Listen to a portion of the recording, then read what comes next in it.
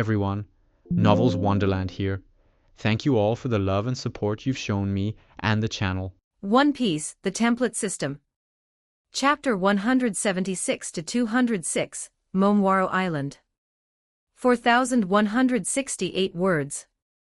The Momwaro Kingdom did not lack for dramatic flair. Following Caroline's enthusiastic invitation, the Straw Hat Pirates were led into the very heart of the vibrant, aggressively pink island.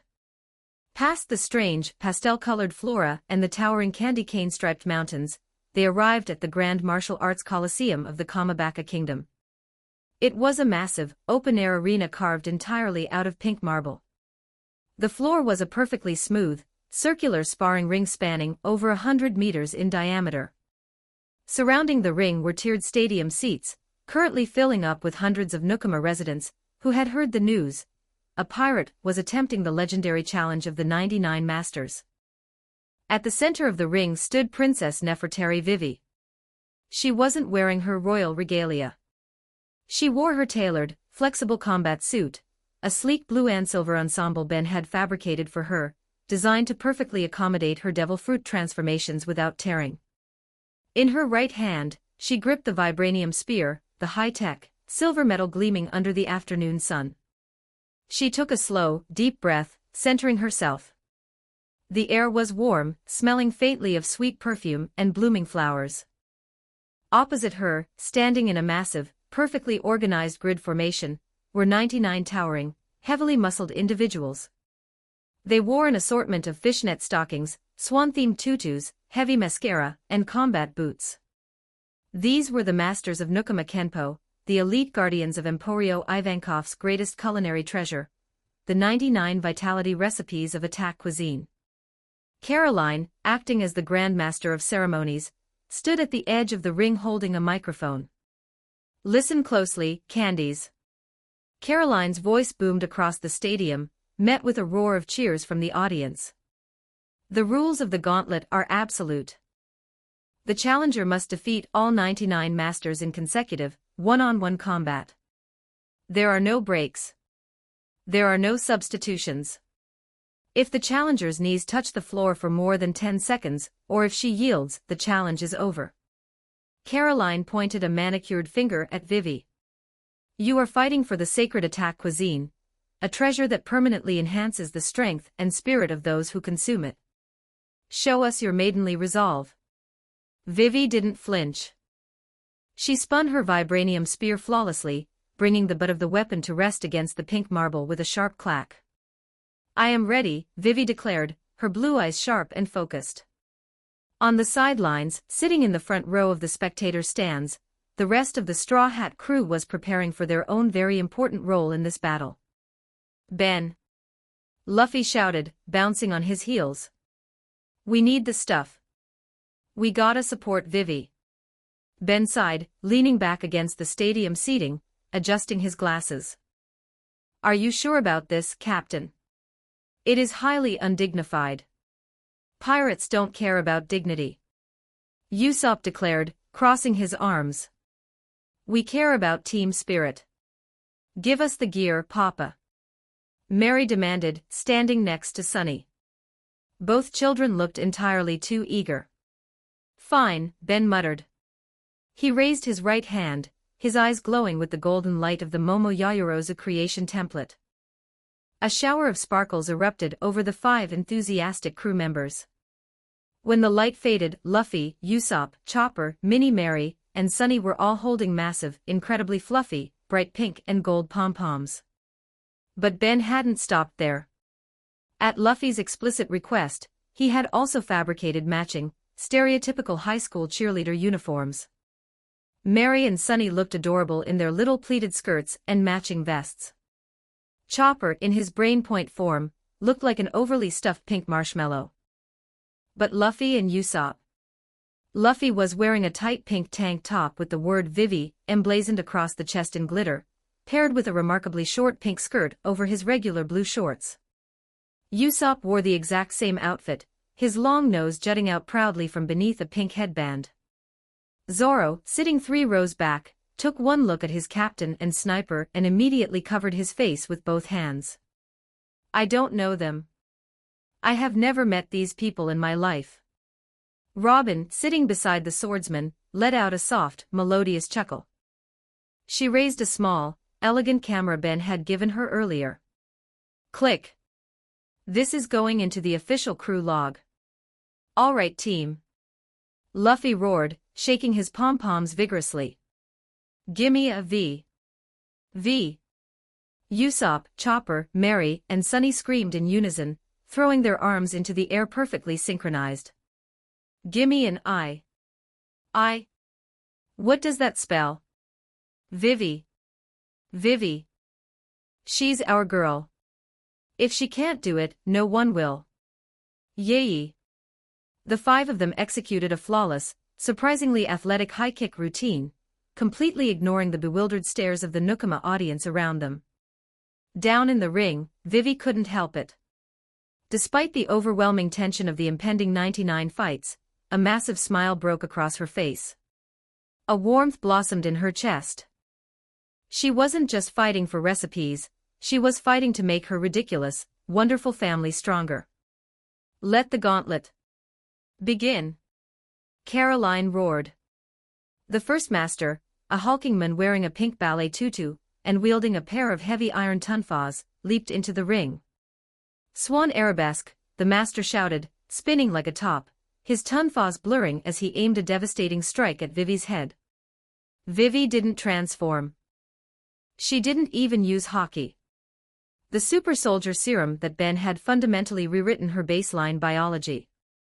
Her muscle density, reaction time, and processing were at the absolute peak of human potential.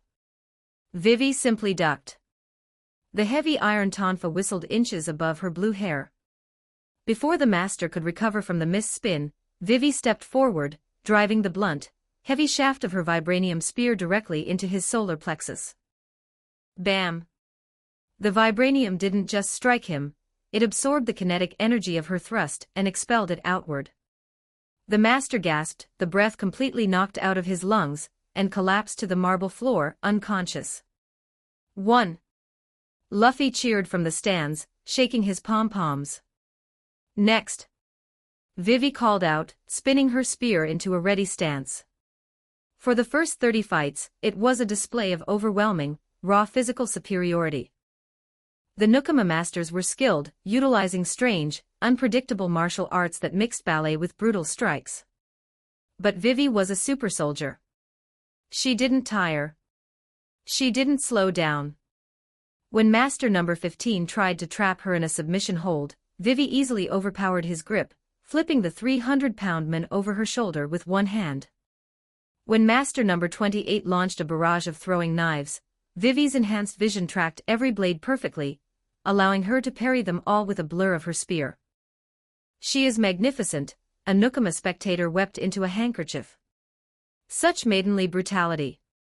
But as the sun began to climb higher into the sky, the true absurdity of the Momwaro kingdom made itself known. Nuu! Stay away from me! The agonizing, tear-soaked scream echoed not from the ring, but from the sky above the Colosseum. Everyone, Vivi, the masters, the straw hats, and the audience, briefly looked up. Running frantically through the air, hundreds of feet above the stadium, was Sanji. His royal blue suit was torn, his tie was flying wildly over his shoulder, and his face was a mask of pure, unadulterated terror. He was using Jeppo, Skywalk, to sprint across the clouds like a man fleeing the devil himself. And right behind him, keeping perfect pace, was a swarm of 20 elite Nukama warriors in frilly dresses. Come back, Prince Sanji, a burly man with thick lipstick cooed, kicking the air with his own flawless execution of Jeppo. We haven't finished your makeover. Let us show you the true meaning of romance, another yelled, blowing a flying kiss that Sanji narrowly dodged by doing a desperate mid-air barrel roll. I would rather die. I would rather jump into an active volcano. Leave me alone.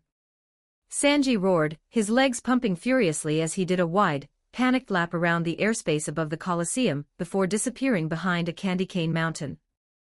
Zoro sighed, leaning back in his seat. He's got good stamina, I'll give him that. Focus, Vivi. Ben called out from the stands, ignoring the screaming cook. The masters are getting stronger. Don't let your guard down. Ben was right. As Master number 31 stepped into the ring, the caliber of the fighters shifted dramatically. This master didn't wear a tutu. He wore a traditional martial arts gi, painted bright pink. Nukama Kenpo, death wink. The master didn't throw a punch. He simply winked his heavily mascaraed eye. The sheer air pressure generated by the wink created a localized shockwave that blasted across the ring like a cannonball. Vivi's observation haki flared. She sensed the invisible pressure. She raised her vibranium spear horizontally, gripping it with both hands. Krakoom. The shockwave slammed into the vibranium shaft. The indestructible metal hummed loudly, absorbing the impact, but the sheer force pushed Vivi backward. Her boots skidded across the pink marble, leaving long, scorched streaks. They are using advanced pressure techniques, Vivi muttered to herself, shaking the numbness from her arms.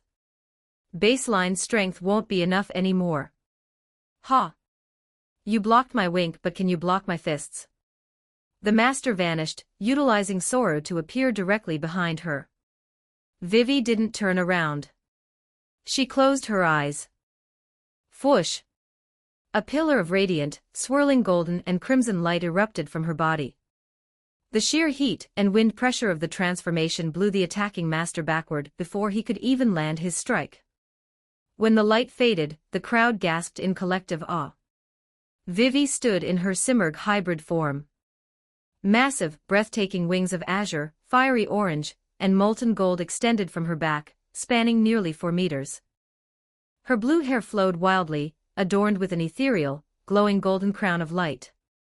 Shimmering, indestructible blue and gold scales covered her forearms and lower legs, ending in sharp, lethal golden talons. She hovered 2 feet off the ground, her wings beating with a silent, majestic rhythm. An angel, the crowd wept. Go Vivi! Kick his butt! Luffy roared, his pom-poms a blur of pink fluff. Vivi gripped her spear. Her physical stats, already enhanced by the serum, multiplied exponentially under the power of the mythical Zoan. She didn't wait for the master to recover. With a single, powerful downstroke of her wings, she crossed the 50-meter distance in a microsecond. Sonic spear, pierce. She thrust her weapon forward. The vibranium tip glowed with intense blue energy, releasing a high-frequency, concentrated sonic blast directly into the master's chest. The concussive sound wave shattered his defense instantly, launching him completely out of the ring and into the stadium wall. 31 down. Caroline announced, her eyes wide with respect. Bring in the next one. For the next 2 hours, the Colosseum became a blur of gold, fire, and pink. Fights 32 through 89 were a grueling, brutal test of attrition. The Nukama masters attacked with relentless, coordinated precision. They used Rankyaku air blades, heavy Tekai defenses, and bizarre, hallucinogenic perfumes. Vivi fought like a goddess of war. She used her golden wings to deflect air blades, the mythical feathers harder than steel. When 3 masters managed to land heavy, bruising strikes on her ribs, she didn't fall. She simply wrapped her wings around herself for a brief second. The mystical, healing flames of the Simurgh flared, instantly soothing her bruised muscles and knitting her microfractures back together, allowing her to keep fighting without slowing down. But the stamina drain was immense. Using the hybrid form, maintaining basic armament haki on her spear to bypass their iron bodies, and constantly using observation haki to track their high-speed movements was burning through her reserves. The super soldier serum provided incredible endurance, but she was fighting an army of superhumans back-to-back. By the time Master number 89 hit the floor, Vivi was panting heavily. Sweat dripped from her chin, stinging her eyes. Her golden wings felt heavy, dragging against the marble. She leaned on her spear, taking deep, ragged breaths. She's slowing down, Robin observed quietly from the stands, her brow furrowing in concern. Her haki reserves are nearly depleted. Vivi. You can do it. Don't give up. Chopper screamed, waving his tiny pom-poms frantically, tears in his eyes. VIVI. VIVI. Mary and Sunny chanted, their voices hoarse but determined. Master number 90. Caroline shouted. Stepping into the ring was a woman, or rather, a nukama who embraced a fiercely feminine aesthetic, wearing a sleek, black leotard and wielding two razor-sharp, steel-bladed fans. I am Master Francois, the fighter bowed elegantly. You have fought beautifully, my lady. But your dance ends here. Francois didn't boast. She simply vanished. Vivi's eyes widened. Where? Her basic observation hockey pinged wildly, but it was muddy, distorted by her sheer exhaustion. Swish! A sharp, stinging pain erupted on Vivi's right shoulder. She staggered, looking down. A thin, shallow cut had sliced through her suit, drawing blood. She hadn't even seen the strike. Too slow, Francois whispered from her left. Swish! Another cut appeared on Vivi's left thigh. Vivi gritted her teeth, flaring her golden wings to create a burst of defensive fire, trying to force Francois back. But the master was too fast. She utilized an advanced form of Soru, moving in a jagged, unpredictable zigzag pattern that made tracking her physically impossible. Swish! Swish! Swish! 3 more shallow cuts appeared on Vivi's arms and cheek. Francois wasn't going for a lethal blow. She was bleeding Vivi dry, dismantling her defense through 1,000 tiny cuts. I can't track her, Vivi gasped, dropping to one knee, her vision blurring slightly from blood loss and fatigue. She's moving faster than my hockey can process. Stand up, Vivi. Luffy roared from the stands, his voice cutting through the noise of the cheering Nukama crowd. He wasn't doing the cheerleader routine anymore. He was standing on his chair, gripping the railing, his face deadly serious. Don't look with your eyes. Luffy shouted, utilizing the exact same advice Garp and Ben had given him in the time chamber. Feel it. Feel the intent before she moves. Vivi squeezed her eyes shut. Feel the intent. Her chest heaved. The pain in her cuts throbbed. The noise of the crowd was deafening. No. Get your lipstick away from me. Sanji's distant, agonizing scream echoed from somewhere high in the clouds above the stadium. Vivi tuned it all out. She blocked out Sanji.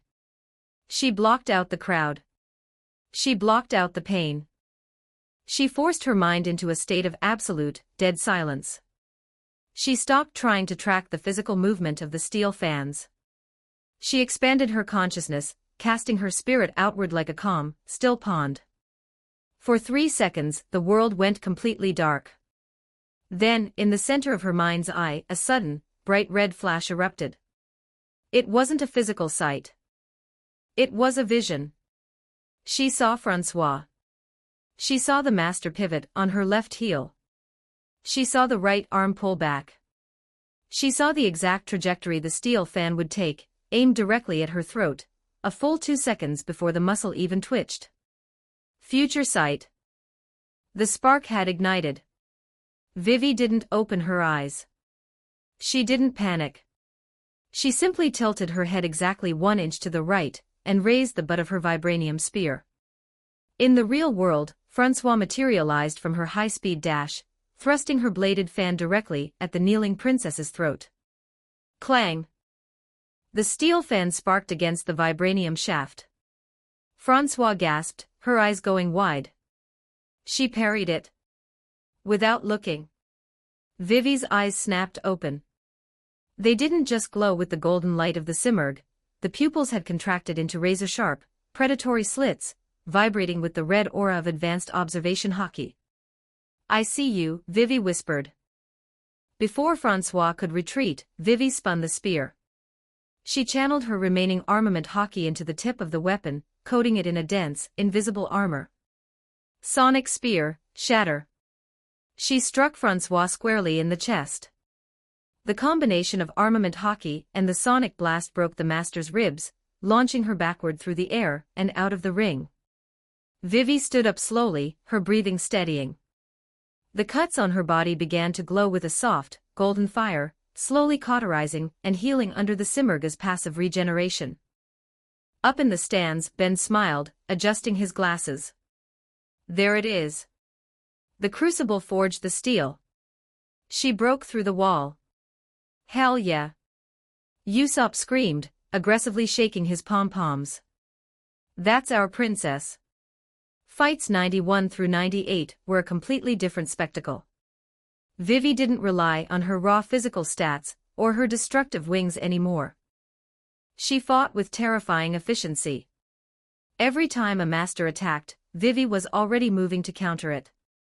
She stepped aside before the punch was thrown. She ducked before the kick was launched. She was seeing seconds into the future, reading their intent with absolute clarity. She dismantled the next 8 elite fighters using minimal energy, striking their weak points with flawless, hockey-coated precision. Unbelievable, Caroline murmured, watching the carnage from the sidelines. She is reading the flow of battle perfectly. She is untouchable. Master number 99. Caroline announced, her voice trembling slightly with awe. The crowd fell completely silent. Stepping into the ring was a massive, incredibly imposing figure. He didn't wear a dress or a tutu. He wore a traditional, heavy martial arts gi, his face scarred and weather-beaten. This was the Grandmaster, the strongest proxy warrior left in charge while Emporio Ivankov was imprisoned in Impel Down. I am Grandmaster Ken, the giant man rumbled, bowing deeply. You have earned my utmost respect, Pirate of the Blue Sea. But the 99th recipe is not easily yielded. I will fight you with the intent to kill. I expect nothing less, Vivi replied, gripping her spear with both hands, dropping into a low, aggressive stance. Ken didn't use speed. He used overwhelming power. He stomped his foot. The entire pink marble arena cracked and buckled under the sheer force of his armament hockey. He coated his arms entirely in pitch-black armor, the hockey so dense it seemed to absorb the sunlight. Nukama secret art, Iron Mountain Strike. Ken charged like a runaway train, throwing a punch that carried the weight of a meteor. Vivi's future sight flared. She saw the punch. She saw the devastating shockwave it would create. She knew that even with her vibranium spear and her super soldier durability, trying to block a blow with that much hockey density would shatter her arms. She had to counter. With everything she had. Vivi took a deep breath. She didn't retreat. She stepped directly into the path of the charging titan. As she moved, she channeled every single drop of energy she had left. The golden and fiery orange feathers of her wings blazed with a blinding, incandescent light. The heat radiating from her warped the air, turning the ring into a furnace. But it wasn't just heat. Deep within her soul, fueled by the absolute refusal to lose, the unyielding pride of a ruler, and the desperate desire to protect her crew, a sleeping dragon awoke. Thrum. It was uncontrolled. But it was unmistakable. A massive, invisible wave of Conqueror's hockey exploded from Vivi's body. The blast of Supreme King's hockey washed over the arena. The weaker Nukama spectators in the stands instantly rolled their eyes back and collapsed, foaming at the mouth. The marble floor shattered completely. Even Grandmaster Ken, caught in the epicenter of the blast, faltered. His eyes widened and his charge slowed for a second as the overwhelming spiritual pressure slammed into his mind. A king's disposition. Ken thought in sheer shock. That second of hesitation was all Vivi needed. Her future sight tracked his momentary lapse perfectly. She leaped into the air, her golden wings flaring wide. She spun, using the momentum of her flight to bring her vibranium spear down in a devastating, overhand arc. She poured her armament hockey into the blade, combining it with the max output of the Simurgha's holy fire and the spear's sonic capabilities. Simurgh Dive, Sonic Vanguard. KRAKOOOOOOOOOM. Vivi's spear collided squarely with Grandmaster Ken's crossed, hockey-coated arms. The resulting explosion of sound, fire, and hockey was deafening. A massive crater, 50 meters wide, was instantly blown into the center of the Colosseum. The shockwave shattered the remaining stadium seats, and sent a cloud of pink dust billowing hundreds of feet into the air. Up in the clouds, a screaming Sanji was thrown off course by the concussive blast, tumbling through the sky alongside his 20 relentless suitors. Nami Swaaan. I'm falling. Sanji's voice faded into the distance.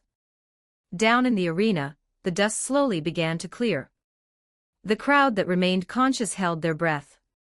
Standing in the absolute center of the massive, smoking crater was Princess Vivi. Her golden wings were fading, retracting back into her body as the Simurgh transformation ended due to total exhaustion.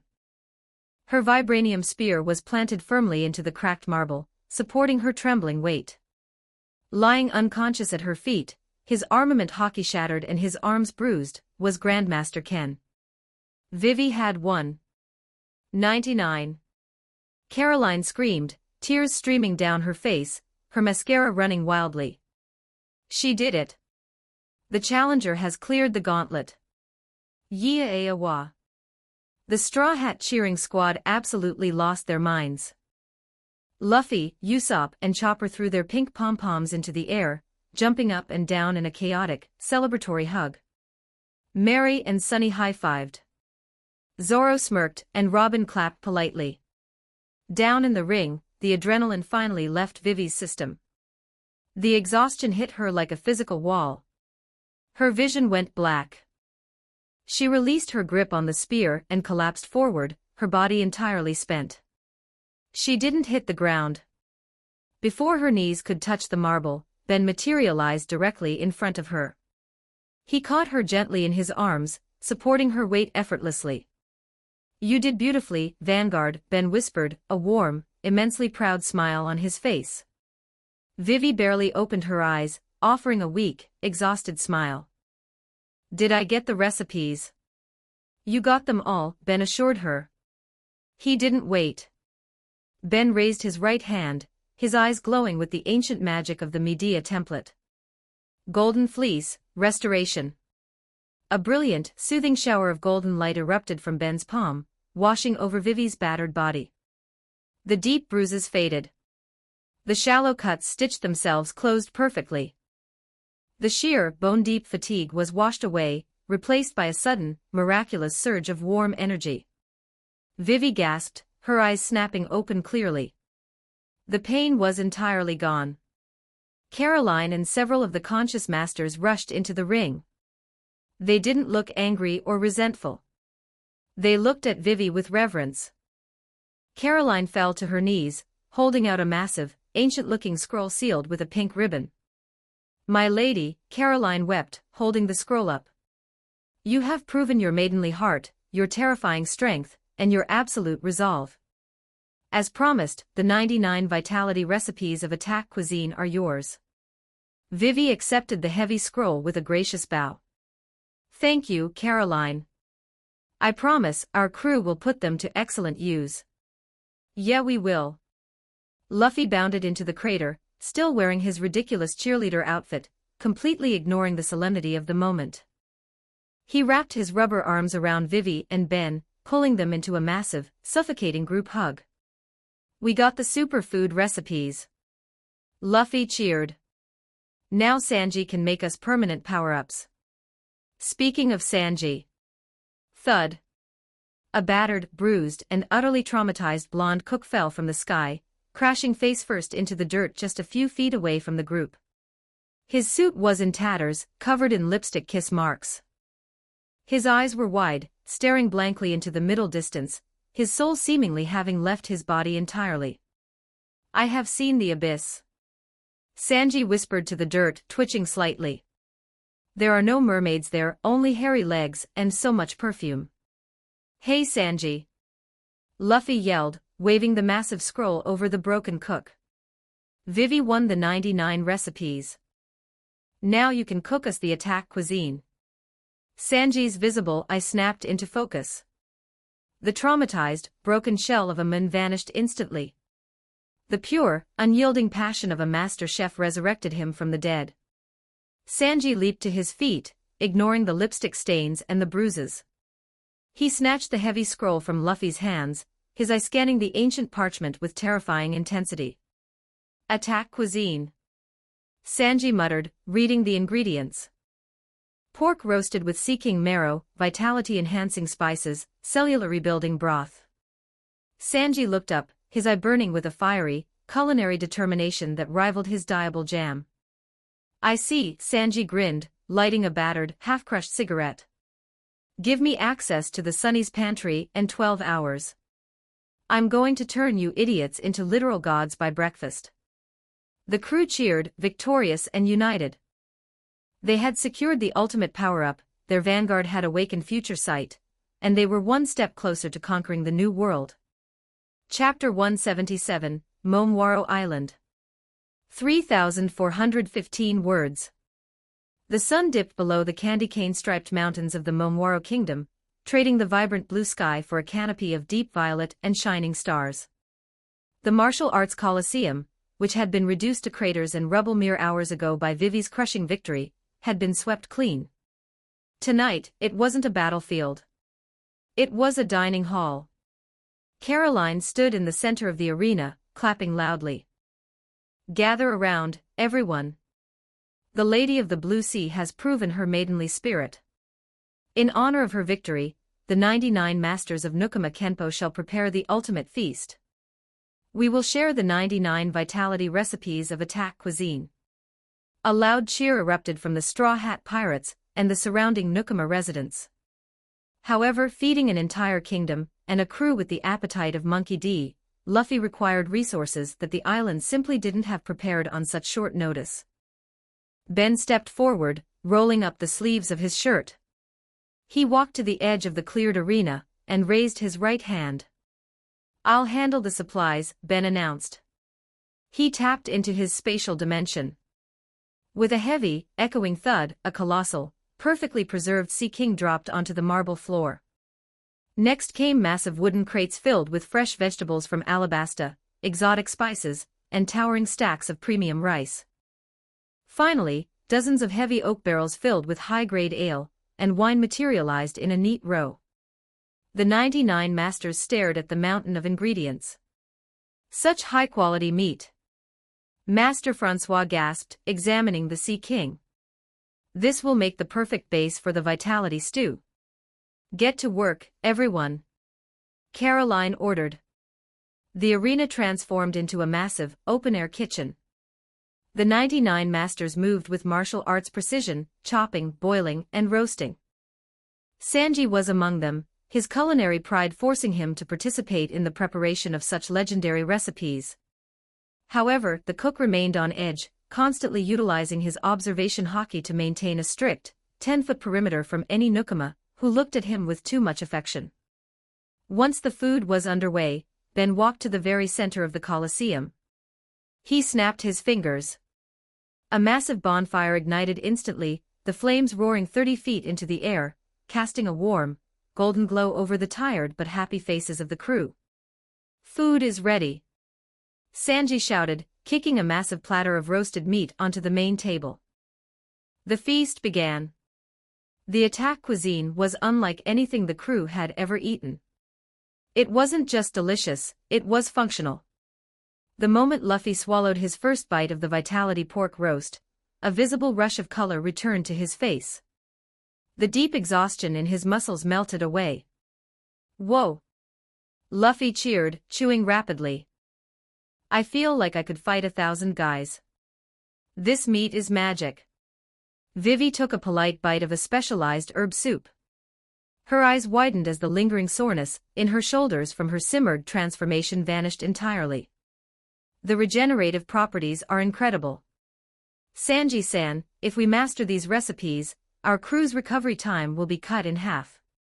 Sanji nodded, hastily jotting down notes in a small book while chewing on a piece of spiced fish. The balance of proteins and spices targets cellular fatigue directly. It's brilliant. As the plates were cleared and the barrels of ale were opened, the atmosphere shifted from gluttony to celebration. The Nukama residents began to laugh and chat with the pirates, trading stories under the night sky. Brooke stood up from his seat, dusting off his tattered black suit. He tapped his cane sword against the ground, securing the attention of the table. Yo-ho-ho-ho. Brooke laughed, his jawbone clicking.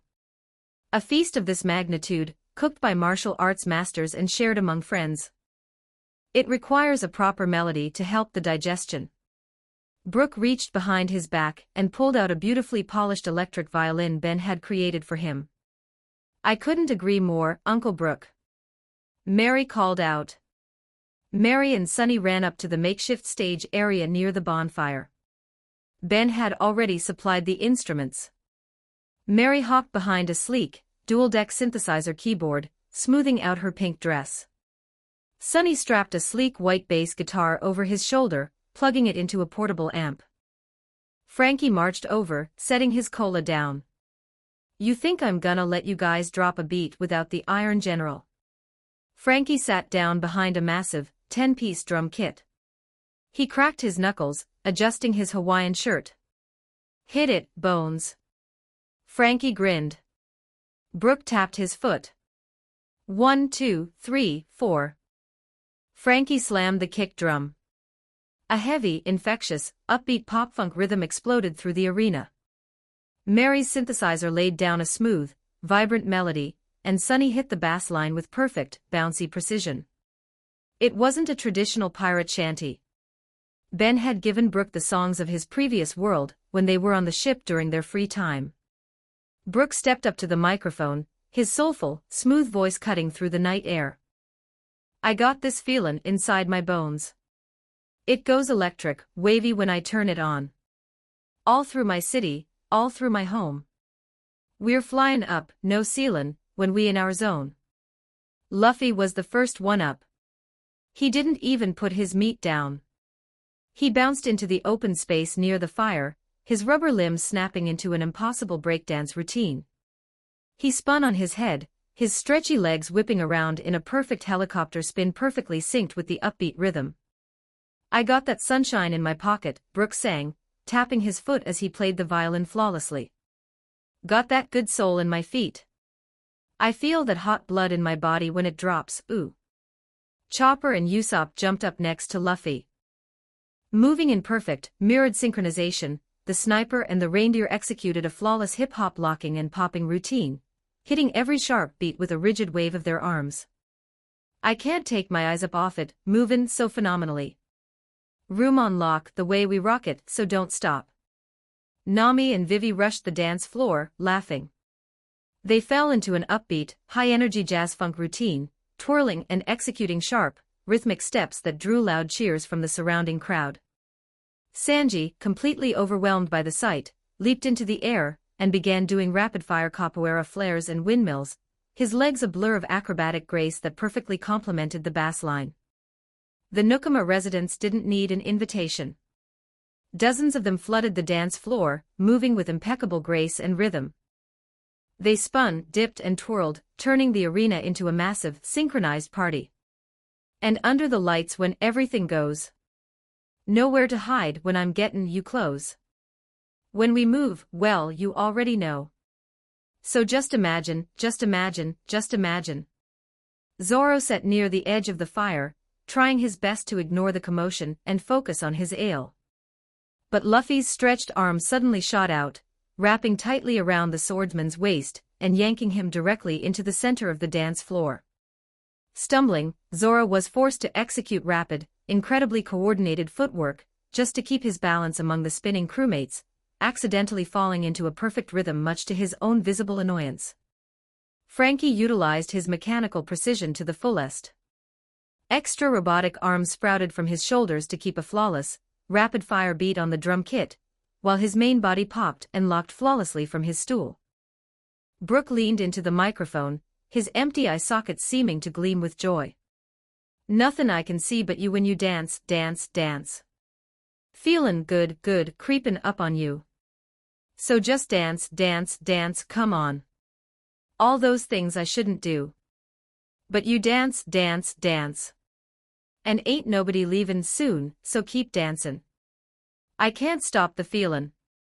So just dance, dance, dance. I can't stop the feelin'. So just dance, dance, dance, come on. Dori, Bragi, Oimo, and Kashii stood up at the edge of the fire. The four giants began a heavy, synchronized stomp, slapping their massive hands against their knees and chests in a fierce, rhythmic haka-style dance. The impact shook the ground, providing a thundering, literal bass line to the song. Ooh, it's something magical. Brooke sang the second verse, spinning around and playing a quick, upbeat solo on the violin. It's in the air, it's in my blood, it's Russian on. I don't need no reason, don't need control. I fly so high, no ceiling, when I'm in my zone. 'Cause I got that sunshine in my pocket. Got that good soul in my feet. I feel that hot blood in my body when it drops, ooh. I can't take my eyes up off it, movin' so phenomenally. Room on lock the way we rock it, so don't stop. Ben stood near the edge of the dance floor, watching his crew. He had a slight smile on his face. You aren't dancing, Ben. Ben turned his head. Robin stepped up beside him. She wore her dark leather jacket and a simple dark shirt, her hair falling neatly over her shoulders. She held 2 glasses of red wine, offering one to him. I'm more of an observer tonight, Ben said smoothly, accepting the glass.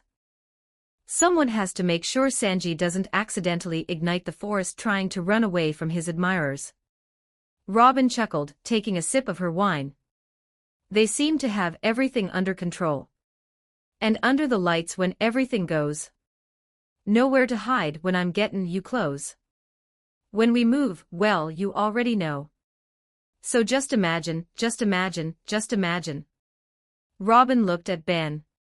Dance with me. Ben blinked. He looked at the crowded floor, then back at her. Right now. Unless you have a pressing engagement with a shadow, Robin smiled faintly. Ben didn't argue. He set his glass down on a nearby table, took her glass and set it next to his, and offered his hand. Robin took it, and he pulled her gently into the outer edge of the dancing crowd. They didn't do the frantic, high-energy jumping of Luffy and Usopp. Ben led her into a smooth, rhythmic sway that matched the upbeat pop song perfectly. He spun her outward, catching her hand and pulling her back in, their steps perfectly synchronized. Nothin' I can see but you when you dance, dance, dance. Feelin' good, good, creepin' up on you. So just dance, dance, dance, come on. All those things I shouldn't do. But you dance, dance, dance. And ain't nobody leavin' soon, so keep dancin'. Robin laughed, a genuine, light sound as Ben dipped her slightly on the beat. For a few minutes, they simply enjoyed the music, losing themselves in the crowd and the warmth of the bonfire. I can't stop the feelin'. So just dance, dance, dance. I can't stop the feelin'. So just dance, dance, dance, come on. As the song began to wind down into its final, repetitive chorus, Ben and Robin stepped away from the main throng of people. The heat of the fire was intense, and the noise was deafening.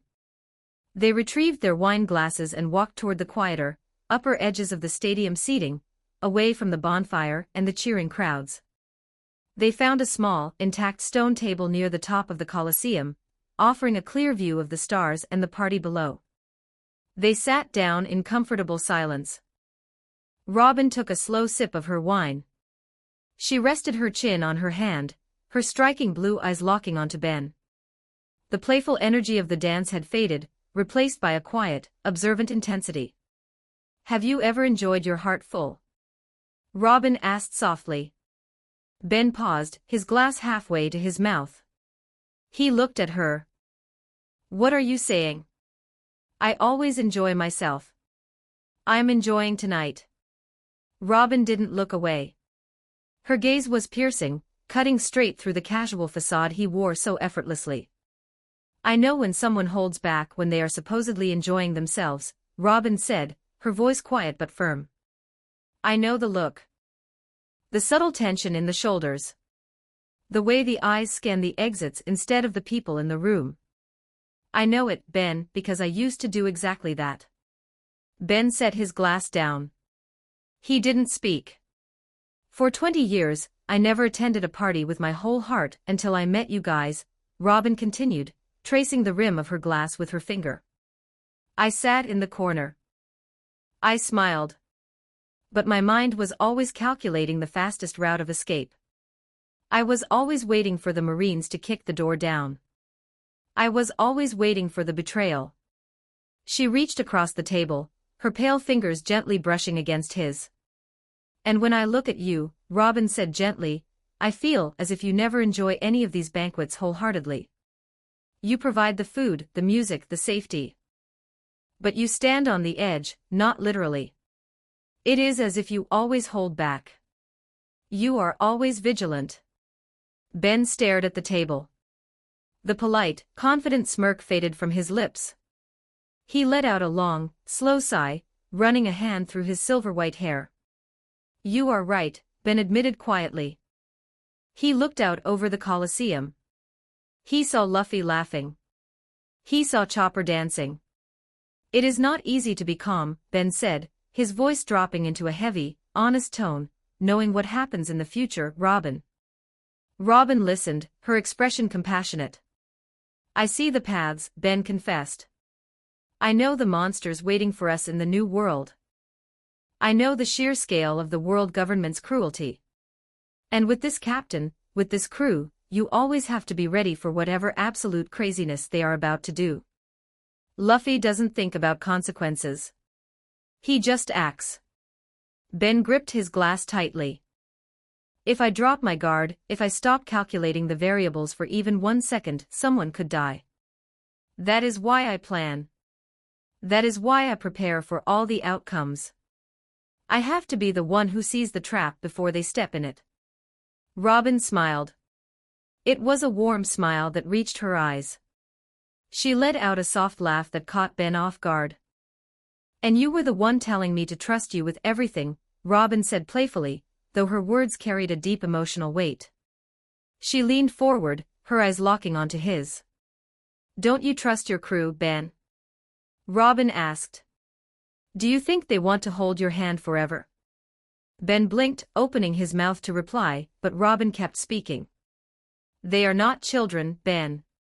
They are monsters in their own right, Robin said firmly. Don't you trust them to take care of themselves? To protect each other? You have given them the tools. You gave them the time chamber. You gave them the weapons, the knowledge, the ship. She reached out and rested her hand fully over his, squeezing his fingers. You don't need to be helping them at every single point, Robin said softly.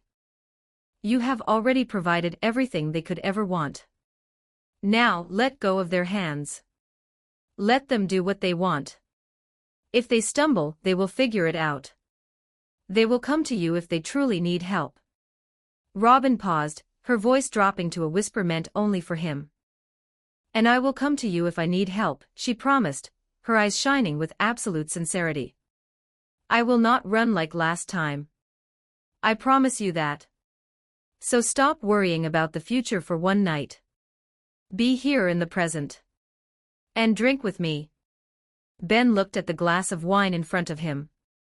Since he had arrived in this world, he had maintained a continuous, passive magical spell woven into his biology. A purification charm.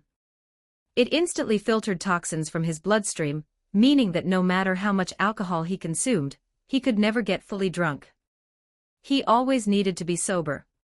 He always needed to be ready to fight. He looked at Robin. He saw the trust in her eyes.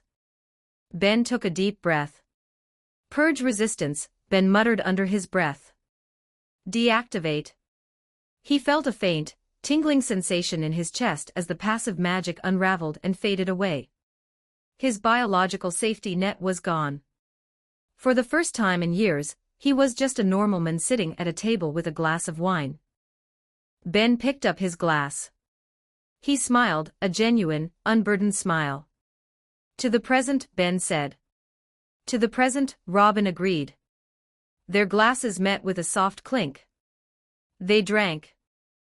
The wine was rich, and without the magic constantly filtering his blood, Ben immediately felt the heavy, warming rush of the alcohol settling into his chest. They poured another glass. And then another. The loud music and the cheering of the crowd below faded into background noise.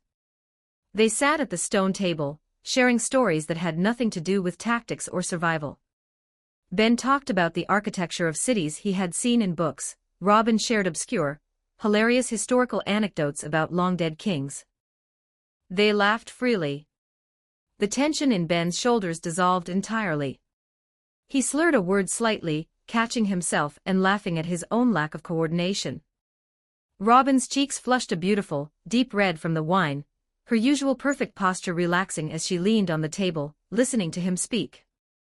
They traded sweet nothings, their conversation shifting from history to the immediate, magnetic pull between them. The air grew warm, heavy with an intimacy that neither of them tried to hide or calculate away. Hours passed. The bonfire in the arena burned down to glowing embers. Robin finished the last drop of wine in her glass. She set it down with a soft clack against the stone. She stood up slowly. She was undeniably tipsy, swaying just a fraction of an inch, but her smile was stunning. "Ben," Robin asked, her voice low and husky. "Will you accompany me back to my room on the ship?" Ben looked up at her. "Of course," Ben said softly. He stood up. The world tilted slightly, the alcohol hitting his system hard, but he managed to stay upright. He walked around the table and offered his hand. Robin took it, threading her fingers tightly through his. They walked hand in hand, navigating the quiet, empty paths leading away from the Colosseum, leaving the sleeping, exhausted crew, and the dying embers of the banquet behind them. The cool night air felt refreshing against their flushed skin. They reached the Thousand Sunny, moored quietly at the edge of the island. The ship was dark and silent, rocking gently on the water. They walked up the gangplank, moving quietly across the grassy deck. They descended the grand staircase, stepping into the quiet, carpeted residential hallway of the lower decks. They stopped in front of Robin's bedroom door. The silence in the hallway was thick. Ben stood facing her, his golden eyes hazy but locked onto hers. He could smell the faint, sweet scent of her perfume mixed with the wine. "Well," Ben said softly, his thumb gently tracing the back of her hand. He offered a warm, slightly crooked smile. "We made it. Good night, Roby."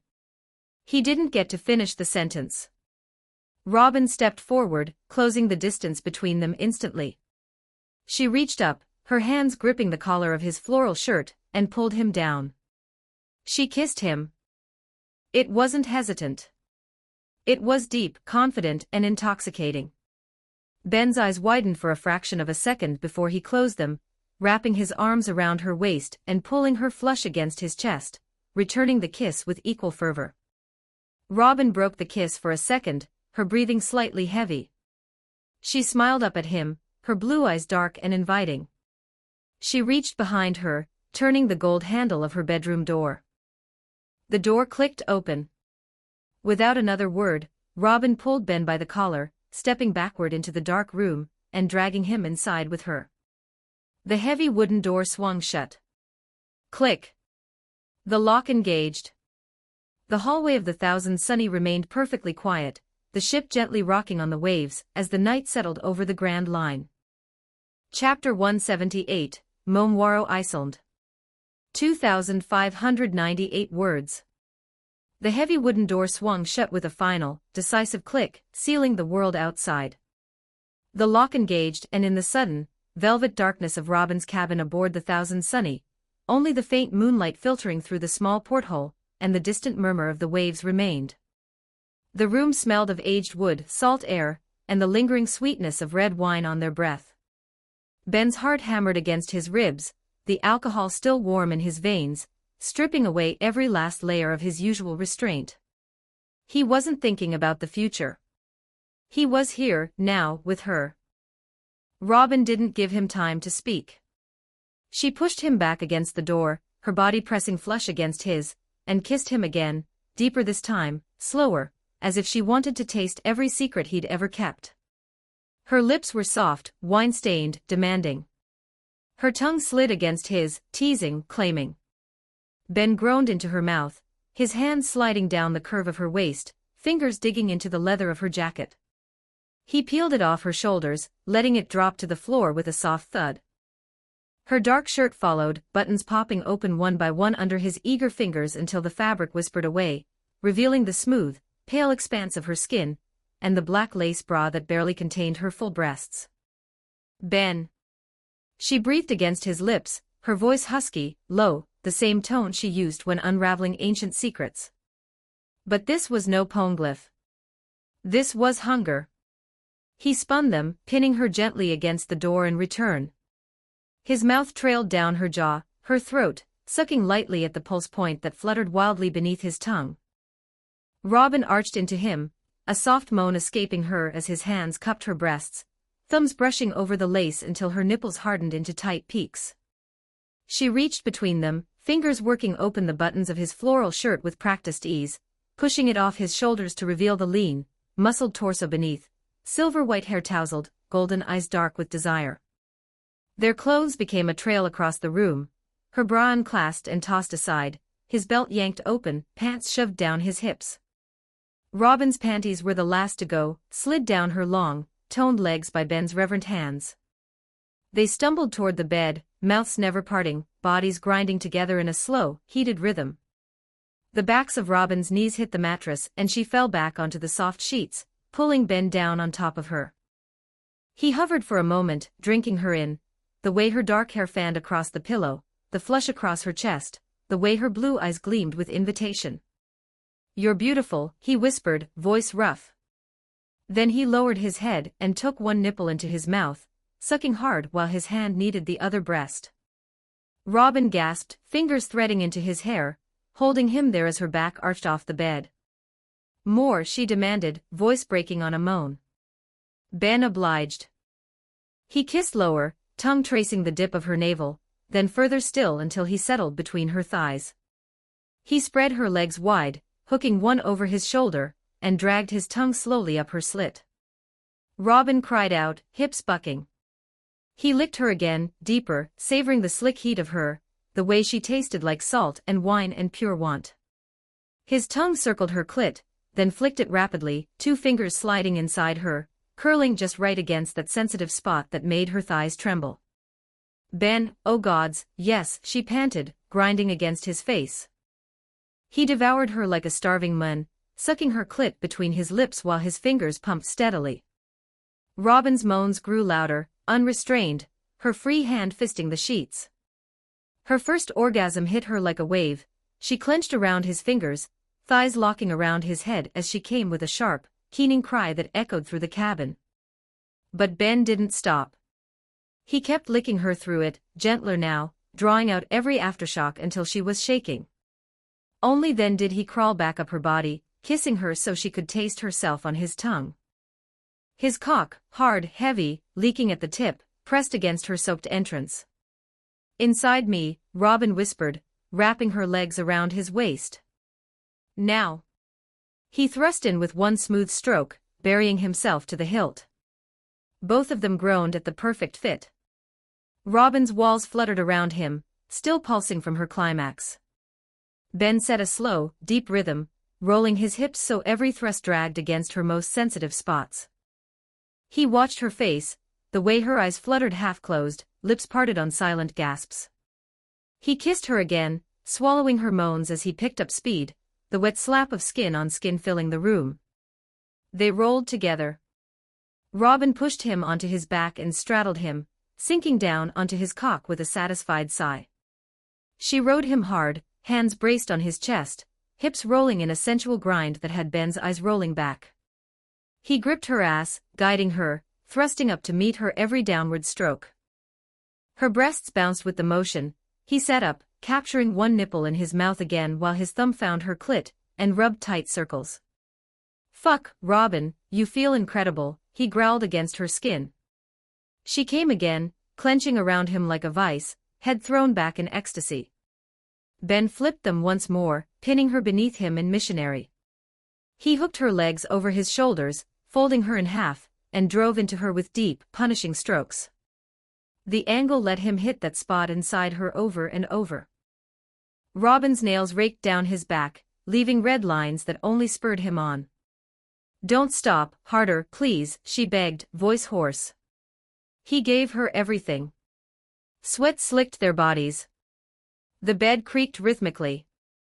Ben fucked her through a third orgasm, then a fourth, each one longer and more shattering than the last. Robin's voice grew raw, her body trembling uncontrollably.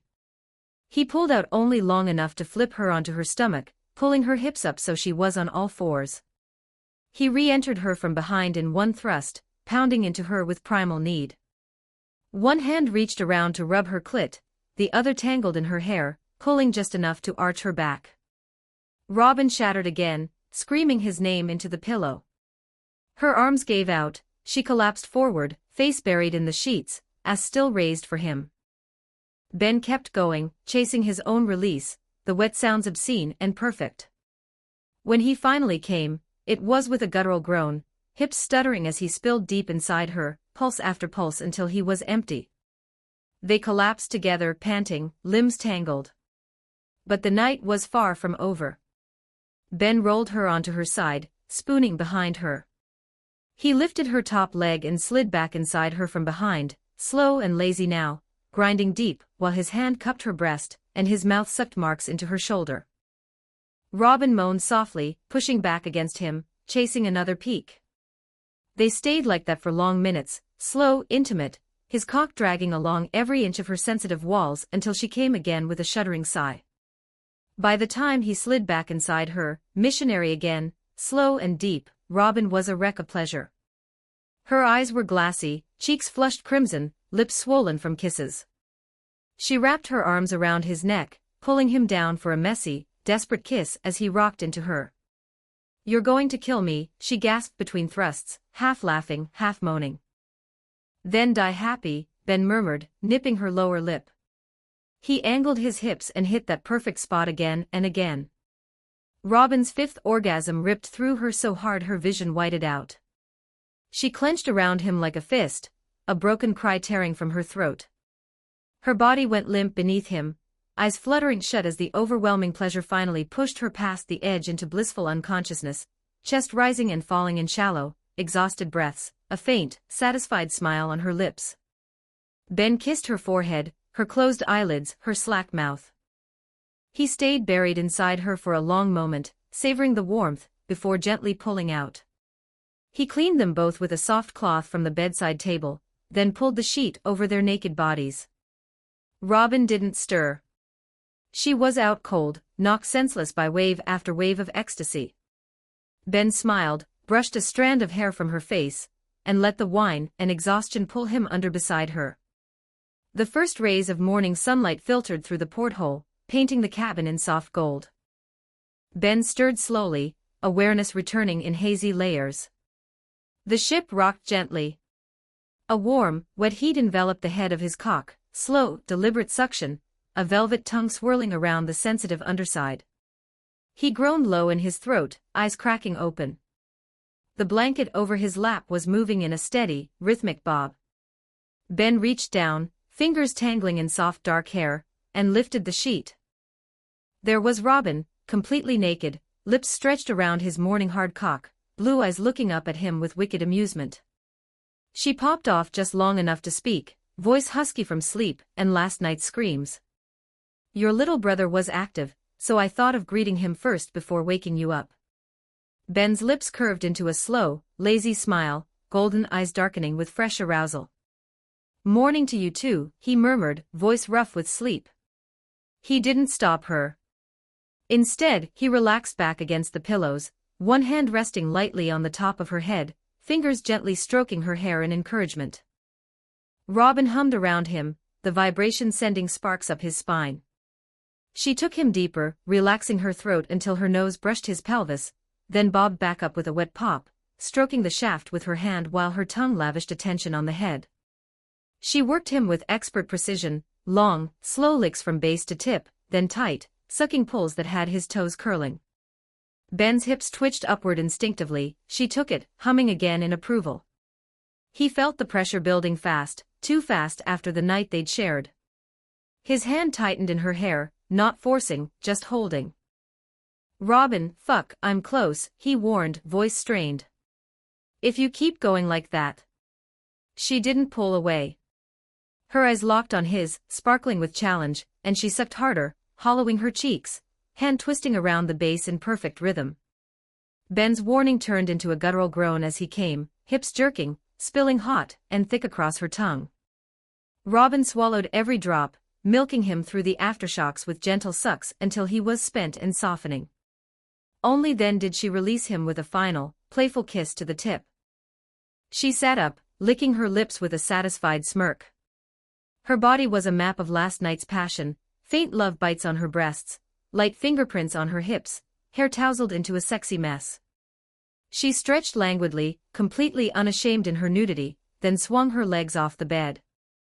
"I'm going for a bath," she said simply, voice still husky. She stood, walked across the cabin without a stitch of clothing, every curve on full display, the sway of her hips, the elegant line of her back, the faint sheen of dried sweat, and last night's release still glistening on her inner thighs. The bathroom door clicked shut behind her. Ben lay there for half a heartbeat, grinning like an idiot, then followed. Steam was already filling the small bathroom when he stepped inside. Robin stood under the shower spray, head tilted back, water cascading over her naked form like liquid silk. She glanced over her shoulder at him, one eyebrow arched in invitation. "Took you long enough." He stepped under the hot spray with her, pulling her back against his chest. His hands roamed freely, cupping her breasts, rolling her nipples between fingers until she gasped.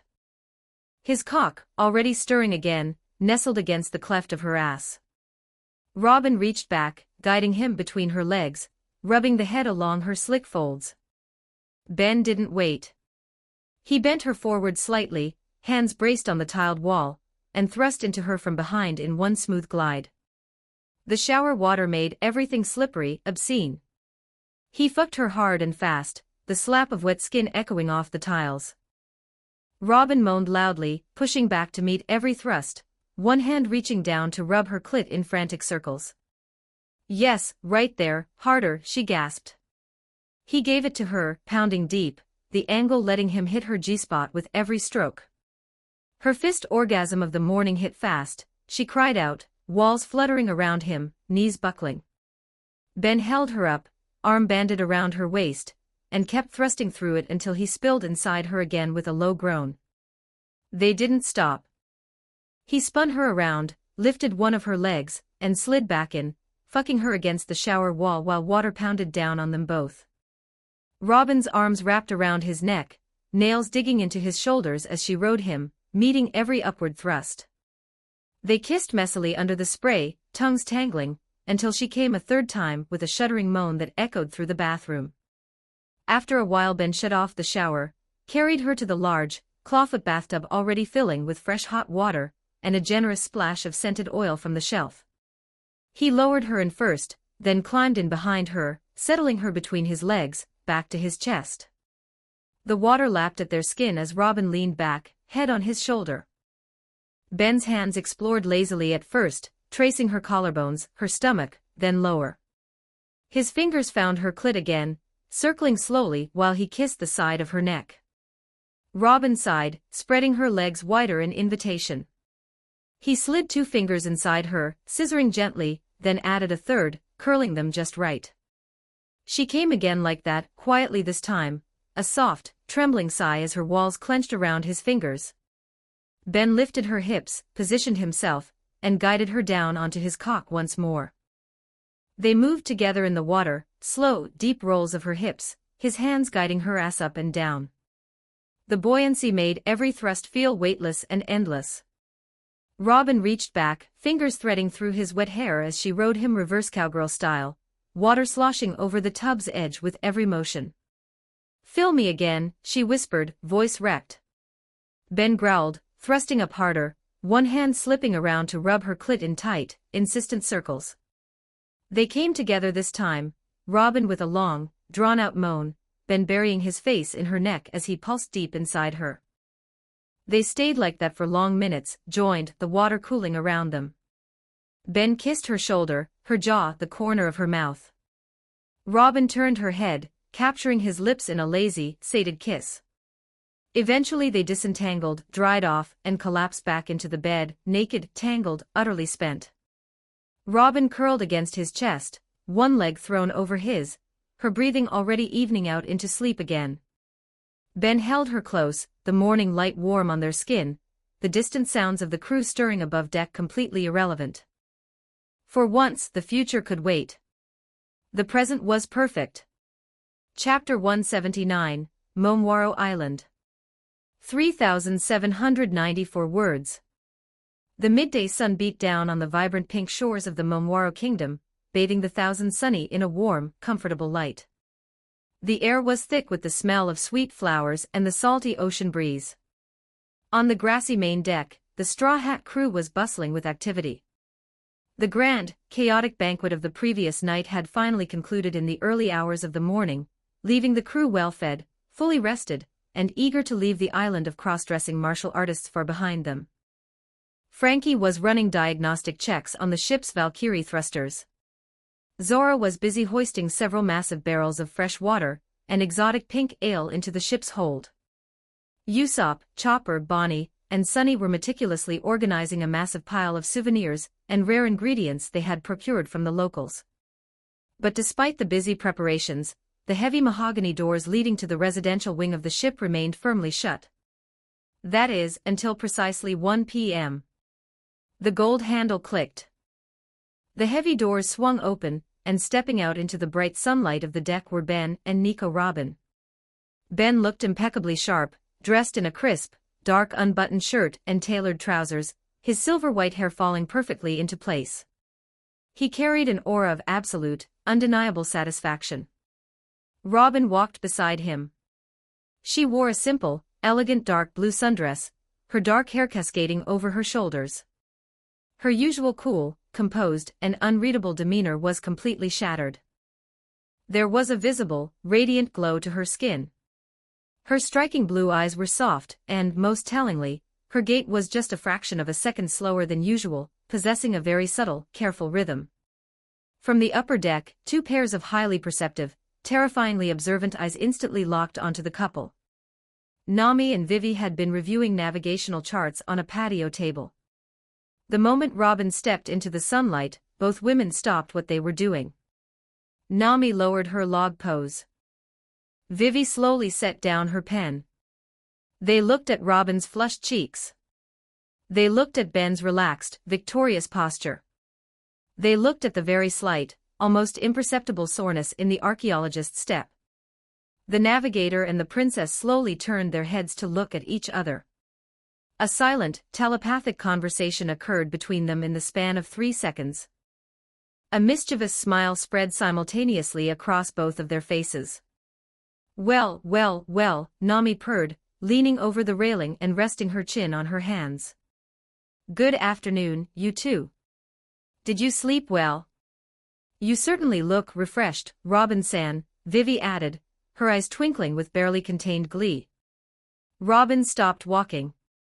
She looked up at the two women grinning down at her like a pair of Cheshire cats. The legendary assassin, the woman who had evaded the world government for 2 decades with a face of stone, felt a massive, uncontrollable wave of heat rush to her face. A brilliant, undeniable blush painted Robin's cheeks a deep shade of crimson. She quickly raised a hand to tuck a stray lock of hair behind her ear, trying to hide her face, but the damage was done. We slept perfectly fine, thank you, Ben answered smoothly, entirely unbothered by the predatory grins of the girls. He offered Robin his arm, which she took with a soft, embarrassed chuckle. Unfortunately for Ben, the sharp eyes of the female crew members weren't the only ones tracking their entrance. On the opposite side of the deck, Sanji emerged from the kitchen carrying a massive crate of pink apples. He saw Ben and Robin walking out together. He saw the way Robin was holding Ben's arm. He saw her blush. The crate of apples slipped from Sanji's hands, crashing onto the grassy deck. Apples rolled everywhere. Sanji's visible eye twitched violently. The memories of the previous day flooded his mind, the unadulterated terror of running from 50 bearded men in tutus, while the magician had casually strolled off for a private date with one of the most beautiful women on the ship. And now they were emerging from the residential wing together. In the afternoon, the air around the cook distorted. A massive, blazing pillar of pure, demonic, Super Saiyan-level jealousy erupted around Sanji's body. The grass beneath his feet instantly scorched. Magician! Sanji roared, his voice echoing with the fury of 1,000 scorned lovers. He didn't run, he exploded forward, his right leg instantly igniting into the blinding white heat of diable jam. You bastard! Sanji screamed, launching himself into the air, and bringing his flaming heel down in a devastating arc aimed directly at Ben's head. I'll turn you into mincemeat. Ben didn't draw his wand. He didn't even drop Robin's arm. He simply engaged the Thomas Andre template's perception. With a lazy, fluid motion, Ben tilted his upper body exactly 2 inches to the left. Whoosh! Sanji's flaming kick sailed harmlessly past Ben's ear, singeing a few strands of his silver hair. You lied to me. Sanji roared, landing on the deck and immediately launching a furious, high-speed barrage of kicks. Collier's strike. Flambeade shot. Ben casually sidestepped, parried, and weaved through the hurricane of fire and polished leather with infuriating ease. He looked like a man taking a casual stroll through a park, completely unfazed by the lethal martial arts display. You told me this was the island of women. Sanji screamed, aiming a sweeping kick at Ben's legs that Ben effortlessly hopped over. You sent me into a living nightmare of hairy legs and heavy mascara. While I was fighting for my purity. Sanji landed, pointing a shaking, accusatory finger at Ben. Where were you and Robin Chuan since the banquet yesterday? You disappeared. You didn't come back until just now. Ben stopped dodging. He stood perfectly still, adjusting his glasses with his index finger. A slow, incredibly smug, utterly devastating smirk spread across his face. Regarding the island of women, Ben said calmly, his voice ringing across the deck, that was an honest geographical mistake. The pink trees threw me off. Ben took a step closer to the seething cook. And as for where Robin and I were since last night. Ben's smirk widened into a grin that radiated pure, unadulterated victory. Come on, Sanji. You're a man of the world. You know exactly what happens when a man and a woman disappear into a private room together and what they do. The deck went completely dead silent. Robin's face turned the color of a ripe tomato, and she buried her face in her hands. Nami and Vivi burst into fits of hysterical, squealing laughter from the balcony. Sanji froze. The flaming aura around his legs sputtered and died. His arms dropped to his sides. His eyes widened to the size of dinner plates, his pupils shrinking to pinpricks. The color completely drained from his body, turning his skin ash-gray. The realization hit him like a physical blow from an admiral. No. Sanji whispered, his voice trembling. He took a stumbling step backward, clutching his chest as if his heart had just been ripped out. No, no, no. Yes, yes, yes, Ben confirmed mercilessly. No. Sanji fell to his knees on the grassy deck. It is not what I think it is. Tell me it's not what I think it is. Ben leaned down, looking the broken cook dead in the eye. It is exactly what you think it is, Ben smiled. Sanji's soul visibly detached from his mouth, floating upward in the shape of a tiny, screaming chef. Sanji threw his head back toward the bright blue sky. No God. Please no. Sanji shrieked, his voice cracking with pure, melodramatic agony, echoing the exact cadence of a broken man in a mid-level paper company. No. No. No. He slammed his fists into the grass, weeping absolute waterfalls of anime tears. It should have been me. Sanji wailed, pounding the deck. Not him. It's not fair. Why? Why? Get up, cook, Zoro grunted. You're embarrassing yourself in front of the locals. Zoro pointed his thumb toward the dock. Standing on the pink sandy beach, gathered to see the Straw Hat Pirates off, were hundreds of Nukama residents. They were waving pink handkerchiefs, crying heavily at the departure of their new friends. At the very front of the crowd stood Caroline, the massive, muscular Okama master who had chased Sanji the day before. "Farewell, Straw Hat Candies," Caroline called out, dabbing her mascara-stained eyes. "Have a safe journey. Don't forget the power of the maiden's heart." Luffy stood on the railing, waving his straw hat wildly. "Thanks for the food. The meat was awesome. Geba Baba. A fine feast," Dory yelled, raising his massive hand in farewell. "We will practice the attack cuisine." Chopper cheered. Caroline stepped forward, cupping her hands around her mouth. She scanned the deck of the Sunny until her eyes locked onto the ash-gray, sobbing form of the ship's cook. "And you, my sweet, Sundara runaway prince," Caroline roared, her voice filled with terrifying, overwhelming romantic passion. "Don't you forget US. Come back and visit US regularly. We have so much more romance to give you. We'll be waiting in our finest dresses." Sanji stopped crying. He slowly turned his head to look at the massive, hairy man blowing him a kiss from the dock. The sheer, visceral horror of the Nukama's affection acted as an instant, potent cure for his heartbreak.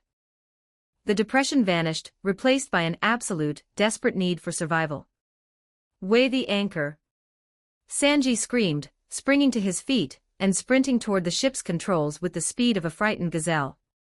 "Drop the sails. Fire the thrusters. Get me off this island right now." "Aye aye." Minnie Mary giggled from the helm, pulling the levers. The Thousand Sunnies paddle wheels churned to life. The massive ship detached from the docks of the Momwaro Kingdom, catching the wind in its sails and accelerating rapidly into the open waters of the Grand Line, leaving the cheering Nukamas and the Pink Island far behind. Sanji remained huddled in the kitchen for the next 3 hours, aggressively scrubbing pots and pans to scrub the trauma from his mind. The open sea, the interrogation. As the pink shores of the island faded into the horizon, the Thousand Sunny settled into a smooth, rhythmic cruise over the deep blue ocean. Robin sighed, enjoying the peaceful breeze. She walked toward a secluded lounge chair near the stern, hoping to read her book and let the blush finally fade from her cheeks. She didn't make it to the chair. Suddenly, 2 hands shot out from the sides, grabbing Robin by both of her wrists. "Gotcha!" Nami cheered. "Target secured." Vivi giggled. Before Robin could even process the ambush, the navigator and the princess dragged the deadly former assassin across the deck and threw her onto a plush sofa in the ship's indoor lounge room. Nami slammed the sliding glass door shut and locked it, pulling the blinds down. Vivi grabbed a chair and pulled it right up to the sofa, sitting backward on it so she was face to face with Robin. Nami sat on the other side, crossing her legs. Robin blinked, looking at her 2 captors. They were staring at her with wide, unblinking, utterly predatory eyes. So, Nami leaned forward, her voice dropping into a hushed, conspiratorial whisper. "Spill." "Spill what?" Robin asked, feigning innocence, though her heart rate betrayed her. "Everything." Vivi squealed, clapping her hands together. "Robin-san, you can't just disappear into a bedroom with the magician for an entire night and expect us not to ask questions. We need details." "Juicy details," Nami clarified, pointing a finger at her. "What happened? How did it happen? And most importantly, how good was it?" Robin's composure, usually unbreakable, was completely shattered. She covered her face with her hands, a deep, embarrassed groan escaping her lips. "You two are entirely too nosy. We are women on a ship filled with idiots and a cyborg in a Speedo," Nami argued logically. "You are our only source of romance. Now talk." Robin took a deep breath, lowering her hands. Her cheeks were still flushed, but a small, genuinely happy smile tugged at the corners of her mouth. She looked at her 2 friends. "It was." Robin paused, searching for the right word. "It was magical." Nami and Vivi leaned in closer, practically vibrating with excitement. "Details." Nami hissed. Robin let out a soft, melodious laugh, finally surrendering to the girl talk. She leaned in, keeping her voice low. Let's just say, Robin whispered, a mischievous glint returning to her blue eyes, that his physical stamina in the time chamber translates very, very well to the real world. He is incredibly robust. He didn't tire once. Nami's jaw dropped, her hands flying to her cheeks. Vivi let out a high-pitched squeak, aggressively fanning her face with her hand. And Robin added, a wicked smirk on her face, he happens to know exactly how to use his hands. Or rather, he knows how to appreciate it when I use my hands. Oh my God. Nami shrieked, burying her face in a pillow to muffle her screams of pure scandalized joy. Robin-san. Vivi gasped, blushing furiously but completely enthralled. That is so scandalous. For the next hour, the lounge room echoed with the sounds of giggles, hushed whispers, and the universal bonding of the crew's female members, cementing a sisterhood that not even the world government could break. As the days turned into a week, the daily routine of the Straw Hat Pirates resumed. The ship sailed smoothly toward the Sabaody archipelago, but the crew wasn't idle. In Ben's heavily reinforced, magically expanded research laboratory, class was in session. 5 students sat at a long, polished oak table. Nami, Vivi, Chopper, Usopp, and the newest addition to the crew, Jewelry Bonnie. Ben stood at the head of the table, a chalkboard floating in the air behind him. All right, class, Ben said, adjusting his glasses. You are now officially capable of harnessing and expelling mana. He tapped the floating chalkboard with his wand. A complex, glowing runic circle appeared. Bonnie, Ben addressed the pink-haired captain. You requested a specialized focus. Given your age fruit, your physical stats fluctuate wildly depending on the age you assume. I want you to focus entirely on reinforcement magic and localized temporal stasis fields. If you can combine your fruit's aging power with a magical stasis shield, you can permanently trap an enemy's limbs in a state of advanced decay without needing to maintain physical contact. Bonnie grinned fiercely, shoving a slice of pizza into her mouth with one hand while holding a glowing, beginner's grimoire in the other. I love it. I'm going to turn Akainu's kneecaps into dust. Teach me the spell, teach. Patience, Ben chuckled. He turned to the reindeer. Chopper. Let's see your progress on the mending charms. Chopper hopped off his stool. He trotted over to a table holding a shattered porcelain vase. He closed his eyes, focusing his newly acquired mana through his hooves. Reparo. Chopper squeaked. A pulse of silver magic shot from his hoof. The shattered pieces of the vase trembled, then flew together, fusing perfectly until the vase was whole again without a single crack. I did it. Chopper cheered, doing a happy little dance. I can heal objects now. This will make surgery so much faster. Excellent control, Doctor, Ben praised. Nami, Vivi, keep working on your elemental barriers. Usopp. Ben looked at the sniper, who was currently sweating profusely and holding a small, wooden stick like a sword. Usopp, I told you to practice the levitation charm, not defensive warding, Ben sighed. But what if a ghost attacks me while I'm levitating? Usopp argued logically. God, Usopp must prioritize defense. Just wave the stick and say the words, Ben rubbed his temples. The magical training was grueling, but the results were undeniable. The support team of the Straw Hat Syndicate was rapidly evolving from backline liabilities into terrifyingly versatile combatants, capable of bending reality to assist the monster trio. More than a week into their journey, the Thousand Sunny was bathed in the warm, late afternoon sun. On the grassy main deck, a peaceful scene unfolded. Oimo and Kashiai were sitting cross-legged in a massive circle with Usopp, Chopper, Karoo, and Bonnie. They were deep into a highly competitive game of Old Maid. Do you have any threes? Bonnie asked around a mouthful of a massive turkey leg, glaring suspiciously at Kashiai.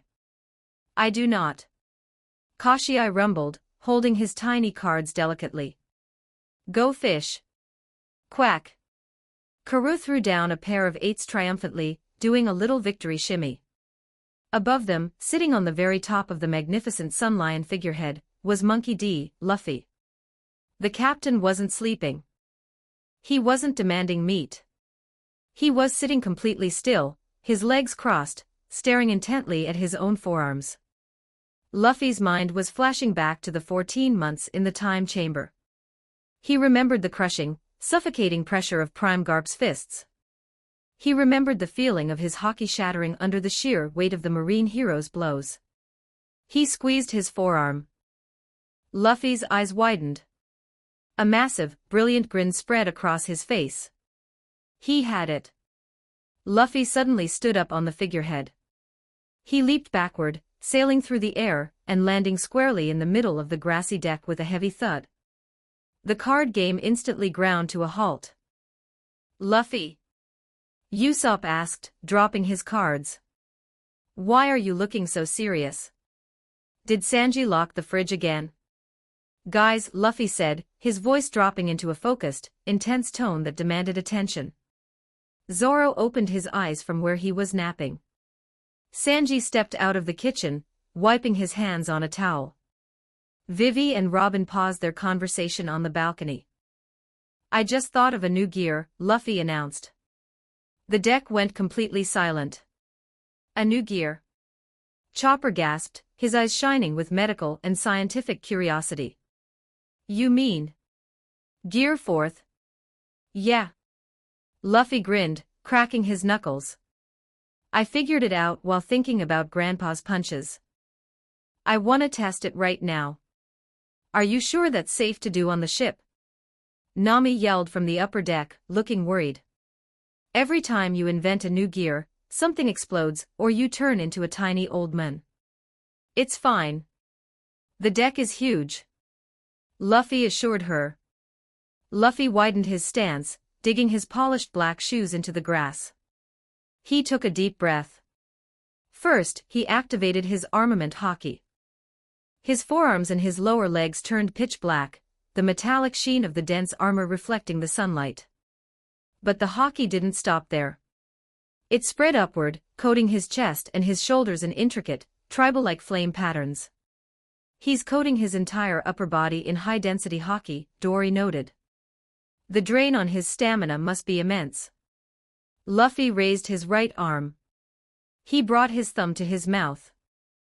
He didn't aim for the bone this time. He bit down hard directly into his hockey-coated forearm muscle. Gear. Fourth. Luffy blew a massive, compressed burst of air directly into his muscular system. FSHHHHHHHHH. The transformation was explosive. Steam violently erupted from Luffy's body, hissing and billowing across the deck like a localized storm. The air pressure dropped as his body rapidly expanded. He didn't just get taller, his proportions warped drastically. His torso and arms inflated to massive, grotesque proportions, while his legs remained relatively small. The black armament hockey stretched across his inflated muscles, gleaming with a terrifying, elastic tension. Dark, ominous shading appeared around his eyes, giving him a fierce, demonic glare. When the steam finally cleared, a new monster stood on the deck of the Thousand Sunny. Bounceman! Luffy roared, his voice strangely echoing, sounding deeper and heavily layered.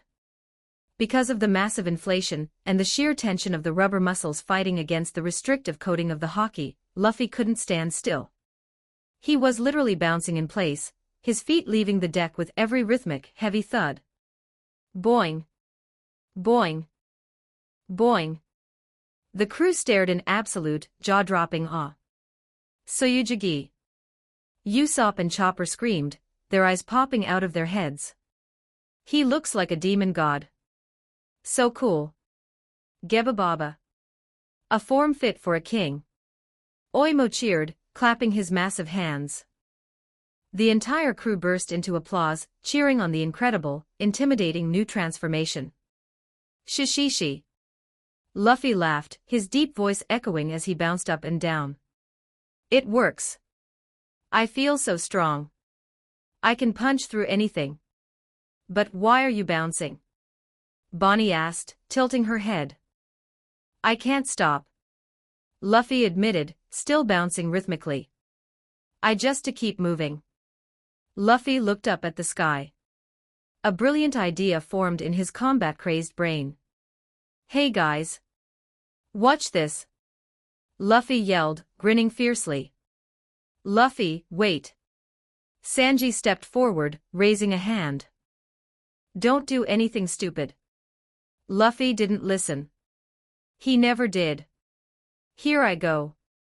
Luffy retracted his legs into his body, compressing his massive, bouncy form down like a tightly coiled spring.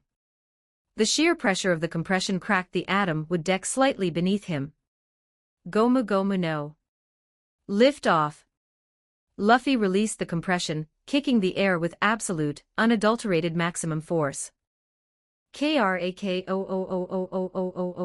Krakoom. The sound barrier didn't just break, it shattered into a million pieces. A massive, concussive ring of white vapor exploded across the deck, blowing Usopp, Chopper, Karoo, and the card table completely off their feet. Luffy didn't fly. He launched. At a speed that defied the naked eye, Monkey D. Luffy shot straight upward into the stratosphere. He was moving so violently fast that the air's friction set his red jacket on fire. Wah-wah-wah. Luffy's screaming voice faded into the distance in a fraction of a second. The crew scrambled back to their feet, rushing to the railing, and looking straight up into the bright blue sky.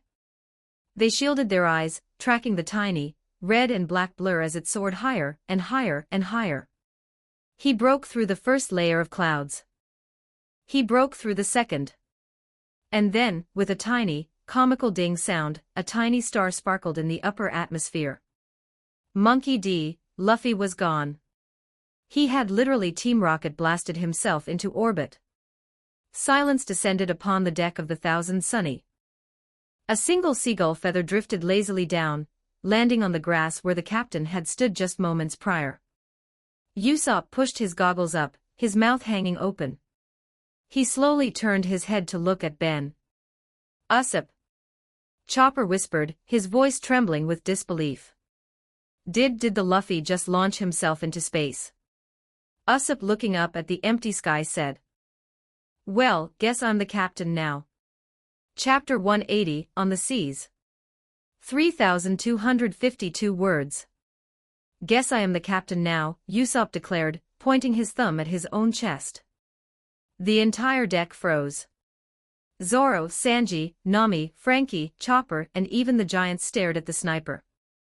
The look they collectively gave him was a mixture of absolute, unadulterated skepticism and pure disgust. It was a look that screamed as if. Hey! Usopp shrieked, dropping the cinematic voice instantly as his fragile ego cracked. Why are you all looking at me like that? It's simple math. The chain of command demands a successor. Who here has the second highest bounty, huh? Who is worth 450 million berries? Bounties don't make the captain, you cowardly pelican, Zoro grunted, crossing his arms over his chest. He glared at Usopp with his lone, intimidating eye. In the absence of the idiot rubber band, the title of captain falls to the first mate. It's the unwritten law of the sea. There can be only one, and I have 3 swords. Under the shogunate of Zoro, we train until we bleed, and then we drink until we forget we bled. Mandatory nap times and an endless supply of booze. A meathead who gets lost walking from the bathroom to the kitchen cannot lead a crew. Sanji roared, his leg igniting with a small, threatening spark. He adjusted his tie, looking incredibly suave. A ship requires romance, elegance, and fine dining. I propose the Sanji Syndicate. Under my glorious rule, every beautiful woman gets premium, free dining, while the men sleep in the bilge and swab the deck. A true utopia of chivalry. I will dice you into a soup, curly brows. Zoro yelled, drawing Sandai Kitetsu an inch from its scabbard. Objection. Nami slammed her climatact onto the deck, stepping forward with the ruthless energy of a Wall Street executive. Neither of you muscle-brained idiots is fit to lead. Who manages the budget? Who navigates the ship through literal storms and whirlpools? I hold the purse strings. I am the treasurer of this vessel. First order of business under my takeover, an 80% tax on all alcohol and meat purchases. Mutiny. Zoro and Sanji screamed in unison, suddenly united against a common, terrifying, capitalist enemy. Super, hold on a second. Frankie threw his massive, metallic arms together above his head. Why are we settling for a monarchy or a corporation? I propose a super democracy. I, the Prime Minister of Kola, will turn the Thousand Sunny into an independent, robotic republic. Free cola fountains in every room. Mandatory Speedo Tuesdays for optimal aerodynamics. Yo-ho-ho-ho. If I may interject. Brooke stepped into the center of the circle, politely tipping his top hat. While these proposals are fascinating, I must point out that I actually possess genuine, prior experience as a pirate captain. The Rumbar Pirates ran quite smoothly under my skeletal tenure. As Captain Brooke, I promise a daily quota of skull jokes, mandatory 45-degree wall-leaning contests, and a strict policy of asking to see panties. Whack! Sanji and Nami instantly kicked the skeleton into the main mast. Gebba-bababa. Dory's booming laugh shook the deck. The giant, currently human-sized, stepped forward with Bragi. If we are electing leaders, Elbaf demands representation. Indeed. Bragi raised his axe. We declare a diarchy. Rule by 2 kings. The laws will be simple, trial by combat for all disputes. Whoever loses becomes the appetizer for the victory feast. I wanna be the captain. Chopper jumped up and down, waving his hooves, trying to be heard over the shouting. If I'm President Chopper, we get free cotton candy every day. And mandatory nap times with extra fluffy pillows. Sitting on a lounge chair nearby, Jewelry Bonnie was watching the entire scene unfold with her jaw hanging open. She looked back and forth between the screaming swordsman, the fiery cook, the tyrannical navigator, the posing cyborg, the arguing giants, and the talking skeleton. Bonnie leaned over to Nico Robin, who was sitting gracefully at a patio table. Robin had a cup of hot tea in her hand, and a highly amused, serene smile on her face as she watched the chaos. Hey! Robin, Bonnie whispered, genuinely baffled. Are they serious right now? Our captain literally just shot himself into outer space. He could be drowning. He could be landing in a volcano or the sea. Aren't they worried about him at all? Why are they staging a mutiny 5 seconds after he disappeared? Robin took a delicate sip of her tea. Her blue eyes crinkled with mirth. Do not worry yourself, Bonnie, Robin chuckled softly, her voice smooth and calming. Luffy is practically made of indestructible rubber and sheer, dumb luck. Nothing will happen to him. As for the mutiny, Robin gestured to where Sanji and Zoro were currently pressing their foreheads together, growling insults.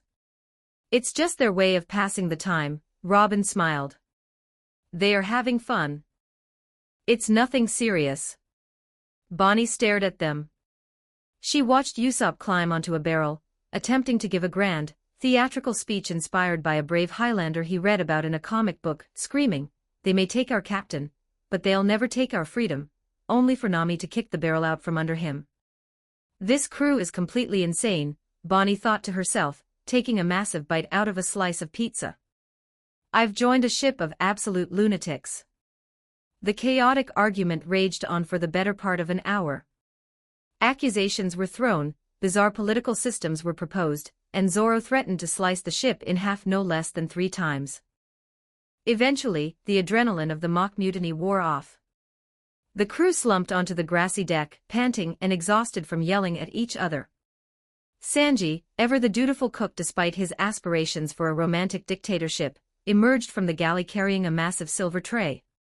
He walked among the tired crew, handing out tall, frosty glasses of freshly squeezed tropical fruit juice to quench their thirst from all the shouting. Here you go, Nami-swan, Robin-chwan, Bonnie-chan.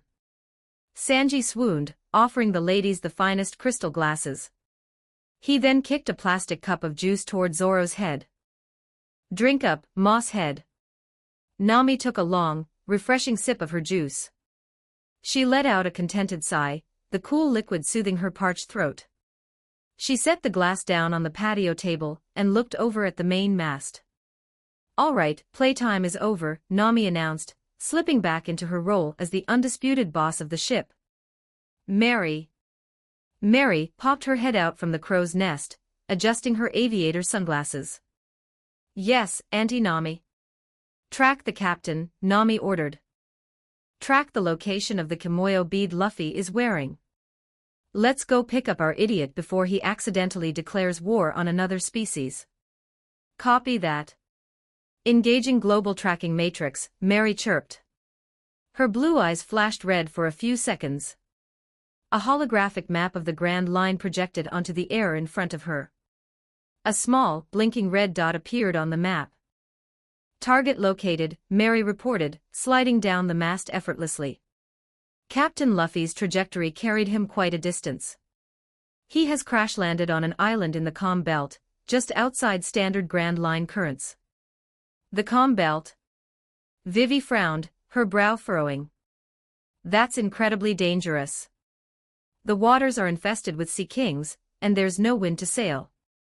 Good thing we aren't a sailboat, Frankie grinned, striking a pose. The Thousand Sunny doesn't need wind. Sunny.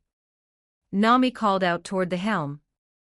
Yes, Navigator Nami. Sunny's cheerful voice echoed from the steering console. Set a course for the captain's coordinates, Nami commanded, pointing forward. Engage the paddle wheels. Let's go get him. Aye aye. Spinning up the arc reactor. Paddle wheels engaging now. Sunny cheered. The Thousand Sunny hummed with deep, mechanical power. The massive, hidden paddle wheels deployed from the sides of the hull, churning the water with incredible force. The ship surged forward, cutting through the ocean and leaving a wide, foaming wake behind it. At current cruising speed, Mary analyzed the data. We will arrive at the island in approximately 12 hours. ETA is tomorrow morning. Perfect, Zoro yawned, pulling his bandana over his eyes and lying back down on the grass. Wake me up when we hit something. While the crew enjoyed a relatively peaceful afternoon and evening on the upper deck, deep within the heavily reinforced, soundproof walls of the Sunny's training room, Ben was hard at work. He stood in the center of the massive, gravity-controlled chamber. He wasn't wearing his usual tailored suits. He was stripped down to a simple black tank top and athletic trousers, sweat glistening on his arms. He was currently cycling rapidly through his templates, pushing the limits of his magical and physical endurance. Command T, enlarge, Ben whispered. A massive, 50-ton tungsten block he had fabricated shot upwards, expanding to the size of a small house. Before it could crash down and crush him, Ben's eyes flashed with the golden light of the Thomas André template. Ruler's authority. The invisible, telekinetic force caught the colossal block midair. The strain on Ben's mind was immense. He was trying to weave his newly refined conqueror's haki directly into his telekinesis, a technique he had barely scratched the surface of during his bout with Garp. Black and red lightning sparked around the floating tungsten block. The metal groaned, crushing inward on itself under the sheer, absolute pressure of his spirit. More, Ben gritted his teeth, his muscles bulging. Compress it. He held the concentration for hours, refining the invisible armor of his haki, blending it seamlessly with the ancient, conceptual magic of Medea. If they were heading into the New World soon, he needed to ensure his magical barriers could withstand the apocalyptic attacks of the Yonko. By the time the ship's internal clock signaled morning, Ben dropped the block, letting it crash harmlessly to the floor. He wiped a towel across his face, breathing heavily but feeling a deep sense of satisfaction. His integration of haki and magic was stabilizing. Papa. Sunny's voice crackled through the intercom speaker on the wall. We have reached the destination coordinates. Land ho. The island is dead ahead. Ben looked at the speaker. Good work, Sunny. Drop the anchor just offshore. I'll be up in a few minutes. Ben grabbed a towel, headed to his private quarters to take a quick, refreshing shower, and changed into a fresh outfit. He opted for a crisp, white linen button-down shirt left open at the collar, paired with dark slacks, his silver-white hair slicked back perfectly. When Ben finally ascended the grand staircase and stepped out onto the main deck, the crew was already bustling with activity. Nami, Robin, Vivi, and Bonnie were wearing light, breathable tropical clothing suited for a jungle expedition. Usopp was strapping his transforming bow to his back, and Chopper had his medical bag ready. Brook was adjusting his collar, and Frankie was flexing his metallic arms. Ben walked over to the railing, looking out at the island they had just arrived at. It was a lush, vibrant jungle island surrounded by high, treacherous rocky cliffs. The flora was wild and untamed, the air thick with humidity. But what caught Ben's eye was the distinct, incredibly specific architecture of a massive, tiered village built into the side of a tall mountain in the distance, surrounded by thick stone walls. Ben pushed his glasses up his nose, recognizing the geography instantly. Well, well, Ben said, a highly amused smirk playing on his lips. Isn't this the island of women?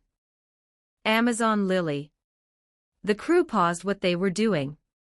Sanji, who was standing near the kitchen doors lighting a fresh cigarette, froze. He held the lighter an inch from his face, the small flame flickering in the morning breeze. Ben looked at the cook, his eyebrow raised in confusion. Sanji wasn't moving. He wasn't swooning. He wasn't erupting into a tornado of pink hearts. Sanji? Ben asked, tilting his head. Aren't you going to go? This is your dream land. An island populated entirely by beautiful, fierce warrior women. Sanji slowly closed his lighter with a sharp clack. He took a long, slow drag of his cigarette, exhaling a thick plume of gray smoke. He turned his head, fixing Ben with a cold, utterly deadpan stare. There's an old saying, magician, Sanji said, his voice flat, completely devoid of emotion. I believe it's from the North Blue. It says, fool me once, shame on you, fool me twice, shame on me. Sanji adjusted his tie, narrowing his visible eye. You can cheat me once, Ben, and that will be my mistake. But if I get cheated twice, I would look like a colossal, Speedo-wearing fool. So no. I am not listening to your lies. Sanji crossed his arms stubbornly. Island of women. Right. Let me guess, they all have thick beards, wear tutus, and want to chase me through the forest. Not happening. I am staying on the ship. Ben stared at the cook for a long moment. He looked at the lush, green jungle of Amazon Lily, an island genuinely bursting with gorgeous, strong women, and then back at the deeply traumatized, highly skeptical chef. Ben just shrugged. Suit yourself. All right, everyone, let's go. Usopp cheered. Let's find the captain. The entire crew disembarked the Thousand Sunny. It was a massive, intimidating, entirely bizarre procession stepping onto the pristine white sand of the hidden island. The jungle was dense, humming with the sounds of exotic birds and massive insects. The group hiked carefully through the underbrush, Nami keeping a close eye on the map she was quickly drafting based on Luffy's signal. Luffy's signal is coming from deeper inland, Nami said, pointing her pen toward that mountain village. As they stepped into a small, sunlit clearing, a sharp, whistling sound tore through the air. Thwack! Thwack! Thwack! Dozens of long, wooden arrows slammed into the dirt directly in front of the crew's feet, forming a perfect, impenetrable line in the soil. The arrows were embedded inches deep, vibrating with residual force. Halt! A fierce, commanding voice echoed from the canopy above. From the branches of the towering trees, a squad of tall, athletic women dropped down into the clearing, surrounding the straw hats completely. They wore minimal, tribal-style clothing, revealing highly toned, muscular physiques. Every single one of them held a large, beautifully crafted bow. But the most alarming feature was the fact that their bows were actually massive, living snakes coiled rigidly to act as weapons. Intruders, one of the women, a tall warrior with short blonde hair, Margaret, stepped forward, notching another arrow onto her snake bow. How did you navigate the calm belt? Why have you entered the sacred grounds of Amazon Lily, and what is your purpose here? The Straw Hats froze.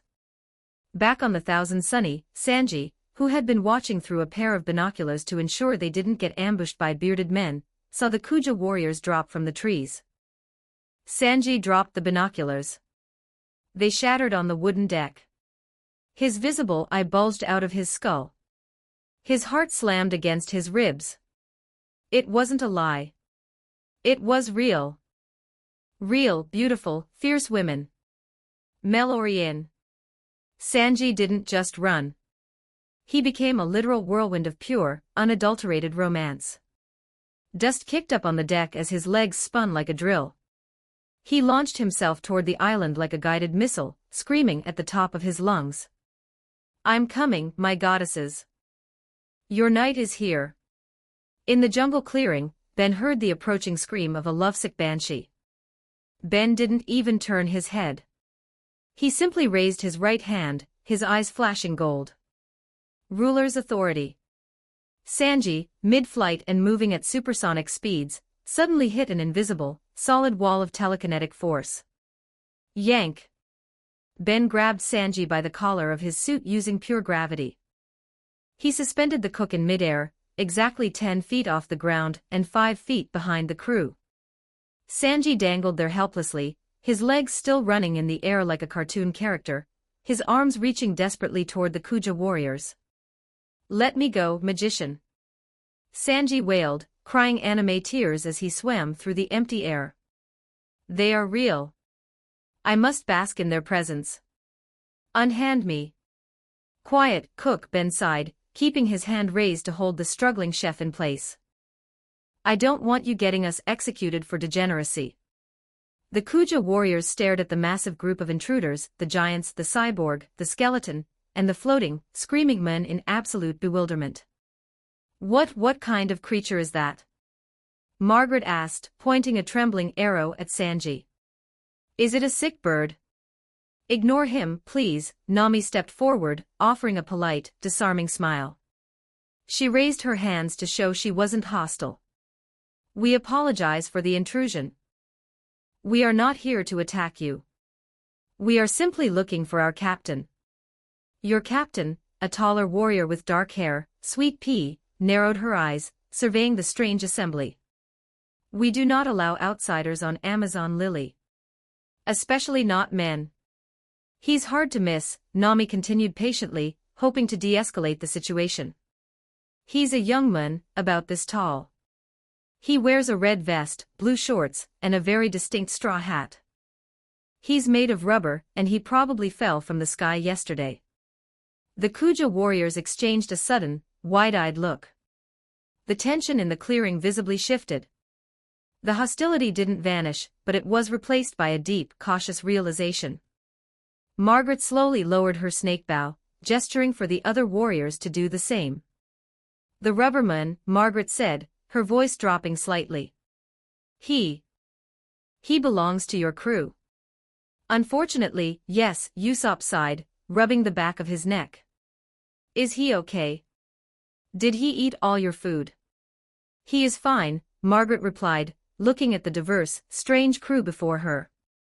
She glanced at the floating Sanji, then back to Nami. He is currently residing in the Grand Palace.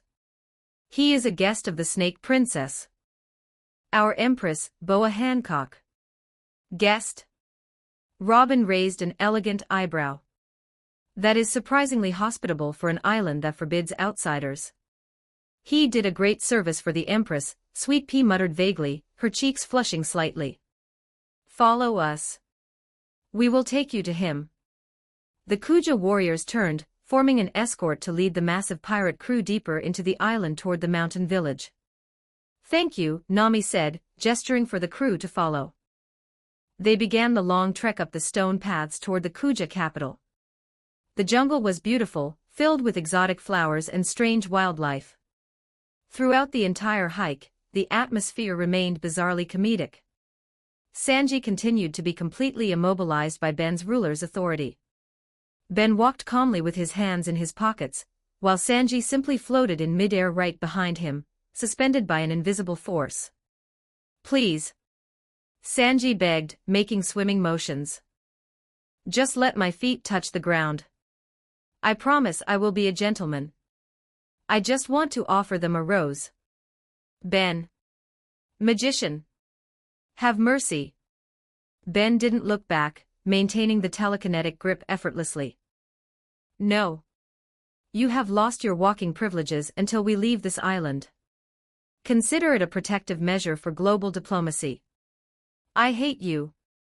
Sanji sobbed, floating along helplessly as the Straw Hats made their way to meet the most beautiful, and most dangerous, empress in the world.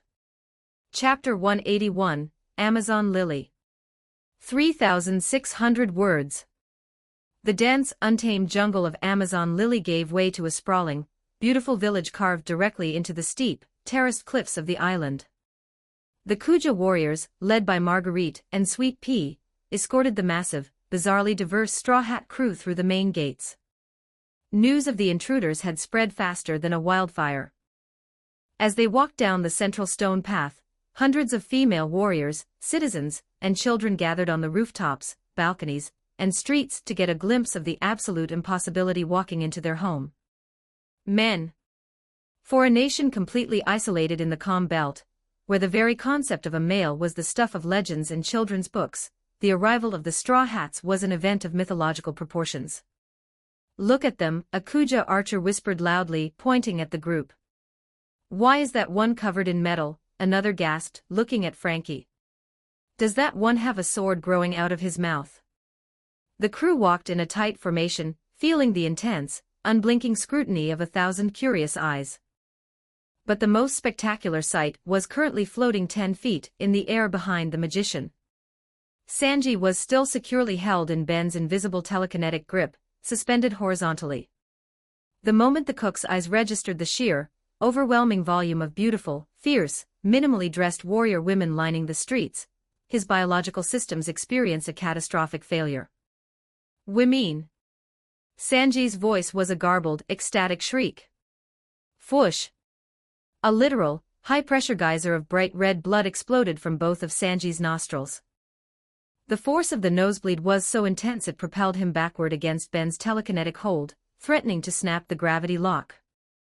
The blood sprayed into the air like a macabre fountain. He's dying. Chopper screamed, running underneath the floating cook. His blood volume is dropping to critical levels. He needs a transfusion. Ben sighed, pinching the bridge of his nose. Without even looking back, he raised his free hand, tapping into the media template.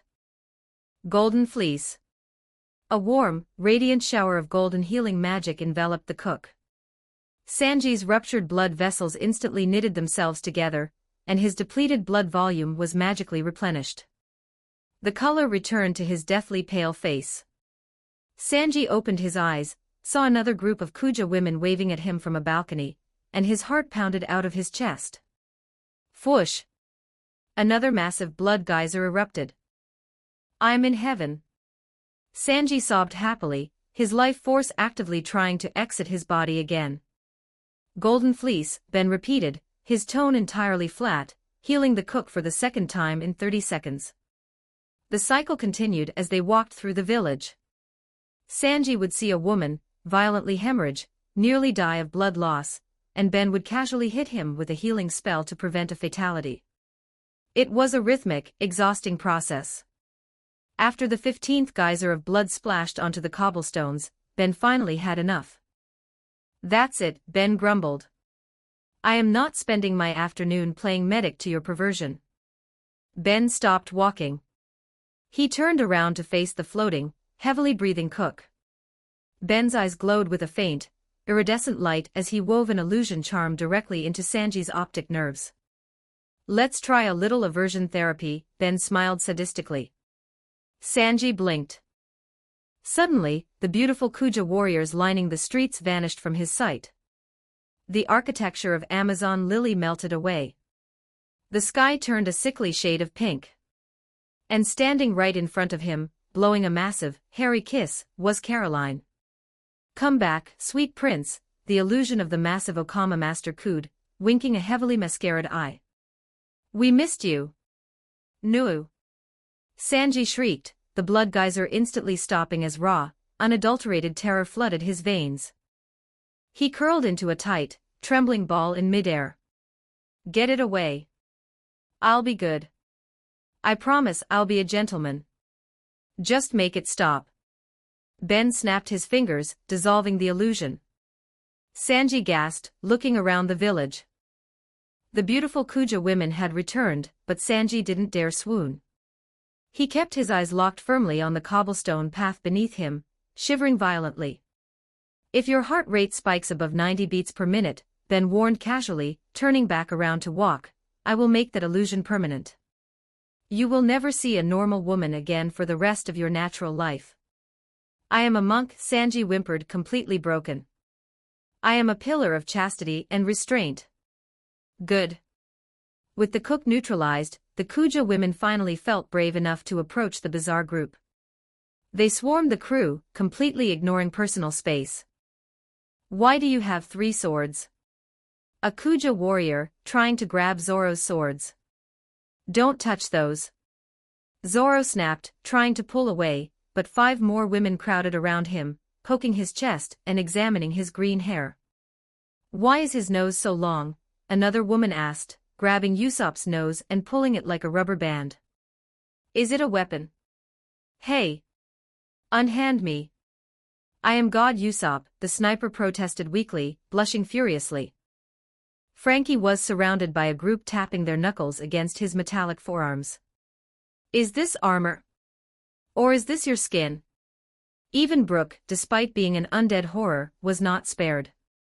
3 Kuja women were actively poking their fingers through his ribcage. "Fascinating," one woman noted. "No internal organs at all. How does he move?" Another woman boldly patted Brook's pelvic bone. "And he doesn't have family jewels like Luffy-san. How curious." "Oh my." Brook gasped, his jawbone clattering in pure embarrassment. "Ladies, please. My bones are quite sensitive. Though I don't have any nerve endings." "Yo-ho-ho-ho. All right, that is enough," Marguerite said firmly, waving the curious crowd back. "The Empress has granted them an audience. We must proceed to the palace." The crowd parted reluctantly, allowing the Straw Hats to continue up the steep, winding stairs toward the highest peak of the island. The Kuja Palace was a magnificent, traditional fortress built into the rock face. As the heavy wooden doors swung open, the crew stepped into a massive, opulent throne room. The air smelled of roasted meat and incense. At the far end of the room, sitting cross-legged on a massive, silk-cushioned floor mat, was Monkey D. Luffy. He was wearing an oversized, luxurious red and gold robe. In front of him was a mountain of roasted boar, sea king steaks, and exotic fruits. Luffy was aggressively inhaling the food, bones and all. "Luffy!" Nami and Usopp yelled, relieved to see their captain in one piece. "Oh! Hey guys!" Luffy paused, a massive drumstick sticking out of his mouth. He waved cheerfully. "You made it. The food here is great." But the crew didn't just look at Luffy. They looked at the woman sitting directly beside him. She was breathtakingly beautiful, possessing an ethereal, almost dangerous elegance. She wore a stunning, crimson cheongsam dress that revealed her long legs. Her raven-black hair cascaded down her back. This was Boa Hancock, the pirate empress, warlord of the sea, and the ruler of Amazon Lily. And she was currently using a silk napkin to gently, lovingly dab a smear of barbecue sauce from Luffy's cheek. "Eat slowly, Luffy," Hancock cooed, her voice dripping with absolute, unadulterated adoration. Her cheeks were flushed a deep, rosy pink. Her dark blue eyes were locked onto the rubber boy, shimmering with a dreamy, love-struck haze.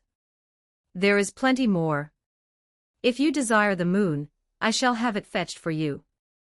Luffy swallowed the drumstick whole, and pointed at the door. "Hancock. These are my crewmates I told you about." Hancock didn't even flinch at the butchering of her name. "Your crewmates? Any friend of yours is a welcome guest in my kingdom, my beloved." The Straw Hats stood in the doorway, absolutely paralyzed. Sanji, who had been forcibly keeping his head down, accidentally glanced up. He saw Boa Hancock. He saw the most beautiful woman in the world looking at his rubber idiot captain with eyes full of pure, undeniable love.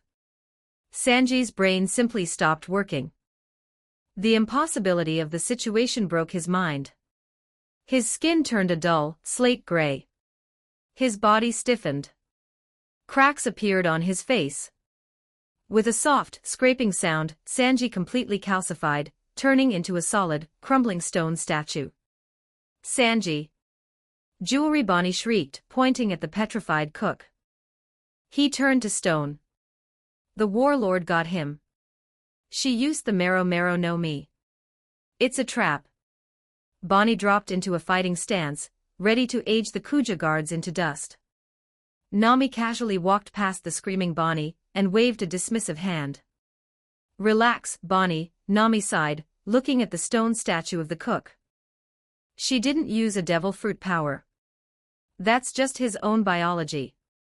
His perverted brain couldn't handle the gap between her beauty and Luffy's stupidity, so he petrified himself out of pure shock. Just leave him there. It's quieter. Bonnie blinked, dropping her fists. He turned himself to stone. Don't question it, Zoro grunted, walking into the room. Vivi stepped forward, offering a polite, royal bow to the Empress, before turning to Luffy. Luffy-san, Vivi asked, her brow furrowed in confusion. How exactly did you get here? And why are you treated like royalty on an island that executes men on sight? Luffy swallowed a massive piece of meat, wiping his mouth. Oh.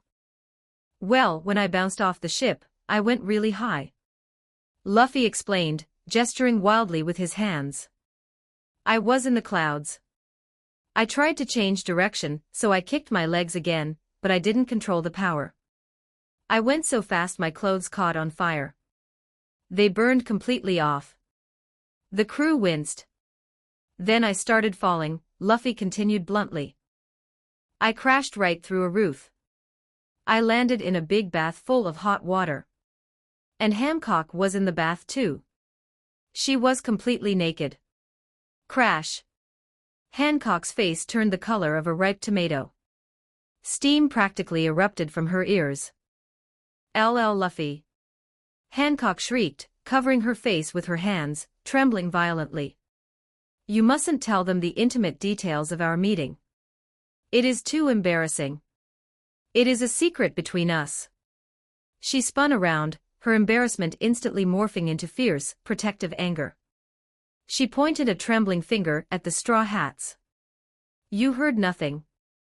If any of you speak of this, I will turn you all to stone and shatter you into the sea. Then what happened? Robin asked calmly, entirely unfazed by the warlord's threat. She got really mad. Luffy laughed. She threw me in an arena, and made me fight a giant snake, and her two sisters. But I beat them up. And then I covered her sister's back when her clothes burned so nobody could see her secret mark. After that, she wasn't mad anymore. She forgave me, and now I'm a guest. Nami stood perfectly still. Her brain processed the story.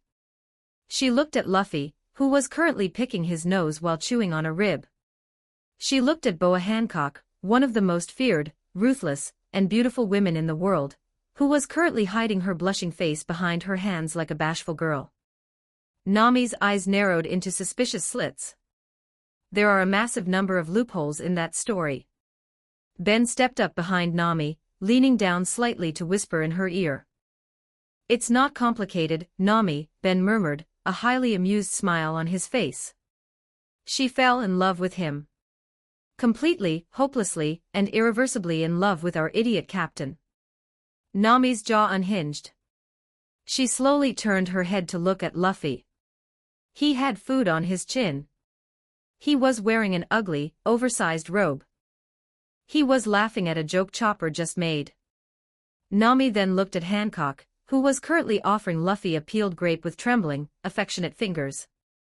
Nami tilted her head, her brain actively misfiring as she tried to comprehend the fundamental laws of attraction. How? Nami thought wildly. How in the world does the most beautiful empress on the seas fall for a rubber boy whose primary personality trait is meat? What is happening to reality? Do not attempt to understand it, Nami, Robin chuckled softly, patting Nami's shoulder. Love is a hurricane. Bring food for my beloved's crew. Hancock commanded her guards, regaining a shred of her regal composure. Anything they desire. The palace servants rushed to obey. Long, low tables were brought into the throne room, loaded with delicacies from the Amazon lily jungles. As the smell of the food wafted over the crew, the stone statue of Sanji suddenly cracked. With a loud shatter, Sanji broke out of his petrified state, immediately drawn by the scent of a kitchen and the presence of women. He slid over to the serving girls, his eyes turning back into hearts. Ah! Such exquisite culinary technique. Allow me to assist you, my jungle flowers. I am a chef of the highest caliber. The Kuja women, having never interacted with a man who actively served them, were fascinated. He cooks, one woman asked, poking Sanji's cheek. He's very polite, another giggled, pulling on his tie. Across the room, Chopper was surrounded by a group of warriors. They were absolutely enthralled by the talking reindeer. His fur is so soft, a woman cheered, rubbing Chopper's cheeks. Look at his little hooves, another squealed, tapping his feet. And his antlers. Stop it. Chopper wiggled happily, blushing furiously. Praising my hooves doesn't make me happy at all, you jerks. Ehehe. Brooke was having an equally bizarre experience. Several Kuja women had cornered the skeleton, examining his lack of anatomy with intense, clinical fascination. There is no skin, a warrior noted, poking Brooke's ribs. How does the skeleton hold itself together? And his pelvic bone is completely exposed, another pointed out. Why-ho-ho-ho. Brooke laughed nervously, holding his cane sword defensively across his lap. Ladies, please. I am a gentleman. You are making my non-existent face blush. Watching the unrestrained chaos from the corner of the room was Elder Nyan, or Gloriosa. The short, wrinkled former empress leaned heavily on her snake staff, grumbling loudly to herself. Madness. Utter madness, Gloriosa muttered, shaking her head. Men in the sacred palace. The empress acting like a love-struck maiden. A talking skeleton. A cyborg. The traditions of the Kuja are being trampled into dust. This is the end of Amazon Lily. Oh, it's not the end, Robin said, walking past the elder with a cup of tea. It's just a new chapter. Luffy enjoys banquets like these, elder. Hancock, whose ears were perfectly tuned to catch the word Luffy, immediately snapped her attention to Robin. My beloved loves banquets. Hancock gasped, her eyes shining. She stood up from her throne, pointing dramatically at her guards. Hear me. Tonight, we throw the grandest banquet in the history of the Kuja. We shall feast, dance and celebrate the arrival of my future husband, I mean, the Straw Hat Pirates. The evening banquet. By nightfall, the central courtyard of the Kuja Palace had been transformed into a massive, vibrant festival. Paper lanterns illuminated the stone walls, and a massive bonfire roared in the center of the plaza. The food was endless. The alcohol flowed freely. The entire village had been invited up to the palace, creating a massive, cheering crowd of warriors mixing seamlessly with the pirates. Sanji was in absolute paradise, serving plates of exquisite seafood to the delighted women. Dory, Bragi, Oimo, and Kashiai engaged in arm wrestling contests with the strongest Kuja warriors, laughing boisterously at the fierce competition. Usopp regaled a crowd of children with heavily exaggerated tales of his bravery at Eni's lobby, while Frankie showed off his mechanical arms. Ben sat comfortably near the fire, enjoying the chaotic harmony, a glass of wine in his hand. Suddenly, a loud, upbeat drum fill echoed from the stage set up near the edge of the courtyard. Brooke stepped up to the microphone. He wore a crisp, white suit jacket over his bones, a vibrant pink fedora resting atop his afro. Behind him, Mary and Sunny manned the synthesizer and the drums. Ladies of Amazon Lily. Brooke's smooth, soulful voice boomed over the speakers. And to my wonderful crew. It is a glorious night to be alive. Even though I am dead. Yo-ho-ho-ho. Brooke grabbed the microphone stand, tilting it backward with a smooth, practiced flair. Let's get this party moving. The beat dropped. It was a heavy, infectious, brass-heavy rhythm. The horns blared, the percussion kicked in, and the tempo instantly possessed the feet of everyone in the courtyard. Brooke tapped his bony foot, launching into a song Ben had written out for him earlier. Ladies and gentlemen, this is Mambo number 5. The crowd cheered. Brooke slid across the stage on his knees, striking a rock star pose before popping back up. 1, 2, 3, 4, 5. Everybody in the ship, so come on, let's ride. To the local tavern around the corner. The boys say they want some rum and juice. But I really don't wanna. Sanji heard the music. His eyes locked onto the stage. He threw his apron aside, sliding onto the dance floor. Ale kegs like I had last week. I must stay deep because talk is cheap. I like Angela, Pamela, Sandra and Rita. And as I continue, you know they getting sweeter. Sanji spun into a flawless breakdance routine, his legs a blur. He popped up, grabbing a rose from a vase and spinning toward a group of Kuja warriors. So what can I do? I really beg you, my lord. To me is flirting it's just like sport. Anything fly, it's all good, let me dump it. Please set in the trumpet. The brass section roared. Brooke played a fierce, high-speed solo on his violin that perfectly mimicked a trumpet's flare, dancing the moonwalk across the stage. The Kuja women, infected by the rhythm, flooded the dance floor. They pulled Luffy in, bouncing him around like a rubber ball. Brooke leaned into the mic for the legendary chorus, pointing his cane at the crowd. A little bit of Monica in my life. A little bit of Erica by my side. A little bit of Rita is all I need. A little bit of Tina is what I see. Sanji slid on his knees past Marguerite, handing her the rose with a charming wink. He spun back to his feet, dipping Sweet Pea flawlessly in time with the beat. A little bit of Sandra in the sun. A little bit of Mary all night long. A little bit of Jessica, here I am. A little bit of you makes me your man. Mambo number 5. Yeah. The crowd roared. Luffy was laughing, eating a piece of meat while jumping up and down to the beat. He noticed Hancock watching him from her throne, her face bright red as she swayed her shoulders slightly to the music. Hey, Hancock. Come dance. Luffy shouted, swallowing his meat. Before the Empress could even register the request, Luffy's rubber arm stretched across the courtyard, gently wrapping around her wrist. With a cheerful laugh, he pulled her right off her throne, and into the center of the plaza. LL Luffy. Hancock squeaked, completely overwhelmed as she stumbled into the crowd. Her heart fluttered wildly in her chest. Just follow the beat. Shishishi. Luffy laughed, grabbing both her hands and bouncing her up and down. Hancock's regal, untouchable facade melted instantly.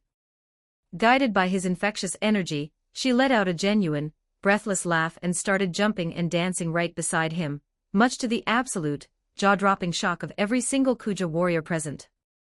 Their Empress was dancing. Jump up and down and move it all around. Shake your head to the sound. Put your hand on the ground. Take one step left and one step right. One to the front and one to the side. Clap your hand once and clap your hands twice. And if it looks like this then you're doing it right. The entire courtyard, pirates, giants, Kuja warriors and Empress and androids, fell into a massive, synchronized line dance. Even Zoro, who tried to sit out, was dragged into the line by Chopper and Usopp, awkwardly stepping left and right with a scowl on his face. A little bit of Monica in my life. A little bit of Erica by my side. A little bit of Rita is all I need. A little bit of Tina is what I see. A little bit of Sandra in the sun. A little bit of Mary all night long. A little bit of Jessica, here I am. A little bit of you makes me your man. Sanji was in his element. He danced with every woman in arm's reach, executing flawless salsa steps, twirls, and dips, ensuring every lady felt like the star of the show. Brooke played the final, sweeping chords on his violin, striking a dramatic pose as the song reached its energetic climax. I do all to fall in love with a girl like you. You can't run and you can't hide.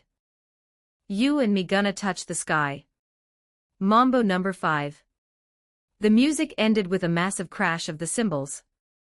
The courtyard erupted into deafening applause and laughter. The Kuja warriors cheered for Brooke and Sanji, their strict isolationist traditions entirely overridden by the sheer, unadulterated joy of the Straw Hat crew. Ben raised his glass from the sidelines, smiling as he watched his crew turn one of the most dangerous islands in the world into their own personal dance floor. Chapter 182, Amazon Lily. 3,316 words. The midday sun beat down warmly on the stone docks of Amazon Lily. The pristine waters of the calm belt lapped gently against the hull of the Thousand Sunny, which was currently sitting low in the water, heavily laden with fresh provisions, exotic fruits, and enough prime-seeking meat to keep the ship's captain satisfied for at least a week. It was early afternoon, and the time for the Straw Hat crew to depart had finally arrived. The entire village had gathered at the harbor to see them off. The Kuja warriors, who just yesterday had been ready to fill the pirates with arrows, were now waving enthusiastically, shedding tears as they said their goodbyes. The chaotic, joyous energy of the banquet the night before had completely shattered the island's strict, isolationist traditions. Sanji was currently leaning over the ship's railing, weeping a waterfall of tears as he waved a white handkerchief at the crowd of beautiful women. Farewell, my fierce jungle blossoms. I shall never forget your beauty. Please, wait for my return. Get a grip, Curlybrows, Zoro grunted, hauling the final barrel of fresh water up the gangplank. You were running away from them not even 24 hours ago. That was a different island, you directionless moss head. Sanji snapped back, though he didn't stop waving. Near the base of the gangplank, a much more intimate farewell was taking place. Monkey D. Luffy stood on the stone dock, grinning from ear to ear. Standing directly in front of him, surrounded by her loyal guards and her two massive sisters, Marigold and Sandersonia, was the pirate empress, Boa Hancock. Luffy didn't understand the complex political implications of befriending a warlord of the sea, nor did he grasp the sheer magnitude of the empress's reputation. To him, she was just someone who had given him a lot of really good food. Without a second thought, Luffy stepped forward and wrapped his rubbery arms tightly around Hancock in a massive, affectionate hug. Thanks for everything. Luffy laughed, squeezing her tightly. The banquet last night was awesome. And the meat was the best I've had in weeks. You're really great, Hancock. He didn't say Hamcock. He didn't mumble it. He pronounced her name perfectly, clearly, and with absolute, genuine warmth. Hancock froze. Her entire body went rigid as stone. Her breath hitched in her throat. The feeling of his arms around her, combined with the sudden, flawless pronunciation of her name, dealt a critical, fatal blow to her cardiovascular system. A shade of red so intense it rivaled a blooming rose rushed to her cheeks, spreading down her neck. Steam practically whistled from her ears. In her mind, the dock and the pirate crew vanished. The scenery instantly shifted into a beautiful, sunlit church. Luffy was standing there, wearing a pristine white tuxedo, holding a bouquet of flowers, smiling handsomely as he said, "Hancock, your meat is the best. Let us be married and eat meat together forever." He said my name correctly, Hancock whispered to herself, her eyes swirling with love-struck dizziness. He called me Hancock. This is a proposal. He wants me to be his bride. Are you okay? Luffy asked, pulling back from the hug and tilting his head. Your face is really red. Do you have a fever? I am perfectly fine, my beloved. Hancock squeaked, desperately trying to maintain her footing as her knees threatened to buckle.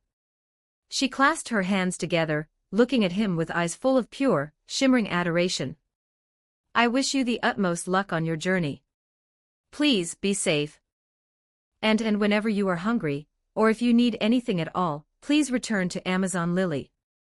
I will have the entire island prepare a feast for you." "Really?" Luffy's eyes turned into giant stars. "Awesome. I'll definitely come again." "Thanks, Hancock." With a final, bright grin, Luffy turned around and bounded up the gangplank, joining his crew on the deck. As Luffy boarded, Ben stepped off the ship, walking down the gangplank to stand before the Empress. "Empress Hancock," Ben said smoothly, offering a polite, perfectly executed bow. "On behalf of the Straw Hat crew, I want to formally thank you for your hospitality. Your island's generosity will not be forgotten." With Luffy out of immediate earshot, the love-struck, blushing maiden instantly vanished. The cold, haughty, and untouchable pirate Empress returned. Hancock straightened her posture, looking down at Ben with an expression of supreme arrogance. She tilted her head back so far she was practically looking at the sky, pointing a dismissive finger at him. "Do not mistake my generosity for warmth toward you, magician," Hancock spoke, her voice dripping with royal disdain. She spoke to him exactly how she spoke to the rest of the world. The feast was solely for Luffy. The rest of you merely benefited from his presence. Be gone from my island before I change my mind and turn you all to stone." Ben didn't flinch. He didn't look offended. In fact, a slow, highly amused smirk spread across his face. "I see," Ben chuckled softly. "How very cold." Ben casually raised his left wrist. He pressed a small button on the sleek, black kimoyo bead bracelet strapped there. A soft beep chimed in the air. Instantly, a highly advanced, three-dimensional holographic projection flared to life between Ben and the Empress. It hovered in the air, crisp and crystal clear. "Let's see what we have here," Ben murmured, casually swiping a finger through the air. The hologram shifted, displaying a high-definition, perfectly lit photograph of Luffy.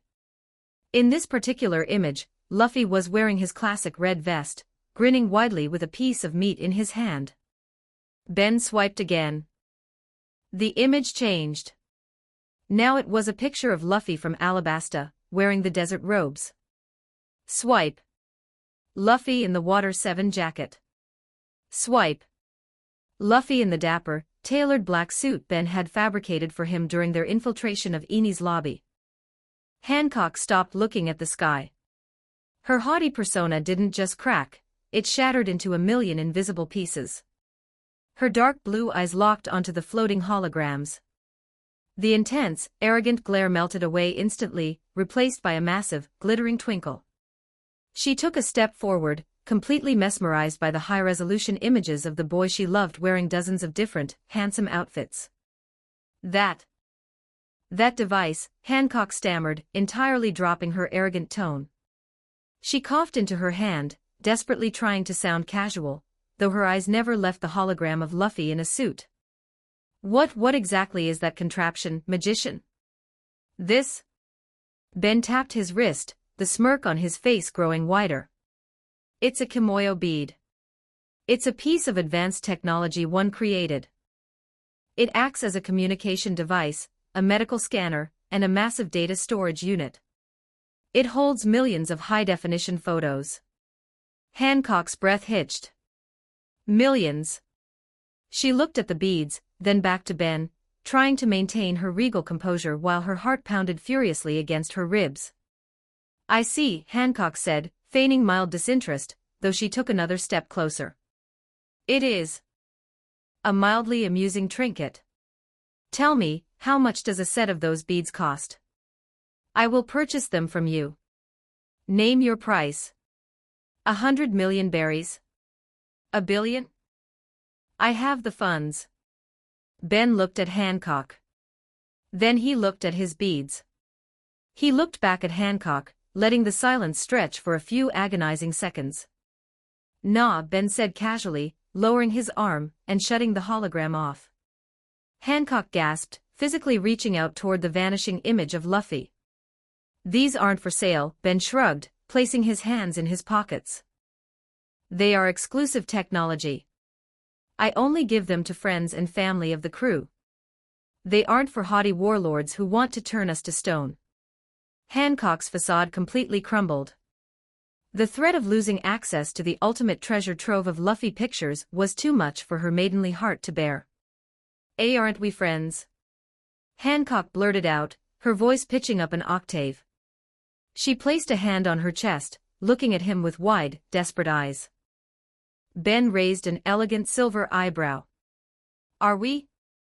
A minute ago, you were looking at the sky and telling me to get off your island.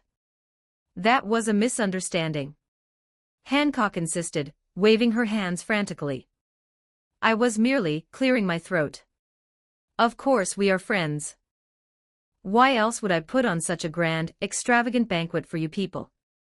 I don't know, Ben rubbed his chin thoughtfully, his golden eyes gleaming with pure mischief. Maybe you love our captain. Hancock froze. Her face turned a shade of red that defied natural biology. Steam shot out of the top of her head. What are you talking about? Hancock stammered wildly, her hands flying to her cheeks. She looked left and right to ensure her sisters couldn't hear. There is no such thing. I do not harbor such feelings. I am the Empress. I do not love. She couldn't even finish the sentence without her voice breaking. That's a shame, Ben sighed, shaking his head in mock disappointment. Because if you had agreed to it, I would have given you the videos as well. Hancock stopped stammering. She went completely still. Videos? Hancock whispered, the word escaping her lips like a sacred prayer. Ben nodded. He tapped the Kimoyo bead again. The hologram flared to life. This time, it wasn't a static image. It was a high-definition video recording with crystal-clear audio. It showed the scene from the throne room yesterday. Luffy was eating meat. He swallowed, pointed at Hancock, and his voice rang out from the bead's speakers, Hancock. These are my crewmates I told you about. The video swiped seamlessly to the banquet last night.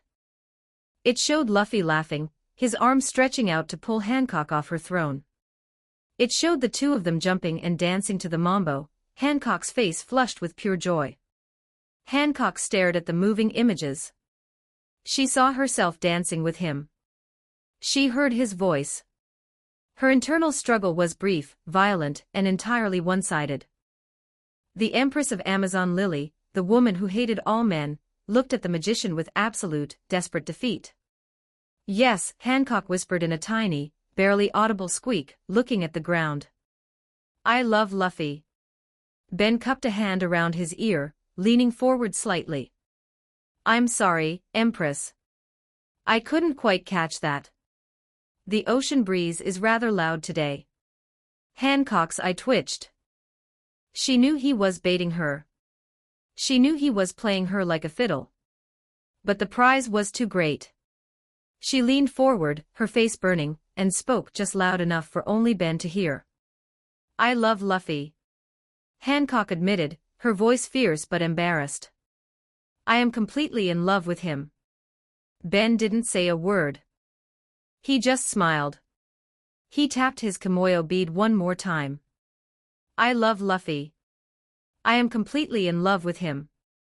Hancock's own voice, perfectly recorded and amplified, played back from the small speaker on Ben's wrist. Hancock's jaw dropped. She stared at the bead. She stared at Ben.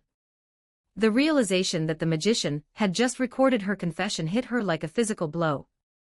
The embarrassment instantly transmuted into pure, unadulterated, world-ending rage. Her dark hair began to float wildly around her head. The air pressure in the harbor plummeted.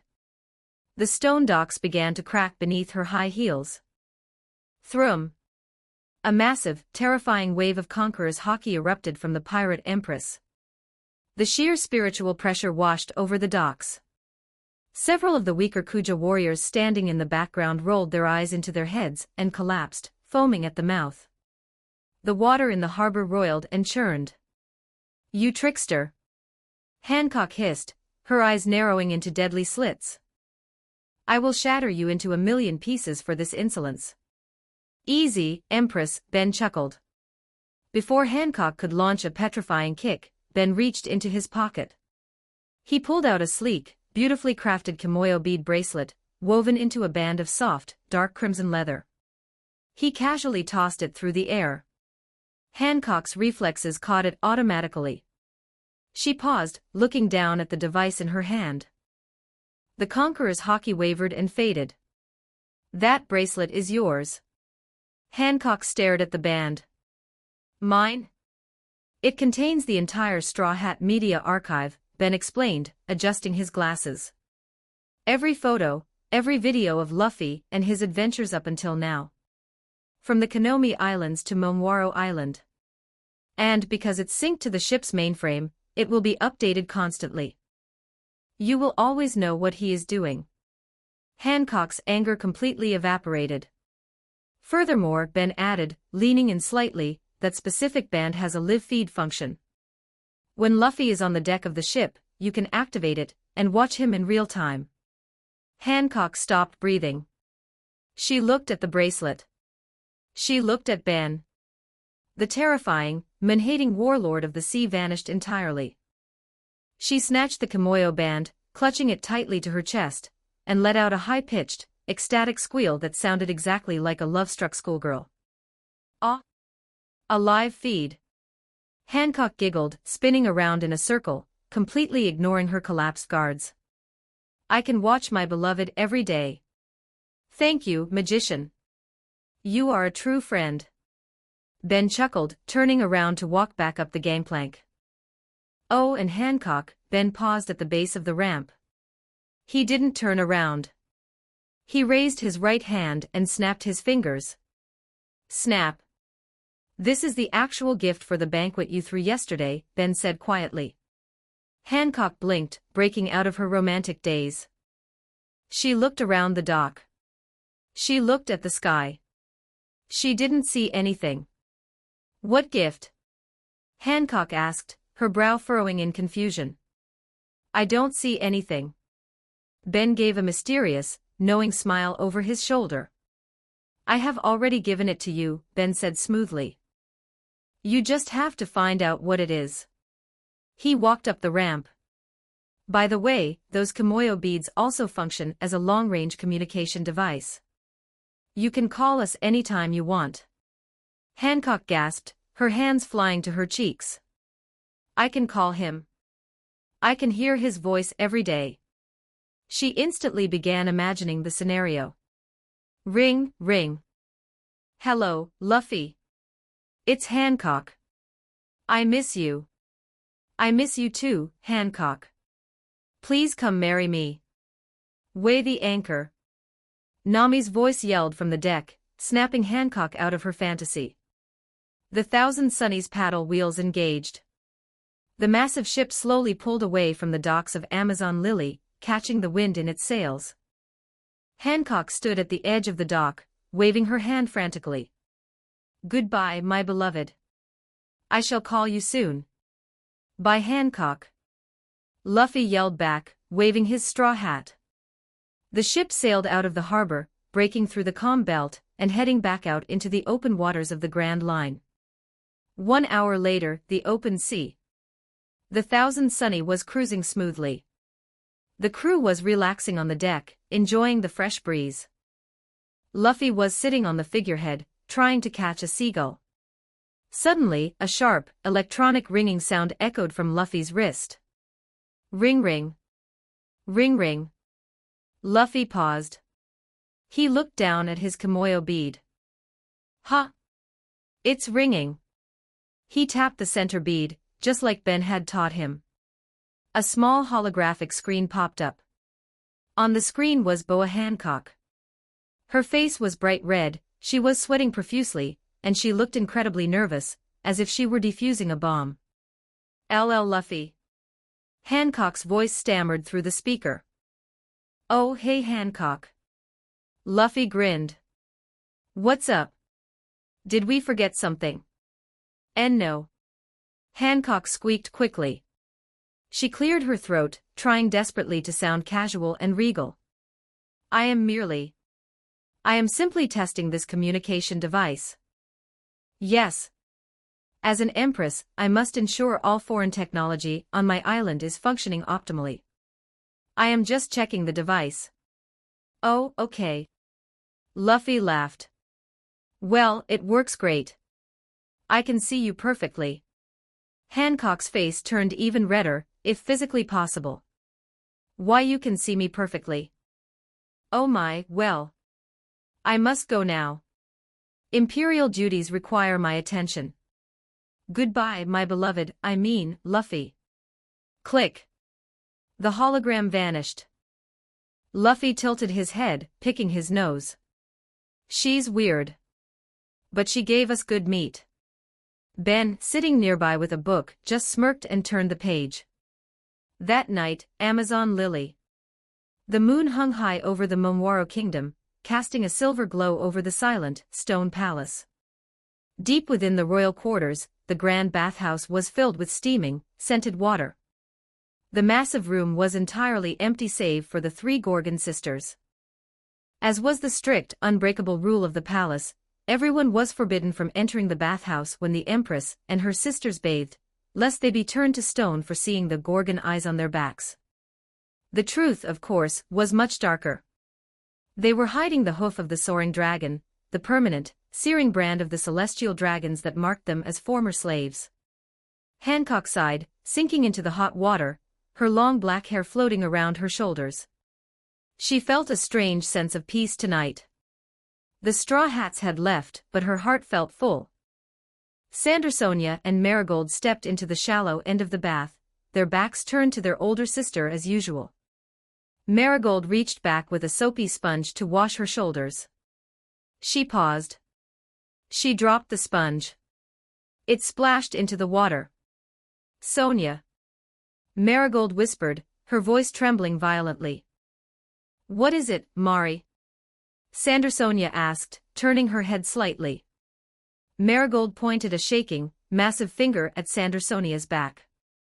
Sandersonia frowned. She looked over her shoulder, twisting her long neck to see her own back. She stopped breathing. Hancock, noticing the sudden, terrifying silence from her sisters, sat up in the water. What is wrong? Is there an intruder? Sister. Sandersonia choked out, tears instantly welling in her eyes. She turned around fully, presenting her bare back to Hancock.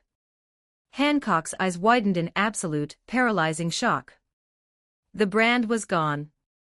The ugly, charred, red scar of the celestial dragon's hoof, the mark that had haunted their nightmares for 15 years, the mark that defined their deepest shame and terror, was completely, utterly erased. In its place was smooth, perfect, unblemished skin. Hancock scrambled out of the water, ignoring her nakedness. She rushed to the large, floor-to-ceiling mirror set into the stone wall of the bathhouse.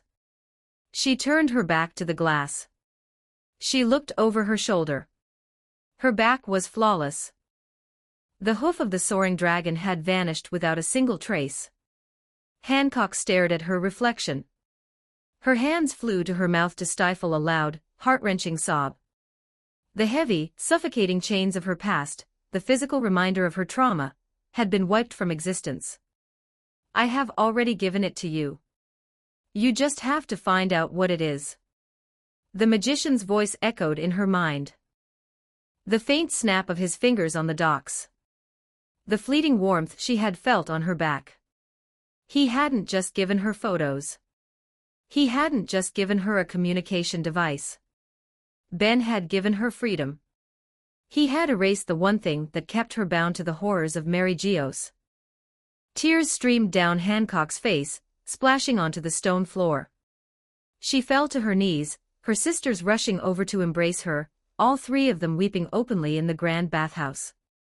Hancock looked out the high window of the bathhouse, gazing at the distant, starry sky over the calm belt where the Thousand Sunny was currently sailing.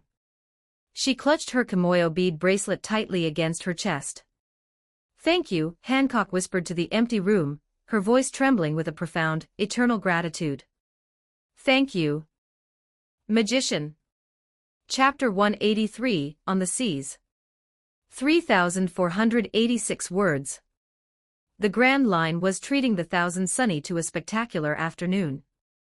The ocean was a brilliant, sparkling sapphire, the waves rolling gently against the atom-wood hull of the massive battleship. The sky above was a clear, vibrant blue, dotted only by a few lazy, slow-moving clouds. It was the perfect day to do absolutely nothing. On the grassy main deck, the Straw Hat crew had fully embraced the vacation atmosphere. Near the starboard railing, a highly dedicated but completely unsuccessful fishing expedition was underway. Luffy was sitting cross-legged on the wooden rail, wearing a simple red tank top and loose blue shorts, his straw hat pushed back on his head. Beside him, Usopp wore a pair of comfortable overalls and his goggles resting on his forehead. Chopper had opted for a tiny, light blue t-shirt, and Jewelry Bonnie was lounging in a pair of denim cutoffs and a white crop top, a half-eaten slice of pizza in her free hand. All four of them had their fishing lines cast into the deep blue water. And all four of them were increasingly bored. "Not even a nibble," Usopp sighed, reeling his line in a few inches. "I must have used the wrong bait. Or maybe my conqueror's aura is scaring the fish away." "You don't have a conqueror's aura, you idiot," Bonnie grumbled around a mouthful of pepperoni. She aggressively yanked her fishing rod, almost snapping the tip. "This is stupid. We've been sitting here for 2 hours, and we haven't caught a single thing. Not even a boot." "I'm hungry," Luffy complained, his stomach letting out a loud, pathetic rumble. "I thought we were gonna catch a giant sea pig. Or a water cow." "Those don't exist, Luffy," Chopper pointed out gently, his head drooping as he fought the urge to fall asleep in the warm sun. Bonnie threw the crust of her pizza into the ocean and dropped her fishing pole onto the grass. She stretched her arms over her head with a loud groan. "I'm getting bored," Bonnie complained, looking over at the captain. "Hey, Luffy. Let's play something. I can't just stare at the water anymore." Luffy's eyes lit up instantly. He dropped his fishing pole, completely abandoning his post. "Yeah. Let's play a game." "What should we play?" "Tag? Hide and seek? Pirate dodgeball?" Ben, who was sitting at a patio table nearby, chuckled. He was wearing an unbuttoned, short-sleeved white shirt and comfortable dark trousers, currently engaged in a quiet conversation with Robin over a pot of freshly brewed tea. Hearing the commotion by the railing, Ben casually chimed in. "How about liar's dice?" The fishing squad turned to look at the magician. "Liar's dice?" Luffy tilted his head, a blank expression washing over his face. He blinked twice. He turned to the sniper sitting next to him. "Hey, Usopp. Ben is asking for your dice. Hand 'em over." Usopp's jaw dropped. "I don't have any dice." "He's suggesting a game called Liar's Dice." "It's the name of the game, you rubber moron." "Oh," Luffy punched his palm in realization. "When did you invent a game, Usopp?" "That's so cool." "I did not invent the game." Usopp screamed, pulling at his curly hair. "I don't even know what it is." "Pay attention. A game for liars." Sanji strolled out of the kitchen, carrying a tray of iced lemonades. He wore a casual pink button-down shirt. He handed a glass to Nami and Vivi before smirking at the sniper. "Well, Usopp. You must be the reigning, undisputed world champion. They should just give you the trophy now." "Watch your mouth, curly brows," Zoro grunted from his nap spot against the main mast, cracking open his eyes. He wore a loose green yukata. "If we play a game of lies, his nose is going to grow so long it'll poke my eye out. And I only have one good one left." "Hey!" Usopp yelled, pointing an accusatory finger at both of them. "For your information, my lies are highly sophisticated tactical fabrications. I am a master of deception. If we play this game, I will crush all of you. We'll see about that, Ben smiled, standing up from his chair. He walked to the center of the grassy deck. It's a simple game. It tests your ability to read people, calculate odds, and above all, lie with a straight face. How does it work? Vivi asked, stepping up beside Nami, her curiosity piqued. Everyone gets a cup, Ben explained. And everyone gets 5 six-sided dice. You shake your cup, slam it upside down on the table, and peek at your own dice. You keep them hidden from everyone else. Okay, Chopper nodded, taking mental notes. Hide the dice. Then, we go around the circle, Ben continued. You have to bid on how many dice of a certain face value are currently sitting under all the cups combined. For example, if I start, I might say, there are 5 threes on the table. The next person has to either raise the bid, by calling a higher quantity of any face, like 6 twos, or a higher face value, like 5 fours, or they can call my bluff. How do you call a bluff?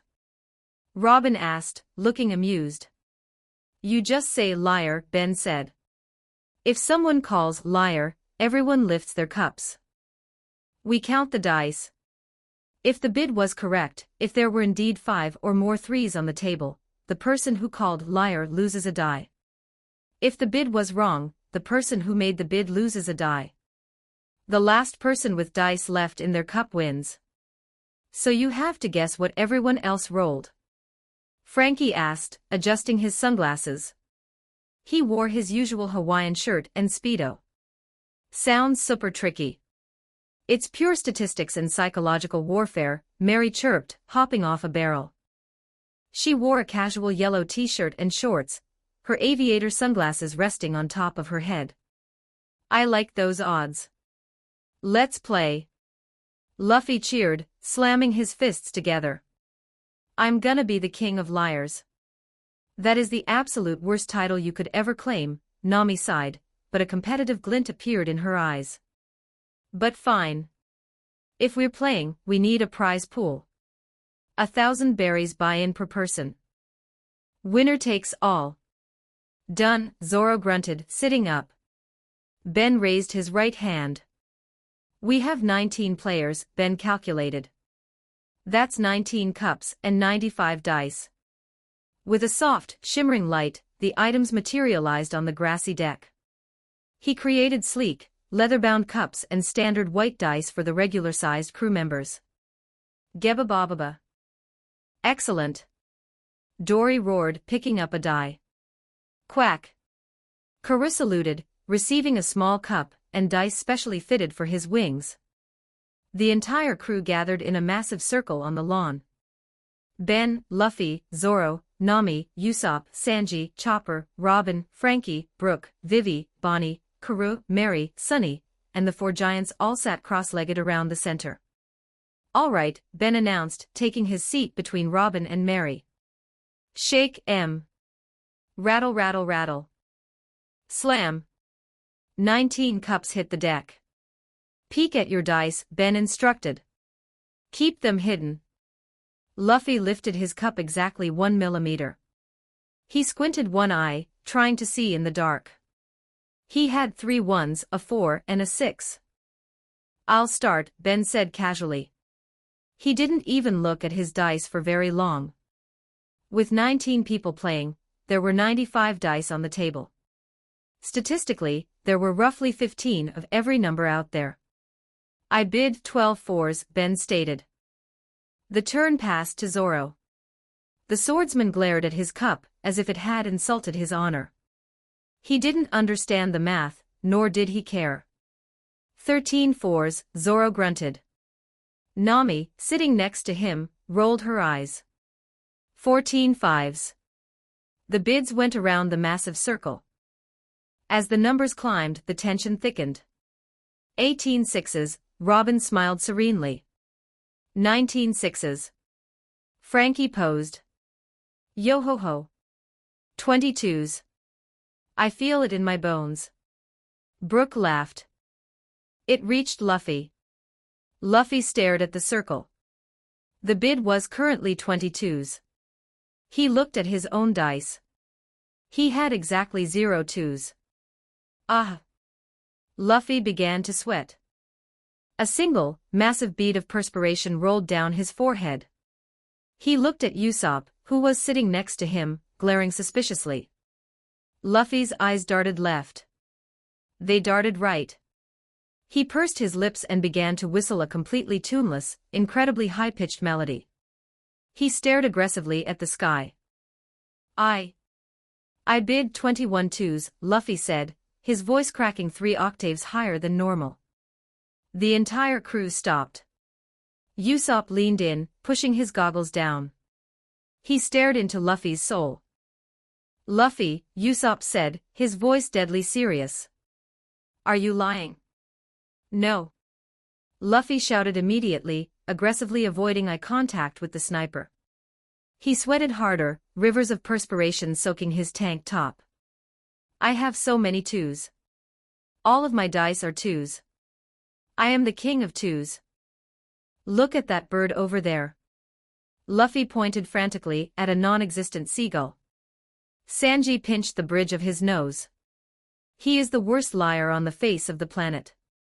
Liar, Usopp declared confidently, slamming his hand on the grass. I call your bluff, Captain. Lift your cups, Ben ordered. The crew lifted their cups.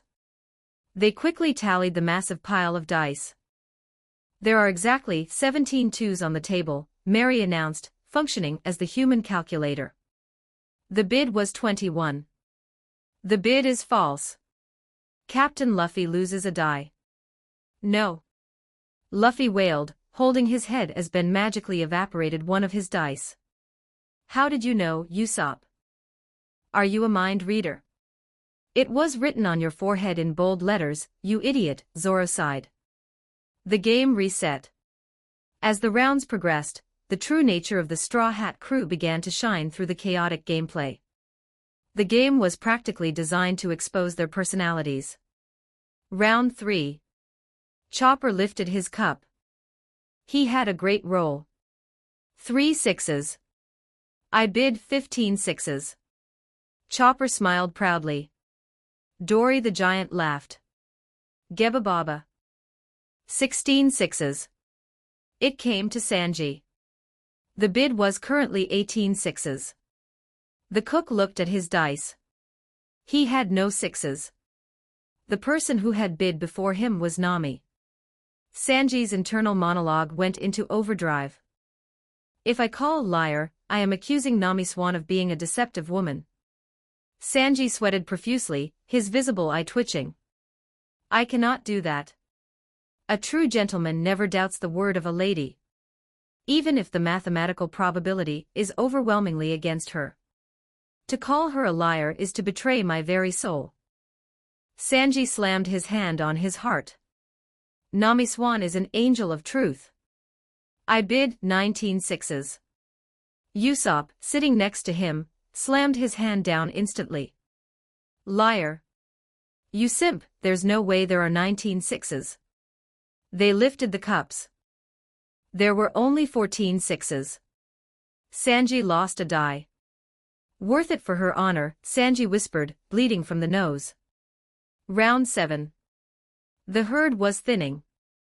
Luffy had been the first one completely eliminated, having lost all 5 of his dice in record time, because he literally sweated and whistled every single time he tried to bluff. Chopper had followed shortly after, as his ears drooped completely flat against his head whenever he told a lie, making him an open book. Zoro had lost because he simply refused to do the math, bidding 35 swords at one point, which wasn't even a number on the dice. Kara had lost because he only knew how to quack in quantities of 3. The giants had been eliminated because they were too loud. Whenever they had a bad hand, Oimo and Kashii would aggressively try to whisper to each other about what they should do, but their whispers were so loud they echoed across the entire deck. Now the game was down to the heavy hitters of deception. Ben, Robin, Nami, Usopp, Vivi, Frankie, Bonnie, Mary, and Sunny. The tension was palpable. The sky had begun to turn a deep orange as the afternoon wore on. Usopp pushed his goggles up. He stared across the circle at Frankie. The cyborg was currently wearing his sunglasses, his face an impenetrable wall of metal and cool confidence. He's bluffing, Usopp's internal monologue raced, framing the scene like a high-stakes gambling anime. The background darkened in his mind, shadows stretching dramatically. He just bid 22 fours. I have 4 fours. That means the rest of the table needs 18 fours. It's mathematically improbable. But look at his face. He's not sweating. He's posing. Is it a double bluff? Does he actually have 5 fours? If I raise, Nami will call me out. If I call him a liar and he's telling the truth, I lose my last die. Usopp gritted his teeth, dramatic anime tears of sweat flying from his face. Usopp trembled, pointing a shaking finger at Frankie. I call liar. You are bluffing, cyborg. Frankie slowly reached down and lifted his cup. Super truth. Frankie roared. Beneath his cup were 5 perfect fours. Usopp screamed, grabbing his head as his last die evaporated. He had all 5. What are the odds? Never bet against the Iron General, bro, Frankie winked. However, Frankie's reign didn't last long. In the very next round, he fell victim to the cold, calculating logic of the androids. 25 fives, Frankie boasted. Mary didn't even look at her dice. She simply looked at Sunny. Sunny looked back. They exchanged a rapid burst of binary data through silent eye contact. Liar, Mary stated flatly. What? You didn't even hesitate. Frankie yelled. You twitched your left pinky finger, Sunny reported cheerfully.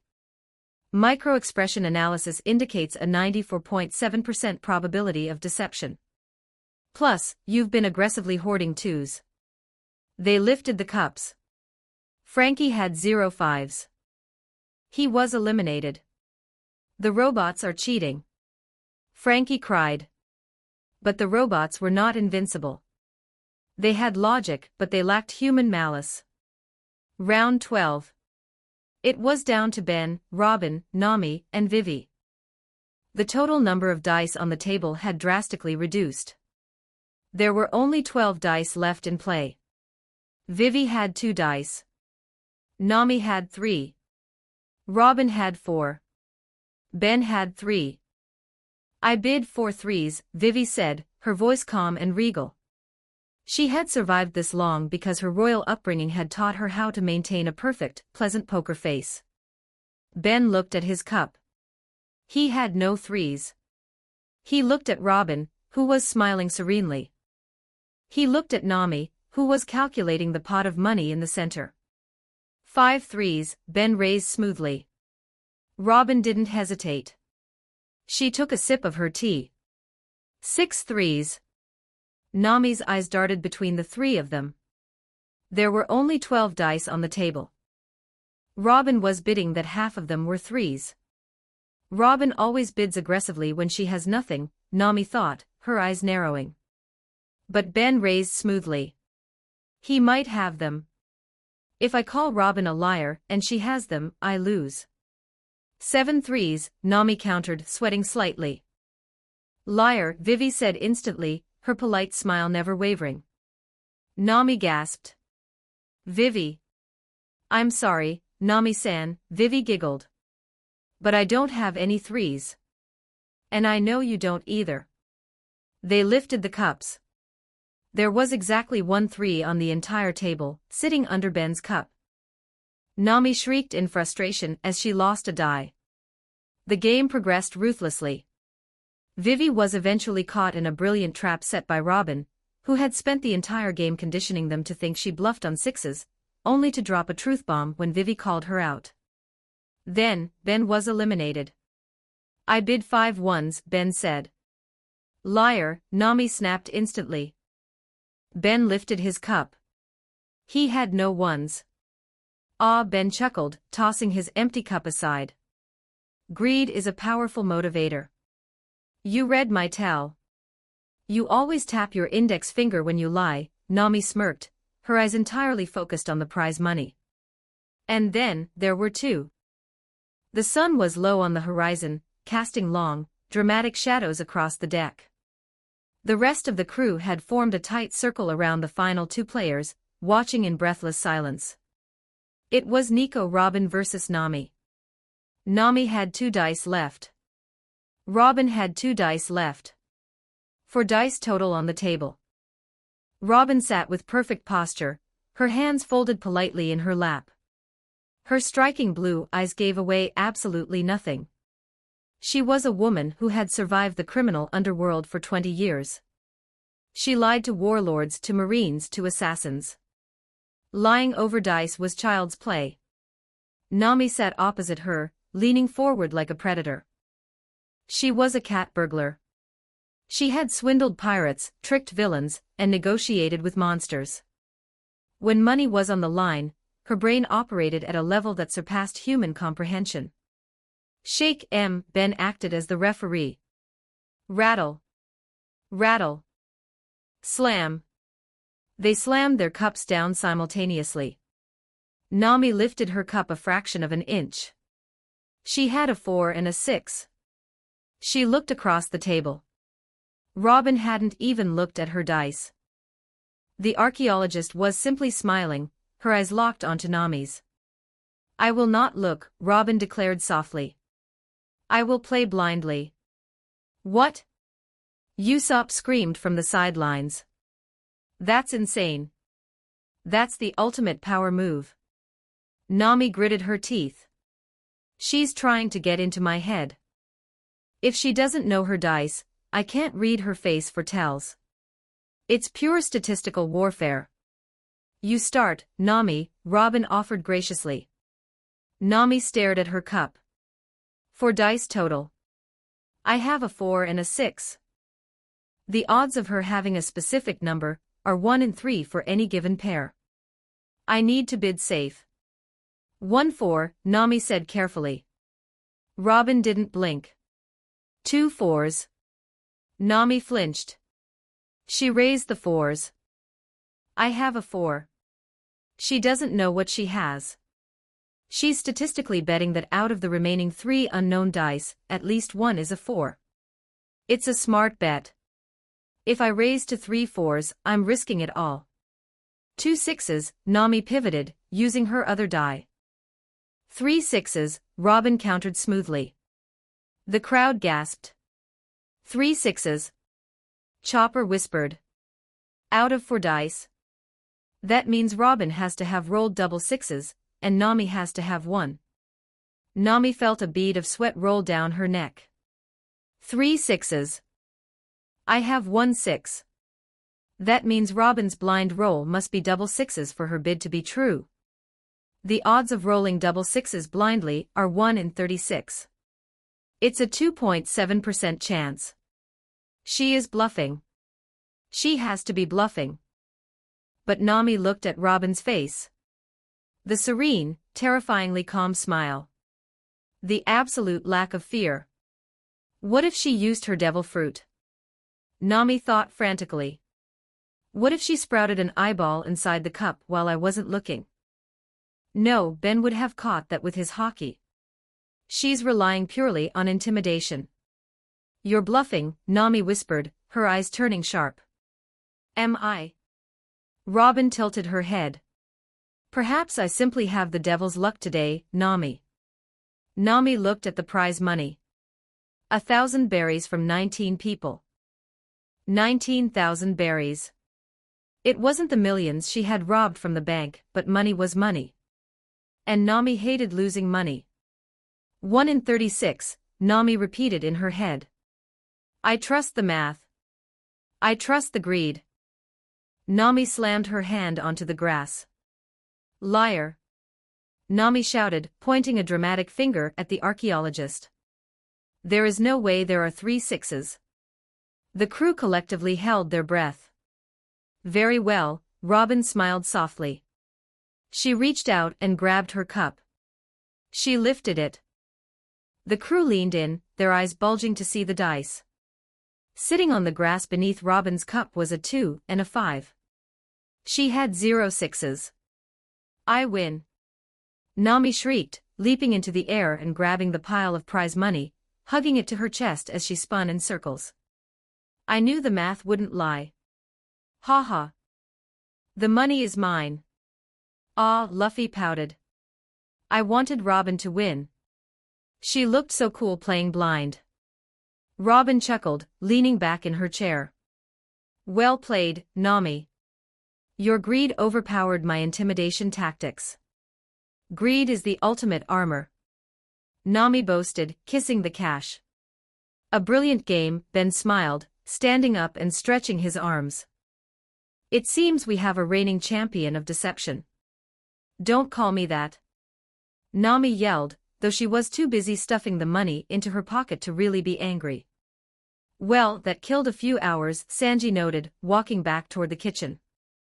I'll start getting dinner ready for real this time. Meat.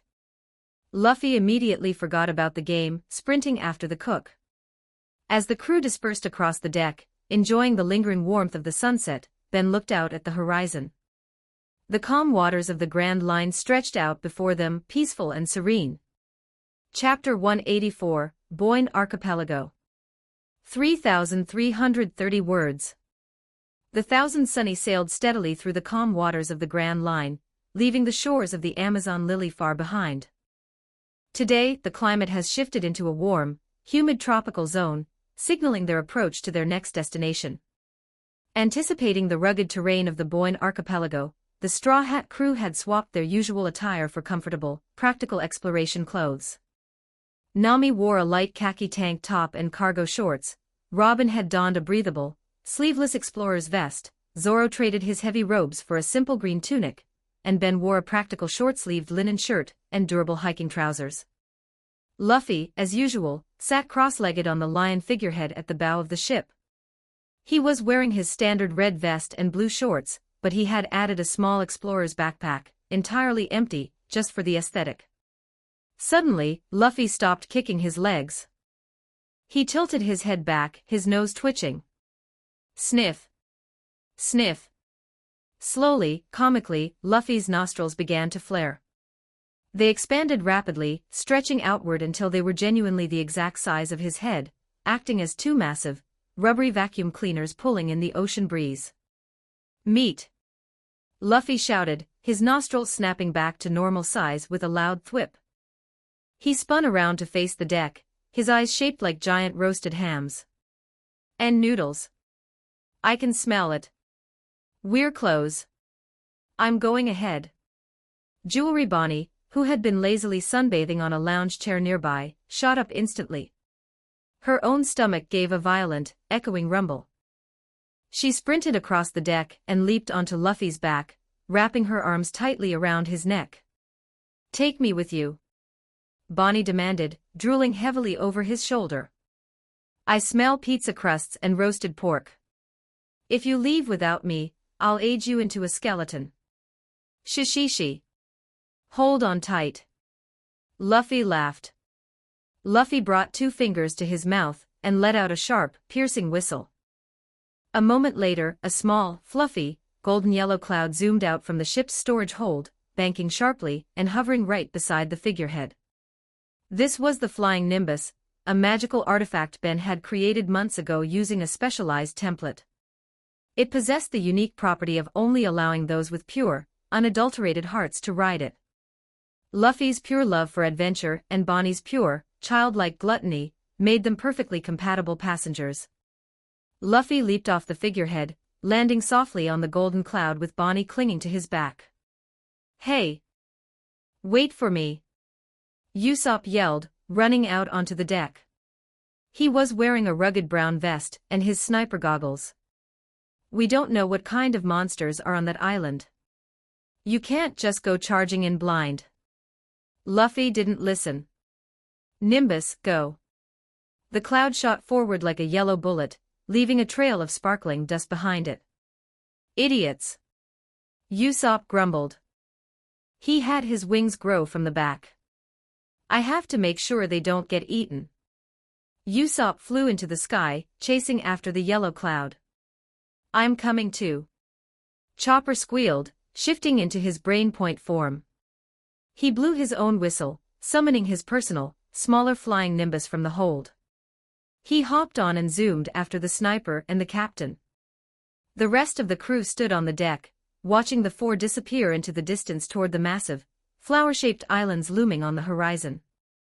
Zoro grunted, crossing his arms. There they go. They have absolutely no impulse control, Sanji sighed, exhaling a puff of smoke as he adjusted his tropical shirt. Bonnie-chan should be dining at a proper table with a fine vintage, not flying on a magic cloud looking for raw meat. Quack, Karoo agreed, shaking his feathered head in mild disapproval from his spot beside Vivi. Be careful out there, everyone. Vivi called out, waving at the shrinking dots in the sky. Fascinating flora, Robin observed, looking over the railing at the approaching giant petals. It seems the entire island mimics the appearance of food. Let them be, Ben chuckled, adjusting his glasses. The Boyne archipelago is a carnivorous environment. It will be a good training ground for them. Sunny, bring us into the bay. Aye aye, Papa. Sunny cheered from the helm. Steering into the Petal Harbor now. Lowering speed to docking thrusters. The Thousand Sunny navigated the calm waters, slipping between the massive, towering green petals of the island. As they grew closer, the sheer absurdity of the ecosystem became apparent. The trees looked like giant broccoli stalks. The bushes were shaped like frosted cakes. A literal, flowing river of savory ramen broth wound its way through the jungle. Once the ship was securely anchored to a thick, noodle-like root near the shore, the remaining crew members disembarked. Mary, do you have their signal? Nami asked, strapping her Climatak to her hip and adjusting her backpack. Tracking their Kimoyo beads now, Auntie Nami, Minnie Mary reported, looking at a holographic map projecting from her wrist. They are currently located approximately 2 miles inland. However, their biorhythms are unusual. They are entirely stationary, and their mass readings have increased by 400%. 400%. Frankie frowned, pushing his sunglasses down his nose. Did they build a fort or something? Geba Baba. Perhaps they found a giant beast to ride. Dory laughed, checking the edge of his massive sword.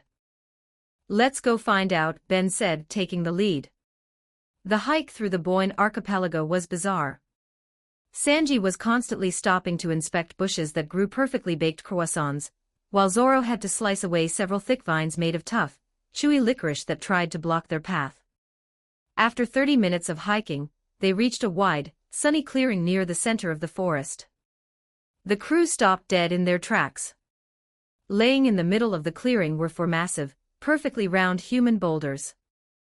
Luffy, Bonnie, Usopp, and Chopper had inhaled so much food so quickly that their bodies had expanded into spherical, immobile blobs of pure fat. Their arms and legs stuck out from their sides uselessly. They were all groaning in blissful, agonizing fullness. Ugh, so full. Luffy mumbled, a half-eaten pork roast resting on his massive, inflated stomach. I can't move. Bonnie wheezed, her cheeks stuffed with cake. Why did I eat the entire noodle river? Usopp groaned, tears of pain leaking from his eyes. Too much sugar. Chopper squeaked, looking like a giant, furry medicine ball. The crew stared at the 4 human boulders. They look like boulders, Zoro noted flatly. What a waste of perfectly good ingredients, Sanji scolded, crossing his arms in disgust. Gorging yourselves until you can't move is an insult to the culinary arts. Yo-ho-ho-ho. Brook laughed, holding his cane sword. I'm rolling with laughter. Though of course, I have no stomach to get round myself. Skull joke. That is a super lack of self-control, Frankie posed, shaking his head. Are they going to be okay? Vivi asked, looking genuinely concerned for their health. Perhaps we can simply roll them back to the ship like barrels, Robin suggested with a pleasant, helpful smile. Before Nami could unleash her fury on the gluttons, a loud, snapping sound echoed from the tree-line. Suddenly, a massive, carnivorous plant, resembling a towering Venus flytrap with razor-sharp teeth, lunged out of the jungle. It snapped its jaws open, diving straight toward the helpless, immobile boulder that was Luffy. "Watch out!" Nami yelled. Oimo and Kashii didn't hesitate. The two giants, currently at human size, stepped forward with terrifying speed. "Foul weed!" Oimo roared, swinging his massive mace directly into the plant's stem. "Back to dirt!" Kashii yelled, bringing his heavy axe down on the plant's jaws. The twin strikes connected perfectly, smashing the giant carnivorous plant into a pulp of green sludge before it could even get near the captain. Nami marched forward, her face turning dark with rage. She slammed her fists on her hips, looming over the four immobilized idiots. "What is wrong with you?" Nami screamed, her teeth turning into sharp shark fangs. "We let you out of our sight for 1 hour, and you eat yourselves into comas in a jungle filled with man-eating plants. You could have died." "Sorry, Nami." Usopp squeaked from his spherical prison. "We got carried away." Chopper whimpered. "It was just so tasty," Bonnie mumbled. As Nami scolded them, Luffy's rubber arm slowly, agonizingly stretched out. Right behind Nami's leg, a small bush was growing perfectly roasted hams. Luffy's fingers grasped the ham. He tried to sneak it back to his mouth. Whack! Nami's fist collided with the top of Luffy's head, leaving a smoking, red lump. "Stop eating for 1 second." Nami roared. "Get up. All of you. We are not carrying you back." "We can't get up." Luffy whined, his arms flailing uselessly.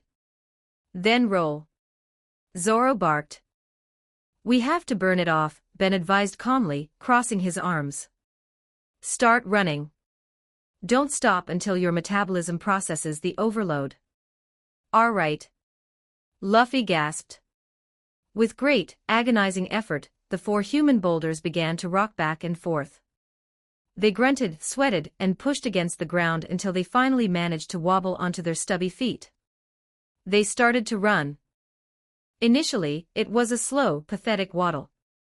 But as they forced themselves to move, their natural, superhuman metabolisms kicked into overdrive. They picked up speed. The waddle turned into a jog. The jog turned into a sprint. Soon, the 4 of them were running in a wide circle around the clearing so fast that they generated a massive, blinding tornado of dust. "Faster!" Frankie cheered them on. "Keep those knees up." Broggy laughed. A warrior must not be slowed by a heavy meal. After 5 minutes of high-speed, localized sprinting, the dust cloud finally settled. Luffy, Bonnie, Usopp, and Chopper skidded to a halt. They were panting heavily, completely drenched in sweat. But miraculously, they had returned to their normal, slender sizes. The sheer caloric energy had been completely burned off through rapid, anime-logic exercise. Phew. Luffy wiped his forehead, grinning. Digestion complete. "I thought my heart was going to explode," Usopp gasped, falling onto his back. "I'm hungry again," Bonnie complained, rubbing her flat stomach. The crew didn't react much. They were already completely desensitized to the biological impossibilities. "If you're done acting like fools, let's keep moving," Zoro grunted, taking the lead and immediately walking in the wrong direction. "This way, Mosshead," Sanji grabbed Zoro by the back of the collar, steering him toward a path deeper into the island. "And keep an eye out for ingredients. This island is a gold mine." The group ventured further into the Boyne archipelago. They walked along paths made of crushed cookies, stepping over rivers of sweet syrup, and dodging the occasional giant, aggressive stag beetle. Whenever they found something new, Sanji would carefully evaluate it, and Luffy or Bonnie would immediately eat it. Eventually, the thick foliage parted, revealing a large, quiet clearing. Sitting in the center of the clearing was a small, practical hut made of sturdy wood and massive leaves. It looked remarkably well kept for being in the middle of a deadly, carnivorous jungle. Luffy didn't bother knocking. He marched right up to the front door, kicked it open, and strolled inside. "Hello. Is anyone home?" Luffy shouted into the empty room. Usopp ran up behind him, grabbing him by the vest and yanking him back outside. "You idiot. That is not how you enter someone's house. What if they were sleeping? Or setting a trap? You have to knock and wait." "But there's nobody in there," Luffy pouted. "It's basic manners, Luffy," Ben agreed, leaning against a nearby candy tree. "We will wait for the owner to return. It's polite to introduce ourselves before we loot their island." The crew settled down around the clearing. Sanji began harvesting some nearby spice plants, Chopper examined the medicinal properties of a glowing blue mushroom, and the giants swapped stories. They waited for nearly an hour. Just as Luffy was about to complain about being bored again, a loud, crashing sound echoed from the canopy above. Thud. A figure dropped from the trees, landing in a three-point superhero stance directly in front of the hut. The moon was massive, covered from head to toe in thick, beetle-like armor. He wore a heavy cape and a helmet that completely obscured his face, save for his eyes. The crew immediately stood up, hands hovering near their weapons. The armored man slowly stood up, placing his hands on his hips. He struck a grand, dramatic pose, pointing a finger at the sky. "I am the great hero of the forest," the man declared, his voice booming and energetic. "I am Heracles Un." Luffy tilted his head. "Heracles Un?" "Yes. Heracles Un," he nodded vigorously. "I live in this dangerous, beautiful forest." "And who might you be, brave travelers Un?" Luffy grinned, stepping forward. "I'm Monkey D. Luffy. I'm gonna be the Pirate King. And these are my crewmates." Luffy pointed to them one by one. "That's Zoro, Nami, Usopp, Sanji, Chopper, Robin, Frankie, Brook, Vivi, Karoo, Bonnie, Ben, Mary, Sunny, Dory, Bragi, Oimo, and Kashii." Heracles Un looked at the massive, diverse assembly. His eyes widened behind his beetle helmet. "A pirate crew?" Heracles Un gasped, clapping his hands together. "Remarkable. Simply remarkable Un. Most pirates who stumble onto the Boyne archipelago are eaten by the giant insects, or digested by the carnivorous plants within the first hour Un. You all must be incredibly strong to have reached my home unscathed Un. We had to punch a few plants," Zoro noted casually. "They're mostly just annoying," Nami added, brushing some dirt off her shorts. "Well, you are welcome here Un." Heracles Un bowed deeply. "It is rare I get visitors who don't try to eat me. What brings you to my humble forest Un?" "We're just exploring," Ben explained smoothly. "Taking a short detour." Heracles Un nodded, crossing his arms. "You have chosen a fascinating place to explore Un. The Boyne archipelago is unique. Not only does it produce magnificent food, but it is also home to the legendary pop greens Un." Usopp's ears perked up. He pushed his goggles up, stepping closer. "Pop greens? What are those?" Heracles Un reached into a small pouch on his belt. He pulled out a tiny, unassuming green seed. He tossed it lightly onto the ground a few feet away. Instantly, the seed exploded into a massive, rapid-growth vine that snapped shut like a bear trap, tearing a chunk out of the earth before reseeding. Usopp's jaw dropped to the floor. His sniper instincts flared with absolute, unadulterated joy. Did that seed just turn into a weapon? Exactly Un. Heracles Un proudly puffed his chest. Pop greens are highly volatile, rapid-growth seeds native only to this island. They can be used for defense, offense, or utility Un. I have spent years mastering their cultivation and deployment Un. Teach me. Usopp begged, dropping to his knees and clasping his hands together. Please, Master Heracles Un.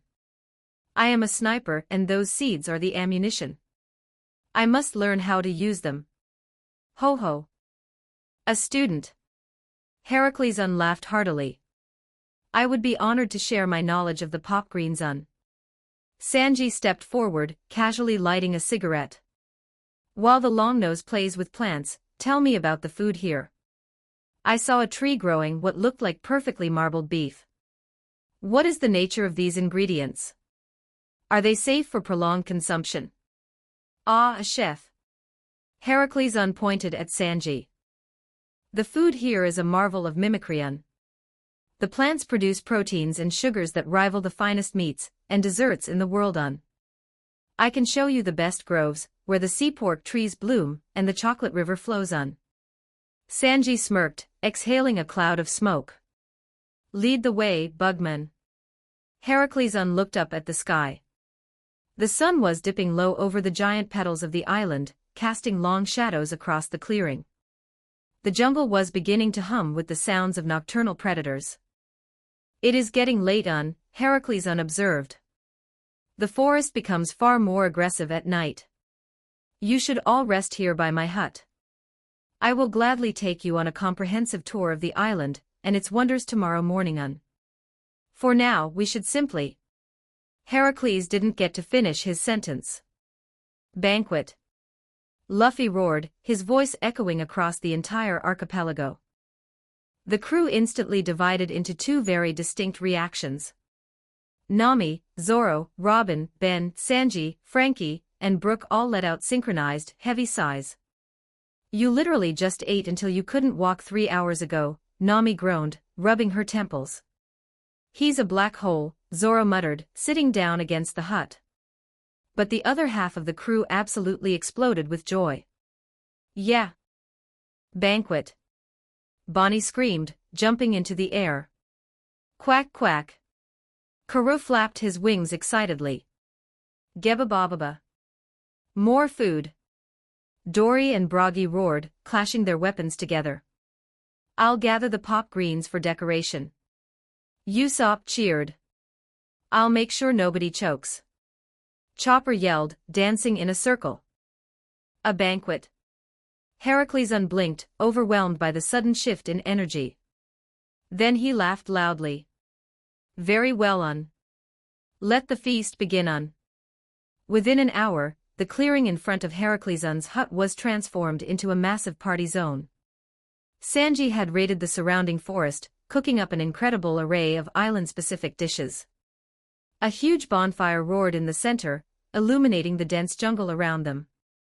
The crew ate, drank, and laughed under the starry sky of the Boyne archipelago. As the meal settled, Frankie walked over to Brook, carrying a pair of drumsticks. Hey, Bones. It's too quiet out here. Let's give them some super music. Brook tipped his top hat, pulling out an electric bass.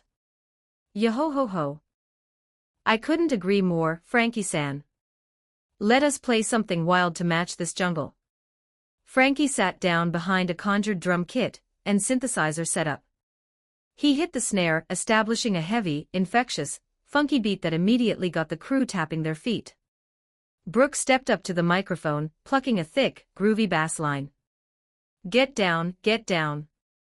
Brook called out, his voice smooth and soulful. Get down, get down. Frankie echoed, hitting a blast of brass from the synthesizer. Get down, get down. Get down, get down. Luffy, already full of meat again, jumped up and started dancing around the bonfire. Bonnie joined him, trying to mimic his rubbery moves. Jungle boogie, jungle boogie. Brook sang, letting the groove wash over the clearing. Jungle boogie, jungle boogie. Jungle boogie, jungle boogie. Jungle boogie, jungle boogie. Get down. Get down. Frankie roared, doing a quick drum fill. Get down. Get down. The music was irresistible. Usopp and Chopper linked arms, spinning in circles. Even Heracles was tapping his heavy armored boots against the dirt. Get down, get down. Brook sang. Get down, get down. Get down, get down. Get down, get down. Jungle boogie, jungle boogie. Jungle boogie, jungle boogie. Jungle boogie, jungle boogie. Jungle boogie, jungle boogie. Get down. Get down. Get down. Get down. Robin chuckled, sipping a glass of wine as she watched the chaos. A fitting song for our current environment. Vivi smiled, clapping her hands to the beat. It certainly brings out their wild side. Frankie laid down a wild, brassy synthesizer solo, the notes soaring into the night sky, mimicking the sounds of the jungle around them. Brooke danced with his bass, spinning on his bony heel. Get down, get down. Brooke brought the vocals back in. Get down, get down. Get down, get down. Get down, get down. Jungle boogie, jungle boogie. Jungle boogie, jungle boogie.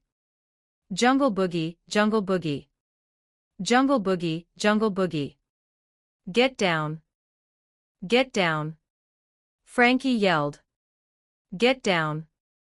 Get down. The song carried on, the funky rhythm perfectly matching the surreal, oversized jungle of the Boyne archipelago. Ben leaned back against a tree, a satisfied smile on his face. They were safe, they were fed, and tomorrow, Usopp and Sanji would gather the tools they needed for the new world.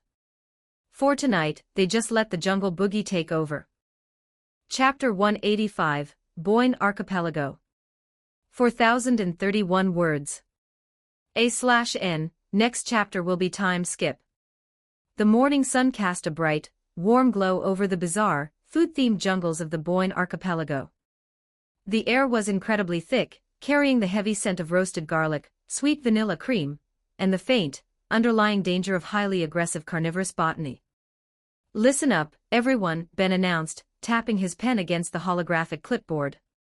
Today, your mission is to secure samples of the unique flora on this island, so we can cultivate them safely on the ship. Oh, it is absolutely on. Sanji cheered, his visible eye burning with an intense, fiery culinary passion. He tightened the knot on his pristine white apron. I saw a bush yesterday that grew perfectly flaky, butter-filled croissants. And a vine that produces high-grade, spicy pasta. I am going to harvest the premium ingredients of this entire island. I'm looking for the legendary aloe vera mint plant. Chopper hopped excitedly on his hooves, adjusting his pink hat. Heracles said its sap can cure third-degree burns in seconds and instantly relieve joint pain. And Usopp stepped forward, striking a dramatic pose and adjusting his sniper goggles, shall seek out the legendary pop greens.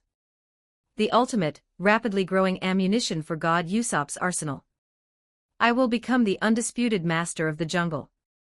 Just try not to let the jungle master you, Uncle Usopp, Mary deadpanned from her spot on the railing. She was casually chewing on a piece of bacon-flavored bamboo. The flora here has a higher kill-to-death ratio than the marines. Don't become fertilizer. Ben tapped his wand against the glowing clay pots. These are infinite terra pots, Ben explained to the eager group. I used alchemy to enchant the soil inside them. Whatever plant you place into these pots will be immediately placed into a state of biological stasis. The roots will not die and the plant will not wither or decay, regardless of how aggressively you rip it out of the ground. Fill them up and we'll transplant them into the ship's garden later this evening. Leave it to us. Sanji grabbed his pot, tossing it easily over his shoulder. Are the rest of us doing anything? Nami asked, leaning back against a comfortable sun chair and sipping a glass of orange juice. We will make sure the captain doesn't accidentally eat the island. Meat. Luffy shouted, already drooling uncontrollably as he stared intensely into the forest alongside Jewelry Bonnie. Let the harvest begin. Frankie cheered, throwing his arms together. Super botanical adventure. Sanji crept silently through the dense underbrush of the island, his movements completely devoid of sound. The environment around him was a chaotic, distracting mix of savory aromas. The trees here didn't have leaves, they had massive, deep-fried onion rings hanging from their branches. But Sanji ignored them. His eyes were locked dead ahead onto a small, isolated pedestal of rock in the center of a sunlit clearing. Resting atop the rock, glowing with a heavenly, mouth-watering golden aura, was the legendary golden truffle bacon. It was a naturally occurring slab of meat that supposedly tasted like heaven itself, had been deep-fried in premium Wagyu fat. Sanji's seasoned chef instincts tingled. He noticed the suspicious lack of animals in the clearing. He saw the faint, perfectly circular grooves carved into the dirt around the pedestal. A pressure plate, Sanji murmured to himself, narrowing his visible eye. The island is actively baiting predators with the highest quality ingredients, only to crush them when they take the bait. Clever. Very clever. Sanji reached into his pocket and pulled out a small, heavy leather sack of sea salt he had brought from the Sunny's kitchen. He hefted it in his right hand, calculating the exact weight of the bag compared to the slab of meat on the pedestal. He took a deep breath, channeling his inner adventurous archaeologist. He stepped forward rapidly.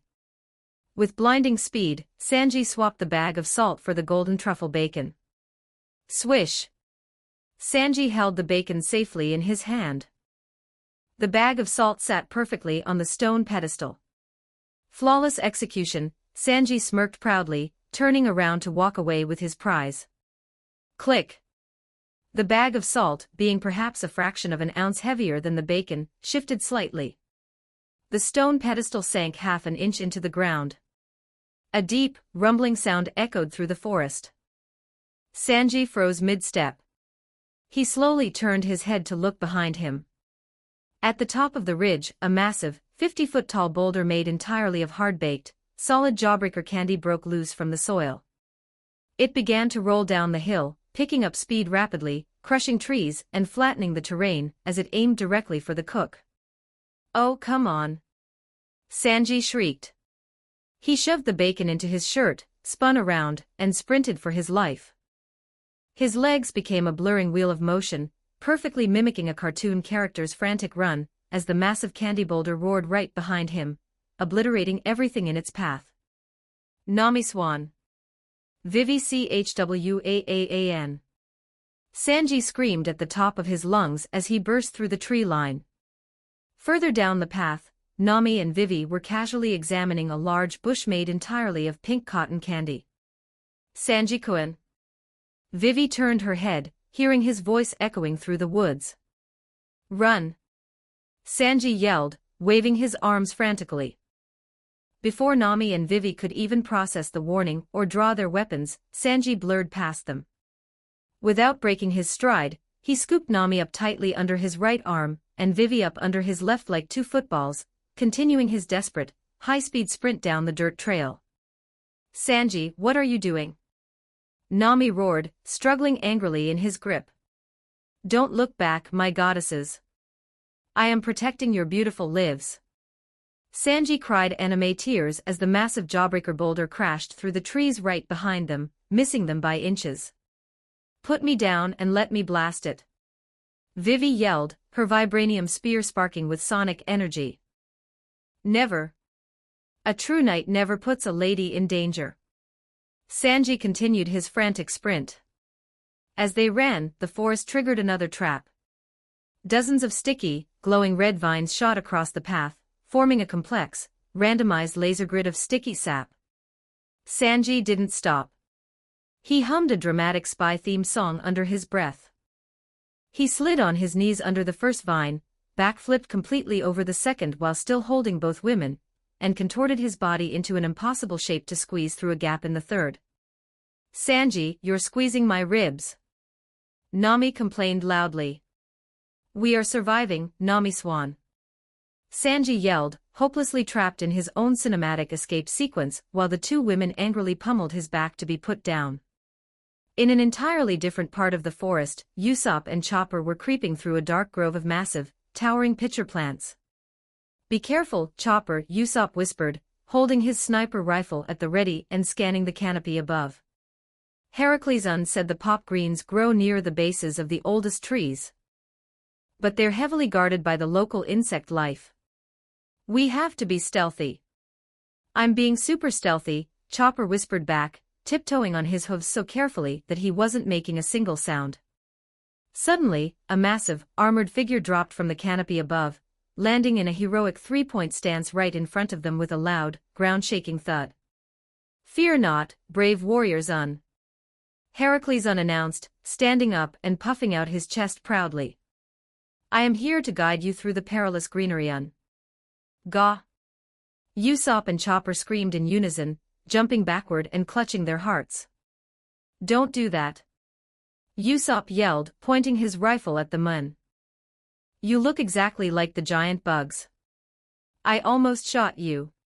Apologies Heracles laughed heartily, adjusting his beetle helmet. He pointed a thick finger at a small, unassuming patch of dirt near the roots of a giant tree.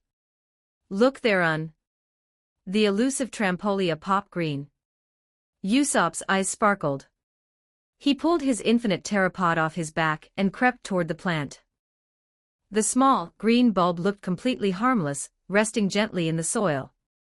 I just grab it, right? Usopp asked, reaching his hand out. Yes, but do so quickly. It is highly sensitive to touch Usopp reached out and pinched the bulb firmly to pull it from the dirt. The moment his fingers applied pressure, the bulb didn't just detach. It shrieked. It was a high-pitched, deafening, ear-piercing scream that sounded exactly like a magical mandrake being pulled from its pot. The sound waves physically pushed the grass backward and made the ground vibrate. It's screaming. Chopper yelled, covering his sensitive ears and crying. Make it stop. It's so loud. Usopp yelled, hastily stuffing the screaming plant into his magical pot, instantly silencing it as the stasis field took effect. Excellent work Heracles cheered, giving a thumbs up. However, the scream is a defense mechanism to summon its protectors Protectors? Usopp blinked, his celebration cut short. A loud, deep buzzing vibration filled the air. The sky above the clearing darkened entirely. Usopp and Chopper looked up. Swarming out of the canopy were thousands of giant, aggressive, basketball-sized wasps with stingers the size of kitchen knives. Run! Usopp shrieked. A classic, chaotic chase sequence immediately initiated. Usopp and Chopper spun around and sprinted headfirst into a dense patch of hollowed-out, massive tree logs. They ran into the log on the far left. The swarm of giant wasps flew in aggressively after them. A second later, Usopp and Chopper ran out of the log on the far right, sprinting frantically across the clearing. The wasps flew out of the middle log, chasing them in a perfect, continuous line. Heracles casually walked past the background, holding a cup of tea, and nodding approvingly. Usopp yanked open a wooden door carved into the side of a giant tree to hide. He slammed the door shut, leaning heavily against it, panting for breath. Bzzzt, Usopp slowly opened the door to peek outside. Sitting right there on the doorstep, wearing a tiny, sophisticated top hat, was a giant wasp. Yikes! Usopp slammed the door shut again, his heart hammering. He ran to a different door in the tree, and opened it. The exact same wasp was sitting there, sipping a tiny cup of coffee and reading a newspaper. How are you in every room? Usopp screamed, grabbing Chopper by the antler and running straight through the wooden wall, leaving a cartoonish, sniper and reindeer-shaped hole in the timber. They sprinted down a long, narrow canyon, the angry swarm of wasps hot on their heels and gaining ground. We can't outrun them. Chopper wailed. Usopp, do something. Usopp looked around frantically. He saw a massive mud puddle near the canyon wall. Remembering a classic action movie he had seen, he grabbed Chopper and dove into the mud. Cover yourself in mud, Chopper. Usopp ordered, frantically smearing thick, brown sludge all over his face and clothes. It masks our heat signatures. They won't be able to see us. They lay perfectly still in the mud, holding their breath as the buzzing grew louder. A massive, armored insect landed right next to them. But it wasn't a wasp. It was a giant, 20-foot-long dung beetle. The beetle looked at the two mud-covered pirates. It clicked its mandibles happily. Oh no, Usopp whispered, realizing his tactical error. The dung beetle immediately began rolling Usopp and Chopper up into a massive, suffocating ball of mud and dirt, pushing them rapidly down the canyon. "We are not dung. Let us go." Usopp screamed from inside the rolling ball. Just as they thought they were doomed to be rolled off a cliff, a massive shadow fell over the canyon. Me 8. Monkey D, Luffy and Jewelry Bonnie burst through the tree line, their mouths unhinged like pythons. They weren't fighting, they were aggressively inhaling the scenery. Luffy and Bonnie didn't even notice the rolling dung beetle or the pursuing wasps. They just saw a swarm of floating, crunchy snacks. Luffy opened his mouth, utilizing his rubber body to expand his jaws to the size of a garage door. Bonnie used her devil fruit to age herself into a massive, highly muscular form, grabbing handfuls of the giant wasps out of the air. Chomp. Crunch. Gulp. The two gluttons chewed through the terrifying swarm of giant insects like it was a bowl of popcorn at a movie theater. The remaining wasps stopped buzzing. They hovered in midair, looking at the two humans eating their brethren alive. The insects visibly began to sweat. With a collective, terrified squeak, the swarm turned around and flew as fast as they could in the opposite direction, abandoning their hive entirely. The dung beetle took one look at Luffy, dropped the mud ball, and scurried into a hole. "Spicy." Luffy laughed, rubbing his belly contentedly. "Tastes like jalapeno poppers." "Needs more salt," Bonnie critiqued, licking her fingers and burping loudly. Usopp and Chopper emerged from the broken mud ball. They lay on the ground, completely pale, utterly traumatized by the sheer, unadulterated horror of their own captain's appetite. "We are sailing with monsters," Usopp whispered into the dirt. Roronoa Zoro was not lost. He knew exactly where he was going. He was walking in a perfectly straight line, following a winding river made entirely of hot, savory ramen broth. "If I just follow the river," Zoro grunted to himself, his hand resting casually on his swords, "it has to lead to the ocean. And the ocean leads to the ship." Flawless logic.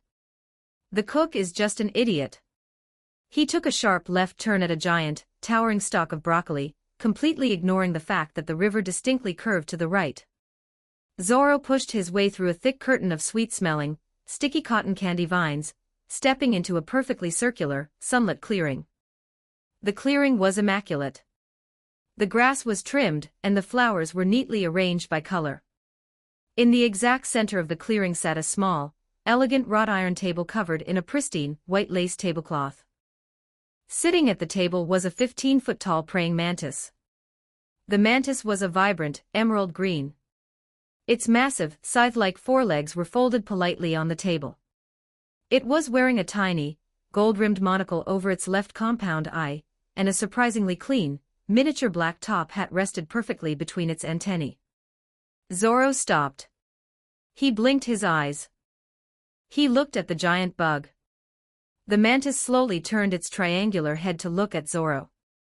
It reached out with one of its razor-sharp scythes, delicately picked up a tiny, painted porcelain teapot, and poured a steaming cup of jasmine tea into a small teacup on the opposite side of the table. The mantis then gestured with its scythe toward the empty chair, its movements incredibly polite and dignified. "Sit," the gesture clearly said. Zoro didn't draw his swords. He didn't feel any bloodlust or killing intent from the creature. He felt only bizarre sophistication. It was like stepping directly into a strange, animated fantasy movie. Zoro shrugged. "Don't mind if I do." He walked over to the tiny wrought iron chair, which groaned ominously under his weight, and sat down. He crossed his legs, picking up the delicate porcelain teacup with his scarred, calloused hand. Zoro took a sip of the jasmine tea. The mantis watched him expectantly, its antennae twitching slightly. "Good brew," Zoro grunted appreciatively, setting the cup down on the saucer. "Needs a little sake to give it a kick, but it's smooth." The praying mantis nodded respectfully, lifting its own cup and sipping the tea. For the next 10 minutes, the demonic swordsman of the Straw Hat Pirates and a giant, monocle-wearing insect sat in absolute silence in the middle of a carnivorous jungle, quietly enjoying a civilized afternoon tea party. "Well," Zoro said finally, standing up and adjusting his 3 swords at his hip. "Thanks for the drink. I need to get back to the ship before the cook gets whiny." The mantis stood up, bowing deeply at the waist. Zoro offered a respectful nod in return. He turned around, confidently picked a direction, and walked directly into a solid, impenetrable wall of thorny vines, entirely convinced it was the path home. Not far from the quiet tea party, the sound of heavy grunting and straining metal echoed through the woods. "Push it! Push it all the way down!" Broggy roared, his massive voice shaking the leaves off the trees. "You're losing leverage, cyborg." Dory laughed heartily, slapping his knee. Frankie, wearing his usual Speedo and an unbuttoned Hawaiian shirt, was currently engaged in a fierce, high-stakes arm wrestling match on top of a massive, flat tree stump. His opponent was a Hercules beetle the size of a rhinoceros. The beetle had a thick, impenetrable black exoskeleton and a massive, glowing red horn. Frankie's right arm was locked securely with the beetle's primary foreleg. "I'm giving it all I've got," Frankie yelled, the blue arc reactor in his chest glowing brightly through his skin.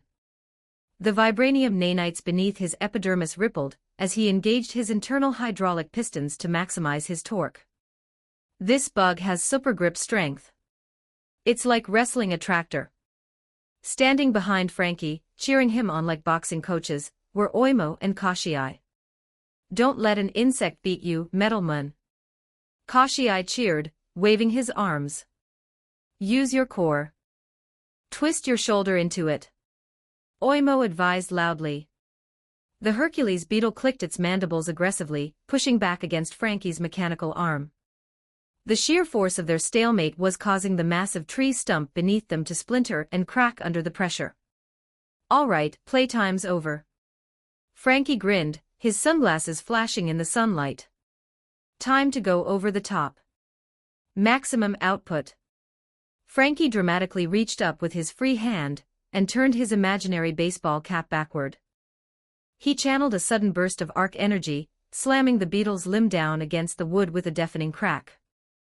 The beetle blinked, looking down at its pinned leg.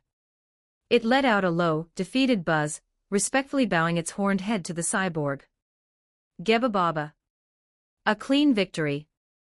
Dory laughed, clapping Frankie on the back hard enough to rattle his bolts. "Your metal arms are stronger than insect horns. Super champion." Frankie struck a pose, pointing both index fingers to the sky while the giants cheered. Near the outer edge of the island, where the trees had pale, white bark and the air was notably cooler, a different kind of game was taking place. 89-90. Mary was standing facing a large rock, her eyes covered by her hands. Sunny sat on a branch above her, holding a scanner, completely failing at not peeking.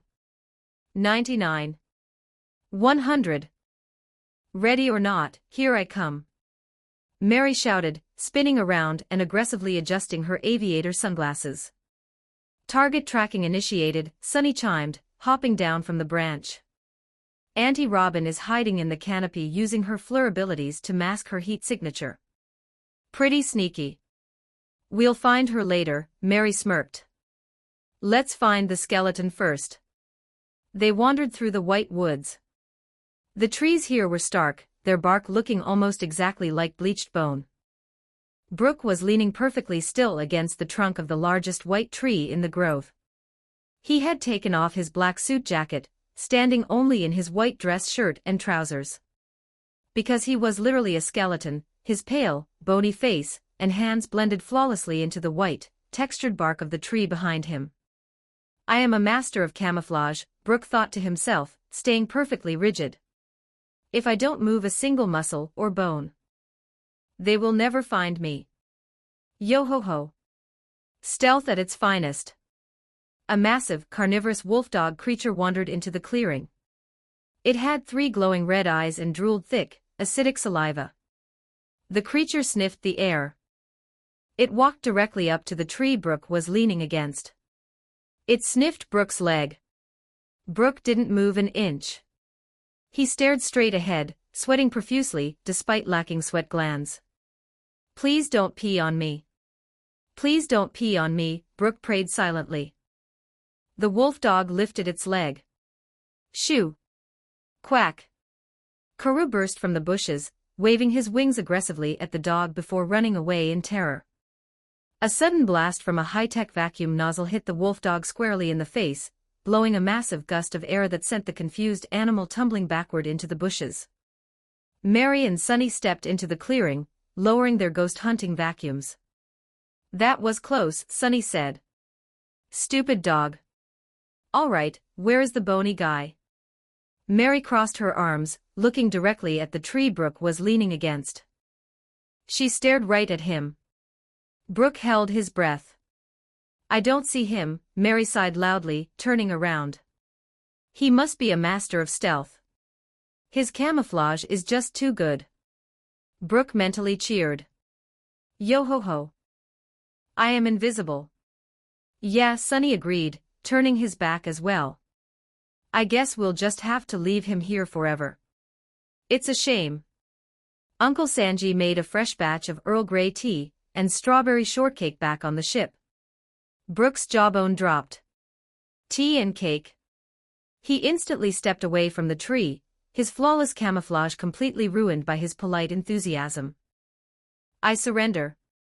I have been found. Let us partake in the baked goods. Mary and Sunny turned around, grinning mischievously. Gotcha, Mary laughed. Got Tem with the bait. You're too easy, Uncle Brooke. Ah. I have been outsmarted by children. Brooke gasped, falling to his knees dramatically. My pride is shattered. Though I have no flesh to feel the sting. Skull joke. A few hours later, the entire crew converged on the clearing near Heracleson's hut. The sun was beginning to set, casting long, dramatic shadows across the Boyne archipelago. Ben stood by the massive infinite terra pots, observing the haul. Sanji dumped an entire bush of pasta vines and the golden truffle bacon, which he had successfully escaped with, into his pot. Chopper carefully planted several glowing, medicinal roots into his. Usopp proudly presented a massive sack filled to the brim with volatile pop green seeds. Excellent work, everyone, Ben said, raising his wand. Herbivicus. A pulse of green magic washed over the pots, instantly stabilizing the plants and sealing them safely into stasis for the journey to the Thousand Sunnies greenhouse. Robin stepped into the clearing, closing her book. We must hurry, she noted, looking at the ground. The island is waking up. She was right. The Boyne archipelago wasn't just a collection of islands. It was a massive, carnivorous plant known as the Barren Stomach. As the sun set, the massive petals of the island began to slowly, ominously curl upward, aiming to trap and digest everything resting on its surface. Are you sure you must leave so soon? Heracleson asked, wiping a tear from behind his beetle helmet. The forest will be so quiet without you all. We gotta keep sailing, Heracles guy. Luffy laughed, patting his bloated, meat-filled stomach. But thanks for the food. It was the best island ever. You taught me well, Master Heracles, Usopp bowed deeply, adjusting his goggles, actual tears in his eyes. I will use these pop greens to become a true brave warrior of the sea. I will make you proud. I have no doubt you will, Usopp. Heracles cried, hugging the sniper tightly in his armored arms. May the forest be with you. To the ship. Ben ordered as the ground tilted. The crew sprinted back to the harbor, leaping onto the grassy deck of the Thousand Sunny. The massive petals of the island were rising high into the sky, threatening to close over the harbor entirely and crush the ship. Sunny. Ben called out. Get us out of here. Aye aye, Papa. Sunny cheered from the helm. The android boy slammed his hand onto the main console. Coup de burst. The arc reactor hummed with violent power. The thrusters beneath the hull ignited. Foosh! The Thousand Sunny blasted forward, shooting through the rapidly closing gap between the massive carnivorous petals. They cleared the danger zone by mere inches, skipping across the ocean waves like a skipped stone, as they left the Boyne archipelago behind. Chapter 186, Time Skip. 1,543 words. The Grand Line was uncharacteristically calm, the waters shimmering like a polished mirror beneath the midday sun. The Thousand Sunny cut through the waves with effortless grace, its massive atom-wood hull barely disturbed by the gentle currents. It had been exactly 2 years since the Straw Hat crew last set foot on the Sabaody archipelago. Unlike the frantic, desperate rushes of other pirate crews aiming to tear into the New World, the Straw Hats had taken a different approach. Armed with an indestructible ship and infinite energy, they had chosen to conquer the first half of the Grand Line completely. They had spent the last 24 months exploring every hidden island, uncharted ruin, and perilous sea route paradise had to offer. They had even gone up. Way up. The crew had sailed the ship straight out of the atmosphere, and onto the surface of the moon, fairy Verth. There they had engaged in a bizarre, high-speed war against a battalion of space pirates, ultimately defeating them, and utilizing the ship's arc reactor to awaken an entire ancient city of mechanical automatons. It was a detour that yielded massive technological salvage for Frankie and Usopp, and provided Robin with historical texts that predated the Void Century. Now, stronger, wiser, and significantly more experienced, they were finally returning to where their journey to the New World was supposed to begin. However, as the Straw Hats sailed peacefully toward their rendezvous, they were fully aware that the world they had left behind 2 years ago no longer existed. While they had been exploring the edges of the map and the craters of the moon, the political and power structures of the Grand Line had torn themselves apart and violently reassembled into a completely new, highly volatile hierarchy. The most pressing and terrifying threat to emerge during this 2-year period was Marshal D. Teach, universally known as Blackbeard. Teach had not simply survived and gone into hiding, he had escalated his ambitions to a horrifying degree. Utilizing his unique knowledge of the world and his dark powers, Teach had hunted down a living legend, Golden Lion Shiki, one of the greatest pirates of Gold. Roger's era. Shiki, who had been hiding in the sky relying on his vast armada of floating islands, found his powers completely rendered useless. Teach had used the Yami Yami no Mi to nullify Shiki's float fruit upon contact, executing the old legend and successfully extracting the devil fruit ability for himself. Armed with the unprecedented power of 2 devil fruits, the ability to manipulate gravity and darkness, and the power to levitate islands and fleets, Teach had bypassed the gates of justice and infiltrated Impel Down, the ultimate nightmare prison for any pirate. His breach of the underwater fortress had coincided perfectly with another catastrophic event. While Teach descended to level 6 to orchestrate a massive deathmatch among the worst criminals in history to recruit survivors for his crew, a massive jailbreak was occurring on the upper levels.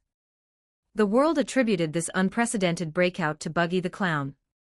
In reality, the jailbreak had been a highly classified, covert operation initiated by the Revolutionary Army. Monkey D. Dragon had dispatched Bartholomew Kuma and his chief of staff, Sabo, to infiltrate Impel Down and extract Emporio Ivankov, along with several other revolutionary subordinates held in level 5.5. The extraction had been clean and highly coordinated. However, Buggy the Clown, who had been captured by the Marines a year and a half prior, happened to be escaping his cell at the exact moment Sabo blew a hole in the prison ceiling. In the ensuing chaos, Buggy inadvertently stumbled to the forefront of the fleeing prisoners. The surveillance cameras and the surviving guards witnessed Buggy seemingly leading a massive jailbreak that included revolutionary commanders and hundreds of notorious, high-bounty convicts. Following the breakout, the world government conducted a deep, frantic background check on Buggy. Their intelligence agencies uncovered his history as a former apprentice on the ship of the Pirate King, Gold. Roger, and his status as the sworn brother of the Emperor, red-haired Shanks. The world government concluded that Buggy was a devious, calculating mastermind who had spent decades hiding his true strength in the East Blue, only to reveal himself and orchestrate the greatest jailbreak in history. Terrified of his perceived influence and the massive armada of escaped, bloodthirsty convicts now blindly following his every command, the world government sought to pacify him. They officially offered Buggy the Clown a position as one of the 7 warlords of the sea. Buggy accepted the position heartily, establishing a powerful mercenary organization and rendering himself legally untouchable by the Marines. The fallout from the destruction of Eni's lobby and the catastrophic failure at Impel Down forced a massive change in the leadership of the Marine headquarters. Fleet Admiral Sengoku, carrying the heavy burden of the world's growing instability, took full responsibility for the jailbreak and stepped down from his position. Before his resignation, Sengoku highly recommended Admiral Akiji as his successor, believing the ice user's calm demeanor and moral compass were exactly what the Navy needed. However, the five elders and the higher-ups in the world government fundamentally disagreed. They preferred the ruthless, uncompromising doctrine of absolute justice championed by Admiral Akainu. This deep ideological disagreement could not be resolved through bureaucracy. It resulted in a formal, unprecedented duel between the two highest-ranking military officers in the world. Akainu and Akiji fought for the title of Fleet Admiral on an abandoned, hazardous island in the New World known as Punk Hazard. The duel lasted for 10 agonizing days. The sheer, apocalyptic scale of their elemental clash permanently altered the very climate and geography of the island. Half of Punk Hazard was turned into an eternal, frozen wasteland, while the other half became a burning, molten inferno of active volcanoes. Ultimately, Sakazuki emerged victorious. Akainu assumed the mantle of Fleet Admiral, bringing a new, highly aggressive, and militant era to the Navy headquarters. Akiji, severely wounded and utterly disillusioned with the outcome and the new, ruthless direction of the Navy, resigned his commission entirely, disappearing into the underworld as a wandering rogue. But the most monumental shift during the 2-year time skip occurred in the New World, marking the definitive end of an era. Edward Newgate, the emperor known as Whitebeard, passed away. His death was not the result of a grand battle or an assassination. It was simply the inescapable reality of old age and failing health. Portgas D. Ace, desperate to save his surrogate father, had tried to give restorative alchemical elixirs that Ben brewed to Whitebeard.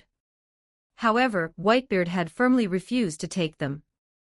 The strongest man in the world had expressed no desire to outlive his own era or cling to life through unnatural means. He accepted his mortality with pride, wishing only to pass away as a man surrounded by his beloved family. He died peacefully in his sleep on the deck of his flagship, the Moby Dick, surrounded by his weeping sons and daughters. His funeral was an event of staggering magnitude, attended by thousands of pirates from across his vast fleet, marking the quiet, dignified end of a titan. But the ocean rarely respects grief. The moment the news of Whitebeard's death broke across the globe, the remaining emperors moved like sharks smelling blood in the water. Big Mom and Kaido of the Beast Pirates immediately mobilized their massive forces, launching coordinated, brutal assaults on the islands formerly under the Whitebeard banner. Their goal was to carve up his vast territory and absorb his influence into their own empires. The Whitebeard pirates, fractured by grief and lacking their central pillar, desperately needed a leader to hold them together against the overwhelming invasion of two emperors. The commanders convened and made a unanimous decision. They chose Portgas D. Ace. Ace possessed the rare color of the Supreme King, and the inherited will of Whitebeard. He accepted the mantle of captain, and led the Whitebeard crew into a fierce, unyielding war. When Kaido's vanguard forces attacked their front lines, Ace did not retreat.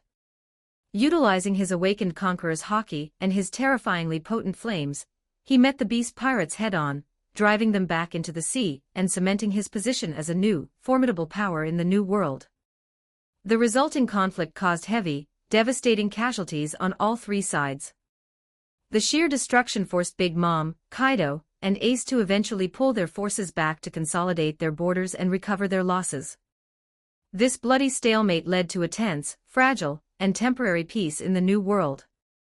The board was completely reset. Blackbeard commanded the terrifying combination of gravity, darkness, and floating islands. Akainu commanded a newly radicalized, ruthless marine military. Buggy controlled the underworld and the mercenary guilds with his warlord status.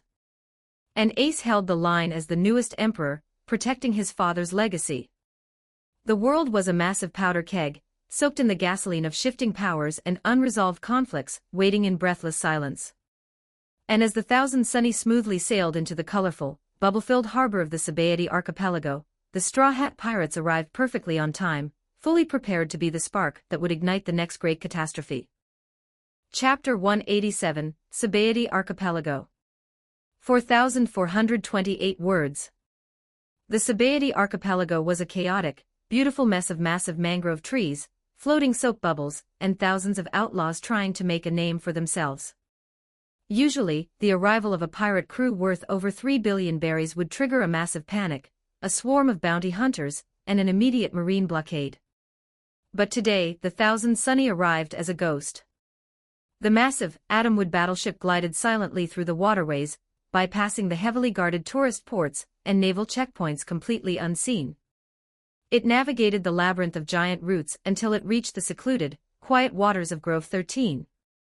Standing on the wooden dock, waiting patiently, was an older man with a silver beard, round glasses, and a long white cloak. Silvers rarely took a sip from his silver flask, a calm, knowing smile on his face. Beside him stood a massive, muscular merman with light green skin, wearing a mechanic's apron and carrying a heavy toolbox. "I don't see them, Rayleigh-san," the merman said, squinting out at the empty, bubbling water of the inlet. "Are you sure this is the right grove? You told them Grove 13, right?" "They are already here, Den," Rayleigh chuckled, capping his flask. He didn't need his eyes. His observation hockey clearly painted the shape of the colossal vessel hovering just a few feet away from the dock. "You can drop the curtain, magician." On the deck of the invisible ship, Ben tapped the central console. "Sonny, drop the camouflage." "Aye aye, Papa." "Decloaking now."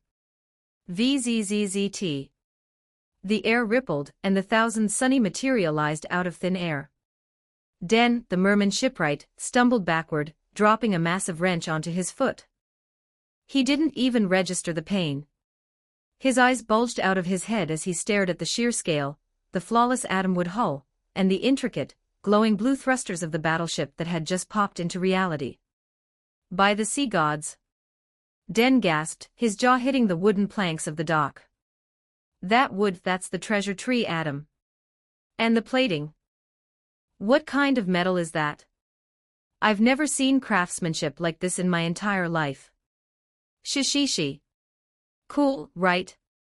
Luffy shouted, leaning over the railing and waving. "Hi, old man. We made it."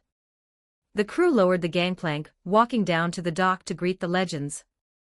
"Welcome back to Sabaody," Rayleigh smiled warmly, looking over the crew.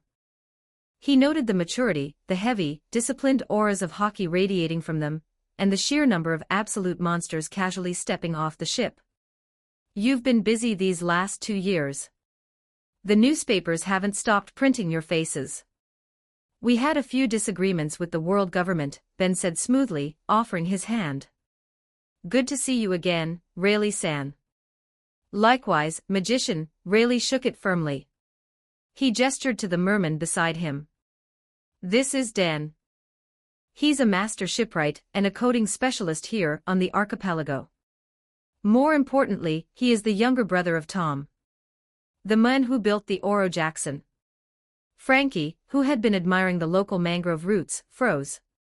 His eyes snapped onto the merman. "Tom San's brother." Frankie walked forward, his massive frame towering over Denver. He took off his sunglasses, his eyes suddenly shining with unshed tears. "You're Tom San's brother." Den looked up at the blue-haired cyborg. He recognized the Speedo, the Hawaiian shirt, and the massive, star-tattooed forearms from the recent bounty posters. "Cutty flam."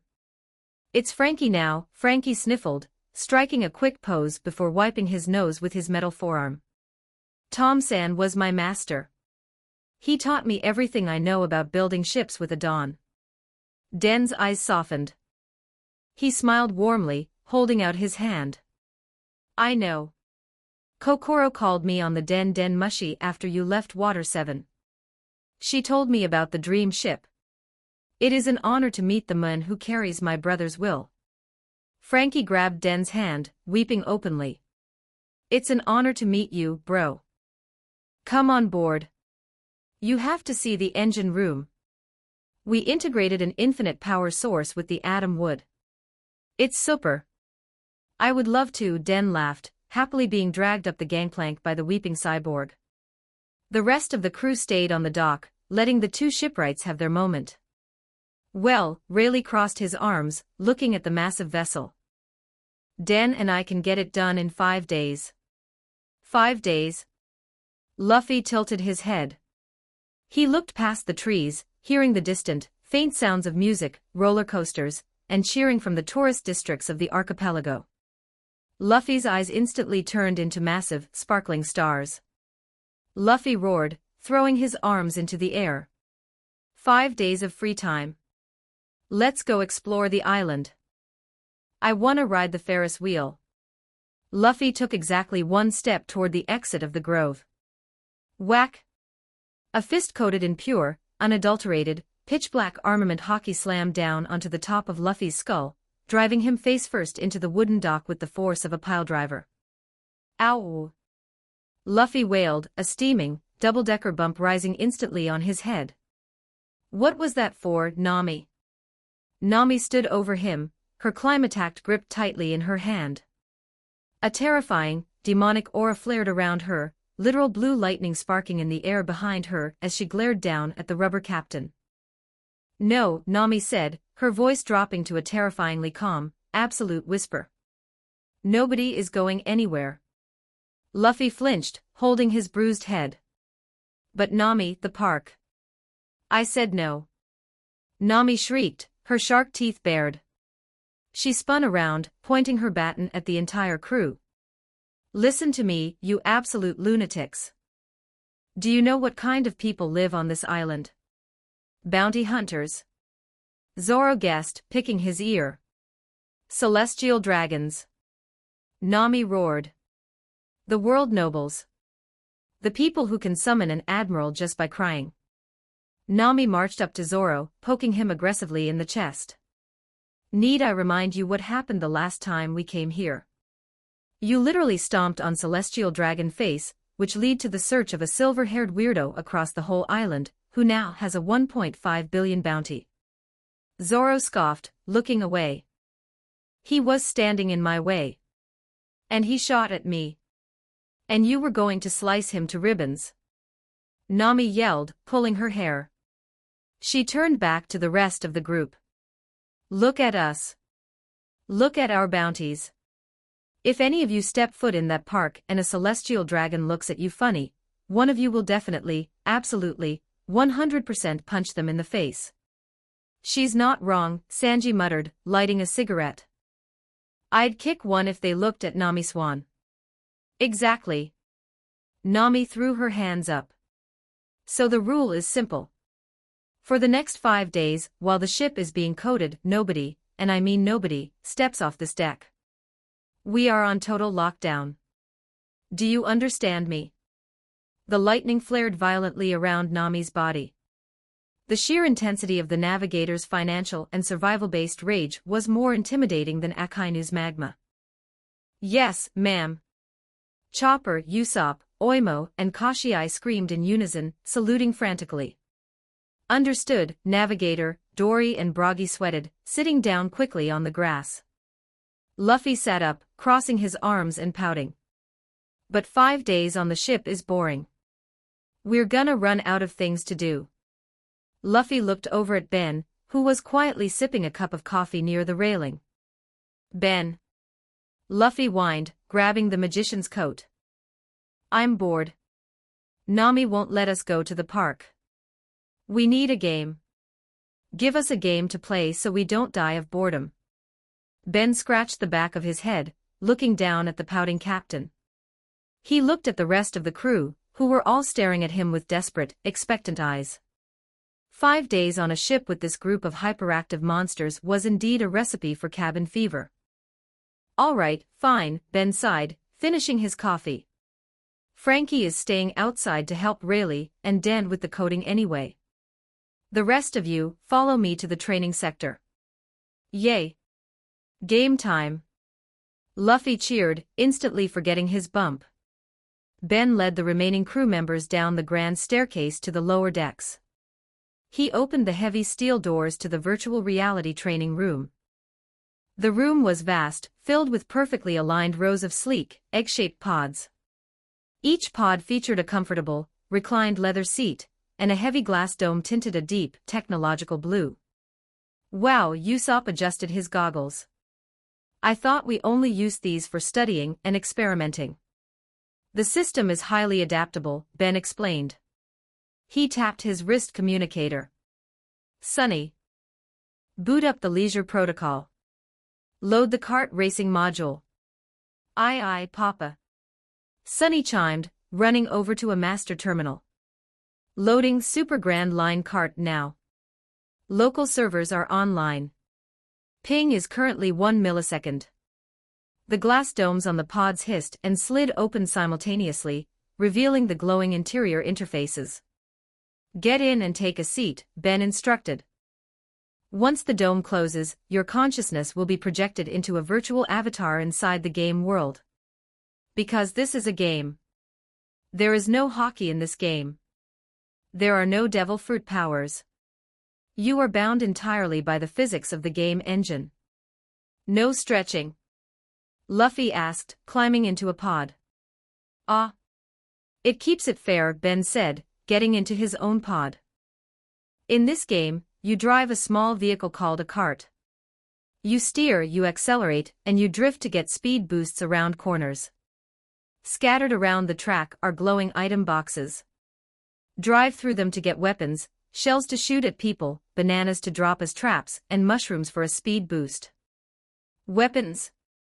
Usopp grinned, settling into his seat. Say no more. God, Usopp is a master of ballistics. I'm going to 360, no scope all of you. One more thing, Ben added as the domes began to lower. We are racing in pairs. 2 people to a cart. One person drives, the other handles the items. You can swap seats during the race. I call Robin Chuan. Sanji yelled instantly, lunging toward Robin's pod. Denied, Ben said smoothly, tapping his console. I've already organized the teams to ensure maximum chaos. Domes closing. Hiss. The blue glass domes sealed shut. A soft, numbing wave of energy washed over them, and the real world faded to black. The virtual world, the starting line. Luffy opened his eyes. He wasn't on the ship anymore. He was sitting in the driver's seat of a small, wooden cart shaped like a pirate ship, complete with a tiny sail, and a steering wheel made of a ship's helm. Whoa! It's so bright! Luffy cheered, looking around. He looked to his right. He was sitting on a massive, glowing, multicolored track suspended entirely in outer space. Stars twinkled in the background, and there were absolutely no guardrails. It was a terrifying, psychedelic ribbon of light. Luffy. Usopp's voice came from right behind him. Usopp was sitting in the back seat of the cart, holding a basket for items. This is amazing. It feels so real. But why is the road made of rainbows? I have vertigo already. Across the starting grid, the other carts materialized. Ben and Robin were sitting in a sleek, aerodynamic, dark red sports cart. Ben was at the wheel, leaning back comfortably. Robin sat behind him, examining the digital interface with an amused smile. Nami and Bonnie were squeezed into a glamorous, hot pink convertible cart. Nami was gripping the wheel with absolute, terrifying focus, cracking her knuckles. Bonnie sat in the back, looking around for virtual food, but settling for cracking her own knuckles. If there's a prize pool, I'm buying pizza. Bonnie yelled. Vivi and Karoo were in a sleek, elegant chariot-style cart. Vivi held the reins, while Karoo sat in the back, wearing a tiny racing helmet and quacking nervously at the sheer drop into the abyss. Brook and Sanji were in a cart that looked like a fancy dining table on wheels. Sanji was smoking a virtual cigarette, looking deeply depressed that he was paired with the skeleton instead of a lady. Brook was happily humming, adjusting his top hat. Yo-ho-ho-ho. I feel the need for speed in my bones. Oimo and Kashiai had a bulky, tank-like cart. Next to them, Dory and Bragi were crammed into a Viking longship-themed cart, laughing boisterously as they tested the steering wheel. And finally, Zoro and Chopper were in a rugged, off-road dune buggy. "Why am I driving?" Chopper panicked, his tiny hooves barely reaching the pedals. "Because I want to throw things at the curly brow," Zoro grunted from the back seat, his arms crossed. "Just follow the road. How hard can it be? The map is right there on the screen." High above the starting line, floating on a hovering cloud platform equipped with a massive broadcast desk, a digital soundboard, and 2 microphones, were Minnie, Mary and Sunny. "Ladies and gentlemen, welcome to Super Grand Line Kart." Sunny's voice boomed over the virtual stadium speakers, echoing perfectly like a professional esports caster. "I am your host, Sunny, and joining me in the booth is the undisputed queen of the drift, the toxic gamer herself, Mary." "Yo, what's good, chat?" Mary leaned into her mic, pushing her virtual aviator sunglasses down her nose. "The vibes are immaculate, the track is perilous, and the salt levels are about to reach critical mass. We got an 8-cart lobby on Rainbow Road, 150 cubic centimeters. Items are on, folks. Friendship is officially disabled. Expect broken controllers by lap 3. Let's look at the grid, Mary." Sunny hyped up the virtual crowd of cheering toads and Koopa in the grandstands. "We have Captain Luffy and Goff Usopp in the pirate cart. The Papa and Robin in the sports cart. And look at Nami. She's got her gamer face on. The sweat is palpable. Nami's got that try-hard energy," Sunny, Mary analyzed critically. She read the patch notes. She knows coins equal top speed. She's playing for keeps. Meanwhile, Zoro is in the back seat of the buggy giving directions. "I give it 10 seconds before they drive straight off the map and blame lag." A massive holographic traffic light appeared above the track. Lakitu floated down on a cloud, holding the starting signal. Beep. Red. Engines revved. Luffy mashed the gas pedal to the floor, leaning forward aggressively. Beep. Red. Sanji flicked his cigarette away, gripping the wheel. "Hold the gas right now," Ben murmured, pressing the pedal precisely to get the hidden start boost. Beep. Green. And they're off. Sunny screamed. Ben's cart shot off the starting line with a massive burst of blue fire from the exhaust, taking an immediate lead. Nami and Bonnie, who had also timed the boost perfectly, rocketed right behind him. Luffy, having held the gas too early, completely flooded his engine. The cart spun out instantly, blowing thick black smoke in Usopp's face, and stalling on the starting line. "You flooded the engine, you idiot." Usopp coughed, waving the digital smoke away. "Let go of the gas. We're already in last place. It's not moving. This game is broken." Luffy yelled, slamming his hands on the wheel. "The controls are sticky. Let's go, Chopper." Zoro yelled from the back of the dune buggy. "Straight ahead. Take a sharp left." "There is no left, Zoro." Chopper slammed his hooves on the gas. The dune buggy lurched forward. Chopper panicked at the sudden speed and listened to Zoro's direction, cranking the steering wheel hard to the left. "Chopper, no. That's the edge." Zoro yelled. The dune buggy veered sharply off the colorful track, plummeting directly off the edge of Rainbow Road and into the infinite, starry abyss of space. "Jaya Waya." Chopper screamed as they fell. "I hate you, Zoro. We're 10 seconds in." Mary screamed into the mic, absolutely losing her mind laughing. The doctor and the swordsman have already yeeted themselves into the void. Absolute noob gameplay. They literally just drove off the map. Chat, clip that. A small cloud with a fishing pole swooped down, hooking Chopper and Zoro's cart and dropping them back onto the track with a heavy penalty delay. Up at the front of the pack, the race was intense. Ben drifted seamlessly around a hairpin turn, blue sparks flying from his tires. "Tighten your seatbelt, Robin," Ben smiled, expertly maintaining his racing line. This is surprisingly exhilarating, Robin chuckled, holding onto the side of the cart. They passed through a row of glowing, floating item boxes. I have acquired an item. It appears to be a red turtle shell. Fire it backward, Ben instructed without looking away from the road. Protect our rear. Robin tossed the red shell behind them. It hovered for a second, locked onto the nearest target, and shot backward like a heat-seeking missile. Incoming! Bonnie yelled from Nami's passenger seat, holding a half-eaten virtual pizza slice. Red shell at 6 o'clock. I see it. Nami gritted her teeth. She drifted hard, grabbing a coin on the track. Bonnie. Defend. Eat this. Bonnie, who was holding a banana peel they had just picked up from an item box, threw it directly behind their cart. The red shell slammed into the banana peel with a loud pop, neutralizing the threat. Perfect block by the glutton. Sunny commentated. The defensive meta is strong today, folks. Further back in the middle of the pack, Dory and Bragi were driving side by side with Oimo and Kashiai, taking up the entire width of the road. Geba Baba. This chariot is fast. Bragi laughed, turning his wheel aggressively. His massive cart slammed into Dory's cart. Watch your lane, brother. Dory roared, slamming his cart back into Bragi's.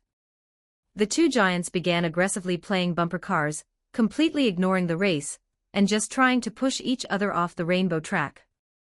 Move! Sanji yelled, trying to navigate his restaurant cart between the warring giants. You're blocking the road. I need to catch up to Nami Swan. Yo-ho-ho-ho. Mr. Sanji, I have acquired a mushroom. Brook cheered from the back.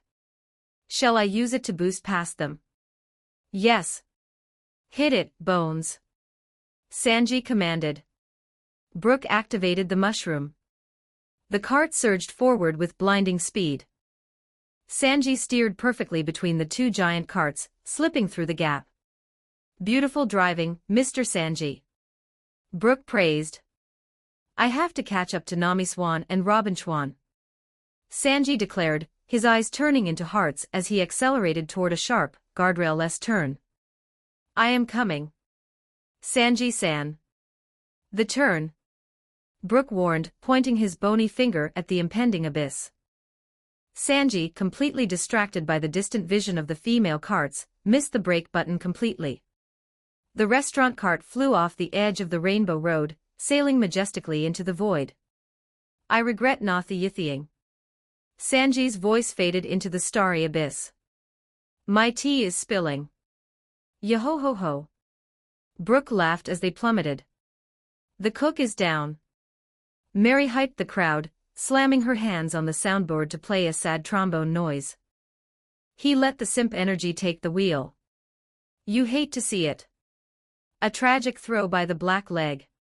He didn't even try to drift. Meanwhile, Luffy and Usopp had finally gotten their engine working, and were tearing down the track in last place. We gotta catch up. Luffy yelled, bouncing in his seat. Usopp. Shoot them. Use the guns.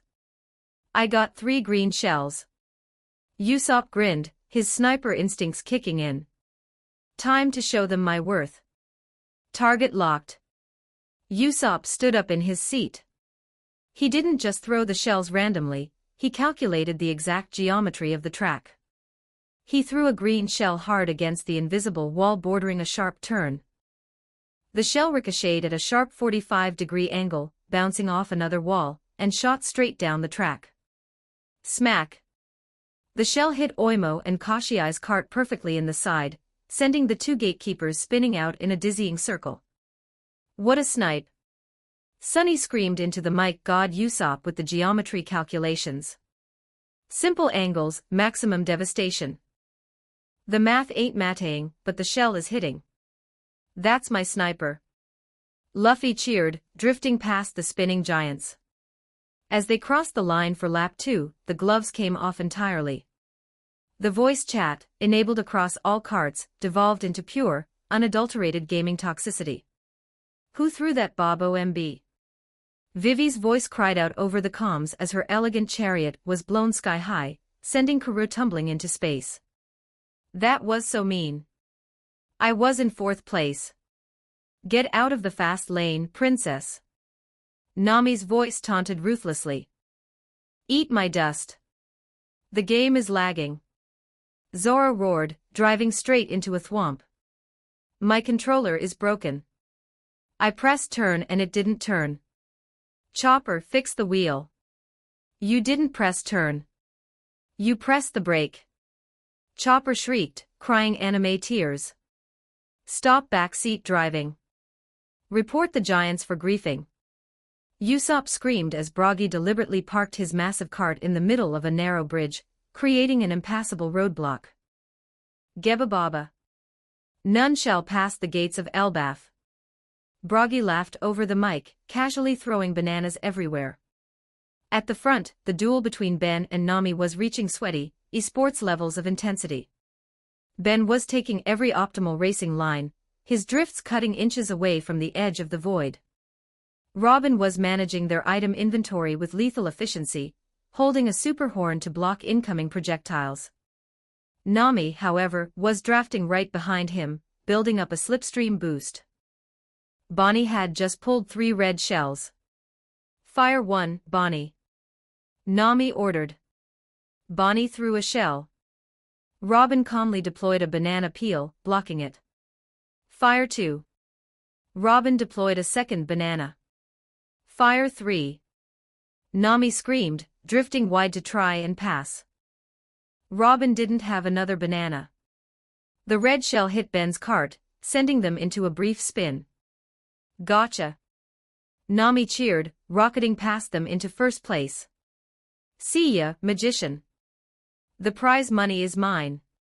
There is no prize money, Ben pointed out calmly, easily recovering from the spin, and accelerating back into 2nd place. There's pride. Nami yelled back. The race entered its final lap. The tension was palpable. Friendships were hanging by a thread.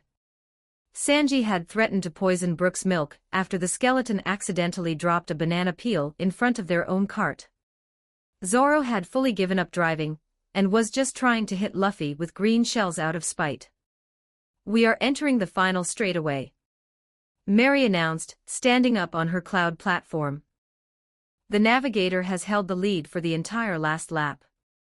Can Nami and the glutton clutch the victory? Nami gritted her teeth.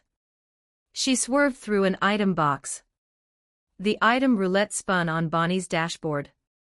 It slowed down and stopped on a single, glowing item. Nami. Bonnie gasped. It's a mushroom. Perfect, Nami's eyes narrowed into slits of pure, competitive malice. We boost on the final turn. Nobody catches us. Way in the back, sitting in 8th place after getting hit by the giants, falling off the track, and being sniped by Zoro, Luffy had just driven through an item box. The roulette spun. It stopped. A blue, winged shell with spikes materialized in Usopp's hand. Ooh! Luffy cheered. A blue shell with spikes. What does this do? Usopp stared at the spiny shell. He knew exactly what it did. He looked at the mini-map. Nami was in 1st place. Ben was right behind her. Luffy. Usopp panicked, sweating profusely. Don't use it. The race is basically over. If we hit Nami right at the finish line, she will actually murder us in real life. She will kill us to death. But it looks so cool. Luffy argued, his thumb hovering over the item button. I wanna see it fly. No, Luffy, don't do it. Usopp grabbed Luffy's arm. Have mercy. Fear the wrath of the navigator. Use it. Luffy mashed the button. The blue shell shot out of their cart. It flew high into the air, soaring across the entire track at supersonic speeds, seeking out the person in 1st place. It flew over Zoro, who was arguing with Chopper. It flew over the giants. It flew over the final turn. Nami saw the finish line. She was grinning. Victory! Nami shouted. Bonnie. Boost. Bonnie hit the mushroom. The pink convertible surged forward. And then, a shadow fell over them. Nami looked up. Hovering directly above her head, spinning with malicious intent, was the blue shell. "Ah-oh," Nami whispered, her eyes turning blank. Krakum. A massive, blue explosion completely engulfed the pink convertible inches from the finish line. Nami and Bonnie were launched high into the digital sky, screaming in pure frustration as their winning cart was blown to smithereens. Ben, who had been drafting right behind them, calmly swerved to the left, avoiding the blast radius, and drove smoothly across the finish line in first place. The blue shell strikes after the bell. Mary screamed into the mic, falling out of her commentator chair laughing. Absolute griefing by the captain. Toxic gameplay. Nami gets Mario Kart at the finish line. The screen faded to black, showing the final scoreboard. First, Ben and Robin. Second, Nami and Bonnie, recovered from blast. Third, Vivi and Kuro. Eighth, Luffy and Usopp. The blue domes of the VR pods hissed open in the real world. Luffy climbed out, laughing uproariously. That was so fun. The blue shell makes a huge boom. Let's do it again. Nami climbed out of her pod. Her hair was a mess. Her eyes were twitching violently. She slowly reached over to the wall and picked up her climb attack. Luffy, Nami said, her voice terrifyingly quiet. Why did you blue shell me after I won? Luffy stopped laughing. He saw the murder in the navigator's eyes. Because it looked cool. Luffy offered weakly. Get him. Nami roared, lightning sparking from her baton. Jaya-iya. Luffy screamed, sprinting out of the VR room, and up the stairs with Nami hot on his heels. Ben stepped out of his pod, stretching his arms. Robin stepped out beside him, smiling warmly.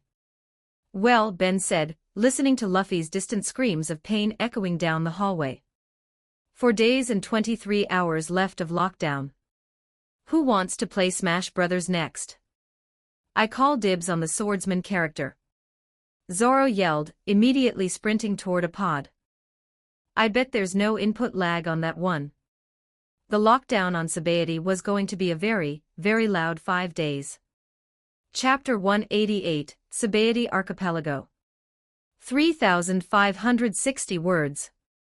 For 5 days, the Thousand Sunny remained completely invisible in the secluded waters of Grove 13. While Silver's Rayleigh and the Merman shipwright Dan worked meticulously on coating the massive Adam Wood Holland special Yarman resin, the Straw Hat Pirates engaged in the most intense, highly competitive vacation of their lives. Inside the virtual reality training room, the crew split into various digital worlds.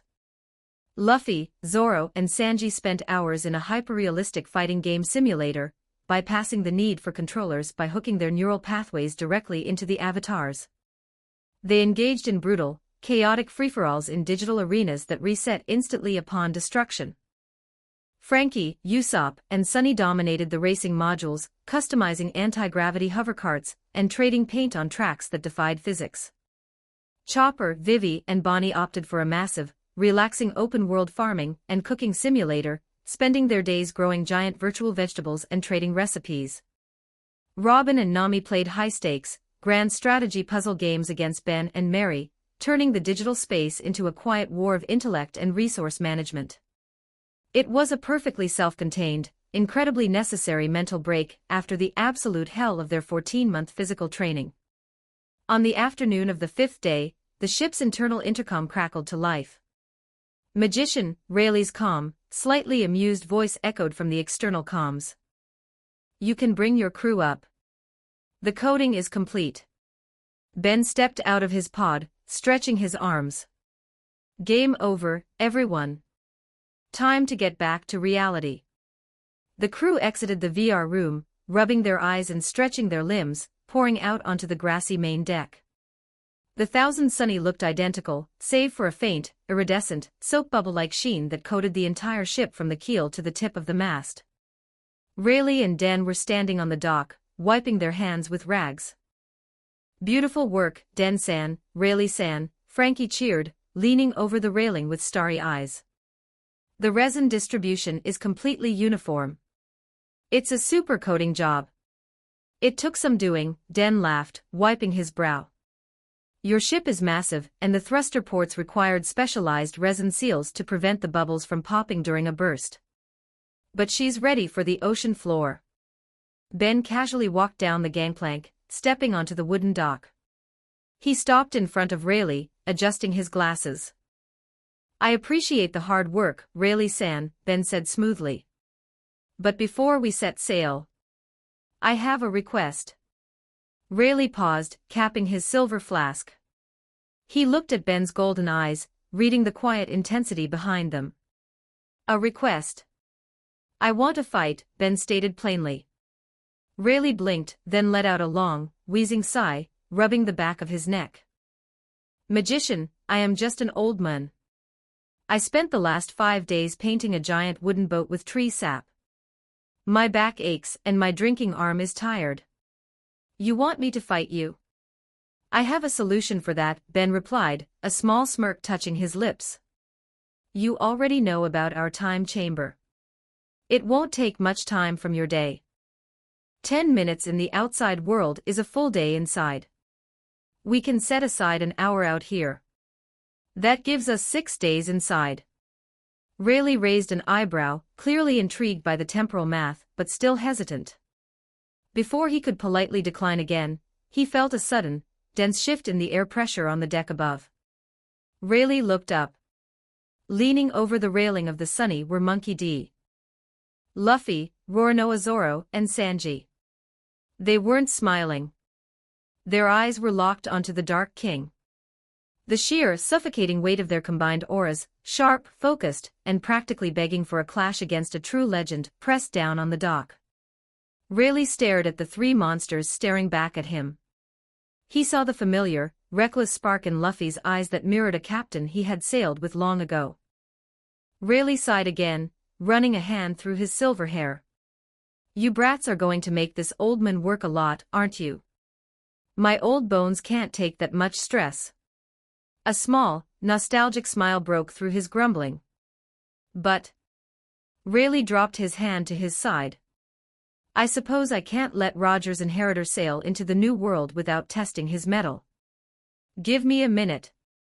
Rayleigh turned and walked toward the small shack he and Shaki owned near the grove. When he returned a few minutes later, he held a simple, unadorned straight sword in his right hand. "Lead the way, magician." The time chamber, the white void. The heavy golden doors of the storage room clanked shut.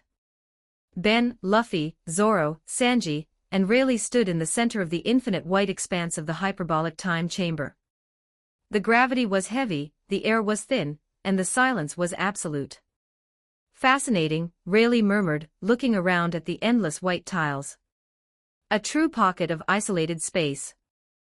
To manipulate reality to this degree, your skills are terrifying, Ben." Ben reached into his spatial pouch. He pulled out a small, crystal vial filled with a luminescent, golden liquid. He tossed it to Rayleigh. "Drink this," Ben instructed. "It reverts your cellular structure, stamina, and physical peak back to your absolute maximum." Rayleigh caught the vial. He looked at the golden liquid, then at the 4 young men standing before him, waiting eagerly. "To feel my prime again," Rayleigh chuckled softly. He popped the cork and downed the liquid in one gulp. The transformation was instantaneous and dramatic. The wrinkles on Rayleigh's face smoothed away. His silver hair darkened slightly, regaining the vibrant luster of his youth. His muscles expanded, stretching his simple shirt taut across a chest and arms built from decades of conquering the deadliest seas in the world. The casual, relaxed posture of a retired coding mechanic vanished entirely. Prime Rayleigh stood before them. The Dark King. The right hand of Gold, Roger. The air around him warped violently. He didn't even flare his haki intentionally. His mere presence in his prime state generated a passive pressure that cracked the white tiles beneath his boots. Zoro didn't wait. He stepped to the front of the group, his hand resting on the hilt of Wado Ikemanji. "I go first," Zoro demanded, his lone eye burning with intense competitive fire. He looked back at Luffy, Sanji, and Ben. "I want him fresh. I want to see his swordsmanship before he gets exhausted fighting you three." "He won't get exhausted, Mosshead," Sanji warned, lighting a cigarette. "But be my guest. Don't die in the first 5 minutes." Luffy grinned, sitting down on the white tiles cross-legged. "Go get Zoro." Ben and Sanji backed away, giving the two swordsmen a wide berth. Rayleigh drew his straight sword. The blade hummed with a quiet, lethal energy. He looked at Zoro's three-sword style and smiled. "A rare discipline," Rayleigh noted. "Show me the weight of your ambition, Roronoa." Zoro drew Sandai Katatsu and Shusui, placing Wado Ikemanji in his mouth. The battle began without a sound. Zoro moved first. He didn't hold back. His training with Garp had taught him that pacing against a legend was suicide. He drew upon his deepest reserves immediately. Santoryu. Zoro's aura erupted. A dark, demonic purple energy flared around him. He coated all three blades in pitch-black armament haki, but he didn't stop there. Red and black lightning began to crackle and arc violently from the steel. Advanced Conqueror's haki. 10 80-pound phoenix. Zoro swung. The massive, spiraling bird of compressed, haki-laced air shot forward, tearing up the floor. Rayleigh didn't dodge. His own blade turned instantly black, trails of dense red lightning sparking from the edge. Clang. Rayleigh swung his sword casually. The two bursts of Conqueror's haki collided in midair. The impact didn't touch their physical blades. The clash occurred in the empty space between them, the sheer force of their wills grinding against each other. The shockwave blew the surrounding air away, creating a localized vacuum. Zoro didn't pause. He used the shockwave to close the distance, appearing directly in Rayleigh's guard. Nijirai, Mag-uma. Zoro slashed downward with both hands. Rayleigh parried with a single hand, his blade moving with impossible, fluid speed. For the next 10 hours, the white void echoed with the continuous, deafening roar of clashing Supreme King haki. Zoro pushed himself to the absolute limit. He used his advanced observation, future sight, to predict Rayleigh's lightning-fast counters, twisting his body to avoid lethal thrusts, and retaliating with internal destruction armament strikes. But Rayleigh was a wall. His future sight was sharper, his armament was denser, and his swordsmanship was flawless. Every time Zoro thought he found an opening, Rayleigh's blade was already there, deflecting the strike with minimal effort and returning a blow that rattled Zoro's bones. "You rely heavily on the brute force of your haki," Rayleigh advised calmly, parrying a thrust from Shusui and kicking Zoro in the ribs, sending him skidding back. "Your spirit is strong, Roronoa. But your flow is rigid. You are forcing the haki into the blade instead of letting the blade guide the haki." Zoro gritted his teeth around his sword. He knew the Dark King was right. He was burning through his stamina too fast. Kiki Kutoryu, Azura. Zoro summoned his demonic avatar, 6 additional spectral arms, and heads forming from his raw spirit. He coated all 9 blades in Advanced Conqueror's haki, creating a blinding, terrifying storm of black and red lightning. Dead man's game. Zoro launched himself forward, a spinning vortex of absolute destruction. Rayleigh's eyes narrowed in genuine respect. He dropped into a lower stance, gripping his sword with both hands. His blade hummed, entirely enveloped in a thick, flowing aura of Supreme King haki. The clash lasted a fraction of a second. Krakoom. The sky of the time chamber physically split, a jagged black line tearing through the white expanse. Zoro appeared behind Rayleigh, blood spraying from his chest. His swords fell from his hands as he collapsed to his knees, his haki completely drained. Rayleigh stood tall, a small, shallow cut on his cheek. He sheathed his sword. A magnificent strike. You carry the spirit of a true king, swordsman. Ben stepped forward, instantly casting Golden Fleece to heal Zoro's wounds and restore his stamina, dragging the unconscious swordsman to the side. My turn, Sanji said, dropping his cigarette and stepping into the arena. Sanji didn't waste time with warm-ups. His right leg ignited instantly. The flames weren't orange or yellow, they burned a brilliant, blinding, ionizing blue. Ifrit jam, Sanji murmured. Black and red lightning sparked from his flaming heel. Like Zoro, Sanji had fully integrated Advanced Conqueror's Haki into his fighting style, layering it perfectly over his advanced armament and his genetic enhancements. A fiery passion, Rayleigh smiled, raising his sword. Show me your speed, Cook. Sanji vanished. His speed was incomprehensible. He used Soru and Jeppo simultaneously, moving faster than the eye could track. He appeared above, below, and behind Rayleigh in rapid succession. Collier strike. Flambéade shot. Sanji rained down a storm of kicks. Every strike was infused with Advanced Conqueror's Haki, meaning his foot never actually touched Rayleigh's sword. The blue flames and the black lightning clashed against Rayleigh's Haki shield inches away from contact. Rayleigh blocked the rapid-fire assault, his sword moving like a blur. Excellent speed. Your future sight is well trained. You see my counters before I make them. Seeing them is the easy part, Sanji grunted, spinning midair to deliver a devastating heel drop. Kicking through them is the goal. Sanji focused entirely on internal destruction. He didn't just want to hit Rayleigh's guard, he wanted his Haki to bypass the sword entirely. Bam! Sanji's kick connected with Rayleigh's invisible barrier. Sanji pushed his Haki forward, trying to force it into Rayleigh's body. Rayleigh's eyes widened slightly as he felt the invasive pressure. He immediately shifted his stance, using a high-level application of armament Haki to repel the internal strike, twisting his sword to parry the physical force of the blue flames. The fight lasted for another grueling 10 hours.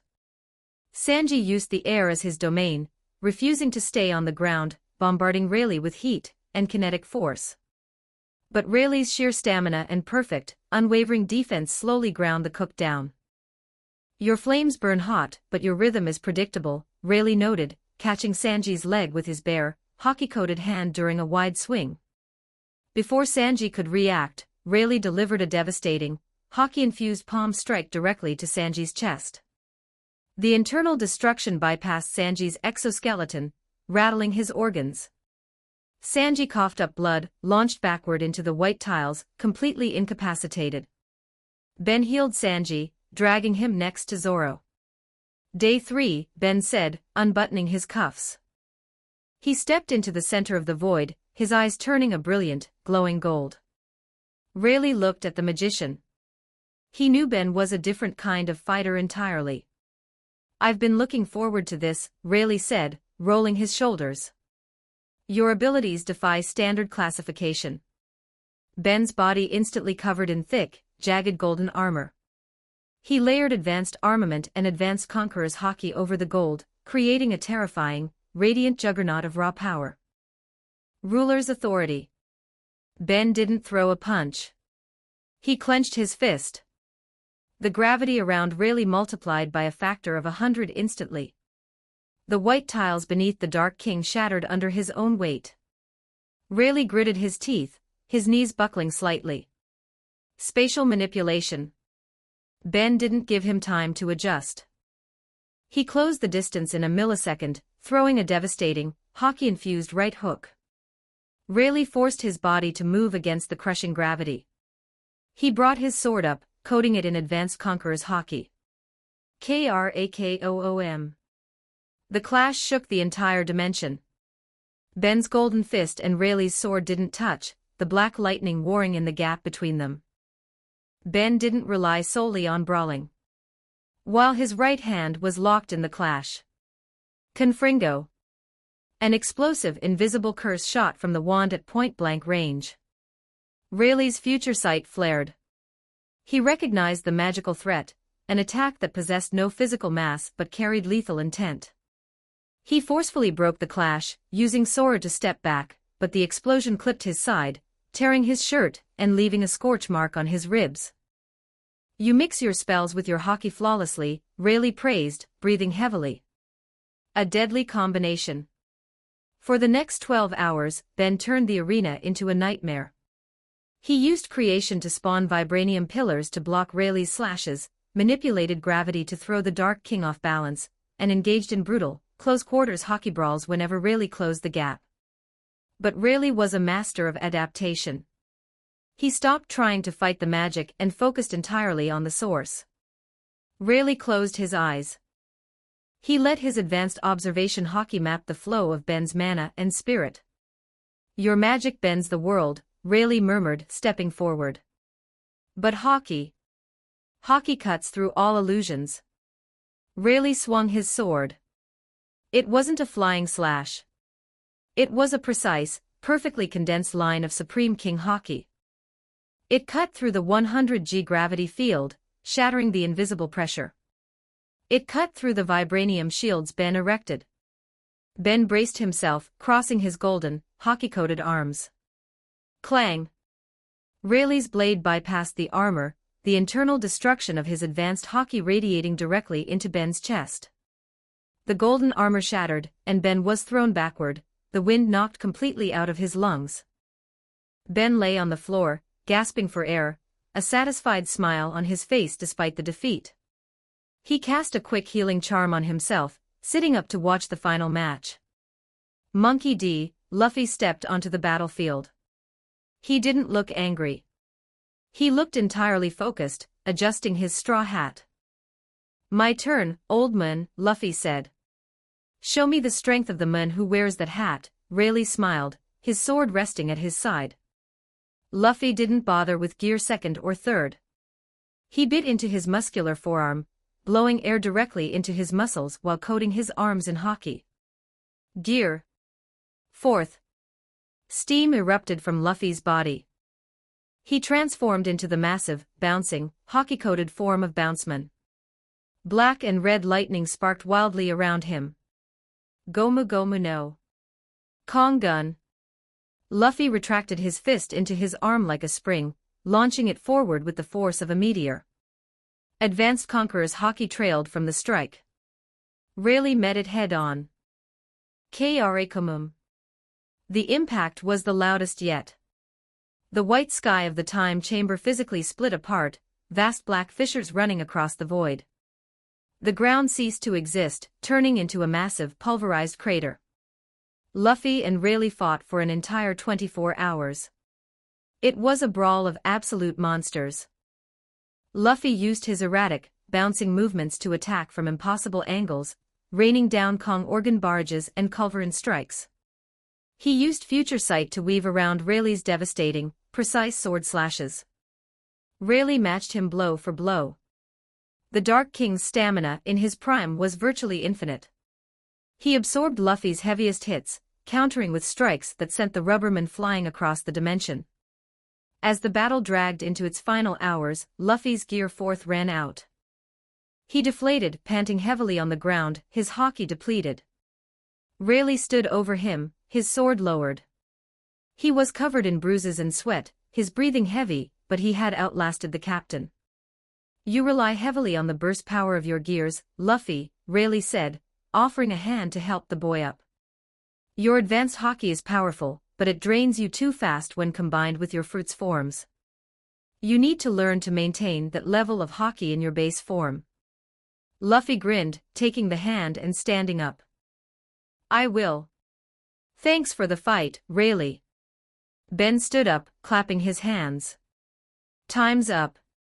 For days in the chamber, completely exhausted. "Well fought, everyone." Ben walked over to Rayleigh, holding out another vial. This one contained a swirling, dark gray liquid. "The reversion catalyst," Ben explained. "It will return you to your current age."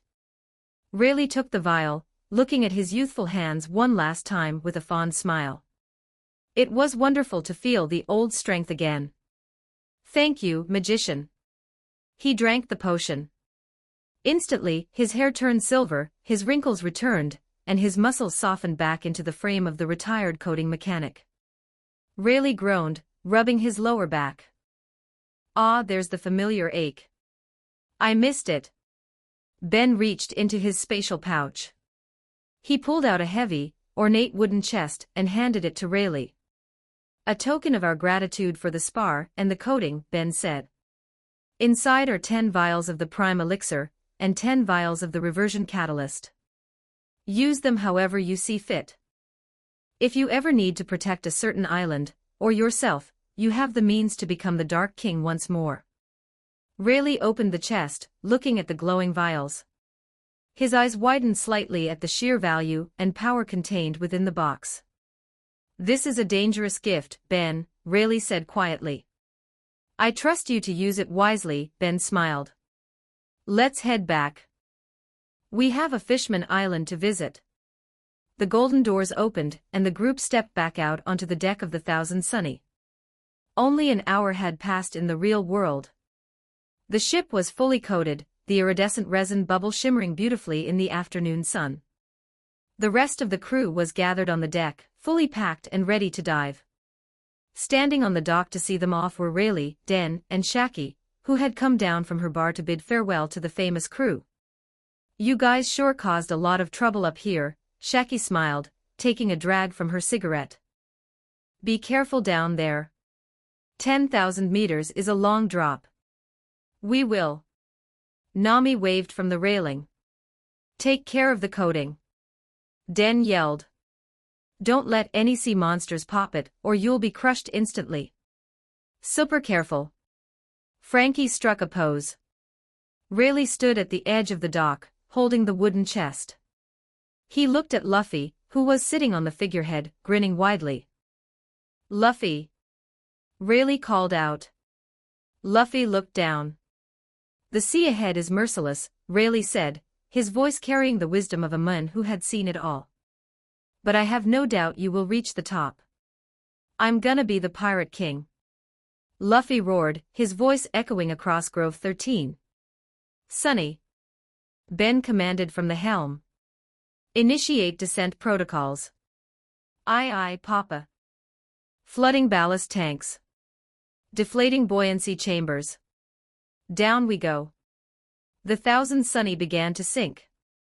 The water rose over the hull, but the resin coating held firm, creating a perfect, breathable bubble of air around the ship. The crew waved wildly as the water overtook the deck, the bright sunlight filtering through the ocean surface. Rayleigh, Shaki, and Den watched as the ship disappeared into the deep blue abyss, heading toward the mysteries of Fishman Island and the new world beyond. He's an interesting boy, Shaki noted, exhaling smoke. He is, Rayleigh smiled, turning away from the dock, the chest tucked securely under his arm. Roger, your will is in very capable, very dangerous hands. Chapter 189, Under the Sea. 2,714 words. The descent into the ocean was surprisingly tranquil. As the Thousand Sunny sank beneath the waves of the Sabaody archipelago, the sounds of the bustling surface world vanished, replaced by the deep, rhythmic hum of the sea, and the gentle churning of the ship's ballast systems. Through the iridescent, soap-like film of the Yar-Yarman coating, the Straw Hat Pirates had a crystal-clear, panoramic view of the underwater world. The massive, thick roots of the Yarksaman mangroves stretched down for thousands of meters, acting like colossal pillars holding up the sea. Schools of brightly colored fish, massive sea turtles, and glowing jellyfish swam casually past the atomwood hull. Whoa! Luffy pressed his face flat against the resin bubble, his eyes sparkling. It's like flying but wet. Look at that huge fish. Sanji, can we eat it? We are not breaking the coating to catch a fish, Captain. Sanji exhaled a puff of smoke, casually wiping down a patio table. Besides, deep-sea fish have completely different fat compositions. I'd need to adjust my marinades. I could just age it until it's tender, Bonnie offered, lounging in a deck chair with a slice of pizza. But honestly, I just want to get to Fishman Island. I hear their sweets are top tier.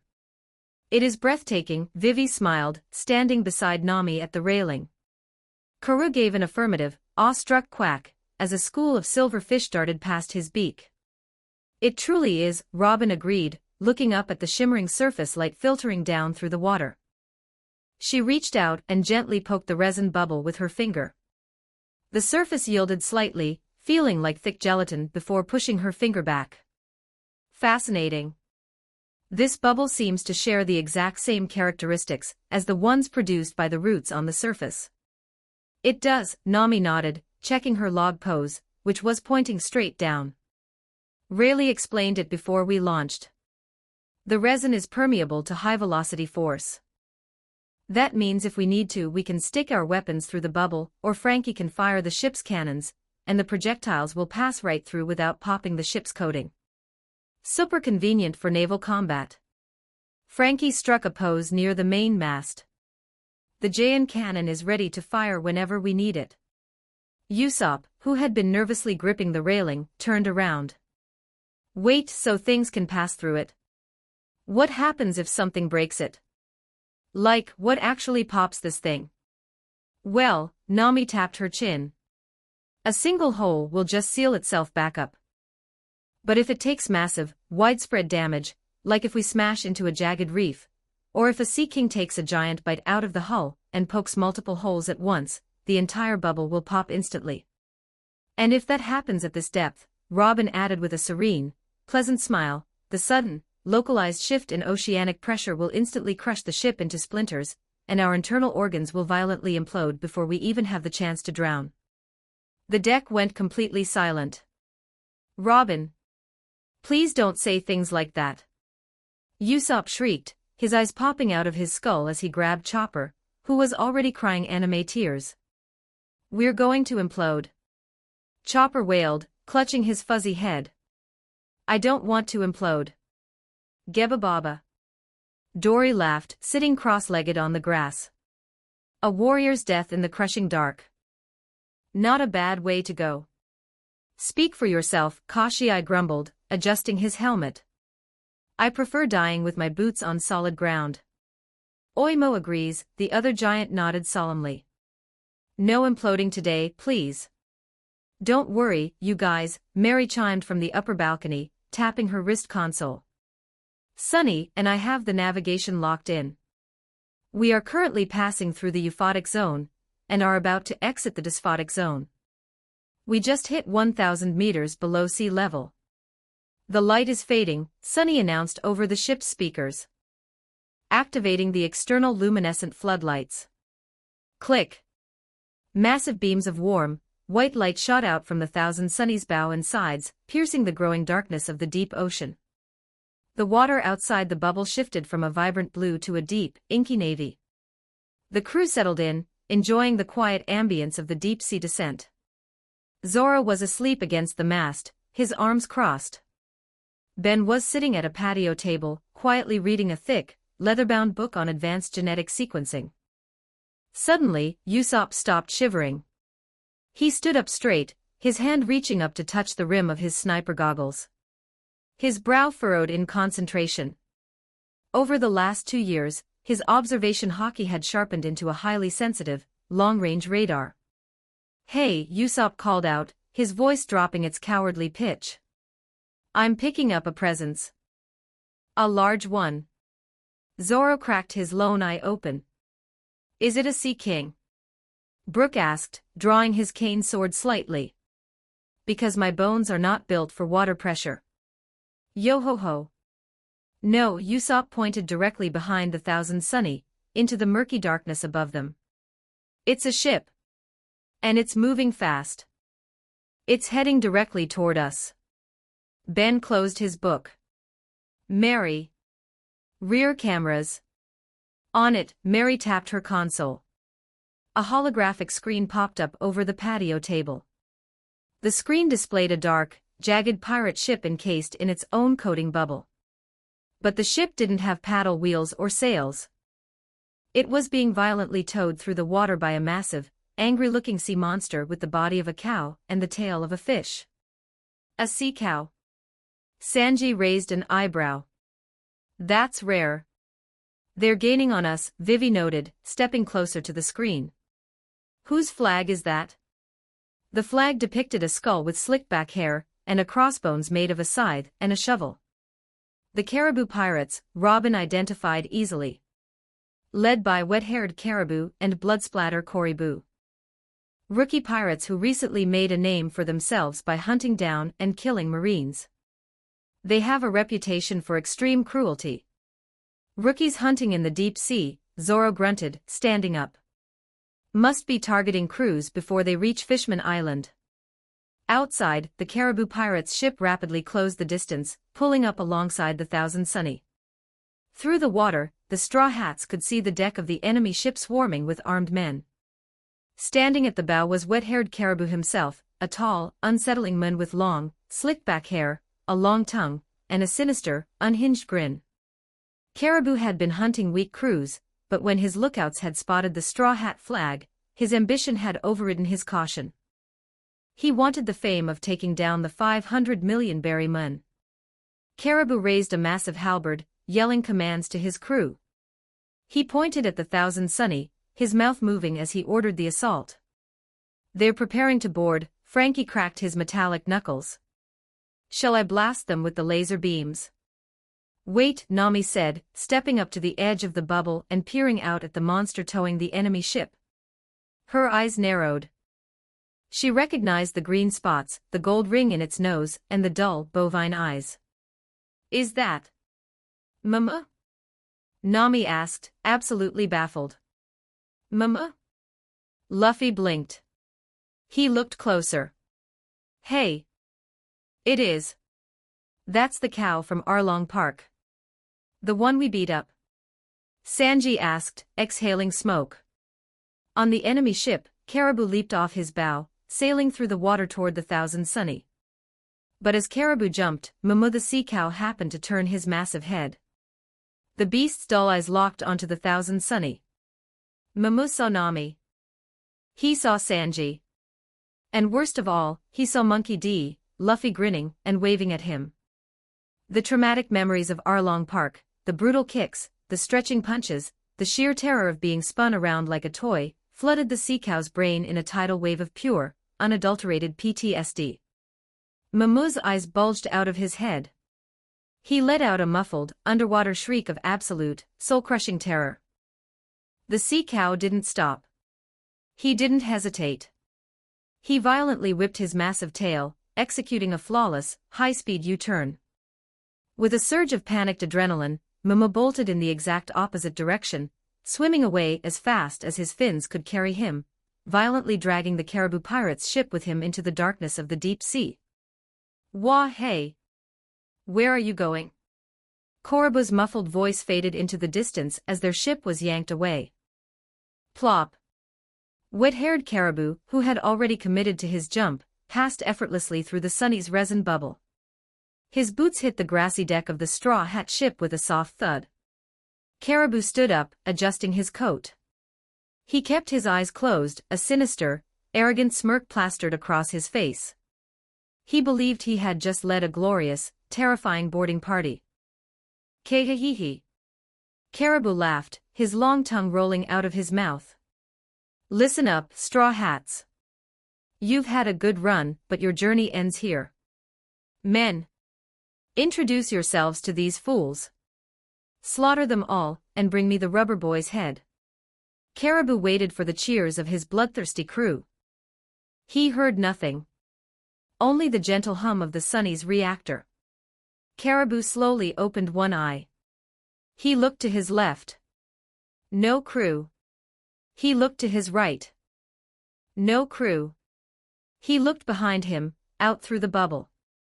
He saw the faint, shrinking speck of his own ship being dragged into the abyss by a terrified cow. Caribou froze. His sinister smirk completely vanished, replaced by a look of horrifying realization. He slowly turned his head to look at the massive, heavily armed, and highly amused Straw Hat crew surrounding him. He looked at the four giants cracking their knuckles. He looked at the cyborg powering up a laser. He looked at the swordsman with a demonic aura. Oh, Caribou whispered, a single drop of sweat rolling down his face. His survival instincts kicked in instantly. The murderous pirate persona dissolved. Caribou fell to his knees, clasping his hands together, his face morphing into an expression of pathetic, groveling innocence. "PP, please excuse me," Caribou stammered, bowing repeatedly. "I seem to have boarded the wrong vessel. A simple navigational error. You wouldn't hit a lost, innocent traveler, would you? He was just yelling about slaughtering us," Usopp deadpanned. "How did he get through the bubble?" Nami frowned. "I thought Sunny's automated repulsor shield stopped unauthorized biological entries." "It does," Ben said, stepping forward from the patio table. He casually slipped his hands into his pockets. "I lowered the shield for exactly 2 seconds. I allowed him to board." Caribou blinked, looking up at the magician. You let me in?" "I did," Ben nodded. "Because you possess the Numa no Mi. The swamp fruit. A Logia class ability that creates infinite, bottomless storage space within the user's body. It is a highly useful spatial capability, and I'd very much like to extract the core for my own research." Caribou's eyes widened in terror. "Extract my fruit? What kind of monster are you?" Caribou didn't wait to find out. His body instantly liquefied, turning into a bubbling, murky brown swamp as he attempted to sink into the grassy deck and hide within his Logia form. "You'll never catch me. I'm a Logia."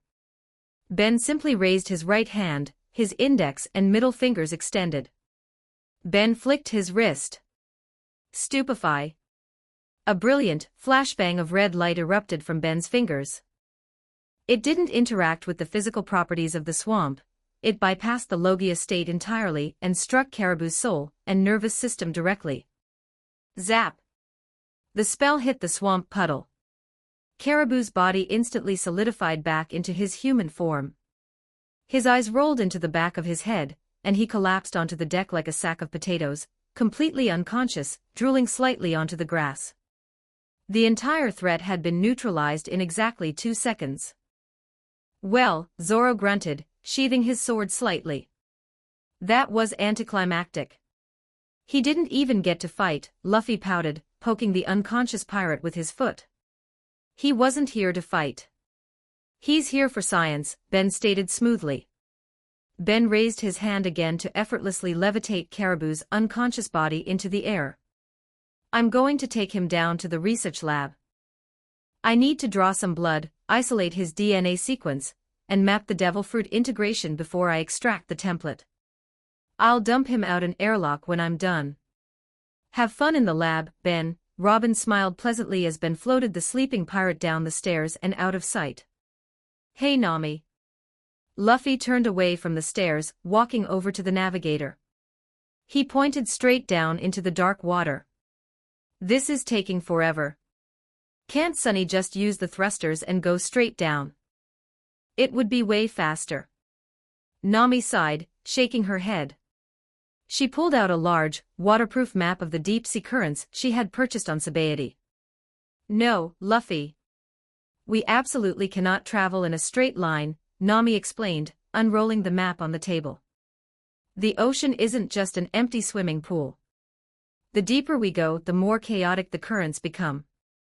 If we just aim the ship straight down and hit the gas, we would be immediately swallowed by a rogue lateral current. We could be smashed into an underwater volcano, crushed against a sea mountain, or dragged into a kraken nest before we even saw it coming." Nami traced a specific, winding line on the map. "There is only one safe route to Fishman Island. We have to navigate the natural pathways." "Indeed," Brook chimed in, adjusting his top hat. "The colder levels of the ocean possess what are known as deep currents. They are massive, slow-moving rivers of water that are normally invisible to the naked eye. They move in completely different patterns than the surface currents." "Invisible rivers?" Usopp adjusted his goggles. "That sounds terrifying." "It is," Brook nodded solemnly. "I have heard tales that the deep currents move so slowly across the ocean floor that if a ship is caught in one, it could take nearly 2,000 years for that water to cycle back up to a part of the sea that receives sunlight. We would be trapped in the eternal dark. 2,000 years? Chopper shrieked, hugging Usopp's leg. We'd all be skeletons. Except Brook. Yo-ho-ho-ho. Very true. Which is exactly why we aren't driving blindly, Nami reassured them, pointing to a specific point on the map where the currents converged. In order to reach Fishman Island safely, we need to find a specific oceanic elevator. We need to ride a descending current that bridges the gap between the surface currents and the deep-sea currents. And how do we find that? Sanji asked. Before Nami could answer, a loud, metallic voice called out from the very front of the ship. Hey! Everyone! Frankie yelled, leaning far over the bow railing. Get up here! It's come into view. The crew abandoned the map and rushed to the front of the ship, crowding around the lion figurehead. What is it, Frankie? Luffy yelled, climbing onto the lion's head. Is it a giant meat monster? Frankie didn't pose. He didn't shout super. He just pushed his sunglasses down his nose, staring out into the vast, dark expanse of the deep ocean with genuine, unadulterated awe. No, bro, Frankie murmured. It's a masterpiece. Marvel at Mother Nature's ultimate creation. The external floodlights of the thousand sunny pierced the murky gloom, illuminating the path ahead.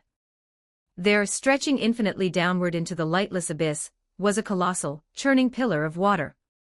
It was wider than a city, a massive, spiraling waterfall occurring entirely underwater. The sheer force of the current created a twisting vortex of bubbles and deep-sea debris, humming with a low, terrifying vibration that shook the water around them. The great downward plume, Frankie announced. The Straw Hats stared at the aquatic titan. It was their elevator to the bottom of the world. And it looked like the mouth of a hungry god. We have to go down that.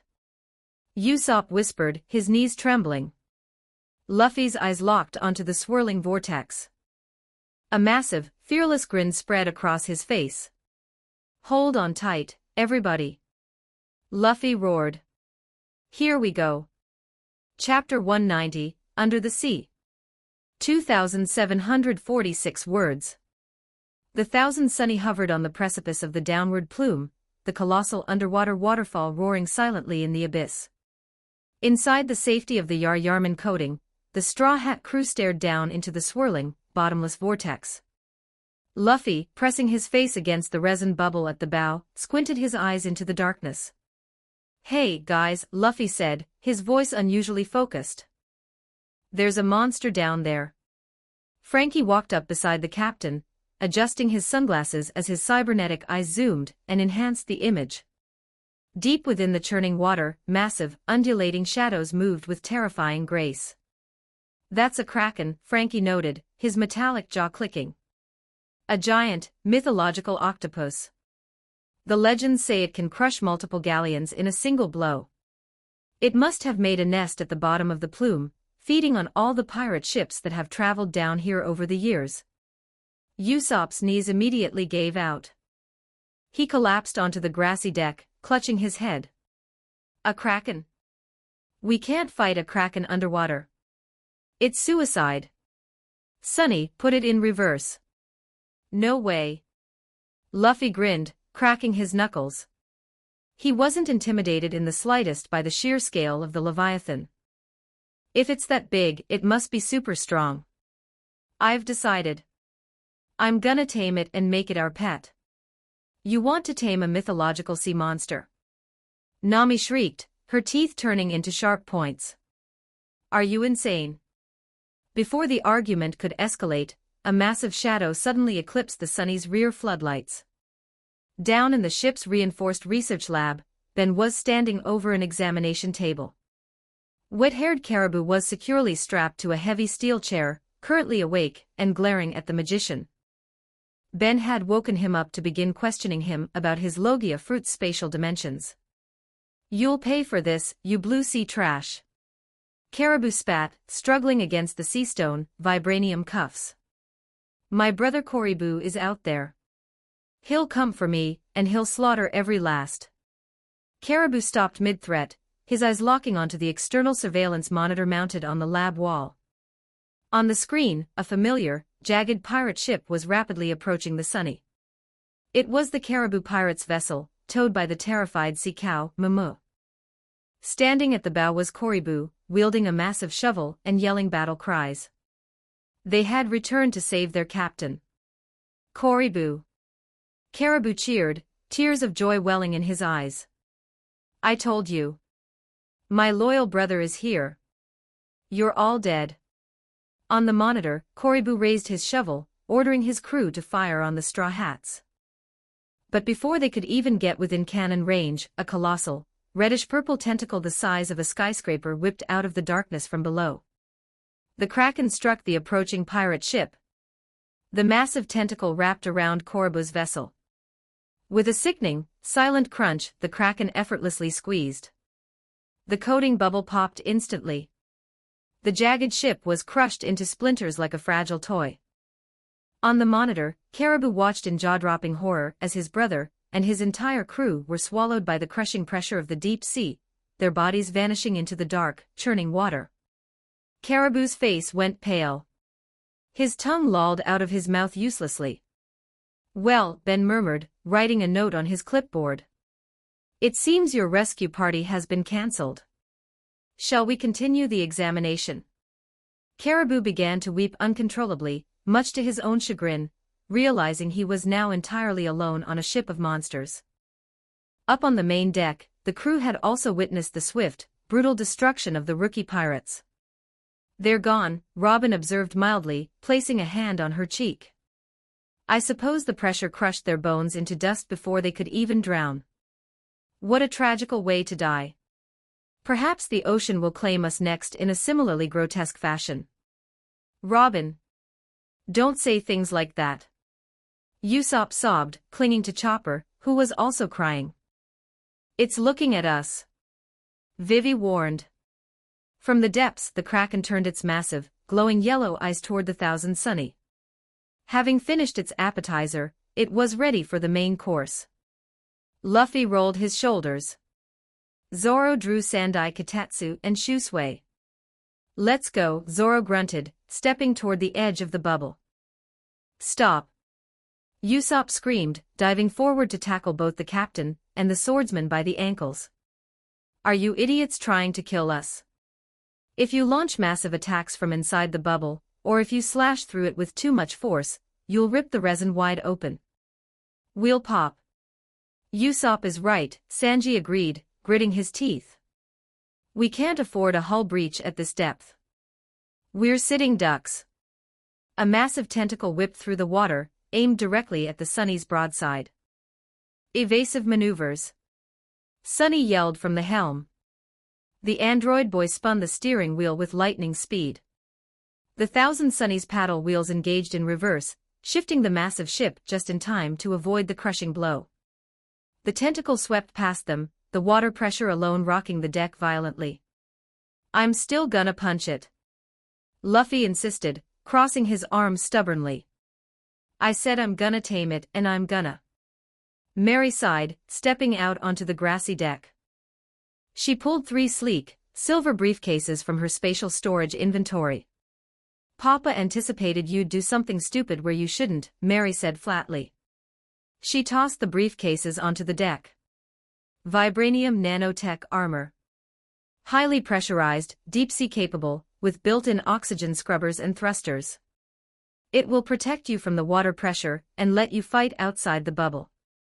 Luffy's eyes turned into giant stars.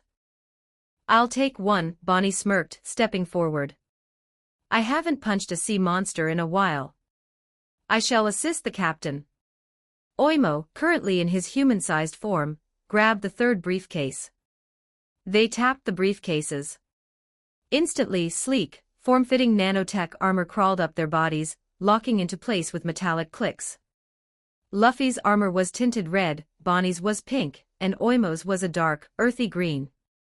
Their faces were protected by clear, pressurized visors. So cool. Luffy cheered, his voice transmitting through the ship's comms. Before they could jump out, the Kraken attacked again. This time, two tentacles whipped toward the ship from opposite sides in a pincer maneuver. "I've got the left," Frankie roared. He thrust his massive cybernetic arms outside the permeable resin bubble. Frankie rocket. Two high-explosive missiles shot from his shoulders, passing cleanly through the bubble and detonating directly against the Kraken's left tentacle. The underwater explosion forced the beast to recoil. "I'll protect the right," Chopper yelled, popping a rumble ball into his mouth. "Guard point." Chopper expanded into a massive, incredibly dense ball of fur, absorbing the impact of the right tentacle. The force of the blow didn't pop the bubble, but it transferred the momentum to the entire ship. The Thousand Sunny was launched backward through the water, hurtling directly toward a jagged underwater mountain. "We're gonna crash," Brooke yelled, his skull rattling. Robin crossed her arms, her blue eyes narrowing.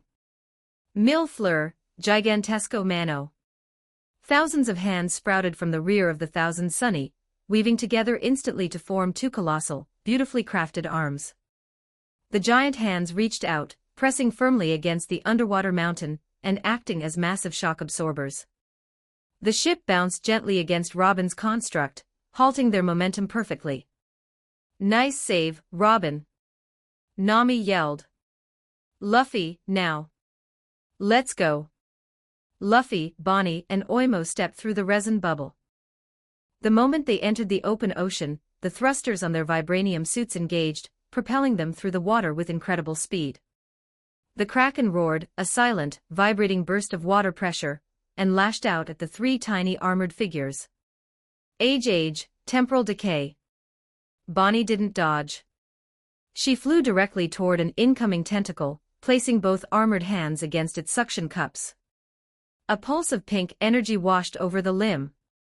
Instantly, that specific tentacle withered, its muscle mass decaying into the frail, weak appendage of a dying creature. The tentacle dropped uselessly. "My turn," Oimo roared. He swung his massive, spiked mace through the water, the nanotech suit augmenting his giant's strength. He slammed the mace directly between the Kraken's eyes, disorienting the massive beast. Luffy jetted upward, hovering right above the Kraken's head. He bit into his armored thumb, the nanotech shifting seamlessly to allow the action, and blew air into his bones. Gear third. His armored arm expanded to the size of a battleship. He coated the massive limb in pitch-black armament hockey. Gomu Gomu no. Elephant gun. Luffy brought the colossal, hockey-infused fist down squarely on the top of the Kraken's head. The impact created a massive underwater shockwave. The Kraken's eyes rolled into the back of its head. The legendary beast, capable of crushing fleets, went entirely limp, utterly defeated by the trio. "Shishishi.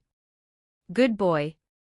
Luffy laughed through the comms, patting the unconscious monster's head. "Now you're my pet. I'm gonna call you Surum."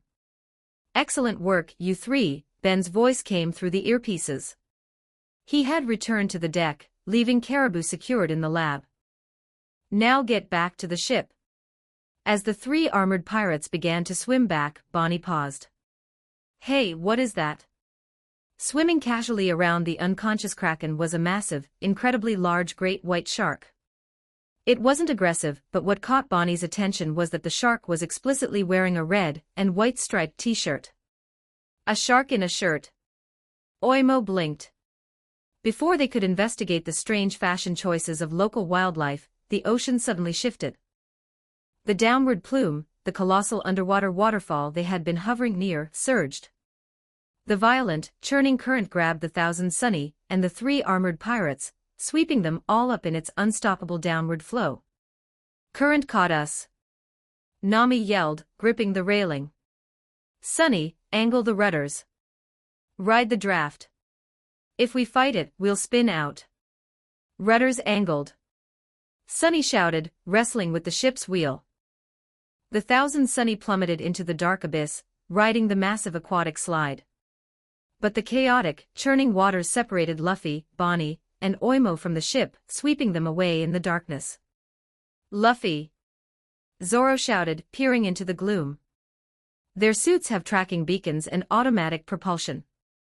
Mary assured the crew quickly. They won't sink. The plunge felt like it lasted for hours, though it was only minutes. The violent churning slowly faded, replaced by a deadly, freezing calm. The Thousand Sunny leveled out. The crew looked around. The water outside the bubble was no longer the deep navy of the despotic zone. It was pitch black. An absolute, oppressive darkness that seemed to swallow all light. Sunny, Ben ordered softly. Maximum floodlights. The ship's exterior lights flared to maximum output. The crew gasped. They weren't alone. Drifting slowly, silently around the Thousand Sunny were horrors straight out of a nightmare. Massive, bioluminescent anglerfish with jagged teeth. Serpentine eels the size of skyscrapers. Gelatinous, transparent blobs with pulsing red veins. The deep sea. Depth, 7,000 meters. A realm where sunlight has never reached. The underworld of the sea. This is terrifying, Usopp whispered, hiding entirely behind Broggy's massive leg. They're everywhere. Fascinating, Robin smiled, admiring a massive, glowing jellyfish that drifted past the hull. So many beautiful, undiscovered ways to perish. Where is the captain? Dory asked, gripping his shield and scanning the darkness. And our brother Oimo? Vivi turned to the android girl. Mary, can you locate them? Are their suits holding up to this pressure? Mary nodded, her eyes glowing slightly as she processed the data. Suit integrity is at 100%. The vibranium is easily withstanding the external pressure. I have their coordinates. They are approximately half a mile behind us, and they are already using their thrusters to head toward the ship's beacon. Good, Zoro relaxed slightly. Let the idiot swim for a bit. Serves him right for jumping out. As they waited in the chilling darkness of the deep sea, Frankie adjusted his sunglasses and looked over at the ship's doctor. Chopper was panting, his tongue hanging out. He had shifted out of his heavy point and was currently trying to fan himself with his hooves. Hey, doctor, Frankie asked. Is something bothering you? You look super overheated. It's really hot, Chopper wheezed, wiping sweat from his furry forehead. He's right, Usopp agreed, tugging at the collar of his vest. I'm sweating. But we're at the bottom of the ocean. It should be freezing down here. Nami walked to the edge of the deck, looking out into the water. She noticed the water outside the bubble was no longer crystal clear. It was murky, filled with dark, swirling clouds of what looked like underwater dust. Smoke. Nami frowned. Her eyes widened. That's not just smoke. Those are hydrothermal mineral deposits. Water this deep, filled with heat and smoke, can only mean one thing. Nami turned around, her face pale. We are in a deep-sea volcanic region. We are sitting directly above an active fault line. Right on cue, the ocean floor beneath them began to glow with an ominous, angry red light. The water temperature spiked violently. Sunny! Nami shrieked. Move the ship. Get us away from the volcanoes before they erupt. Hard to starboard. Sunny yelled, spinning the wheel frantically to navigate the Sunny away from the glowing red fissures opening up on the sea floor beneath them. As they fled the volcanic zone, Broggy stepped up to the bow, pointing his massive axe into the distance. Look there, friends. Broggy rumbled. A light in the darkness. Have we reached Fishman Island already? The crew rushed to the front. In the pitch-black distance, a large, warm, inviting sphere of light was bobbing gently in the water. It looks so peaceful, Sanji noted. Like a street lamp guiding us home. Sunny adjusted the ship's floodlights, aiming the high-powered beams directly at the peaceful sphere of light to get a better look. The lights cut through the darkness. The warm, inviting sphere of light wasn't a street lamp. It was the glowing lure attached to the head of a gargantuan, monstrously ugly anglerfish. The fish was larger than the Thousand Sunny, possessing a mouth filled with rows of jagged, yellow teeth the size of houses. "It's a trap!" Usopp screamed, bursting into tears. The massive anglerfish, blinded by the ship's lights, let out a furious, bubbly roar and lunged forward, its massive jaws opening wide to swallow the Thousand Sunny whole. "Brace for impact!" Frankie roared, charging his laser. Before Frankie could fire, a massive, fleshy hand the size of an entire galleon suddenly reached out from the darkness. The hand grabbed the giant anglerfish by the side of its head and brutally punched it. Wham! The underwater shockwave rocked the Sunny.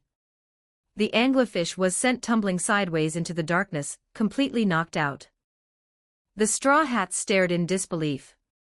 Stepping out of the gloomy abyss into the light of the ship was a humanoid creature so incomprehensibly massive that it made Dory and Broggy look like action figures. The creature had a round, bald head, a goofy expression, and a massive, bloated belly. "And Yumabozu!" Usopp shrieked, recognizing the mythical sea giant from East Blue folklore. "A monster of the deep." "No, you idiot fish," the giant creature spoke, its voice deep and incredibly slow, echoing through the water. It wagged a massive, scolding finger at the unconscious anglerfish. "Ankoro. I told you not to eat the ships. Captain Vanderdeck Ken will be very mad at you if you ruin the treasure." "Vanderdeck Ken?" Robin raised an eyebrow. "The mythical captain of the Flying Dutchman. That is a ghost story." As if summoned by her words, the water temperature dropped. A thick, eerie fog, an impossibility underwater, began to roll across the ocean floor. Brook stiffened. He gripped his cane sword, his empty eye sockets staring intensely into the fog. "Do you hear that?" Brook whispered, his voice entirely devoid of his usual humor. "Hear what?" Zoro asked, his hand resting on his swords. "Singing," Brook said softly. From the thick, underwater fog behind the giant humanoid, a faint, haunting melody drifted through the water. It was a slow, mournful dirge. Slowly, the rotting, barnacle-encrusted bow of an ancient galleon pierced the fog. Its sails were tattered and torn, glowing with a sickly, ethereal green light. The wood looked as though it had been decaying at the bottom of the sea for centuries. The Flying Dutchman had arrived. Chapter 191, Under the Seas. 2,178 words. The temperature in the deep sea had dropped drastically, yet the atmosphere around the Thousand Sunny felt suffocating. Through the murky, unnatural fog rolling across the ocean floor, the rotting, barnacle-encrusted hull of the ghost ship slowly drifted into view. Its tattered sails billowed despite the lack of wind, glowing with a sickly, ethereal green luminescence. Brook stepped forward, his bony fingers tightening around the hilt of his cane sword. His empty eye sockets stared fixedly at the approaching vessel. Brook said, his voice unusually grave. "Every sailor of my era knew the stories. It is called the ship that should not be. A ghost ship." Usopp's teeth chattered loudly. He hid behind Zoro, holding up a small cross made of 2 wooden twigs. "Are there actual ghosts on it?" "It is the legendary Flying Dutchman," Brook explained, ignoring the sniper's panic. "The story dates back hundreds of years. It was said that on a stormy day, a pirate captain went completely deranged. In a fit of madness, he started throwing his own crew overboard, murdering all of them one by one. His name was Vanderdeck Ken." "That's terrible," Vivi whispered, covering her mouth in horror. "For his horrific crimes against his own men, he incurred the wrath of God," Brook continued solemnly. "He was doomed to an eternity of wandering the sea, forever cursed to sail the ocean depths, and strictly forbidden to ever make port again. That ship right there, that is the very same vessel. The cursed ship of Vanderdeck Ken." Nami swallowed hard. "A centuries-old ghost ship is floating right in front of us." "Ghosts aren't real," Zoro grunted, though his hand rested firmly on Wado Ikimonji. "It's just an old boat." "You idiot." A loud, incredibly obnoxious voice echoed from the deck of the decaying ship, completely shattering the spooky atmosphere. Standing on the railing of the Flying Dutchman was a strange-looking man with 4 legs, wearing a tattered captain's coat and a wide-brimmed hat. He pointed a webbed, accusing finger at the giant humanoid, Watatsumi, and the unconscious anglerfish, Ankoro. "I told you 100 times, Watatsumi," the captain yelled, his voice carrying clearly through the water via a specialized coating bubble on his own ship. "You do not eat the ships. If you eat the ships, we do not get the treasure inside them. You are ruining our plunder." Watatsumi, the massive sea giant, rubbed the back of his bald head sheepishly. "Sorry, Captain Vanderdeck Ken. Ankoro was just hungry." "So he isn't a ghost," Ben noted calmly from the Sunny's deck, adjusting his glasses. "He's a fishman. A descendant most likely, claiming the name and the ship." "Fishmen have 4 legs?" Sanji asked, raising an eyebrow at the captain's bizarre anatomy. "He appears to be a bullhead shark fishman," Robin observed, reading the biological cues. "Fascinating." Vanderdeck Ken noticed the lights of the Thousand Sunny. He peered through the murky water, his eyes landing on the pristine Atomwood hull, and the straw hat flag painted on the sail. "Oh ho! Look what we have here." Deck Ken laughed maliciously. "A fresh crew of rookies. They look wealthy. Watatsumi. Forget the scolding. Destroy that ship and bring me their treasure." "Okay, Captain." Watatsumi agreed happily. The colossal sea giant turned toward the Thousand Sunny. He raised a massive, fleshy fist the size of a small island, preparing to smash the resin coating and crush the straw hats into the sea floor. "He's gonna hit us!" Chopper screamed, shifting into heavy point. "Sunny! Charge the Jayan cannon!" Nami ordered. Before Sunny could make a move, a massive blur of reddish-purple muscle shot out from the darkness above them. Wham! A colossal tentacle slammed directly into the side of Watatsumi's face. The impact was devastating. The sea giant's eyes crossed, and he was sent tumbling backward, crashing into the ocean floor and kicking up a massive cloud of underwater silt. "What the?" Vanderdeck Ken stumbled on the railing of his ship. From the shadows of the downward plume, the colossal kraken descended. It loomed over the Thousand Sunny, its massive eyes glowing yellow. "The kraken!" Usopp shrieked. "It followed us. We're dead. We're sandwiched between a ghost ship and a sea monster." But the kraken didn't attack the Sunny. It swam aggressively toward Watatsumi. It wrapped 2 of its massive tentacles around the giant's neck, and began to furiously punch the dazed humanoid with its remaining limbs, beating him into the dirt. "Bad giant. Bad," a familiar voice echoed through the water. Sitting cross-legged on the very top of the kraken's head were Luffy, Bonnie, and Oimo. "Luffy!" Zoro yelled, a rare grin crossing his face. "Stop, Surum. That's enough," Luffy ordered, patting the kraken on the head. The massive sea monster instantly stopped punching Watatsumi. It let go of the giant and floated obediently in place, waiting for its next command. He actually tamed it. Sanji exhaled a long drag of smoke, shaking his head in disbelief. "I shouldn't be surprised anymore. Shishishi. Look guys. I got a pet." Luffy laughed, waving at the ship. Using the microthrusters on their nanotech suits, Luffy, Bonnie, and Oimo flew from the kraken's head, passing seamlessly through the Sunny's resin bubble and landing safely on the grassy deck. The metallic suits instantly retracted back into their briefcases.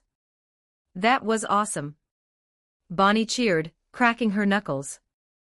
"We beat up an octopus and then rode it." "Oimo is victorious," the giant laughed, picking up his mace. "Welcome back, Captain," Ben smiled. "I see you made a new friend." "Yeah. This is Surum." Luffy pointed proudly at the colossal monster floating outside. "And he's gonna be our new navigator." "He can't be a navigator," Nami roared, punching Luffy in the back of the head. "I am the navigator." "But he knows the ocean better than you do," Luffy argued, rubbing his head. "Just get the ship on his head." Usopp panicked, looking nervously at the massive tentacles drifting near the hull. If we ride him, we won't have to worry about sea monsters. But tell him to be careful. If he squeezes too hard, he'll pop the bubble and we'll all die. Surum, Luffy commanded, pointing at the ship. Put us on your head. The Kraken let out a low, obedient rumble. It carefully reached out with its massive tentacles, gently wrapping them around the Thousand Sunny. With surprising delicacy, the beast lifted the entire pirate ship and placed it securely atop its bulbous head, cradling it between its upper limbs. This is incredibly demeaning, Zoro muttered, sitting cross-legged as the ship was hoisted into the air. I think it's fun, Vivi said. Karoo quacked, flapping his wings. Before the crew could celebrate their new mode of transportation, a deep, terrifying vibration rattled the ship. It wasn't an attack. The vibration came from the very earth beneath them. Rumble. The ocean floor began to shake violently. The dark, murky water grew instantly hotter, the temperature spiking drastically inside the bubble. Nami looked down, her eyes widening in horror as the temperature skyrocketed. The fault line. Nami shrieked, pointing at the jagged, glowing red cracks spreading across the ocean floor. The underwater volcanoes. They're going to erupt. Right now. Over on the Flying Dutchman, Vanderdecken's crew was panicking. Captain, a fisherman pirate yelled, pointing at the glowing magma vents. The volcanoes are blowing. We have to get out of here. Vanderdecken scowled. He looked at the straw hats, safely secured atop the Kraken, and then at the imminent geological disaster beneath him.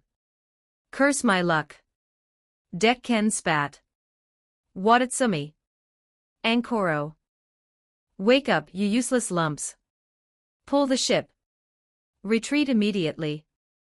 Watatsumi, rubbing his bruised head, scrambled to his feet.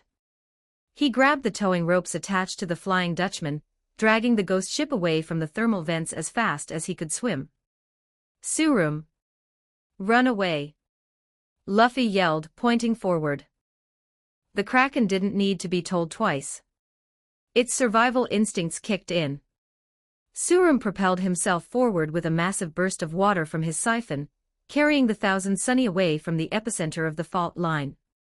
10 seconds later, the ocean floor exploded. Karakumum. Multiple deep-sea volcanoes erupted simultaneously. Millions of tons of superheated magma blasted upward into the freezing water of the deep sea. The sudden, violent collision of extreme heat and extreme cold created a massive, concussive underwater shockwave. The force of the explosion ripped through the water like a physical wall. Brace yourselves. Frankie roared, anchoring his feet to the deck. The shockwave hit them. The Thousand Sunny rocked violently, the Yar-Yarman coating stretching and rippling under the immense pressure, but holding firm. Behind them, the Flying Dutchman wasn't so lucky. The shockwave slammed into the ghost ship, sending Vanderdecken, Watatsumi, and Ankoro tumbling wildly into the dark abyss, blown completely off course. Surum swam with everything he had, his massive tentacles churning the water. He managed to stay just ahead of the expanding wave of boiling water and ash. However, the eruption had destabilized the entire region. The massive underwater mountain range above them began to crumble. Avalanche. Robin warned, looking up. Thousands of tons of jagged rocks and boulders broke loose from the cliffs, raining down into the trench like a meteor shower. Dodge them, Surum. Luffy yelled. The Kraken wove frantically through the falling debris, using its incredible agility to slip between the massive boulders. It spotted a deep, narrow trench in the ocean floor, a darker area sheltered from the falling rocks. Surum dove for the trench. They almost made it. Just as the Kraken crossed the threshold into the dark trench, a massive, stray boulder the size of a galleon clipped the side of the canyon wall, ricocheted, and slammed directly into the side of Surum's head. The impact was brutal. The Kraken let out a muffled groan. Its eyes rolled back, its tentacles going entirely limp. Surum. Luffy yelled. With the Kraken knocked unconscious, its grip on the Thousand Sunny released. Without the beast's propulsion, gravity and the descending currents took over entirely. Both the unconscious Kraken and the Thousand Sunny plummeted straight down into the pitch-black abyss of the trench. "We're falling!" Chopper screamed, floating weightlessly off the deck as the ship entered freefall. "We're going to hit the bottom," Usopp wailed, grabbing the mast. "The bubble will pop." "Sunny, take the helm," Ben ordered sharply, holding onto the railing. "Engaging emergency stabilization." Sunny's robotic voice replied instantly. The android boy spun the wheel, his mechanical eyes processing the telemetry data in milliseconds. Activating localized burst thrusters. Firing in 3, 2, 1. Small, precise bursts of air shot from the Sunny's lower ports. The thrusters didn't propel the ship, but they forcefully corrected its pitch and yaw. The ship stopped tumbling and leveled out perfectly, descending smoothly rather than crashing chaotically. "I have control," Sunny reported. "Buoyancy stabilized. We are drifting downward safely." The crew let out a collective sigh of relief, dropping back onto the deck. "Good job, Sunny," Frankie grinned, giving a thumbs up. "But where are we?" Vivi asked, looking out into the water. It was absolute, total darkness. The floodlights of the ship only illuminated the murky water a few meters ahead. There were no fish, no rocks, no signs of life. Just the silent, crushing weight of the deep ocean. "We fell into a suboceanic trench," Nami analyzed, tapping her log pose. The needle was spinning wildly before finally pointing straight ahead, at a slight downward angle. "The magnetic pull is strong. We're very close. Look." Bonnie pointed toward the front of the ship. In the far, far distance, cutting through the absolute pitch-black of the abyss, was a faint, warm glow. It wasn't the menacing red of a volcano, or the deceptive lure of an anglerfish. It was a massive, steady, beautiful sphere of light. "Is that?" Sanji stepped forward, his breath catching in his throat. "Sunny, slow ahead," Ben instructed. "Take us toward the light." The Thousand Sunny drifted silently through the dark trench, moving closer and closer to the glow. As they approached, the scale of the light became apparent. It wasn't just a glowing rock. It was a colossal, awe-inspiring structure resting at the very bottom of the world, 10,000 meters beneath the surface. A massive, double-layered bubble encased an entire, vibrant island. Inside the bubble, they could see lush, green hills, sparkling rivers, and beautifully crafted architecture bathed in the warm, artificial sunlight of the Sunlight Tree Eve. Mermaids and fishmen swam gracefully through the inner waterways. It was a paradise hidden in the darkest corner of the earth. "We made it," Nami whispered, her eyes reflecting the brilliant light. Luffy grabbed the railing, a massive, victorious grin spreading across his face. "Fishman Island." Luffy cheered. The Straw Hat Pirates had finally reached their long-sought destination.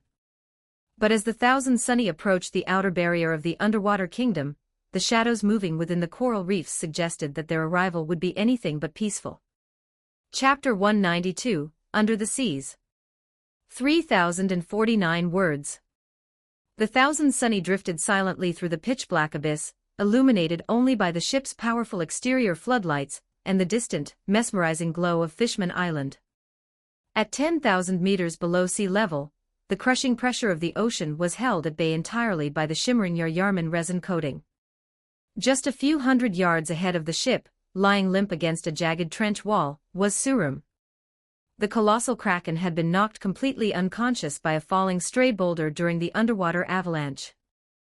"There he is." Luffy pointed from the bow, his face pressed against the resin bubble.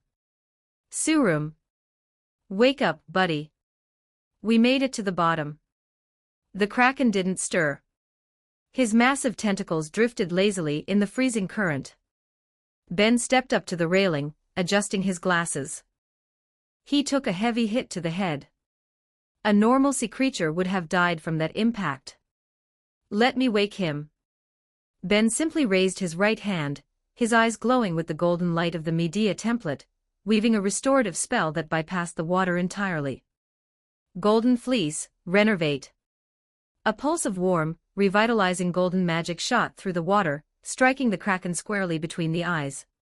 Surum gasped, sending a massive burst of bubbles toward the surface, and his giant yellow eyes snapped open. He thrashed his tentacles for a moment, disoriented, before spotting the thousand sunny hovering nearby. Surum. Luffy grinned broadly. You're okay. Hey, can you help us find the entrance to Fishman Island? We don't know which way the gate is.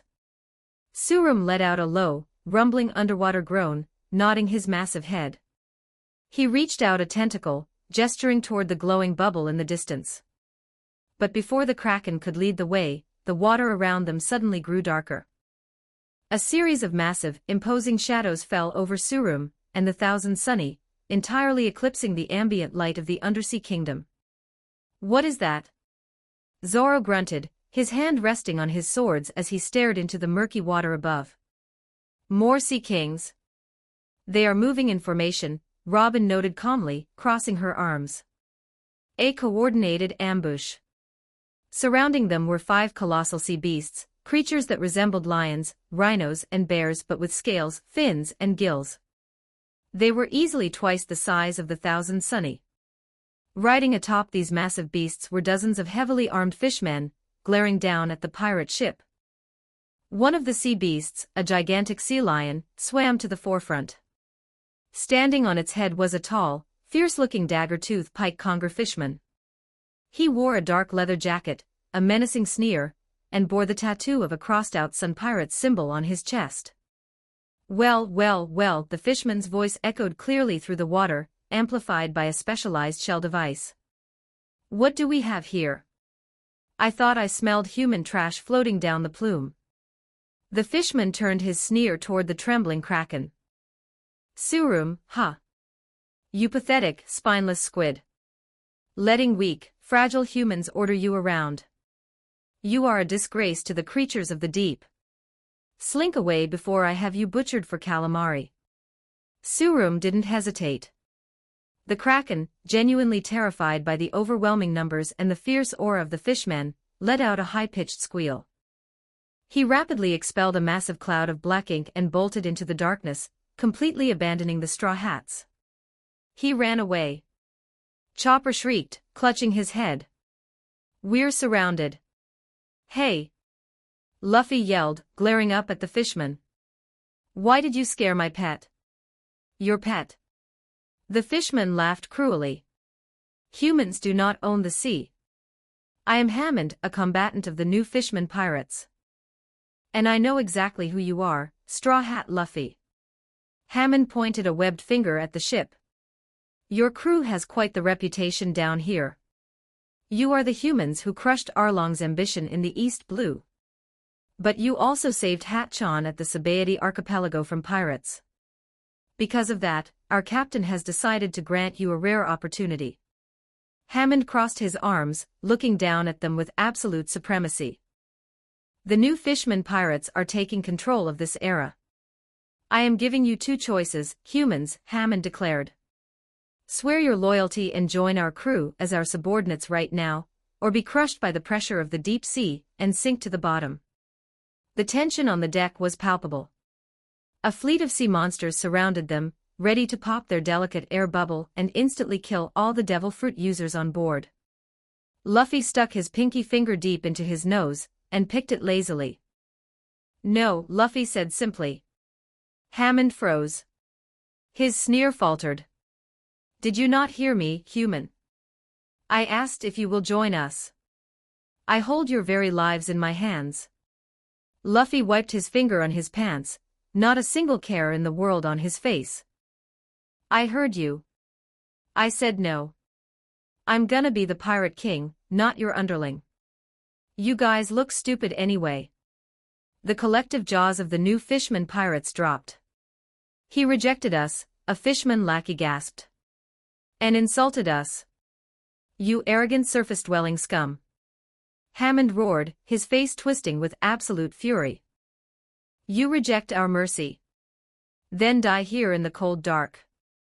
Sea beasts. Smash their ship. Pop the bubble. The 5 colossal sea beasts roared, churning the water as they lunged toward the Thousand Sunny from all directions, their massive jaws open to crush the ship. "They're attacking!" Usopp wailed, grabbing his head. "Ben! Do something!" Ben didn't even draw his wand. He simply tapped the console near the helm. "Sunny," Ben said calmly. "Deploy the shield." "Aye aye, Papa." Sunny's robotic voice chimed. "Engaging hexagonal defense matrix." Hum. A network of glowing, blue hexagonal energy panels erupted around the outer perimeter of the Thousand Sunny, forming a translucent, perfectly spherical dome that sat just outside the resin coating. The colossal sea beasts slammed their heads, claws, and jaws into the barrier. Bam! Bam! Bam! The impact was deafening. But the blue shield didn't just hold, it actively absorbed and rebounded the force. The sea beasts roared in pain as the force of their own attacks was violently reflected back into their skulls. They staggered backward, dizzy and disoriented, clutching their bruised heads. "What the?" Hammond gasped, nearly falling off his sea lion. "A shield. What kind of ship is this?" "A very expensive one," Ben smirked. He tapped his earpiece. "Mary. It's time to bring out the big guns. Deploy Mecha Mary and the Zords." "Yes, Papa." Mini Mary's voice crackled excitedly over the comms. "Initiating aquatic arsenal protocol. Opening submarine hatches now." The ocean beneath the Thousand Sunny began to boil with released air pressure. The heavy atom wood panels on the lower hull slid open, revealing the massive, high-tech hangar bays Ben had built inside his spatial dimension. 5 massive, sleek, metallic shapes launched out of the hangars and into the open water, and slowly their sizes began to increase. They were gigantic, robotic war machines, each one the same size as the towering sea beasts. They gleamed in the underwater floodlights, their hulls constructed from an indestructible, seamless alloy of vibranium and adamantium. First was a sleek, silver swordfish Zord, its long, razor-sharp rostrum pulsing with sonic energy. Second was a massive, heavily armored blue megalodon shark Zord, its jaws lined with mechanical, spinning buzzsaw teeth. Third was a long, sinuous yellow electric eel Zord, electrical arcs visibly crackling along its metallic spine. Fourth was a wide, stealthy black manta ray Zord, equipped with heavy artillery cannons under its wings. And rising in the center was the bipedal, towering figure of Mecha Mary, the 30-foot-tall metal titan courtesy of Grey Template, its eyes glowing fiercely. "Zords!" Luffy screamed, his eyes literally popping out of his skull in sheer, unadulterated fanboy ecstasy. He ran to the railing, drooling. "Robot sea monsters. I wanna drive one." "Ben. Let me drive the shark." "No," Ben said flatly. Luffy froze. "Eh? Why not?" "Because you don't even know how to steer a rowboat, let alone operate a highly complex, neural-linked, multi-billion-berry war machine," Ben explained patiently. "If I put you in the pilot's seat, you'll accidentally hit the self-destruct button trying to find the cup holder. You are better off using the nano-suit." Luffy's jaw dropped. The rejection hit him harder than Akainu's magma. He turned around, walked to the far corner of the grassy deck, squatted down facing the wall, and began to sullenly draw circles on the floorboard with his finger. A dark, depressing raincloud literally materialized over his head. "He wouldn't let me drive the robot." Luffy muttered miserably. "I'm the captain. I want to press the glowing buttons." Ben sighed, rubbing the bridge of his nose. "Fine. You can ride in one. But someone else is going to control it. Who actually knows how to read a dashboard?" Instantly, 4 hands shot into the air. "I'm the navigator. I'll take the eel." Nami volunteered, her eyes sparkling at the high-tech machinery. "Super. I claim the shark." Frankie roared, flexing his arms. "I'll show them the true power of aquatic engineering. I have experience riding fast mounts." Vivi smiled confidently. I'll pilot the swordfish. God Usopp will handle the artillery. Usopp declared, pushing his goggles up. The manta ray is mine. All right, Ben nodded. He reached into his spatial pouch and pulled out 4 metallic capsules, tossing them to the volunteers. Suit up. The 4 pirates tapped the capsules. Sleek, pressurized nanotech armor crawled over their bodies, sealing them in watertight, high-mobility suits. Can I come too? Chopper bounced up and down, looking at Frankie with pleading eyes. I want to ride the shark. Of course, bro. Frankie laughed. We'll pilot it together. Hearing that, Ben gave Chopper also a suit. Luffy, who was already in the nano suit, instantly abandoned his depressive corner and sprinted over to Usopp. I'm going with you. We're gonna shoot so many lasers. Just don't touch the steering yoke, Luffy. Usopp warned as his suit finished assembling. Ben tapped his own chest, his custom black and gold armor sealing around him. He turned to the remaining crew on the deck. Sunny, Ben ordered. Keep the shields up at maximum capacity. Sit tight, everyone else. It's going to get a little noisy out there. You got it, Papa. Sunny saluted from the helm. Don't scratch the paint, you idiots. Sanji yelled, lighting a cigarette as he watched them. Show-offs, Zoro grunted, crossing his arms and sitting back down against the mast. With a synchronized leap, Ben, Nami, Frankie, Vivi, Usopp, Luffy, and Chopper jumped through the resin bubble. Their suits propelled them seamlessly through the crushing water and directly into the glowing, open cockpit hatches of their respective Zords. The hatches sealed shut. The eyes of the 5 massive machines flared to life. Inside the sleek, holographic cockpit of Mecha Mary, Ben gripped the control yokes. Comms check. Vanguard Squadron, report. Shark Zord online and feeling super. Frankie's voice echoed. Eel Zord ready. Energy levels peaking, Nami reported. Swordfish Zord locked on target, Vivi stated. Manta Ray artillery is loaded. Let's blast M. Usopp yelled. Attack. Hammond screamed from outside, pointing his trident at the mechanical beasts. Tear those hunks of junk apart. Dozens of fishmen dove from the backs of their sea beasts, swimming at blinding speeds toward the Zords. They thrust their tridents, swords, and spears directly into the metallic hulls. Clang. Clink. Snap. The fishmen gasped as their weapons literally shattered against the hulls. The vibranium adamantium alloy didn't even register a scratch. Our weapons. They broke, a fishman panicked, holding a splintered hilt. They're too hard. Sea beasts, crush them. Hammond ordered. The giant sea lion lunged forward, opening its massive jaws to bite down on the manta ray Zord. Not today, ugly. Usopp shouted from the cockpit. Luffy, hit the red button. Red button. Luffy cheered. The manta ray spun gracefully in the water, its massive wings tilting upward. 2 heavy plasma cannons emerged from its back and fired a concentrated, concussive sonic blast directly into the sea lion's face. The beast roared in pain, tumbling backward in the water. My turn. Frankie yelled. The megalodon shark Zord shot forward with incredible speed.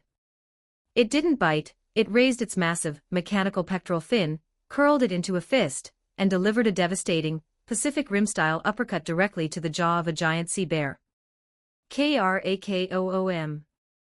The underwater shockwave pushed the surrounding fishmen away as the sea bear was knocked completely unconscious, floating upside down. Chopper, deploy the buzzsaws. Frankie commanded. Deploying. Chopper pushed a lever. The shark Zord's teeth spun like chainsaws, grinding against the armor of a charging sea rhino and forcing it to retreat in terror. Let's add a little shock to the system, Nami smirked. The electric eel Zord slithered through the dark water. It wrapped its long, metallic body around 2 attacking sea beasts. Discharging 100 million volts. Nami pressed the trigger. The eel Zord lit up the trench like a miniature sun. A massive electrical current surged through the water, localized by the Zord's targeting system so it only hit the enemies. The sea beasts convulsed, their eyes rolling back into their heads as they were instantly paralyzed by the voltage. Vivi, piloting the swordfish Zord, dashed through the battlefield like a fencer. She executed tight, high-speed barrel rolls, using her sonic rostrum to parry Hammond's desperate trident strikes, sending the fishman commander spinning helplessly in the currents. "This is impossible," Hammond shrieked, watching his fleet get dismantled by giant toys. "They aren't even using hockey. What is this technology?" Inside Mecha Mary, Ben monitored the tactical display.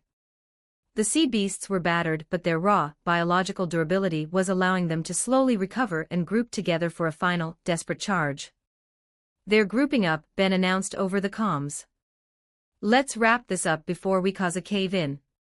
Vanguard Squadron, initiate combination sequence Alpha." "Yes." Luffy, Usopp, and Chopper screamed so loudly their microphones peaked. "We get to combine." "Execute sequence," Ben smiled, pressing the flashing gold button on his console. Megazord formation, engaged. Mary's voice boomed from the external speakers. The 5 Zords ceased their attacks. They surged upward, gathering in the center of the battlefield. Vroom. Clank. Shing. To the absolute horror of the new Fishman pirates, and the sheer, tear-inducing joy of the fanboys inside, the machines began to shift and merge. Mecha Mary locked her legs into place, forming the core torso and head. The Megalodon Shark Zord split down the middle, folding over Mary's right shoulder to become a massive, heavily armored right arm, the shark head forming the fist. The Electric Eel Zord snapped onto the left shoulder, becoming a long, crackling, whip-like left arm. The Swordfish Zord split perfectly in half, locking onto Mary's legs to form sleek, spiked greaves and powerful thruster boots. Finally, the Manta Ray Zord locked onto the back, its wide wings extending outward to provide immense stabilization and heavy back-mounted artillery. The eyes of the newly formed Megazord flashed a brilliant, blinding gold. Inside the head of the Megazord, the individual cockpits had seamlessly merged into one massive, shared digital command center. Ben sat in the central command chair, while Nami, Frankie, Vivi, Usopp, Luffy, and Chopper stood at the surrounding holographic terminals. "We're in the same room." Luffy grabbed his head, jumping up and down, literally weeping tears of pure joy. "It's a mega mecha. This is the greatest day of my life. It's so beautiful." Usopp and Chopper hugged each other, sobbing uncontrollably at the sheer majesty of the giant robot. "Focus, you idiots," Nami sighed, though she couldn't hide her own impressed smile. "We still have a fight to finish." Outside, Hammond stared up at the towering, 50-foot-tall mechanical god that was now aiming its glowing weapons at his remaining forces. "Attack it!" Hammond yelled in pure desperation. "It's a big target. Tear it down." The remaining sea beasts, driven by fear, charged the Megazord simultaneously.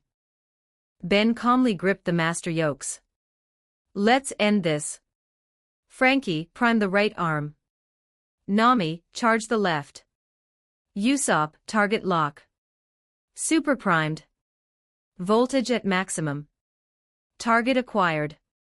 Ben stepped forward in the cockpit. The Megazord mirrored his movement perfectly. The Megazord lashed out with its left arm. The electric eel whip cracked through the water, wrapping around the legs of 3 charging sea beasts, and delivering a paralyzing jolt that stopped them dead in their tracks. "Vibranium impact!" Ben shouted. The Megazord drew back its right arm, the shark fist, and drove it forward with the combined thruster power of the entire machine. The punch didn't just hit the remaining sea lion, the kinetic force exploded outward in a cone of raw energy. KRAKOOOOOOOOM. The underwater shockwave was so massive it completely leveled the seafloor. The sea beasts were thrown backward, crashing into the trench walls. They didn't get back up. They were all completely, unequivocally knocked unconscious. The fishmen who hadn't been caught in the blast stared at the fallen monsters, dropping their weapons. Hammond, floating alone in the water, looked up at the towering Megazord. His hubris was entirely gone, replaced by bone-chilling fear. The Megazord stood victorious, striking a dramatic, heroic pose in the underwater floodlights, its manta ray wings spread wide. Shishishi. We won. Luffy cheered inside the cockpit. That was so easy. Unbelievable, Robin commented from the deck of the Sunny, sipping her coffee. Our arsenal is truly limitless. That robot is man's true romance, Sanji admitted, exhaling a puff of smoke. Zoro simply grunted in quiet agreement. Hammond gritted his sharp teeth. You monsters. Captain Hody will hear about this.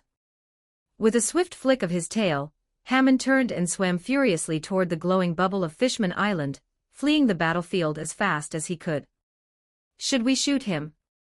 Usopp asked, resting his hand on the artillery trigger. Let him go, Ben said, disengaging the weapon systems. He'll deliver the message that we've arrived. The element of surprise is overrated anyway. Ben turned the Megazord toward the massive, glowing double bubble of Fishman Island. All right, Vanguard, Ben announced. Let's grab the Sunny and head inside. We have an underwater paradise to explore. Chapter 193, Fishman Island. 3,659 words. The Megazord drifted smoothly through the dark abyss. Cradled gently in the machine's massive arms was the Thousand Sunny, perfectly safe within its Yarman resin coating. Below them, the soft, mesmerizing glow of Fishman Island illuminated the trench. The massive, double-layered bubble encompassing the underwater paradise grew larger by the second. Inside the shared digital command center in the head of the Megazord, the crew was buzzing with anticipation. Meet, Luffy muttered, pressing his face against the holographic viewport. A thick stream of drool leaked from his mouth, pooling on the control console. There has to be a giant underwater meat forest. Sea kings, sea pigs, giant crabs. I'm going to eat until I explode. I heard the candy in Fishman Island is famous all over the world. Chopper cheered, bouncing excitedly on his hooves. Kelp flavor cotton candy. Sea salt taffy. I can't wait to try it all. Sanji leaned against a terminal, taking a long, slow drag of his cigarette. His visible eye had already morphed into a pulsating red heart.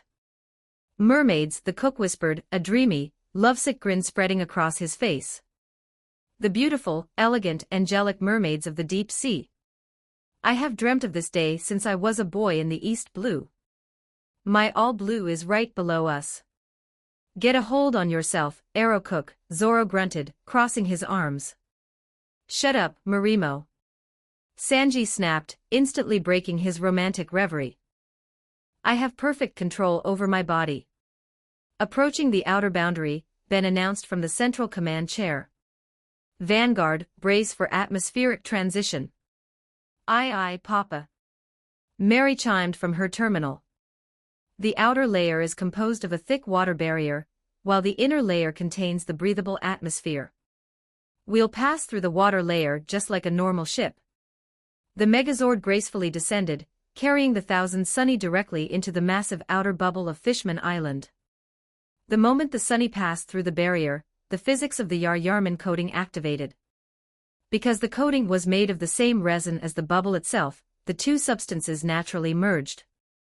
The iridescent film that had protected the pirate ship for the last 10,000 meters harmlessly dissolved, peeling away from the atomwood hull and joining the island's shield. The coating is gone. Usopp yelled, watching the monitors. We are in the air gap, Ben stated calmly. The space between the outer water layer and the inner atmospheric bubble was a dry, empty void. The Megazord was now in freefall. Thrusters on. Frankie roared, slamming a fist onto his console. The Megazord's manta ray wings flared. Massive blue repulsor jets ignited on the machine's boots and back. The rapid descent halted instantly, transitioning into a smooth, controlled hover. Ben pushed the control yokes forward. The Megazord flew straight through the final inner barrier and into the airspace of Fishman Island. The sky inside the bubble was a bright, beautiful blue, illuminated by the sunlight tree eve that channeled light directly from the surface. Flocks of exotic fish swam through elevated water channels that weaved through the sky like liquid highways. Majestic coral architecture, vibrant mermaid coves, and bustling port towns stretched out before them. Wow, Bonnie breathed, her eyes wide as she looked out at the underwater kingdom. I've never seen anything like this. It's breathtaking, Vivi agreed, placing a hand on Karoo's head. An entire civilization thriving at the bottom of the sea. Quack. Karoo flapped his wings in agreement, adjusting his pilot goggles. All right, setting her down, Ben said. The Megazord hovered over a wide, clear stretch of water near the island's main port. Slowly, the giant robot lowered its arms, placing the Thousand Sunny gently onto the water's surface. The ship bobbed for a moment before settling perfectly. Ship is secure, Sunny reported from his station. Everyone back to the ship, Ben ordered. The crew disengaged from their consoles. The cockpit hatch hissed open, and one by one, they leaped out of the Megazord and glided down to the grassy deck of the Thousand Sunny. Once everyone was safely on board, Ben stood on the railing and raised his hand. Disengage, Ben commanded. Clank. Vroom. Shing. The colossal Megazord rapidly disassembled. The shark arm, eel arm, swordfish legs, and manta ray backpack detached from the core of Mechamary. The 5 independent Zords hovered in the air for a brief second. In the blink of an eye, the 50-foot-tall Zords shrank down to the size of small toy models using PIM particles. They zipped through the air, diving neatly through the open hatches on the Thousand Sunny's lower hull, docking perfectly back into their designated storage bays. That trick never gets old, Dory laughed, clapping his massive hand on Broggy's shoulder. Indeed, Broggy chuckled. A very efficient way to store an armory. The Thousand Sunny caught the artificial wind of the island and sailed smoothly toward the main docks. The harbor was bustling with merchants, fishermen, and a few pirate crews who had managed to survive the descent. As the Sunny approached, the sheer, pristine quality of the ship drew eyes. But it was the crew standing on the deck that caused the dockworkers to stop and stare. A skeleton, a mermaid gasped, covering her mouth. Yo-ho-ho-ho. Good morning, madam. Brooke tipped his top hat toward the docks. It's the Straw Hats, a pirate from another crew yelled, backing away. The ones who destroyed Eni's lobby. Don't look them in the eye. The Thousand Sunny bumped gently against the wooden pier. Frankie tossed the mooring lines, tying the ship off with expert speed. The crew disembarked, stepping onto the solid stone of Fishman Island. Ben was the last to step off the gangplank. He turned around, looking at the massive, beautiful ship sitting in the harbor. He knew the reputation of Fishman Island's less savory districts. Ships were often stolen, coated over, or stripped for parts by ambitious thugs. Can't leave the Sunny unattended, Ben muttered to himself. He raised his hand. Ben placed it in his spatial dimension. The dockworkers and nearby pirates screamed in absolute horror. He just made a galleon disappear. A fishman guard panicked, rubbing his eyes. What kind of devil power is that? Let them stare, Robin smiled, walking up beside Ben. It ensures no one tries to follow us. All right, crew. Luffy shouted, throwing his arms in the air. Time to explore. I'm going to find the meat forest. We are not separating yet, Nami ordered, stepping in front of the captain with her hands on her hips. This is a massive island, and we don't know the layout. Plus, we actually have a contact here. Nami reached into her pocket and pulled out a sleek, black Kimoyo bead bracelet. Nami tapped the center bead. A holographic interface popped up, and the bead rang softly. Bloop bloop. Bloop bloop.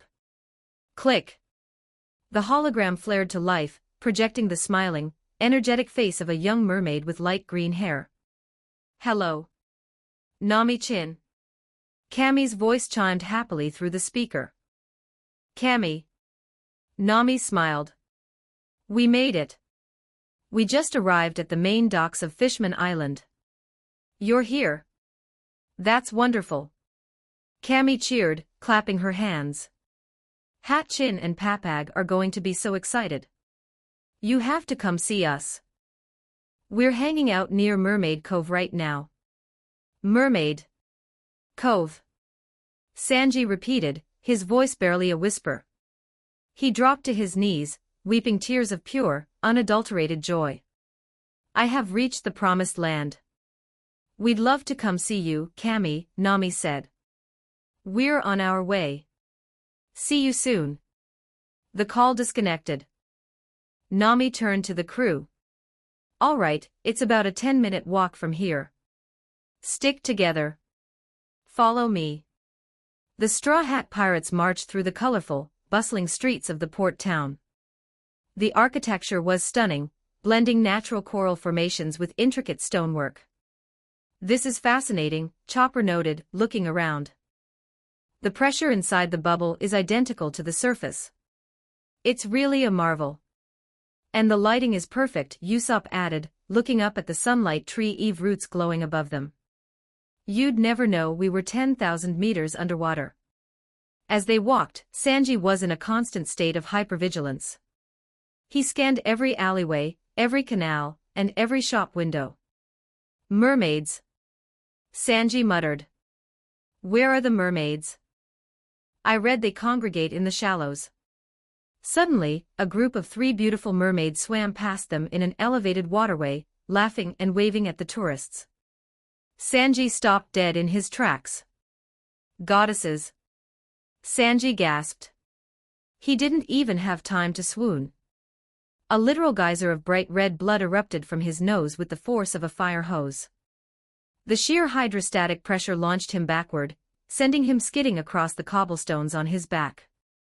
Sanji! Chopper screamed, instantly dropping into his medical panic mode. He's bleeding out. Medic! Chopper scrambled over with his medical kit, but Sanji simply gave a weak thumbs up from the floor, a blissful smile on his face. Leave me. I die a happy man. Get up, you idiot, Zoro grunted, grabbing the cook by the collar and dragging him along. We don't have time to carry a bleeding corpse. Take your hands off me, Marimo.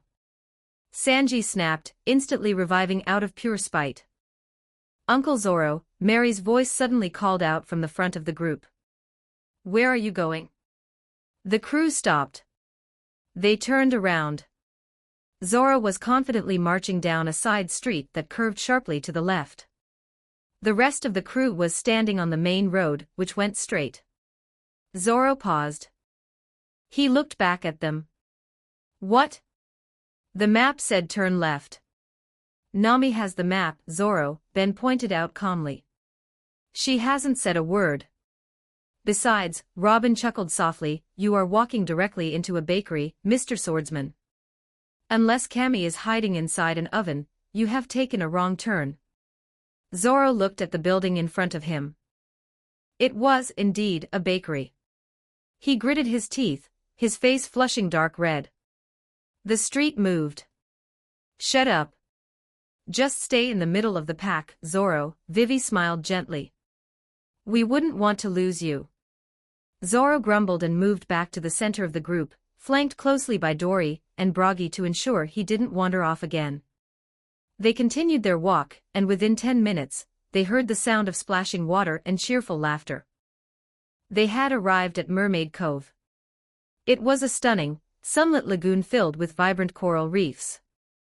Dozens of beautiful mermaids were swimming, sunbathing on rocks, and playing in the crystal-clear water. Sanji took one look at the cove, his eyes widened, and he immediately stuffed 2 large wads of cotton into his nostrils to prevent another fatal launch. Nami-chin. Luffy-chin. Cammy swam over to the edge of the cove, waving happily. She hoisted herself onto a rock, beaming at the pirates. Sitting on a small starfish-shaped chair next to her was Papag, a starfish wearing a Rasta hat and sunglasses. Cammy. Papag. Luffy grinned, running over. It's been a while. Are you guys doing good? We're doing great, thanks to you. Cammy smiled. Hat-chin is back at his takoyaki stand getting things ready for a welcome party. We're so glad you made it down here safely. Yeah, man, it's been a long time. Papag nodded, striking a cool pose. Shishishi. It was a busy year, Luffy laughed. You guys look amazing, Cammy noted. I see you guys have a new member. I am Jewelry Bonnie. Bonnie crossed her arms, chewing on a piece of candy. Nice to meet you. Brook stepped forward, tipping his hat. May I ask, do mermaids wear panties? Whack! Nami kicked the skeleton into the lagoon. Ignore him, Nami smiled sweetly at Cammy. He's dead anyway. While Nami, Sanji, and Vivi were busy punting Brook into the water, and Frankie was striking poses for the mermaids, Zoro stood at the back of the group. He yawned, stretching his arms behind his head. Too noisy, Zoro muttered to himself, entirely unimpressed by the lagoon. Without a second thought, the swordsman turned around. He spotted a random, curving path made of pink coral leading away from the cove. Assuming it led to a quiet place to nap or perhaps a tavern, he casually strolled down it, completely unnoticed by his distracted crewmates. We shouldn't just stand around here, Cammy said brightly, oblivious to the disappearing swordsman. Let me take you to my workplace. We can hang out at the Mermaid Cafe. I can get you guys some snacks and introduce you to my boss. A cafe full of mermaids. Sanji whispered, clutching his chest. Lead the way, my aquatic angel. The crew followed Cammy a short distance away from the cove, arriving at the Mermaid Cafe, a bustling, vibrant establishment built into a massive coral reef. The air was filled with music, laughter, and the splashing of tails as mermaids served drinks and entertained guests. Cammy led them to a large, dimly lit lounge area in the back of the cafe. Reclining on a massive velvet couch, smoking a long pipe, was a striking, imposing mermaid. She had dark hair, sharp, intelligent eyes, and the distinct lower body of a shortfin mako shark. Madam Shirley. Cammy called out cheerfully. These are the pirates who saved Hat-chin and me on the surface. So these are the famous straw hats. Shirley exhaled a cloud of purple smoke, her gaze sweeping over the crew with a cool, calculating intensity. Welcome to my cafe. You caused quite a stir up there. Thanks for having us. Ben smiled politely. While the others exchanged pleasantries and found seats, Luffy and Usopp had wandered to the back of the private lounge room. They were staring wide-eyed at a massive, cloudy crystal ball resting atop an ornate pedestal. Whoa! Look at this! Usopp gasped, pressing his face close to the glass. It's a real crystal ball. Hey, Shark Lady. Are you a fortune teller? I was, Shirley said, her tone suddenly flat and dismissive. She took another slow drag from her pipe. But I quit. Eh? Why did you quit? Luffy asked, tilting his head. I decided it is better to leave the future unknown, Shirley explained, her eyes darkening slightly. Knowing what happens takes the mystery out of life. And often, the things you see are not things you wish to know. Oh, Luffy nodded, staring intently at the mermaid boss. He seemed to process her statement for exactly 2 seconds, before his curiosity shifted entirely. I have a different question then. What is it? Shirley asked, expecting a question about the Grand Line or Fishman Island's history. Luffy pointed a finger directly at her tail. Do mermaids poop? Shirley's sharp eyes widened in absolute shock. A thick vein immediately throbbed on her forehead. How vulgar! Shirley roared, grabbing a velvet throw pillow from her couch and hurling it directly at Luffy's head with incredible force. What kind of question is that to ask a lady? You have absolutely no manners, you rubber brat. Whack! Ow! Sorry. Sorry. Luffy apologized quickly, rubbing his head and ducking behind Usopp. I was just wondering. Shirley sighed heavily, massaging her temples. She waved her hand dismissively at her employee. Cammy shyly grumbled. Take the rest of the day off. Show your friends around town so they stay out of trouble and far away from my cafe. Really? Thank you, madam. Cammy cheered, bowing respectfully before grabbing Nami's hand. Come on, guys. Let's go see the town. Cammy clapped her hands. Since you're here, we have to show you around. We can go to the Coral Hill, or the Fishman Karate Dojo. As they left the cafe, Papag puffed out his non-existent chest from his starfish chair. Since we have the whole day, I should take you to my flagship clothing store. Criminal. I'm the lead designer and CEO. Perfect, Nami grinned. I think the crew needs some new tropical outfits. You wouldn't mind giving your saviors a little discount, would you, Papag? Papag laughed. A discount? Well, sure. Since you guys saved my life and Cammy's life, I'll give you the VVIP treatment. Everything is free. I love this island, Nami cheered. The group followed Papag to his massive, multi-story clothing boutique in the commercial district. The store was packed with high-end, incredibly expensive designer clothes. Take whatever you want, guys. Nami ordered generously, treating the store like her own personal closet.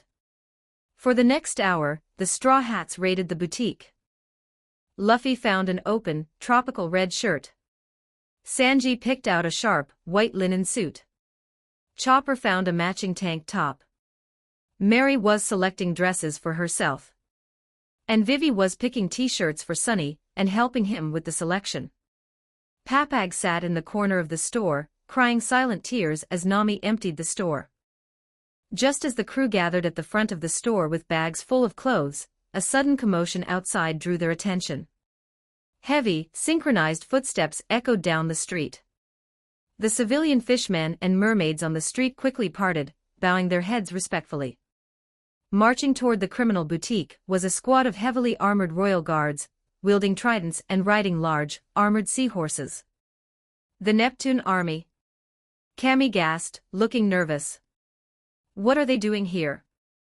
The lead guard halted his seahorse directly in front of the store. He held a scroll in his hand. He looked past the glass doors, his eyes locking onto Luffy. Are you the pirate crew known as the Straw Hat Pirates? The guard asked, his voice loud and authoritative. The crew tensed. Sanji adjusted his stance, and Dory and Broggy subtly shifted their weight. They were fully prepared for a confrontation with the local authorities. Yeah, that's us, Luffy answered, stepping forward casually. What do you want? The guard didn't draw his weapon. He didn't order an arrest. Instead, he bowed his head respectfully. I bring a message from His Majesty, King Neptune, the guard announced. He has requested your presence immediately. The king formally invites the Straw Hat Pirates to Ryugu Palace. The crew blinked. An invitation? Vivi asked, surprised by the diplomatic approach. To the palace. Usopp whispered. Is it a trap? It doesn't sound like a trap, Ben said, stepping up beside Luffy. It sounds like a genuine invitation. Do they have meat at the palace? Luffy asked the guard. We boast the finest royal banquets in the sea, sir, the guard confirmed. Luffy's eyes turned into stars. We accept. Let's go. Wait. Nami yelled. We can't just walk into a royal palace blindly. It will be fine, Nami, Ben assured her. We have nothing to worry about here. Besides, we shouldn't turn down a king's hospitality. Ben turned to Cammy and Papag. You two should come with us. It's not every day you get invited to Ryugu Palace. Us? Cammy gasped. But we're just commoners. You're friends of the Straw Hats, Luffy grinned. That makes you VIPs. The royal guard nodded. His Majesty has sent royal transports for your convenience. Please, follow me. The crew stepped out of the boutique. Waiting for them on the main street were not carriages, but massive sea creatures equipped with luxurious riding saddles. For King Neptune himself, who had decided to personally escort them from a nearby plaza, there was a massive, crown-wearing whale. But the transport assigned to Luffy's specific group was a familiar face. It was a massive, cheerful-looking shark wearing a red and white striped t-shirt. "Hey!" Bonnie pointed at the shark. "I remember you. You were swimming around the Kraken when we beat it up outside the island." The shark, Megalo, nodded vigorously, recognizing Luffy, Bonnie, and Oimo. "Chomp chomp." Megalo barked happily, dipping his head to let them climb onto the large saddle strapped to his back. King Neptune, a massive, jovial merman with a thick, flowing orange beard, floated nearby on his whale. "Jam jam jam jam." King Neptune laughed heartily. "I see you have already met Megalo. He is a very special shark to my family." "Is he yours, old man?" Luffy asked, hopping onto Megalo's back. "He belongs to my beloved daughter, Princess Shirahoshi," Neptune explained, his smile turning soft. "She was terribly worried about him. Megalo went missing a few days ago. The princess cried continuously, refusing to eat or sleep until he returned safely." Neptune bowed his head slightly toward the pirates. "Megalo managed to communicate to us that he was trapped by the Kraken, and that your crew defeated the beast and inadvertently freed him," Neptune said. "For saving my daughter's beloved pet and returning her smile, I wish to personally thank you. The royal palace is yours today. A grand banquet awaits you all." "Yay! Meat banquet!" Luffy cheered. "We are honored, Your Majesty," Ben bowed politely. "We will depart immediately," Neptune announced. He turned to his guards. "Have the rest of the patrols been notified to call off the search?" "Search?" Sanji asked from his seat on a different transport fish. "Ah yes," Neptune chuckled. "When we heard your ship had arrived, I dispatched soldiers to find your crew. We received word that one of your members had wandered off near the Coral Hill district and was asking for directions. We are currently looking for him." The entire Straw Hat crew froze. They looked left. They looked right. When did he even leave? Usopp shrieked, grabbing his head. "He was with us at the cove." "No, he wasn't," Robin noted calmly, sipping from a small travel mug. "I believe Mr. Swordsman wandered off before we even reached the Mermaid Cafe." "Jam jam jam." "Are you sure?" Neptune pulled out a small piece of paper. The reports said a green-haired swordsman with a terrible sense of direction was seen arguing with a signpost. "That's Zoro." Usopp yelled. "We lost him on the first day," Nami groaned, rubbing her temples. "Of course we lost him." Chapter 194, Fishman Island. 3033 words. The royal procession moved swiftly through the bustling waterways of Fishman Island. King Neptune rode comfortably on the back of his massive whale, leading the way. Behind him, the Straw Hat Pirates, Kami, and Papag rode on the backs of large, saddled transport fishes. Luffy, Bonnie, and Oimo shared the giant, t-shirt-wearing shark, Megalo. Despite the vibrant coral architecture and the colorful schools of fish swimming around them, the crew's attention was suddenly drawn to a large, imposing banner draped over the entrance of a major commercial district. The flag was unmistakable. It depicted a grinning skull with a crescent moon mustache, backed by a white cross. "Hey, hold on a second," Sanji noted, his visible eye narrowing as he pointed at the banner. "Isn't that the Whitebeard pirate's mark? Why is that hoisted here in the middle of Fishman Island?" King Neptune looked back over his shoulder. The jovial expression on the massive merman's face softened into one of deep respect. "Ah, you noticed," Neptune rumbled softly. "For many years, Fishman Island was under the direct protection of the great Edward Newgate. His name alone kept the slavers and rogue pirates from tearing our home apart. When the news of his death reached us 2 months ago, panic swept through the kingdom."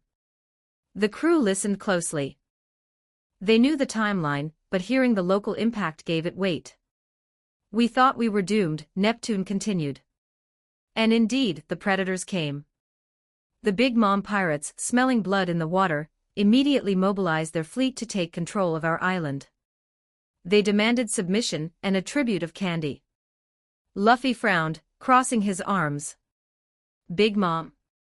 She's one of the 4 emperors, right? Yes, Ben nodded from his transport fish. A very dangerous woman. But they did not take us, Neptune smiled, a fierce pride in his eyes. Because before Big Mom's forces could establish a foothold, a new fleet arrived. The remnants of the Whitebeard pirates, led by their new captain. Fire Fist Ace. Luffy's face instantly lit up. A massive, ear-to-ear grin spread across his face. Ace came here. Luffy cheered. He did, Neptune confirmed.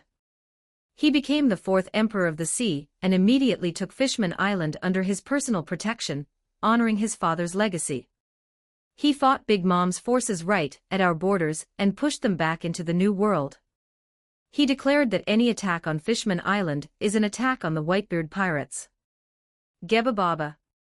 Dory laughed loudly from his seat. A true warrior king. He defends the weak and honors his father's vows. That is a man worthy of Elbaf's respect. Indeed. Broggy agreed, slamming a fist against his chest. Fire Fist has a mighty spirit. That's so cool. Bonnie grinned, taking a bite out of an apple she had saved from lunch. Your brother is pretty badass, Luffy. Shishishi. I know. Luffy beamed with absolute pride. Papa, Mary whispered, sitting next to Ben and adjusting her sunglasses. Cross-referencing global threat levels. Emperor Ace is providing a significant geopolitical shield for this territory. The strategic value of this island just multiplied. He's doing well, Ben smiled, adjusting his glasses. Taking on Big Mom's fleet and holding the line is no small feat. While the Straw Hats celebrated the news of their friend's success, a very different scene was unfolding back in the lower districts of the island. Coral Hill, Mermaid Café. The dimly lit lounge of the Mermaid Café was usually a haven of quiet relaxation. Madame Shirley rested on her velvet couch, her long pipe resting forgotten in an ashtray. She stared into the massive crystal ball resting on the pedestal before her. Shirley had quit fortune-telling. She hated seeing the inescapable, often tragic futures that the orb revealed. But today, it drew her gaze against her will. Deep within the cloudy glass, a vision formed. It wasn't vague. It was terrifyingly clear. She saw the beautiful, sunlit coral structures of Fishman Island cracking and shattering. She saw the massive, double-layered bubble that protected them from the crushing depths of the ocean tearing apart. Flames engulfed the Fishman Island. And standing amidst the destruction, surrounded by falling debris, was a silhouette. A man wearing a very distinct, simple straw hat. Shirley's eyes widened in horror. The vision faded, leaving the crystal ball dark once more. No. Shirley gasped, her hands trembling as she backed away from the pedestal. No, it can't be that man. She remembered the cheerful, boisterous pirate who had casually asked her if mermaids pooped just an hour ago. Monkey D. Luffy. Panic seized her. The destruction in the vision was absolute. Fishman Island was going to be annihilated. Everyone. Shirley burst out of the private lounge and into the main seating area of the cafe, her sudden scream startling the mermaids and patrons. She didn't stop. She swam frantically out of the cafe doors and into the bustling streets of Coral Hill. Madame Shirley, a mermaid gasped. What's wrong? The straw hat. Shirley shrieked, pointing wildly toward the upper levels of the island. Tears of sheer terror streamed down her face. The man with the straw hat. He is going to destroy Fishman Island. He will bring ruin to us all. We must get him to leave immediately. The citizens in the street froze. Madame Shirley's predictions were never wrong. If she said the island was going to be destroyed, it was a guaranteed fact. Panic erupted. The streets of Coral Hill devolved into absolute chaos as the citizens scrambled, terrified of the prophecy that had just doomed their home. Ryugu Palace. High above the panic of Coral Hill, the royal transports arrived at the grand, sweeping gates of Ryugu Palace. The architecture was breathtaking, woven from massive coral reefs, shimmering pearls, and deep-sea gold. The Straw Hats dismounted their fish, following King Neptune through the towering front doors and into the opulent main hall of the palace. The moment Neptune stepped inside, a frantic chorus of voices assaulted him. "Your Majesty!" Two strange-looking mermen rushed forward. One was a seahorse merman carrying a staff, the Minister of the Right. The other was a catfish merman, the Minister of the Left. Both looked like they were on the verge of a heart attack. "You left the palace without an escort again," the Minister of the Right scolded, waving his arms frantically. "It is incredibly dangerous. What if you had been attacked?" Jam, calm yourselves," Neptune laughed, waving a massive hand. "I was perfectly safe. I was escorting our honored guests. The Straw Hat Pirates." The ministers paused, looking past the king to the heavily armed, diverse crew standing in the foyer. They gulped nervously at the sight of the giants, the cyborg, the skeleton, and the stoic swordsman, but quickly bowed respectfully. "Welcome to Ryugu Palace," the Minister of the Left said hastily. "Your Majesty, we have received a message from Prince Fukaboshi. He is returning from his patrol and wishes to speak with you regarding the recent border incidents." "Ah, good," Neptune nodded. "Prepare the banquet hall for our guests while I attend to the message." As the ministers scurried off to organize the royal staff, Nami let out a relaxed sigh, looking around the golden pillars of the hall. "Well, this is nice. A royal banquet without having to fight a warlord first. Let's just stay together and not cause any trouble." Nami turned around to do a quick head count. Sanji, Ben, Robin, Chopper, Usopp, Vivi, Bonnie, Frankie, Brooke, Mary, Sunny, the giants. Nami froze. She counted again. She looked behind Broggy's massive leg. She looked behind the transport sharks. "Wait," Nami's voice dropped to a dangerous, panicked whisper. "Where is Luffy?" The crew blinked. They looked around the massive, empty foyer. "He was right beside me a second ago," Usopp stammered, sweating instantly. "He said something about smelling gravy. He wandered off." Nami shrieked, grabbing her head. "In a royal palace? Are you kidding me? We've been here for 2 minutes." Cammy and Papag, standing nearby, turned pale. "If he gets lost in the palace, the royal guards might mistake him for an intruder." Cammy worried. "The hardshell tower." Luffy wasn't trying to cause trouble. He was simply following the most reliable compass he possessed, his nose. The scent of roasted meat and sweet cream was drifting strongly down a quiet, dimly lit corridor. Luffy jogged down the hall, his sandals slapping softly against the polished stone. He came to a massive, incredibly thick metal door. It looked like the entrance to a bank vault rather than a normal room. Just as Luffy arrived, a heavily armed royal guard was stepping out, holding a tray. The guard turned his back for a second to close the door. Luffy didn't hesitate. He slipped right past the guard's legs and squeezed through the closing gap of the door, slipping perfectly into the room before the heavy lock clicked shut. Inside, the room was pitch black. Luffy blinked, unable to see his hand in front of his face. But the smell of food was overpowering here. It was a literal feast waiting in the dark. "Meat," Luffy whispered happily. He took a step forward into the darkness. Squish. Luffy paused. The ground beneath his foot didn't feel like stone or wood. It felt incredibly soft, yielding, and highly elastic. He took another step. Bounce. "Whoa," Luffy muttered. He jumped slightly. The floor bounced him back up. The floor is bouncy. Is this a pudding room? This palace is awesome. Luffy bounced a few more times, genuinely thrilled by the strange, soft terrain. He took a few more steps forward, eager to find the meat he smelled. Suddenly, a massive, deafening scream echoed through the pitch-black room. Kaya. Click. The lights in the room snapped on simultaneously, blindingly bright. Luffy stopped bouncing and looked down.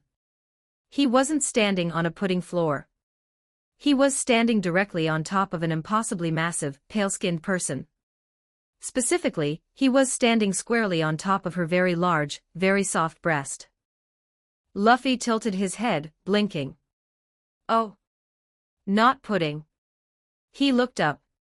The room was enormous, decorated like a lavish, gigantic bedroom. Lying on the massive bed was a mermaid. She was colossal, easily the size of a small ship.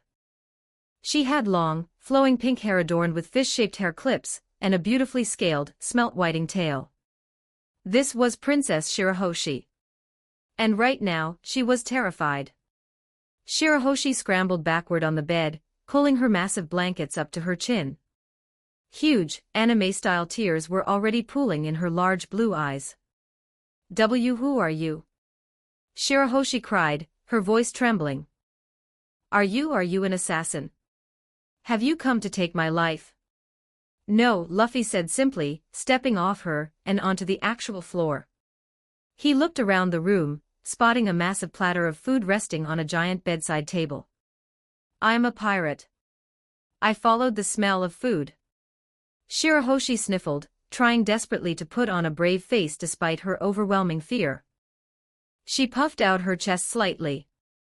I am not afraid of you. I am the princess of Ryugu Palace. Father. Brother Fukaboshi. Help me.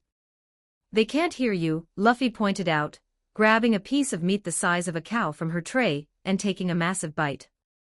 The door is super thick. This is good. The ocean floor, the Flying Dutchman. Miles outside the boundaries of Fishman Island, drifting along the dark, muddy ocean floor, was the rotting, barnacle-encrusted hull of the Flying Dutchman.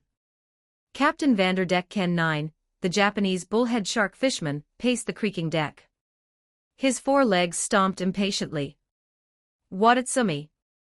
Deck Ken barked, glaring up at the massive, balloon-like sea giant standing beside the ship. Has there been any reply from the palace? Any word from my beloved Shirahoshi? Watatsumi scratched his bald head. No, Captain. We haven't heard from the princess today. Just like yesterday. And the day before. Deccan's face twisted in rage. It has been 10 years. 10 years I have sent her my love. And still, she ignores me. She rejects my proposals from the safety of her tower. Deck Ken stomped over to a pile of weapons on the deck. He picked up a massive, heavy iron battle-axe. He pulled a single, slightly crushed red rose from his coat pocket, and tied it to the handle of the axe. If she refuses to marry me, then no one shall have her. Deck Ken roared, his eyes wide with psychotic obsession. My patience is at an end. She will be my bride, or she will die. He didn't aim. He didn't even look toward Fishman Island. Deck Ken simply pulled his arm back and hurled the heavy axe into the open water. The moment the weapon left his hand, it didn't sink. The curse of the Mato no Mi, mark fruit, took over. The axe defied the water currents, spinning through the ocean like a homing missile, locked unerringly onto the target Deck Ken had touched a decade ago. It flew toward Fishman Island at lethal speed. The hardshell tower. Back in the princess's bedroom, Shirahoshi was still crying softly, watching in disbelief as the tiny human devoured a week's worth of her royal meals in mere minutes. You're eating all my food, Shirahoshi sniffled, wiping her eyes. You weren't eating it, Luffy replied with his mouth full. Suddenly, Luffy stopped chewing. His observation hockey spiked. Boom. The massive, heavy iron doors of the hardshell tower were violently pierced. A massive battle-axe shattered the thick metal, flying into the room at terrifying speed, aimed directly at Shirahoshi's head. Kya! Shirahoshi screamed, covering her face. Luffy didn't even drop his meat. He stepped casually into the path of the flying weapon. His right fist turned black with armament hockey. Clang! Luffy punched the flat of the axe blade. The heavy iron weapon shattered into 3 pieces from the sheer kinetic force, dropping harmlessly to the floor. The crushed rose drifted down beside it. Shirahoshi peeked out from behind her hands. She saw the broken axe. She saw the tiny pirate standing there, completely unbothered, continuing to chew his food. You stopped it, Shirahoshi gasped in awe. Before Luffy could respond, loud shouts echoed from the hallway outside. The heavy doors, now damaged, were forced open. Princess Shirahoshi. Are you all right? A squad of royal guards, led by the Minister of the Right, burst into the room. They saw the shattered axe on the floor and immediately raised their tridents. An attack. From Vanderdeck Ken, the minister yelled. Search the room. Ensure the princess is safe. Shirahoshi panicked.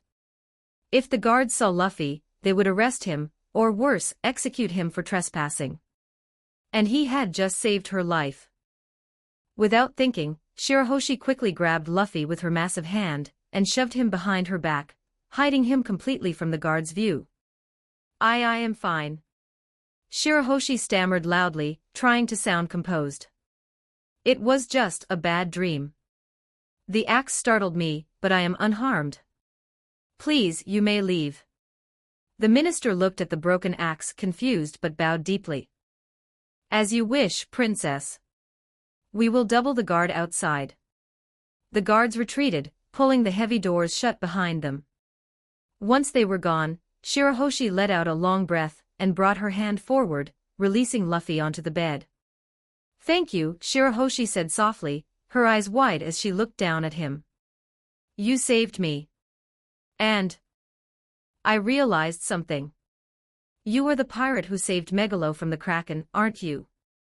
Luffy swallowed his food. Oh, the shark. Yeah, we untied him. He's a good guy. Shirahoshi smiled, a genuine, warm expression breaking through her tears. I apologize for yelling at you earlier. You are a kind person. I'm just hungry. Luffy sat down on the bed, grabbing another piece of meat. Why do people throw axes at you anyway? That's dangerous. It is a curse, Shirahoshi explained sadly, looking at the broken weapon. The man who threw it is Vanderdeck Ken 9. He has a power called the Mato curse. Anything he throws will always find its target. He touched me 10 years ago, and ever since, he has thrown weapons, letters, and threats at me every single day. That is why my father locked me in this hardshell tower. I haven't been outside in 10 years. Luffy stopped eating. He looked at the giant mermaid. 10 years locked in a single room. 10 years. Luffy frowned. That sounds boring. Shirahoshi watched him eat, temporarily distracted by his sheer capacity. How can someone so small eat so much? Where does it all go? Curious, she reached out with one massive, delicate finger and poked Luffy's stuffed, bulging cheek. Luffy's eyes widened. He glared at her. Hey! Don't poke me while I'm eating. Luffy yelled loudly, annoyed. Shirahoshi froze. Her lower lip quivered. Her eyes immediately welled up with massive, cascading waterfalls of tears. Wah wah. Shirahoshi began to bawl uncontrollably, burying her face in her hands. You yelled at me. No one has ever yelled at me before. You're so mean. Luffy crossed his arms, entirely unsympathetic. You're a crybaby, Luffy said bluntly. I don't like crybabies. You're big but you act like a coward. The brutal honesty hit Shirahoshi like a brick. She cried even harder, the sound echoing loudly in the massive room. I can't help it, she sobbed. I'm scared. Luffy finished the last piece of meat on the tray. He stood up on the bed, wiping his mouth. He looked at the sobbing giant mermaid, then at the heavy, locked doors of her prison. Hey, Luffy said, his tone shifting from annoyed to serious. Shirahoshi sniffled, peeking through her fingers. You haven't been outside in 10 years, right? Luffy asked. She nodded slowly. Luffy grinned, adjusting his straw hat. Wanna go for a walk outside? Luffy offered casually. If that Deck-Ken guy throws axes or anything else at you, I'll just smash them. I'll protect you. Shirahoshi stared at him, her tears stopping completely as the sheer, impossible freedom of his offer hung in the air. Chapter 195, Fishman Island. 2,924 words. Luffy, pick. Usopp, pick. Frankie, pick. Ryugu Palace, the throne room. The grand, coral-carved halls of Ryugu Palace were usually a place of serene, aquatic tranquility. But today, panic had infected the royal guards.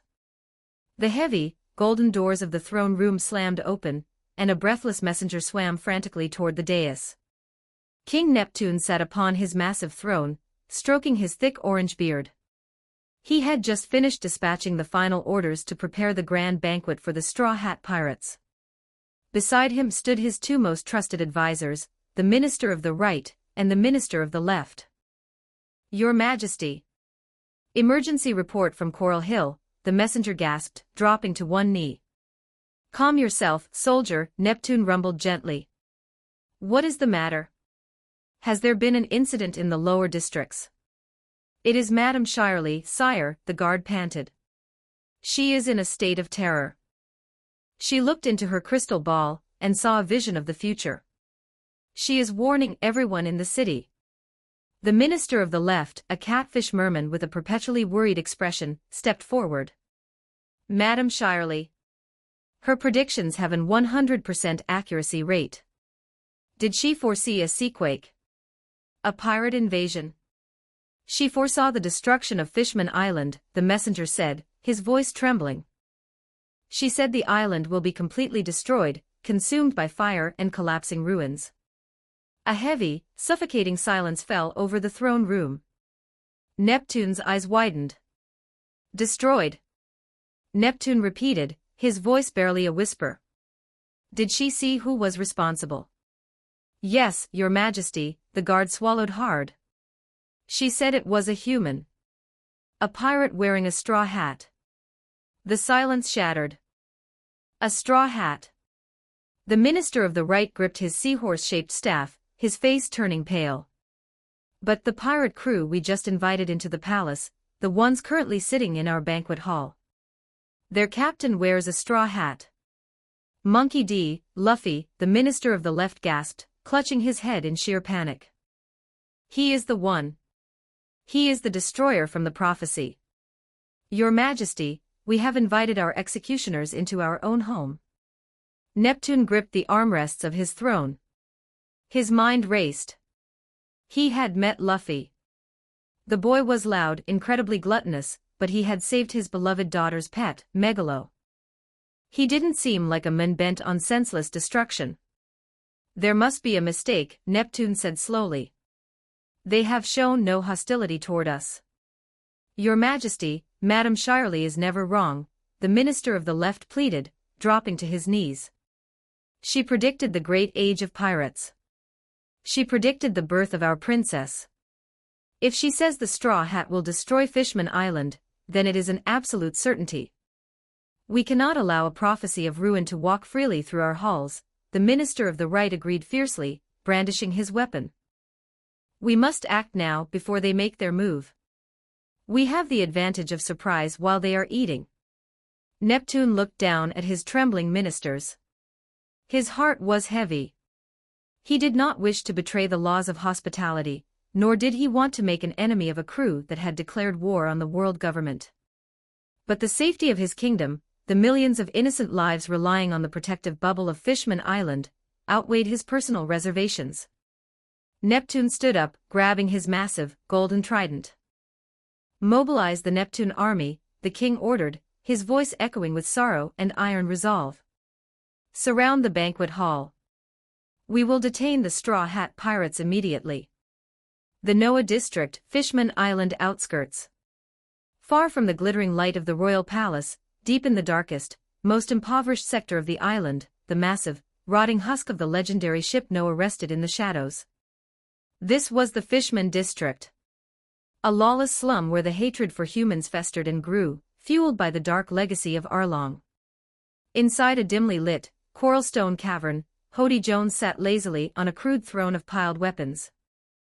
The great white shark Fishman popped a handful of energy steroids into his mouth, his eyes bloodshot and pulsing with unnatural aggression. His crew, the new Fishman pirates, lurked in the shadows around him. Heavy, uneven footsteps echoed at the entrance of the cavern. "You called for a meeting," Hody Jones, a raspy, grating voice called out. Stepping into the dim light of the cavern was Vanderdecken 9.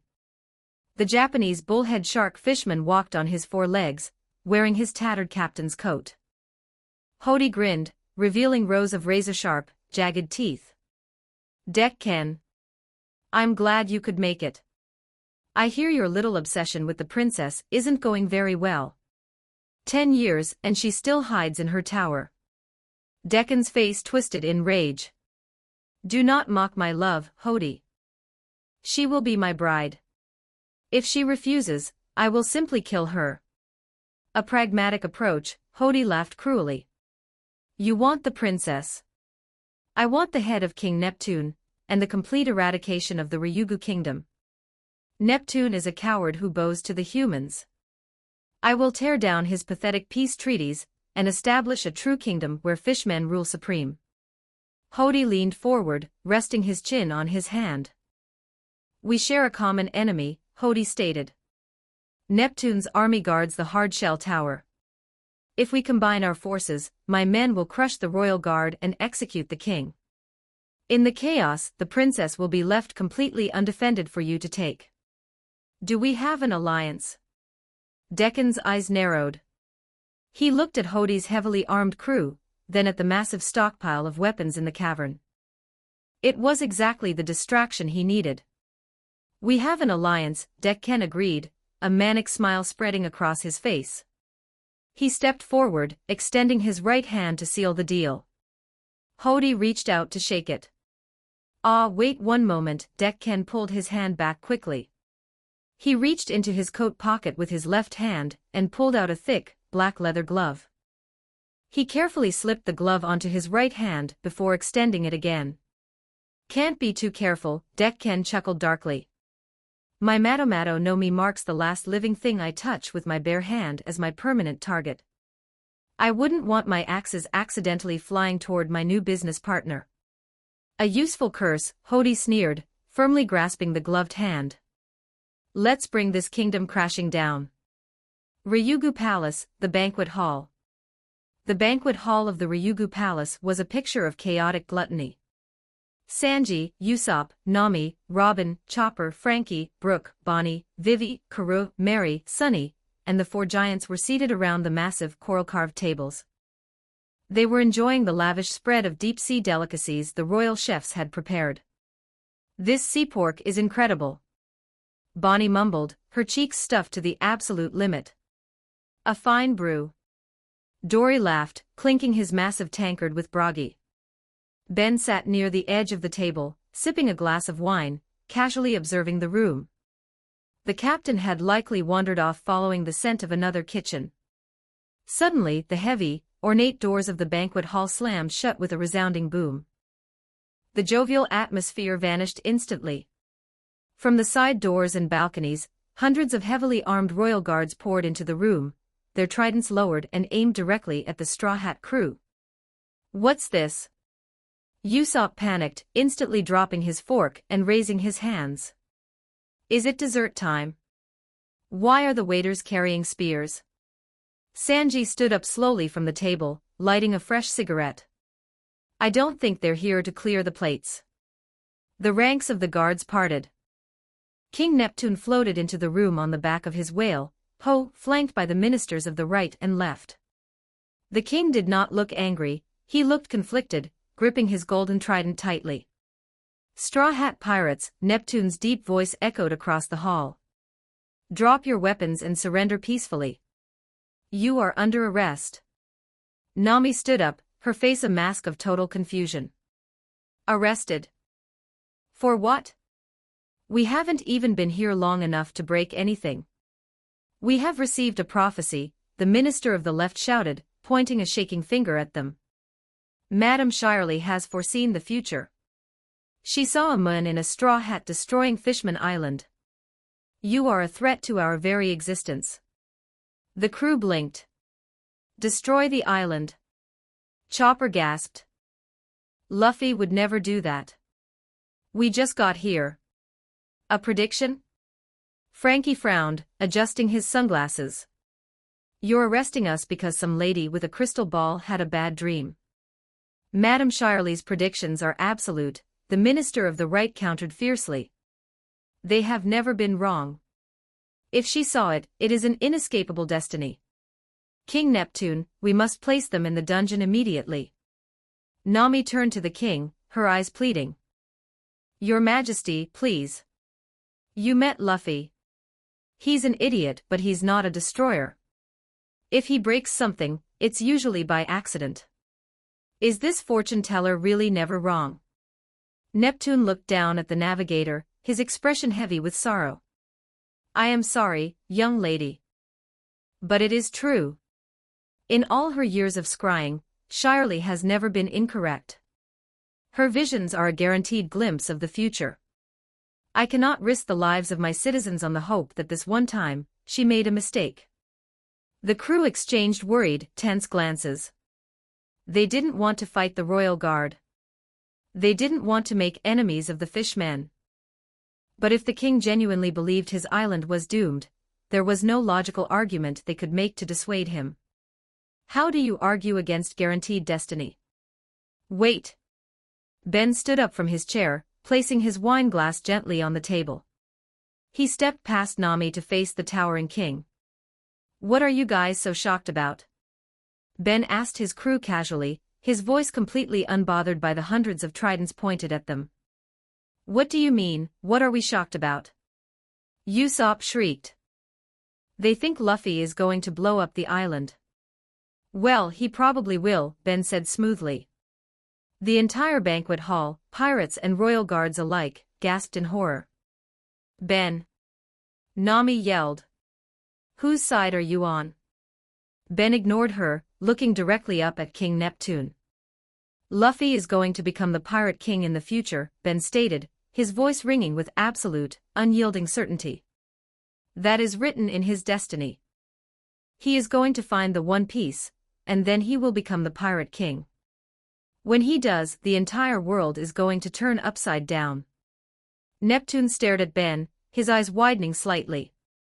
The destruction of the old world order, Ben continued, stepping closer to the king. The collapsing of the walls that divide the seas. That means everyone in the world will be affected by it. Naturally, Fishman Island, sitting directly beneath the red line, will get affected too. Ben paused, letting the weight of his words settle over the silent hall. He looked Neptune dead in the eye, his golden gaze piercing right through the king's defensive posture. Or perhaps, Ben's voice dropped into a lower, heavily loaded cadence, it isn't just about collateral damage. Who knows, maybe a long-lost promise given centuries ago might finally get fulfilled. Don't you think, King Neptune? The guards looked confused. The Straw Hats looked bewildered by Ben's sudden cryptic shift. But King Neptune didn't look confused.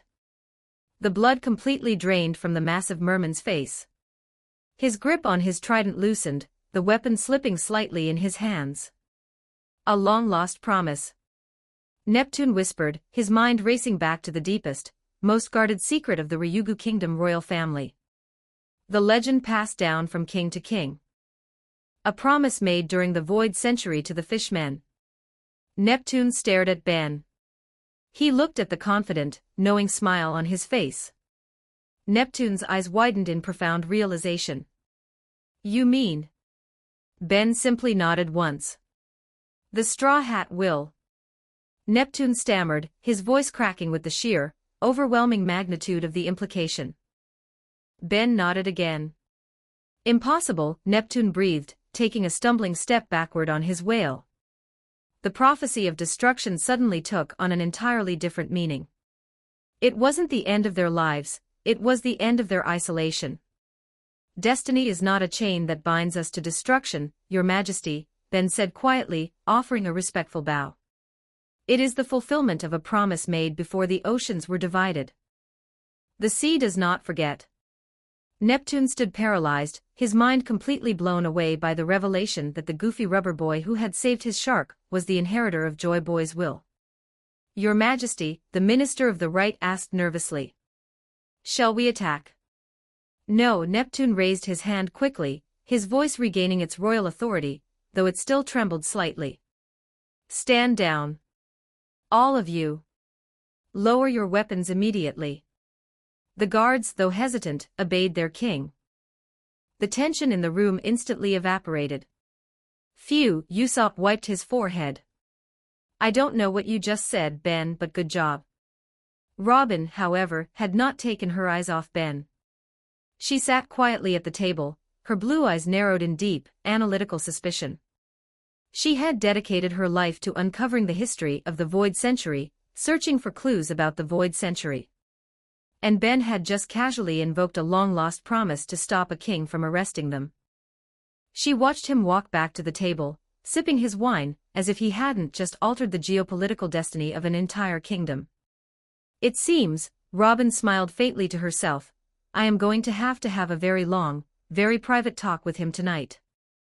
The Hardshell Tower. While Ben was diffusing a royal standoff with historical secrets, Luffy was currently enjoying a much more direct approach to diplomacy. He sat cross-legged on the massive, soft bed inside the pitch-black room of the Hardshell Tower, polishing off the last giant drumstick from Princess Shirahoshi's royal food tray. Ah! That was great! Luffy burped loudly, rubbing his stretched stomach. Shirahoshi, the colossal mermaid princess, sat nearby, wiping a tear from her eye. She had just finished explaining the terrifying curse of Vanderdecken, and why she had been locked in this dark, lonely room for 10 long years. Luffy stood up on the bed, adjusting his straw hat. He looked at the giant, crying mermaid. 10 years in a dark room. Luffy frowned. That sounds terrible. I would go crazy. It is very lonely, Shirahoshi sniffled, looking down at her hands. But it keeps me safe from the axes. Well, Luffy grinned, stretching his arms. I'm full now. Let's go outside. Shirahoshi froze. Oh, outside. But I cannot. Why not? Luffy tilted his head. I offered to protect you, right? If any axes or swords or stuff come flying at you, I'll just punch them away. Where do you want to go? Shirahoshi hesitated. Her heart fluttered with hope. She had dreamed of the outside world for a decade. She looked at the small, fearless human who had effortlessly shattered the iron axe just an hour prior. If I could go anywhere. Shirahoshi whispered softly, her eyes shining. I would like to visit the sea forest. My mother, Queen Otoheim, is buried there. I haven't been able to visit her grave since I was a little girl. The sea forest. Luffy grinned. Sounds cool. Let's go. Luffy marched toward the massive, dented iron doors of the tower. Shirahoshi watched him go. The reality of stepping outside the thick iron walls suddenly crashed down on her. The terror of the last 10 years surged back, paralyzing her. Wait! Shirahoshi cried out, tears instantly flooding her eyes again. She pulled her massive blankets up to her chin, hiding behind them. I am too scared. The moment I step outside, Mr. Decken will know. He will throw something terrible. I can't do it. I'm sorry. Luffy stopped at the doors. He turned around, crossing his arms over his chest. He glared at the giant mermaid cowering under her blankets. You're a weakling, Luffy said bluntly. Shirahoshi flinched as if she had been slapped. You're huge, but you're a coward, Luffy continued, completely devoid of sympathy. I don't like crybabies. The harsh words broke whatever composure she had left. Why? Shirahoshi bawled, the sheer volume of her crying vibrating the thick stone walls of the tower. You are so mean. No one has ever called me a weakling before. Because they were being nice to you, Luffy scoffed. Before Shirahoshi could cry any louder, a terrifying, high-pitched whistling sound echoed from the water outside the tower. Luffy's awakened advanced observation hockey flared to life. It wasn't a single axe this time. It was a massive, concentrated barrage. Boom. Boom. Boom. Crash. The thick iron doors of the hard-shell tower didn't just dent, they were violently blown completely off their hinges, flying into the room, and crashing into the stone walls. A torrential shower of deadly weapons, massive battle-axes, jagged swords, iron spears, and spiked maces, poured through the opening like a lethal rainstorm, all curving mid-air and homing directly toward the screaming princess.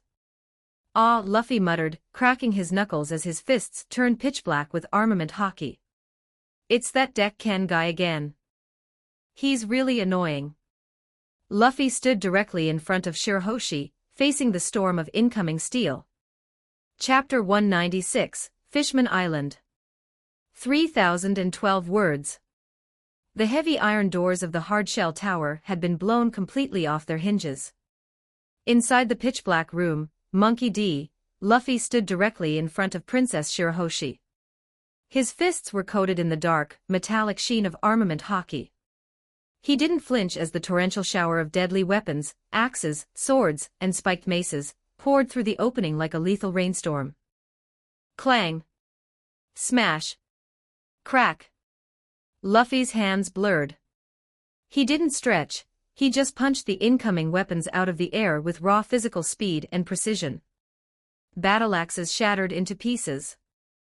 Iron spears bent in half and clattered harmlessly against the stone floor.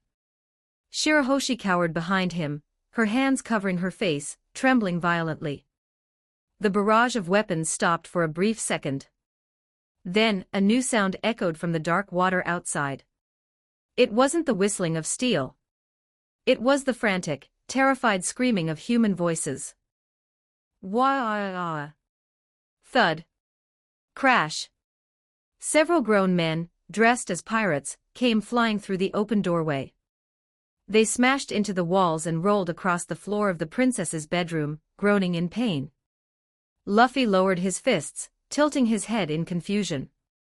Why are you guys flying through the air? He looked at the broken weapons, and then at the groaning pirates. The realization clicked in his mind. Ah, Luffy muttered, punching his palm. It's that Vanderdeck-Ken guy. He's throwing people now. That means he's throwing them right at you. He turned to Shirahoshi, who was peeking through her fingers. We're leaving, Luffy decided firmly. If we stay here, he's just gonna keep throwing stuff at your room. We're going to that sea forest place you wanted to see. But I can't go outside. Shirahoshi stammered, fresh tears welling in her large blue eyes. The axes. I'll block the axes, Luffy said. He looked around the room and spotted Megalo, the large shark wearing the striped t-shirt, shivering in the corner. Hey! Megalo! Come here! The shark swam over nervously. Luffy pointed at the shark's massive jaws. Open up. Shirahoshi, get inside the shark's mouth. If you're inside, Dekkan's thrown stuff will hit the shark, and I'll be riding the shark, so I'll hit the stuff before it hits the shark.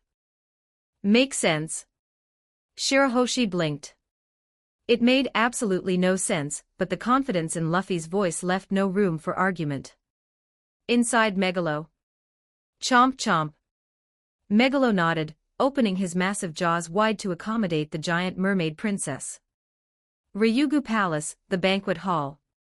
A few corridors away, the atmosphere in the grand banquet hall was entirely different. Ben had just revealed the long-lost promise of Joy Boy, completely shifting King Neptune's perspective on the Straw Hat Pirates. The tension had vanished, and the royal guards had lowered their weapons. But the peace was abruptly shattered. Boom.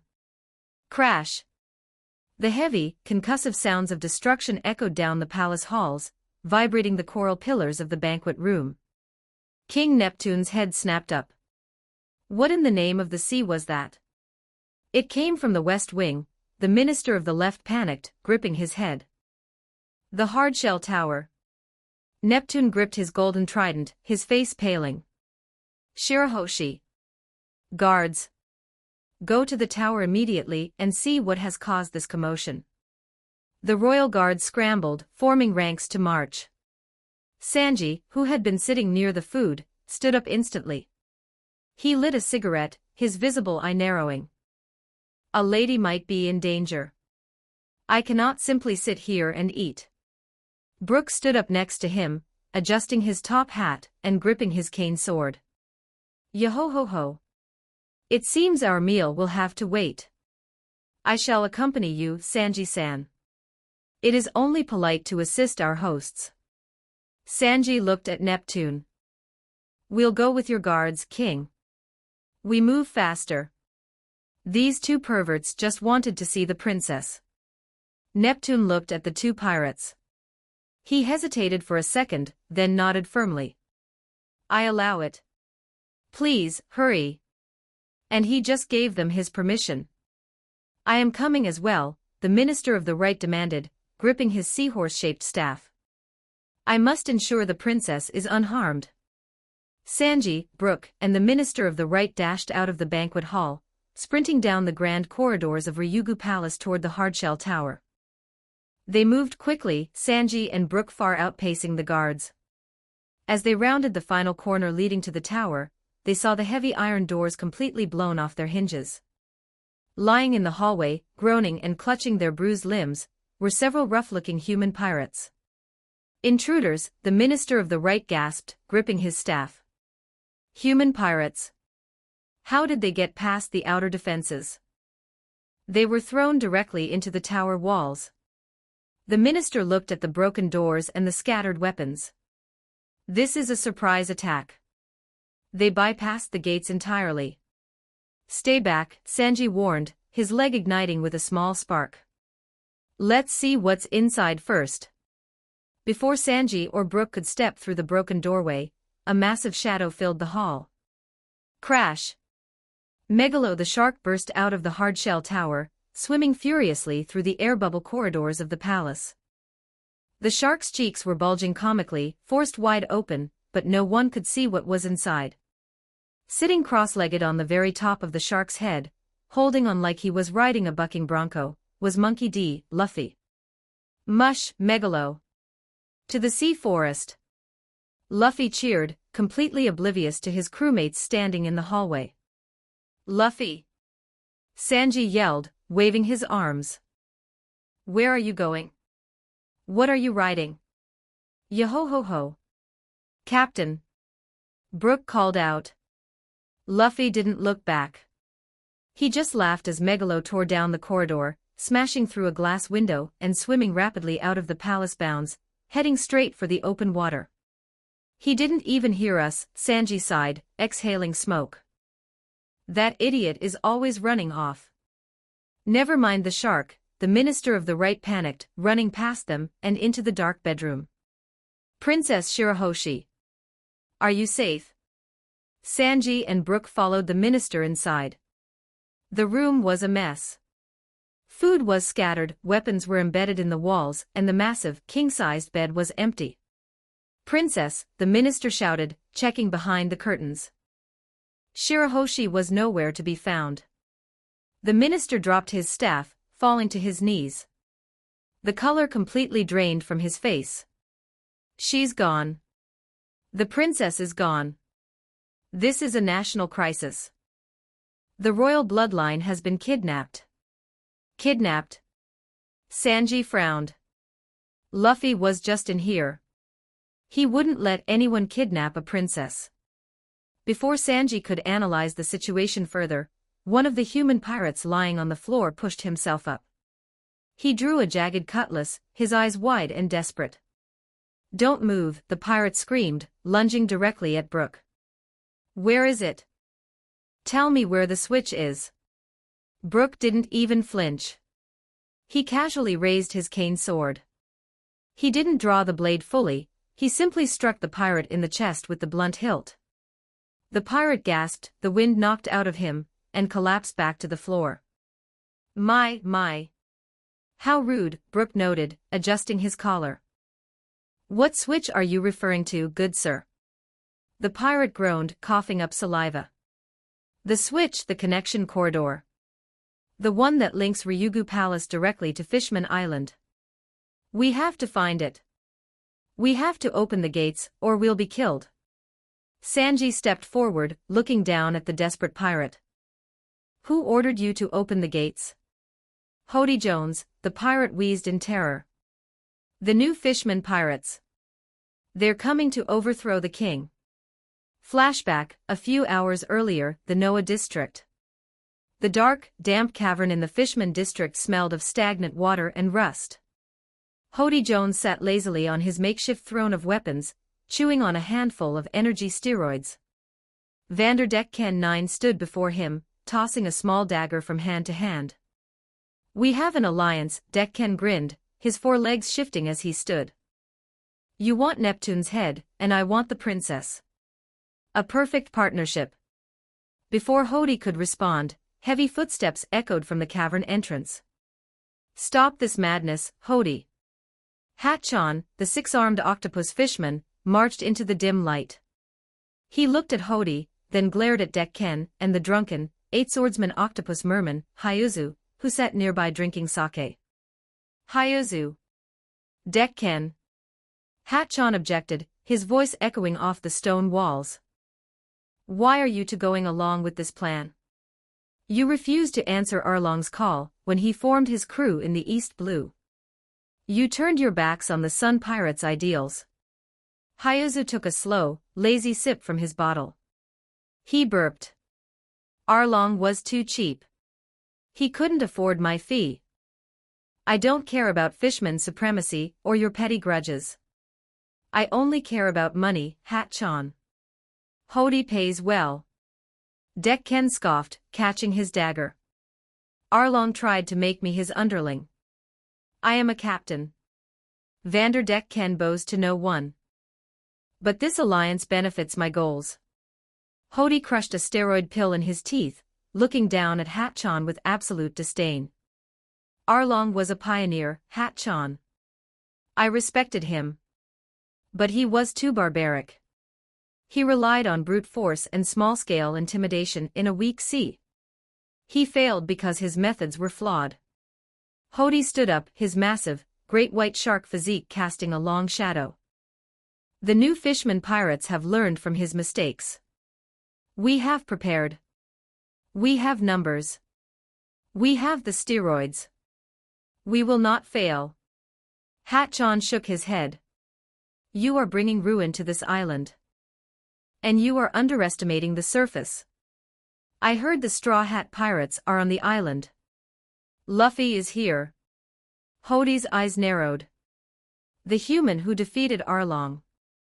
Luffy saved my life, Hatchan stated firmly, stepping forward. He is my friend. If you attack the palace, you will have to go through him. And you cannot beat him, Hody. He is a monster. Hody stared at Hatchan. The silence in the cavern was heavy. Hody's expression shifted from anger to disappointment. A friend to humans, Hody spat, his voice laced with venom. You have lost your pride, Hatchan. I have lost all hope in you. You are a disgrace to our race. Decken stepped past Hody, a cruel grin spreading across his face. If he is a disgrace, then he is just target practice.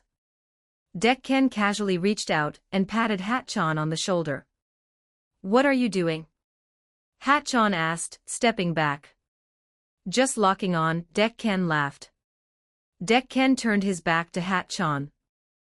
He raised his left hand and casually tossed his small dagger over his own shoulder, not even looking at his target. The dagger didn't fall.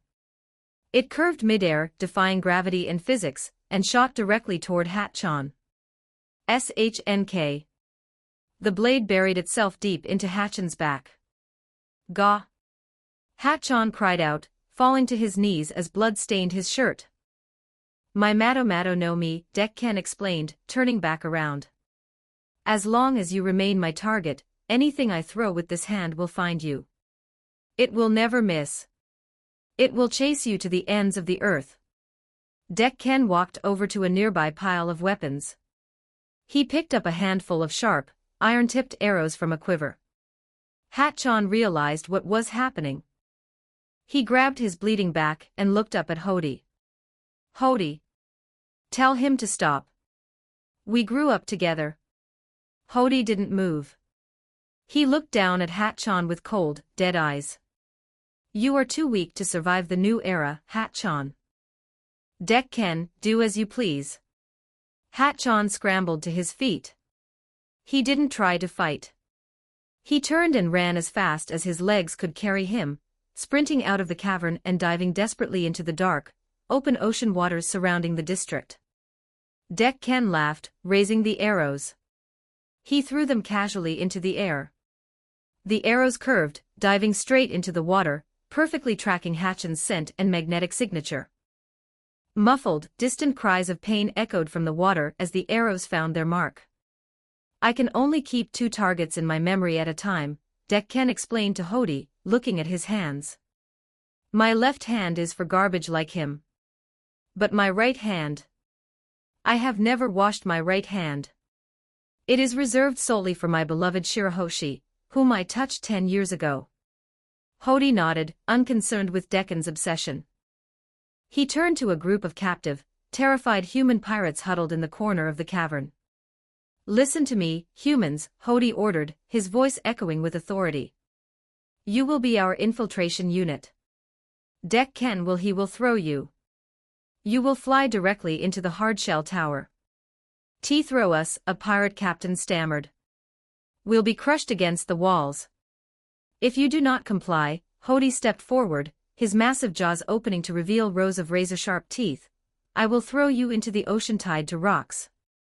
Once you hit the tower, you will find the switch for the connection corridor.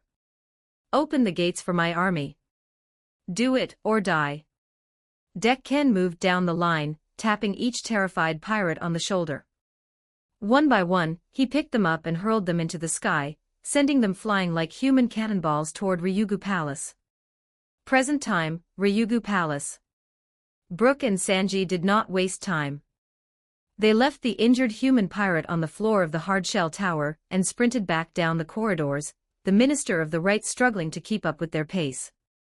They burst through the heavy doors of the grand banquet hall. King Neptune looked up from his conversation with Ben, sensing the urgency. Minister. What is the matter? Where is Shirahoshi? Your Majesty, the Minister of the Right gasped, leaning on his staff to catch his breath. The hardshell tower has been breached. The princess is gone.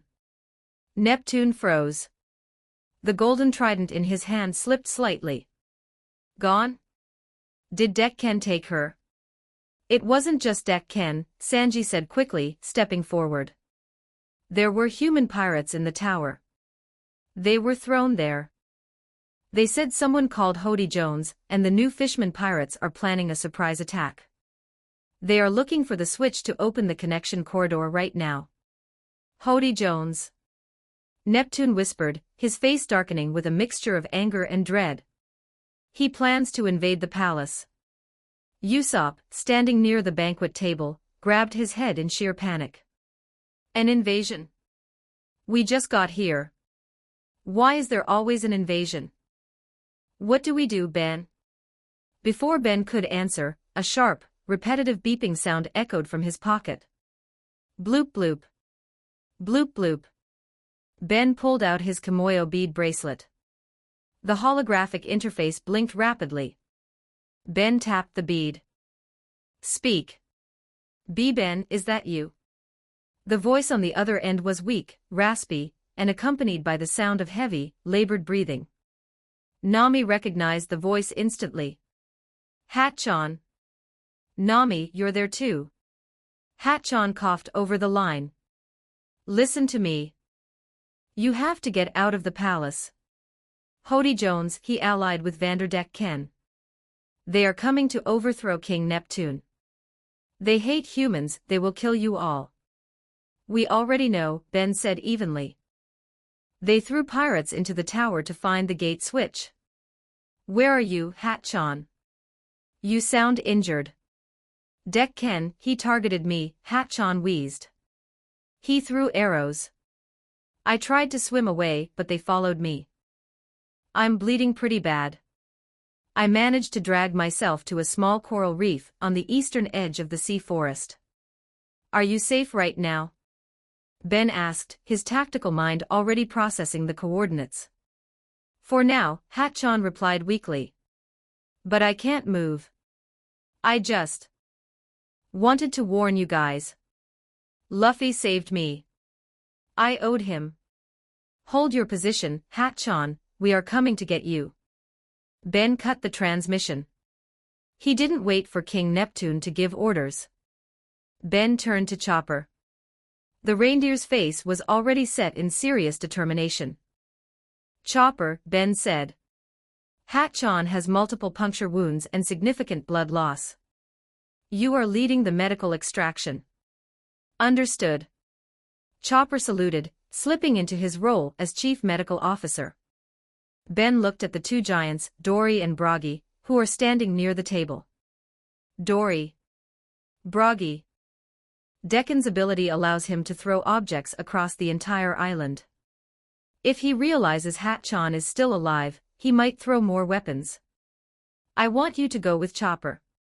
Geba Baba. A rescue mission.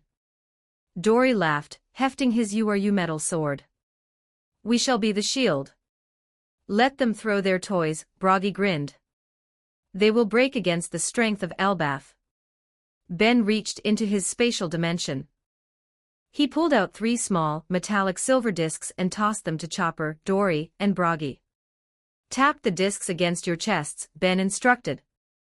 Chopper caught his chest plate and pressed the glowing blue arc reactor in the center. Dory and Bragi did the same. The devices activated instantly. Liquid nanotech poured outward from the reactors, rapidly cascading over their bodies. In seconds, the metal solidified, forming sleek, heavily weaponized Ironman-style armors. Chopper's armor was blue and pink, complete with a tiny helmet and repulsor nodes on his hooves. Dory and Bragi were encased in massive, Hulkbuster-sized armors styled with Viking horns, thick vibranium plating, and heavy flight thrusters on their backs. Ben turned to Mary and Sunny, who were standing by ready for orders. Sunny, Mary. Escort the extraction team to the Hatchan coordinates, Ben commanded. Keep the comms open. Aye aye, Papa. Mary saluted, her own iron suit snapping shut over her dress. We'll bring him back safe. Sunny added, his armor deploying with a metallic clack. Lift off, Ben ordered. The boot thrusters of Chopper, Dory, Bragi, and the androids ignited with brilliant blue fire. They shot straight up, flying rapidly out of the palace windows and streaking across the sky toward the sea forest. Ben watched as they flew out of the banquet hall, moving with purpose. A/N, check out my new fanfic Manchester United revival. Chapter 197, Fishman Island. 3,447 words.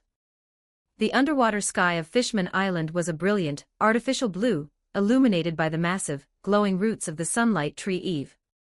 Swimming frantically through the upper air bubble corridors of the island was Megalo. The massive shark, wearing his signature red and white striped t-shirt, was currently sweating profusely and looking visibly distressed. His cheeks were bulging to an unnatural, comical degree. Sitting cross-legged directly on top of the shark's head was Monkey D. Luffy. He had his hands behind his head, entirely relaxed, enjoying the breeze as they sped away from Ryugu Palace. Inside the dark, cramped, and humid confines of the shark's mouth, Princess Shirahoshi curled her massive frame as tightly as she could. For the first time in 10 years, she was outside the thick, iron walls of the hardshell tower. Her heart hammered wildly against her ribs. Every time Megalo opened his jaws slightly to take a breath, flashes of the bustling, colorful city below passed by her vision. She was terrified. She expected an axe or a spear to come flying through the gap in the shark's teeth at any second. But as the minutes ticked by and no weapons appeared, the paralyzing terror began to slowly give way to a profound, overwhelming sense of wonder. "Are you okay in there, crybaby?" Luffy called out, leaning over and peering down toward the shark's snout. I am all right, Luffy-sama." Shirahoshi's muffled voice trembled from within the shark. "It is just very dark. And Megalo's breath smells faintly of fish." Chomp. Megalo groaned softly, clearly insulted by the critique of his oral hygiene. "Well, you wanted to go outside," Luffy grinned, patting the shark's head. "We're heading to that sea forest place. Is there anything fun to do there? A theme park? A really big meat buffet? Maybe a giant sea monster we can fight?" Inside the shark, Shirahoshi's tears stopped. A quiet, solemn sadness settled over her. "No, Luffy-sama," Shirahoshi answered softly, her voice losing its trembling edge. "There is Northwest Theme Park. The sea forest is a quiet place. It is a graveyard for ships. And for people. There is a specific grave there that I have wanted to visit since the day it was built. I haven't been able to leave my tower to see it for 10 years. Luffy blinked, tilting his head. "A grave? That doesn't sound very fun. Whose grave is it?" "My mother's," Shirahoshi whispered. Luffy stopped swinging his legs. The carefree grin on his face faded, replaced by a look of simple, quiet understanding. He didn't offer any empty platitudes or apologies. He just nodded once, looking forward toward the dense, coral reef forest appearing in the distance. "Okay," Luffy said firmly. "We're going to your mom's grave. Megalo, go faster." Chomp. The shark beat his tail harder, accelerating toward the sea forest. The sea forest. The sea forest was a beautiful, tranquil graveyard located on the ocean floor, within the island's massive air bubble. Giant, brightly colored corals shaped like towering trees created a dense, silent canopy. Scattered throughout the quiet groves were the wrecks of sunken ships, serving as monuments to those who had perished on the journey to Fishman Island. In a secluded clearing near the center of the forest, a single, elegant tombstone stood surrounded by fresh, vibrant flowers. Sitting cross-legged on the soft grass directly in front of the grave was a massive, imposing figure. He wore an orange, traditional kimono and a dark cloak. His blue skin, webbed hands, and the prominent, sun-shaped tattoo on his chest marked him as a veteran of the seas. Jinbe, the Knight of the Sea and warlord, there was no paramount war, so he didn't leave his seat, sat with his eyes closed, his hands resting on his knees. 2 bottles of high-quality sake rested on the grass beside him. He opened one and poured a generous splash over the earth in front of the tombstone. "It has been 10 years, Otoheim-sama," Jinbe rumbled, his deep, respectful voice breaking the silence of the forest. He looked at the name carved into the stone, Queen Otoheim. Jinbe took a slow drink from his own bottle. The burden of the last decade weighed heavily on his broad shoulders.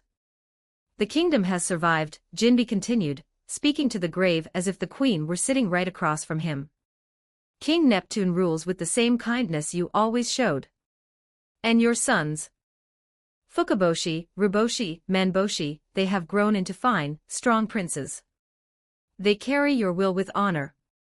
They have become the shield of this island." Jinbe paused, a deep frown creasing his brow. "But the cost has been high," Jinbe muttered, staring at the sake bottle. "Dekken has marked the princess with his fruit powers and wants to marry her. It forced the king to lock Princess Shirahoshi away for her own safety.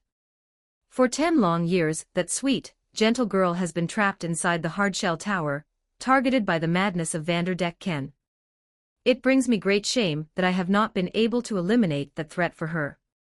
Jinbe let out a heavy sigh, closing his eyes again. "But you must know, Otoheim-sama, no one has forgotten your ideals. The people still believe in the bridge you tried to build between our world and the surface. They still sign the petitions. The dream of walking under the real sun is not dead. I only hope that, one day, we can find a way to make it a reality without spilling more blood. Jinbi fell silent, keeping his solemn vigil over the grave of the woman who had tried to save their people with compassion. The skies over Fishman Island. The quiet morning in the sea forest was abruptly shattered by a blaring, screeching siren that echoed across the entirety of Fishman Island. Weewoo. Weewoo. Flying rapidly over the coral city were dozens of specialized, winged communication snails, the Royal Border Patrol. Their massive speakers broadcasted a frantic, panicked message that reached every street, every canal, and every district. Warning! Warning to all citizens of Ryugu Kingdom, the broadcast blared. This is an emergency alert from the Border Patrol. A massive, heavily armed faction has just breached the perimeter of the Fishman district. Dangerous individuals are mobilizing. Evacuate the main plazas immediately. Citizens on the streets stopped and looked up in horror. We cannot determine their exact objective, but they are armed and aggressive, the broadcast continued. All royal guards report to your stations. Seek shelter immediately. Deep in the waterways leading from the dark, lawless slums of the Fishman district, a terrifying armada was on the move. They weren't sailing in ships. They were riding monsters. Dozens of massive, ferocious sea beasts, lions, rhinos, and bears with gills and fins, churned the water as they surged toward the upper levels of the island. Riding atop these beasts were the elite forces of the new Fishman pirates and the Flying Pirates. Leading the charge on the largest sea lion was Hody Jones. His eyes were bloodshot, completely dilated from a heavy dose of energy steroids. He gripped his trident, a malicious, triumphant grin splitting his jagged teeth. Riding beside him on a sea rhino was Vanderdecken 9, casually tossing a small dagger into the air and catching it. Did you hear that, men? Hody roared, his voice carrying over the rushing water and the roars of the sea beasts. He turned back to look at his bloodthirsty officers, Dosen, Zio, Daruma, and Ikaros Much. The Royal Patrol is crying for help. They are terrified. And they should be. Hody thrust his trident toward the distant, towering structure of Ryugu Palace. For too long, we have lived in the dark. Hody screamed, whipping his crew into a frenzy. We have bowed to a king who preaches peace with the human trash. Neptune is weak. Odoheim was weak. Today we tear down their pathetic ideals. We will crush the royal guard, execute the king, and take the throne. Yeah, the new Fishman pirates roared in unison, brandishing their weapons. And don't forget our deal, Hody, Decken chuckled darkly, adjusting his captain's hat. You get the crown. I get the princess. Let's not keep my bride waiting any longer. Today the Ryugu kingdom falls. Hody yelled. We are the new rulers of Fishman Island. No one can stop us now. Ryugu Palace, the banquet hall. The blaring sirens of the emergency broadcast reached the opulent halls of Ryugu Palace perfectly clearly. King Neptune, flanked by the panicked ministers of the right and left, looked up at the ceiling speakers in sheer horror. The Fishman district. Neptune rumbled, gripping his golden trident. Hody Jones, he has finally made his move. He is marching on the palace. Before Neptune could issue orders to fortify the gates, a breathless royal guard sprinted into the banquet hall, tripping over his own boots. Neptune murmured, not thinking much of the attack on the palace. Where is my daughter? Neptune's face went pale, but his mind raced. No, Neptune said slowly, his voice dropping into a dangerous, protective rumble. He turned his massive head to glare directly at the Straw Hat crew. It wasn't Hody Jones. And it wasn't Vanderdecken. Neptune pointed his trident directly at Ben and Usopp. It was your captain. Neptune roared. Monkey D, Luffy was the only one in that tower. He is the one who took Shirahoshi. What? Usopp gasped, waving his hands defensively. Luffy. No way. Why would Luffy kidnap a giant mermaid? He can't even carry her.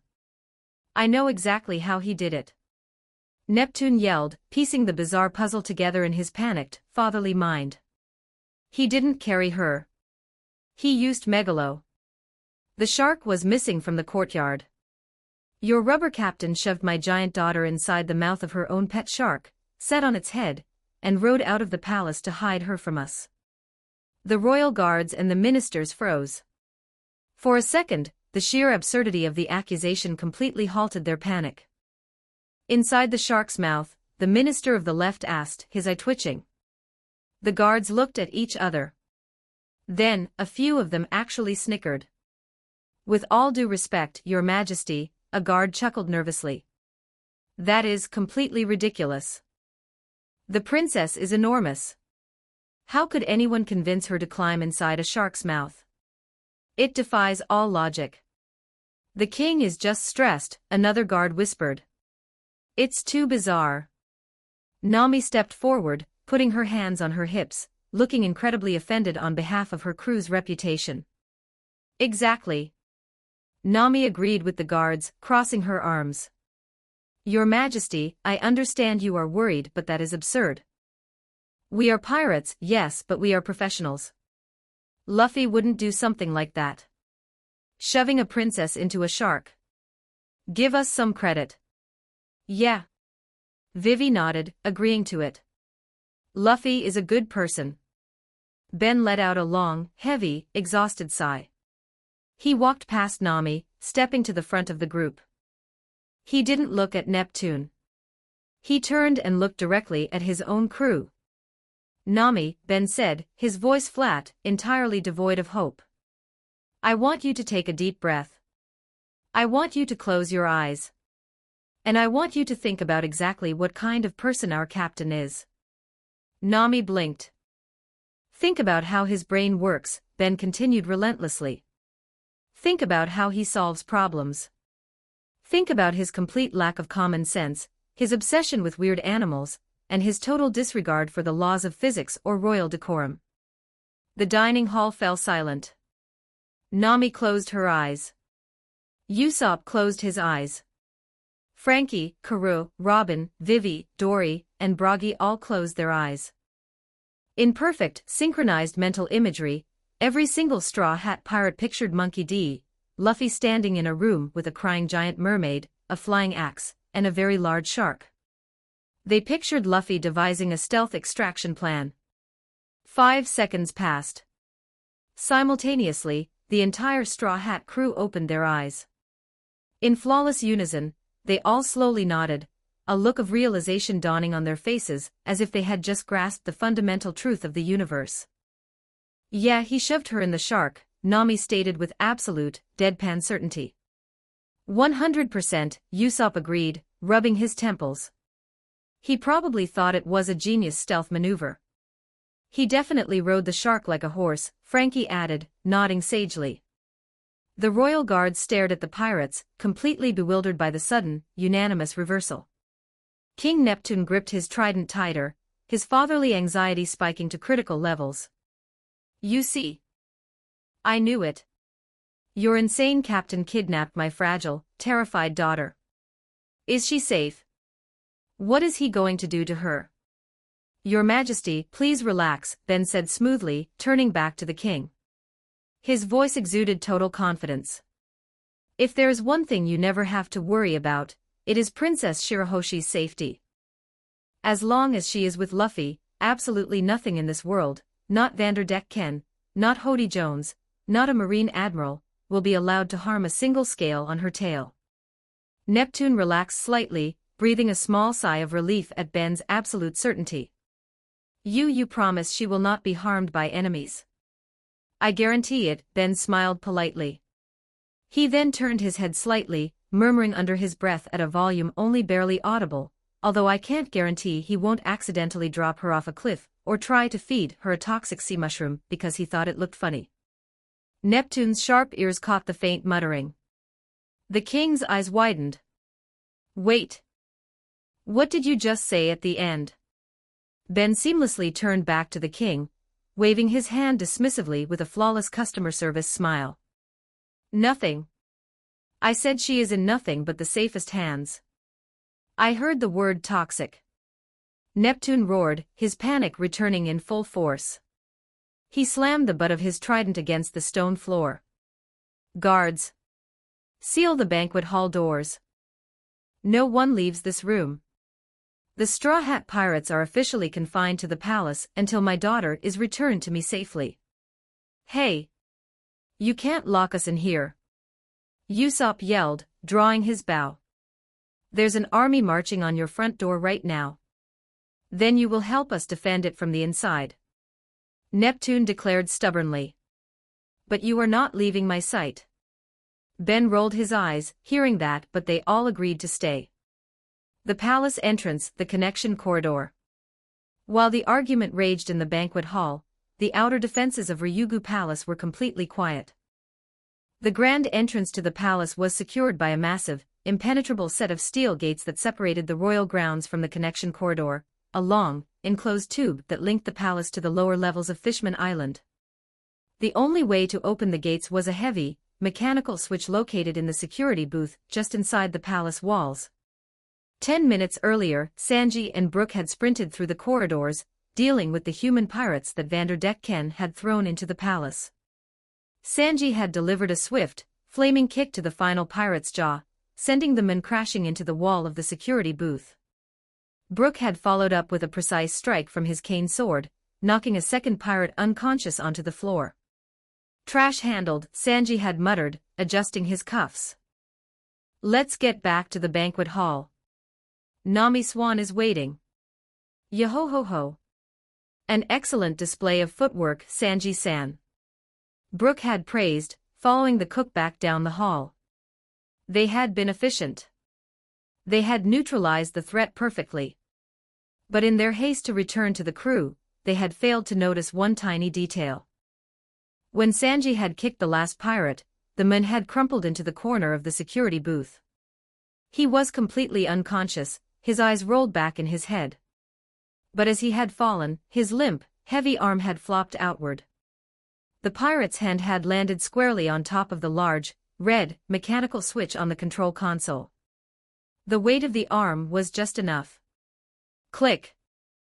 The heavy, metallic sound echoed through the empty security booth. Outside, the massive steel gates of Ryugu Palace groaned. The locking mechanisms disengaged. With a slow, grinding rumble, the impenetrable doors slowly swung wide open, exposing the palace courtyard directly to the connection corridor. The front door was completely unlocked. Down in the corridor, advancing rapidly, were Hody Jones, Vanderdecken, and their army of sea beasts. They saw the gates slowly opening before them. Waha! Look at that! Decken laughed, pointing his dagger at the open entrance. Those human trash we threw actually managed to hit the switch. The palace is wide open. Perfect, Hody sneered, his eyes burning with steroid-fueled rage. Charge! Leave no guards alive. The armada of monsters and fanatic fishmen flooded into the royal courtyard, bypassing the outer defenses without shedding a single drop of blood. The Fishman district, known as slums. While the main force of the new Fishman pirates assaulted the palace, the dark, murky slums of the Fishman district remained heavily populated. This was the staging ground. The belly of the beast. The massive, rotting husk of the ancient ship Noah loomed over the cavernous district, casting a perpetual shadow over the jagged coral and sunken debris. Hody Jones had taken his elite officers and his vanguard forces to the palace. But he had not taken his entire army. Left behind to guard the district, hold the captured human slaves, and prepare for the final takeover of the island, were Hody's henchmen. 100,000 heavily armed, deeply indoctrinated, human-hating fishmen outlaws. They swarmed the streets, drinking, shouting, and sharpening their rusted blades in anticipation of their impending victory. The atmosphere was a volatile mix of racist fanaticism and bloodlust. It was the worst place in the entire world for a normal human to be. The heavy, iron doors leading into the district were supposed to be sealed. Creak. The doors were pushed open. A single human stepped into the dim, green light of the Fishman district. He wore a dark green samurai robe. A black bandana was tied around his left arm. 3 swords hung loosely at his hip. He looked completely relaxed, his hands resting casually on the hilts of his blades. Roronoa Zoro had taken another wrong turn. He wandered down the main street, completely oblivious to the fact that he had just walked into the heart of an extremist military camp. He looked left. He looked right. The streets were packed with terrifying, muscle-bound fishmen holding tridents, swords, and axes. They all stopped what they were doing. The drinking ceased. The shouting died down. 100,000 pairs of hateful, shocked eyes turned to lock onto the lone human, who had just strolled into their stronghold. Zoro didn't look intimidated. He looked annoyed. He walked right up to a massive, heavily scarred great white shark fishman holding a spiked club. "Hey," Zoro grunted, looking up at the thug with his single, unimpressed eye. "You guys seen a curly-browed cook running around here crying? Or maybe a rubber idiot making a lot of noise? They got lost." The shark fishman stared down at Zoro. His jaw slowly opened. He looked at the 3 swords. He looked at the green hair. A human," the fishman snarled, his shock rapidly morphing into absolute, violent rage. "A human trash dares to walk into Noah. Kill him," another thug roared from the balcony above. "Tear him apart for Captain Hody." The entire district erupted. 100,000 fishmen raised their weapons simultaneously, a deafening, unified roar of murder echoing through the cavern. They surged forward like a tidal wave of muscle and steel, intending to crush the lost swordsman into a bloody smear on the pavement. Zoro let out a long, heavy sigh. He didn't take a step back. He didn't look for an exit. Zoro slowly reached up with his right hand. He untied the black bandana from his arm. He brought it up to his head, tying it firmly over his green hair, his lone eye glowing with a terrifying, demonic gold light. He drew Sandai Katetsu with his left hand. He drew Shusui with his right. He placed the hilt of Wado Ikemanji firmly between his teeth. So Zoro mumbled around his blade, a savage, bloodthirsty grin spreading across his face as he faced the charging army of 100,000 men. "You haven't seen them, then? Guess I'll just have to ask someone else." Chapter 198, Fishman Island. 2,700 words. The Noah district was the dark, rotting underbelly of Fishman Island. A cavernous, sunken slum built in the shadow of the massive, ancient Ark, Noah. The air was thick with the smell of rusted iron, stale alcohol, and the aggressive, seething hatred of 100,000 outlaws. These were Hody Jones's followers. The new Fishman Pirates' standing army. They were extremists and street thugs who believed in absolute racial superiority, gathered here to wait for the signal to invade the palace. Instead, a single human had walked through their front gate, asked for directions, and drawn his weapons. Roronoa Zoro stood in the center of the main dirt plaza. His black bandana was tied securely around his head. Sandai Katetsu was gripped in his left hand, Shusui in his right, and the white hilt of Wado Ikemanji rested firmly between his teeth. Surrounding him, on every rusty pipe, balcony, and patch of dirt, were 100,000 heavily muscled, weapon-wielding fishmen. Kill the human. Tear him apart. Skin him alive for Captain Hody. The roar of the mob was deafening, echoing off the cavern walls like a violent sea. Tridents pounded against the dirt. Swords clashed against iron shields. The sheer noise and hostility would have paralyzed an ordinary man. Zoro, however, did not look paralyzed. He didn't even look interested. "You guys are loud," Zoro grunted around the blade. He took a slow, deep breath. He closed his lone eye. Zoro opened his eye. Thrum. The air in the Noah district cracked. A massive, invisible shockwave of pitch black and deep red lightning erupted from Zoro's body. The burst of Supreme King's haki rolled outward in a perfect, expanding dome, moving faster than the speed of sound. The impact was absolute. The front rows of charging fishmen didn't even have time to swing their weapons. Their eyes rolled into the back of their heads. The heavy iron tridents slipped from their hands. Thud. Thud. Thud. It started as a few drops of rain, then escalated into a torrential downpour of bodies. Fishmen collapsed face first into the dirt. Entire balconies of snipers slumped over the railings, unconscious. The thugs hanging from the scaffolding lost their grip, raining down onto the streets below. The wave of hockey washed over the district, selectively crushing the wills of the weak. In exactly 3 seconds, the deafening roar of the mob was completely silenced. The dust settled. Zoro stood in the exact same spot. Around him, stretching for hundreds of yards in every direction, the ground was covered in unconscious bodies. Out of the 100,000 fishmen that had been screaming for his blood a moment ago, half of them lay completely paralyzed in the dirt, foaming at the mouth. The remaining 50,000 fishmen who had managed to stay conscious, the veterans, the officers, and those with slightly stronger wills, froze. The weapons in their hands shook. The aggressive, bloodthirsty sneers melted off their faces, replaced by a cold, paralyzing terror. They looked at the sea of their fallen comrades, and then back at the single human standing in the center. He hadn't thrown a single strike. A collective, involuntary step backward rippled through the remaining army. The fishmen swallowed hard, their gills flaring as panic set in. Zoro tilted his head, a slow, savage grin spreading across his face. "What's wrong?" Zoro asked, his voice low but carrying effortlessly across the silent plaza. "Are you scared?" The taunt hung in the air, thick with disrespect. For a moment, no one moved. Then, the massive hammerhead shark fishman let out a furious, spit-flecked roar to mask his own terror. "He's just one man," the shark fishman screamed, pointing his mace at Zoro. "He used a trick. Don't be cowards. Attack him. Crush the human trash." The spell of fear broke. Driven by their fanatical hatred and the sheer mathematical advantage of 50,000 to 1, the fishman army roared again.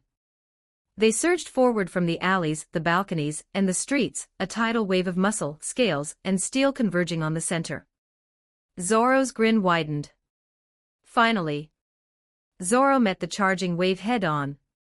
A dozen eel fishmen thrust their spears simultaneously, aiming to skewer him from all sides. Zoro stepped inside their guard. He didn't block, he simply spun. Santoryu, Tatsumaki. Dragon Twister.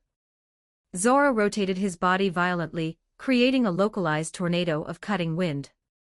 The twister caught the eel fishmen, lifting them high into the air, shredding their spears into splinters, and dropping them onto the hard dirt in a chaotic rain of bodies. The center of the mob collapsed inward to fill the gap. Hundreds of fishmen piled into the center, climbing over the unconscious bodies of their allies, trying to bury Zoro under a mountain of pure mass. Zoro vanished into the crowd. For a few seconds, he wasn't visible. There was only the sound of clashing metal, breaking bone, and screams of pain. Then, the center of the mob erupted. Santoryu, Onigiri. Zoro burst out of the pile, his 3 swords crossed. The high-speed, forward-charging strike carved a clean, cross-shaped trench through a platoon of swordfish fishmen, sending them flying backward. He moved through the crowd like a shark through a school of bait fish. His footwork was flawless. He didn't waste a single movement. A sword thrust toward his back, he sidestepped, letting the blade pierce a different fishman. A heavy club swung for his head, he deflected it with the flat of Shusui, and delivered a brutal knee to the attacker's jaw.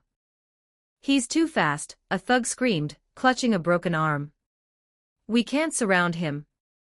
"Use the heavy artillery," an officer bellowed from above. From the rusted balconies of the slums, 50 fishmen rolled out heavy iron cannons. They aimed the barrels down into the plaza, completely disregarding the safety of their own men fighting on the ground. Fire. 50 cannonballs shot through the air, raining down on Zoro's position.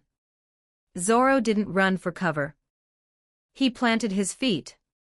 He crossed Shusui and Sandai Katetsu in front of his chest. Nitoryu, Nijirai Maguma. Zoro swung both swords downward in a savage arc. He didn't just cut the air, he gripped the atmosphere with his raw physical power. The razor-sharp air blades shot upward like a localized hurricane. The 50 cannonballs met the wind pressure and abruptly stopped in midair before being sliced cleanly in half. 100 pieces of iron rained down into the dirt around Zoro, smoking harmlessly. My turn, Zoro growled. He jumped, his boots cracking the dirt. His sheer leg strength propelled him 50 feet into the air, landing squarely on the iron scaffolding of the second tier. He's up here. Get him. Zoro sprinted along the narrow metal walkways. He held his swords out at his sides like wings. Santoryu, Karasumagari. He launched a flurry of rapid, mid-air slashes, intercepting a squad of flying fishmen attempting to flank him from the upper levels. His blades cut their weapons to pieces, sending them tumbling off the balconies. He landed on a stone outcropping, assessing the battlefield below. There were still over 40,000 fishmen swarming the streets. They were organizing now. A massive phalanx of spear-wielding warriors formed a wall of pointed steel, advancing slowly toward the structure he stood on. Behind them, archers dipped their arrows in poisonous blue venom. We have him pinned against the wall, the commander of the phalanx yelled. Shields up. Advance. Zoro watched the organized approach. He looked at the sea of scales and iron. He realized that cutting them 10 by 10 was going to take too long. Zoro crouched low, his swords crossing in front of his chest. He focused his armament haki, coating his 3 blades in a dense, flowing layer of dark purple energy. He twisted the muscles in his torso and arms to their absolute breaking point, creating maximum tension. Santoryu. Zoro mumbled around the blade in his mouth. The fishman phalanx stopped their advance. The sheer, overwhelming killing intent radiating from the lone swordsman made their instincts scream at them to run. Hold the line, the commander shrieked. Brace yourselves. Senhichiju pound ho. Zoro swung. It wasn't a slash. It was a natural disaster. 3 massive, elongated, spiraling waves of compressed, haki-infused air erupted from his blades. They merged instantly into a colossal, spinning bird of destruction that tore across the plaza. The attack hit the shield wall. The iron shields didn't break, they vaporized. The front 3 rows of the phalanx were instantly lifted off their feet, caught in the tearing winds of the 1,080-pound phoenix. The attack didn't stop. It plowed through the center of the army, carving a 50-yard-wide trench straight through the middle of the mob, throwing thousands of fishmen into the air. Zoro jumped back down into the remaining crowd. The phalanx was broken, but new squads of specialized fishmen rushed to fill the void. A massive pufferfish fishman rolled forward, expanding his body until he was a giant sphere covered in venomous spikes. Die, human. Poison needle roll. Zoro didn't slice him. He stepped to the side, brought the flat of Shusui against the fishman's spiked side, and used a powerful, blunt force parry. Gyuki Yuzum. Zoro thrust his blades forward in a straight, concussive strike that didn't cut, but acted like a battering ram. The blunt impact sent the pufferfish flying backward like a spiked bowling ball, crashing through a squad of his own men, and knocking them out like bowling pins. Use the nets. Trap his swords. From the shadows of an alley, 50 thugs threw massive, heavy chains woven with thick sea prism stone netting, aiming to entangle him completely. Zoro saw them coming. He planted his feet. Santoryu, Hyokindama. Zoro crouched and leaped forward, spinning like a rolling ball of blades. He didn't cut the nets, he slipped flawlessly through the gaps in the heavy chains, maintaining his spinning momentum until he slammed directly into the squad of net throwers, sending them flying with blunt force trauma. The fight dragged on. 10,000 left. 8,000. Zoro moved continuously. Block, parry, slice, step. He fell into the zone, the state of nothingness, where the sword and the swordsman moved automatically. He cleared a massive section of the central plaza. 5,000 left. The remaining army was broken. The fanaticism had been beaten out of them, replaced by the primal instinct to survive. They started to run. They dropped their tridents, their swords, and their shields, sprinting toward the dark alleys to escape the slaughter. The elite commanders of the district, the 10 strongest fishmen, who had stayed in the back, waiting for the grunt forces to tire Zoro out, realized the battle was lost. But their pride wouldn't let them flee. They stepped forward. They were massive, heavily scarred fighters wielding heavy iron maces, poison scimitars, and spiked knuckles. "If we all strike at once, he cannot block us all," the lead commander, a massive lionfish, shouted. "For the pride of the new fishmen pirates. Die." The commanders activated their own crude, rudimentary forms of armament hockey. Their weapons took on a dull, cloudy gray sheen as they channeled their willpower into the steel. The 10 elite commanders charged simultaneously from 10 different angles. They moved incredibly fast, their dull hockey-coated weapons aimed at Zoro's vital organs. Zoro didn't drop into a defensive stance. He didn't tense his muscles for a massive attack. An octopus fishman commander lunged first, swinging 6 dull gray hockey-coated swords at Zoro's neck. Zoro casually raised Wado Ikimonji and Sandai Katetsu, parrying the flurry of blows without shifting his footing. He didn't just block, he scrutinized the attacker's weapons. "Cheap iron," Zoro critiqued like a disgruntled blacksmith, dodging a thrust and parrying another. "Bad balance. Terrible grip. Your edge alignment is a joke." Zoro stepped inside the octopus's guard, disarming him with a swift twist of his wrists. He caught one of the fishman's dropped swords in his free hand, tested its weight for a split second, and threw it away in absolute disgust. "You don't deserve to hold a blade," Zoro stated coldly. "Stick to tentacles." Zoro delivered a swift, brutal kick to the commander's chest, knocking him out instantly.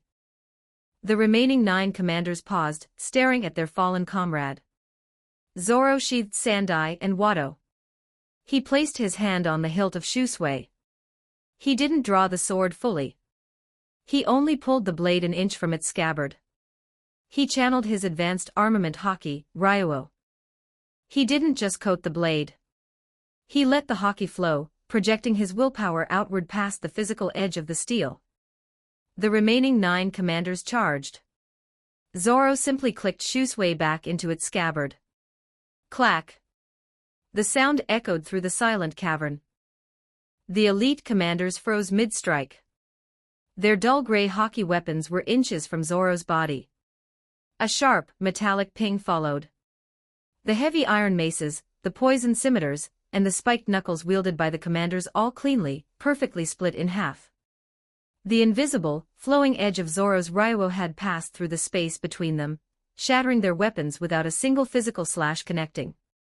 The force of the internal destruction bypassed their defenses entirely. Simultaneously, all 9 elite fishmen collapsed to the ground, unconscious, deep impact wounds etched across their chests. Zoro exhaled a slow breath. He loosened his grip on the scabbard. He looked around. The Noa district was silent. The deafening roar of the mob, the clashing of steel, the screams of the injured, it was all gone. The only sound was the distant dripping of water from the cavern ceiling. Zoro walked slowly toward the center of the plaza. He wasn't walking on dirt. The ground was entirely obscured by a carpet of unconscious, groaning fishmen. Bodies were piled on top of bodies. Broken weapons, shattered shields, and torn flags littered the area. Zoro found a particularly large pile of defeated thugs near the center of the plaza. He stepped up onto the mound of bodies, his boots resting on the broad, unconscious back of the hammerhead shark he had defeated earlier. He sat down on the highest point of the mountain of scales. Zoro reached up with his left hand and pulled the black bandana off his head. He tied it casually back around his bicep. The physical exertion of swinging his swords thousands of times finally registered in his muscles. A dull ache throbbed in his shoulders. Zoro leaned forward, resting his forearms on his knees. A single, thick bead of sweat rolled down his forehead, tracing a path over his scarred eye. Zoro raised his right hand. He wiped the bead of sweat away with his index finger, looking at the moisture for a second. With a careless, relaxed flick of his wrist, Zoro cast the sweat onto the dirt below. A slow, highly satisfied grin spread across his face as he looked out over the sea of 100,000 defeated enemies. "Well," Zoro murmured into the quiet cavern, his voice a low, rugged rumble. "That was a nice warm-up." He leaned back, preparing to close his eye and take a well-deserved nap. Bloop bloop. Bloop bloop. A loud, electronic ringing interrupted the perfect cinematic silence. Zoro frowned. He tapped the small, black kimoyo bead bracelet Ben had given them for communication. He pressed the center bead to answer the call. "Yeah." Zoro grunted. "Where are you?" Nami's voice shrieked so loudly from the tiny speaker that Zoro had to hold the bracelet at arm's length to protect his eardrum. "We are at the palace. The invasion has started." "Where did you go?" "I took a right at the coral reef," Zoro answered defensively. "You went the wrong direction, you absolute moron." Nami roared over the comms. "Get your sense of direction fixed, and get over here right now." Zoro glared at the kimoyo bead. He let out an annoyed breath. "I'm resting," Zoro stated flatly. He tapped the center bead, hanging up on the furious navigator instantly.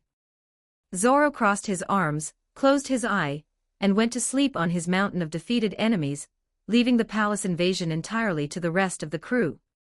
Chapter 199, Fishman Island. 3,995 words. The grand, coral-carved doors of Ryugu Palace's main banquet hall did not just open, they were violently blown off their hinges. The heavy slabs of ancient stone crashed into the polished floors, kicking up a thick cloud of dust that rolled over the remnants of the royal feast. The sudden explosion interrupted what had been a tense but relatively peaceful standoff.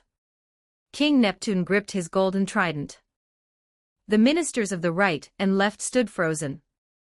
The remaining Straw Hat Pirates, Ben, Nami, Robin, Vivi, Bonnie, Sanji, Frankie, Brooke, Chopper, Oimo, Kashiai, Karu, Mary, and Sunny, turned their attention to the shattered entryway.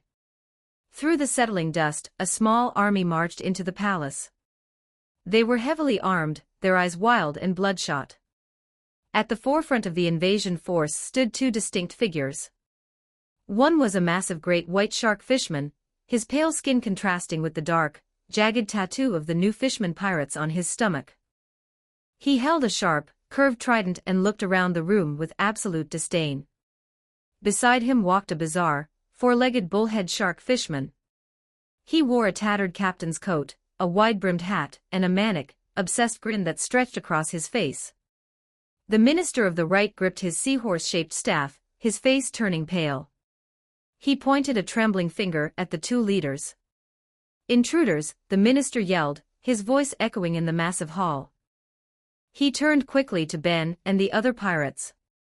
"Be careful. That is Vanderdecken 9, the captain of the Flying Pirates. And the one beside him, that is Hody Jones." "Hody Jones?" Frankie asked, adjusting his sunglasses.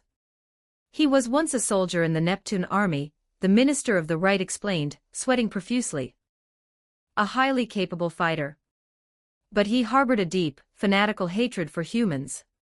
He deserted the army to form an extremist pirate crew. They are the ones causing the chaos in the lower districts." Hody sneered, resting his trident on his shoulder. "Shut up, old fool. Your time has passed. The era of bowing to the surface dwellers ends today. We are taking the throne." Vanderdecken, however, completely ignored the minister, the king, and the heavily armed pirates standing in the room. His eyes darted frantically around the corners of the banquet hall, scanning the high ceilings and the empty tables. "Where is she?" Decken demanded, his raspy voice cracking with psychotic obsession. He stomped his four legs impatiently. "Where is my beloved? Where is my future wife? King Neptune's face flushed with pure, unadulterated fatherly rage. The giant merman stepped forward, slamming the butt of his golden trident into the floor so hard it cracked the tiles. "She is not your future wife." Neptune roared, his voice booming with the authority of a ruler and the fury of a protective parent. "And I will never, in 1,000 lifetimes, allow you to marry her. You are a nuisance and a coward, Deccan." Deccan recoiled slightly, his face twisting into a scowl. "And your efforts here today are a complete waste of time." Neptune continued, pointing his trident at the fishman. "You have invaded my palace for nothing. Shirahoshi is not here. She is no longer in the palace." Deccan froze. "Not here. Impossible. She has never left the hardshell tower." Hody Jones chuckled darkly, a cruel, grating sound. He didn't care about the princess, he only cared about the throne. But he needed Deccan's distraction to keep the king off balance. "Do not lose your nerve, Deccan," Hody said smoothly. "If the mermaid princess is no longer in the palace, it doesn't matter. You still have the power to find her wherever she is hiding. Use your curse." Deccan's eyes widened as the realization hit him. "Of course. My right hand. I have never washed it. As long as my target is marked, she cannot hide from my love." Deccan immediately turned and marched back out through the shattered palace doors. He walked into the outer courtyard. He reached down and grabbed a massive, jagged piece of pink coral that had broken off from the palace walls. It was easily the size of a small boat. Deccan touched the coral with his right hand. He didn't aim. He didn't look at a map. He simply hurled the massive chunk of coral blindly into the sky. The curse of the Mado Mado no Mi activated instantly. The massive coral chunk defied gravity, locking onto the exact coordinates of Princess Shirahoshi. It began to accelerate, flying rapidly away from the palace and toward the distant sea forest. "Waha!" Deccan laughed triumphantly. He leaped into the air, landing perfectly on top of the flying coral. He rode it like a bizarre, jagged surfboard. "I am coming, my sweet Shirahoshi. And if I find you with someone else, then you are better off dying in a sea of blood." Inside the banquet hall, Ben's eyes narrowed. He recognized the immediate threat. The coral was massive and Deccan was unhinged. If that projectile reached Luffy and Shirahoshi, it could cause serious collateral damage to the fragile princess. "Sanji," Ben said calmly, his voice easily cutting through the tension in the room. The blonde cook looked over. "Stop Deccan and destroy that coral he's sitting on," Ben ordered flatly. "If he reaches his destination, the princess's life will be in danger." Sanji froze.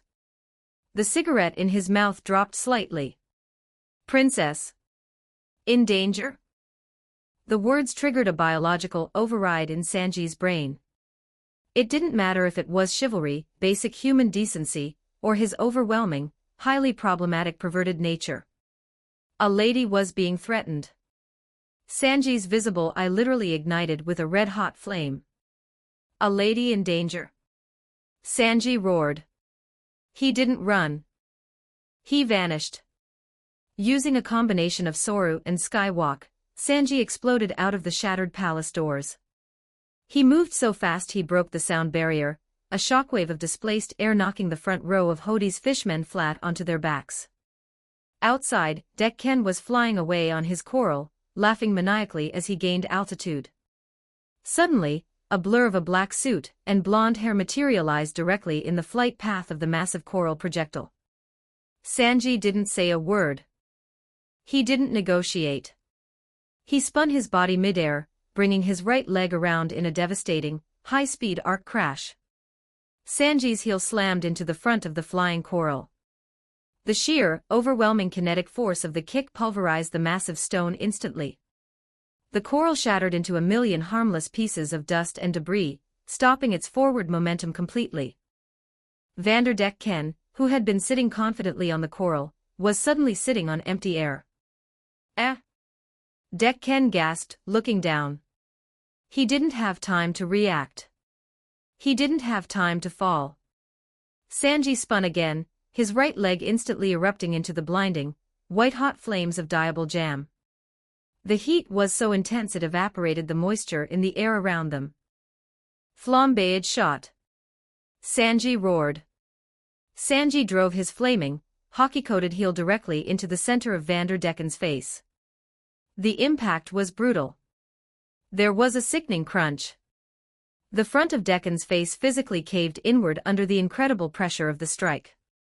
His nose shattered, his jaw dislocated, and the sheer heat of the kick seared his skin. Decken was instantly knocked unconscious before his brain could even register the pain. His limp body plummeted from the sky like a shot bird, crashing heavily onto the stone courtyard of the palace with a loud thud, sliding a few feet before coming to a complete stop right at Ben's boots.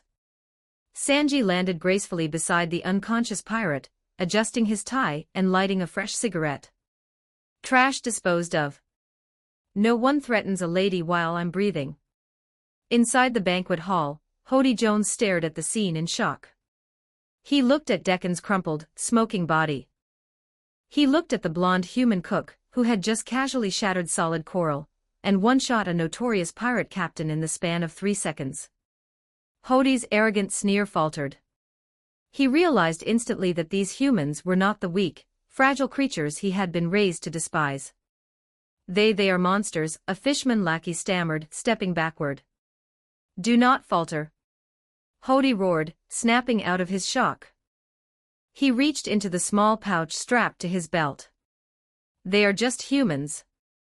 We have the power of the sea. Hody pulled out a handful of small, red pills. Energy steroids. Brothers. Take the pills. Hody commanded. Unleash your true strength. Tear these humans apart. The new fishmen pirates didn't hesitate. They pulled out their own rations of the red pills and shoved them into their mouths, swallowing them dry. The reaction was immediate and horrifying. The fishmen screamed in agony and ecstasy. Their muscles bulged grotesquely, expanding and tearing their clothing. Thick, dark veins popped out across their skin. Their eyes turned blood red, the whites vanishing entirely as the aggressive, unnatural steroids supercharged their physical capabilities, pushing their strength past their natural limits. Kill them all, a massive squid fishman roared, charging forward with a heavy iron mace.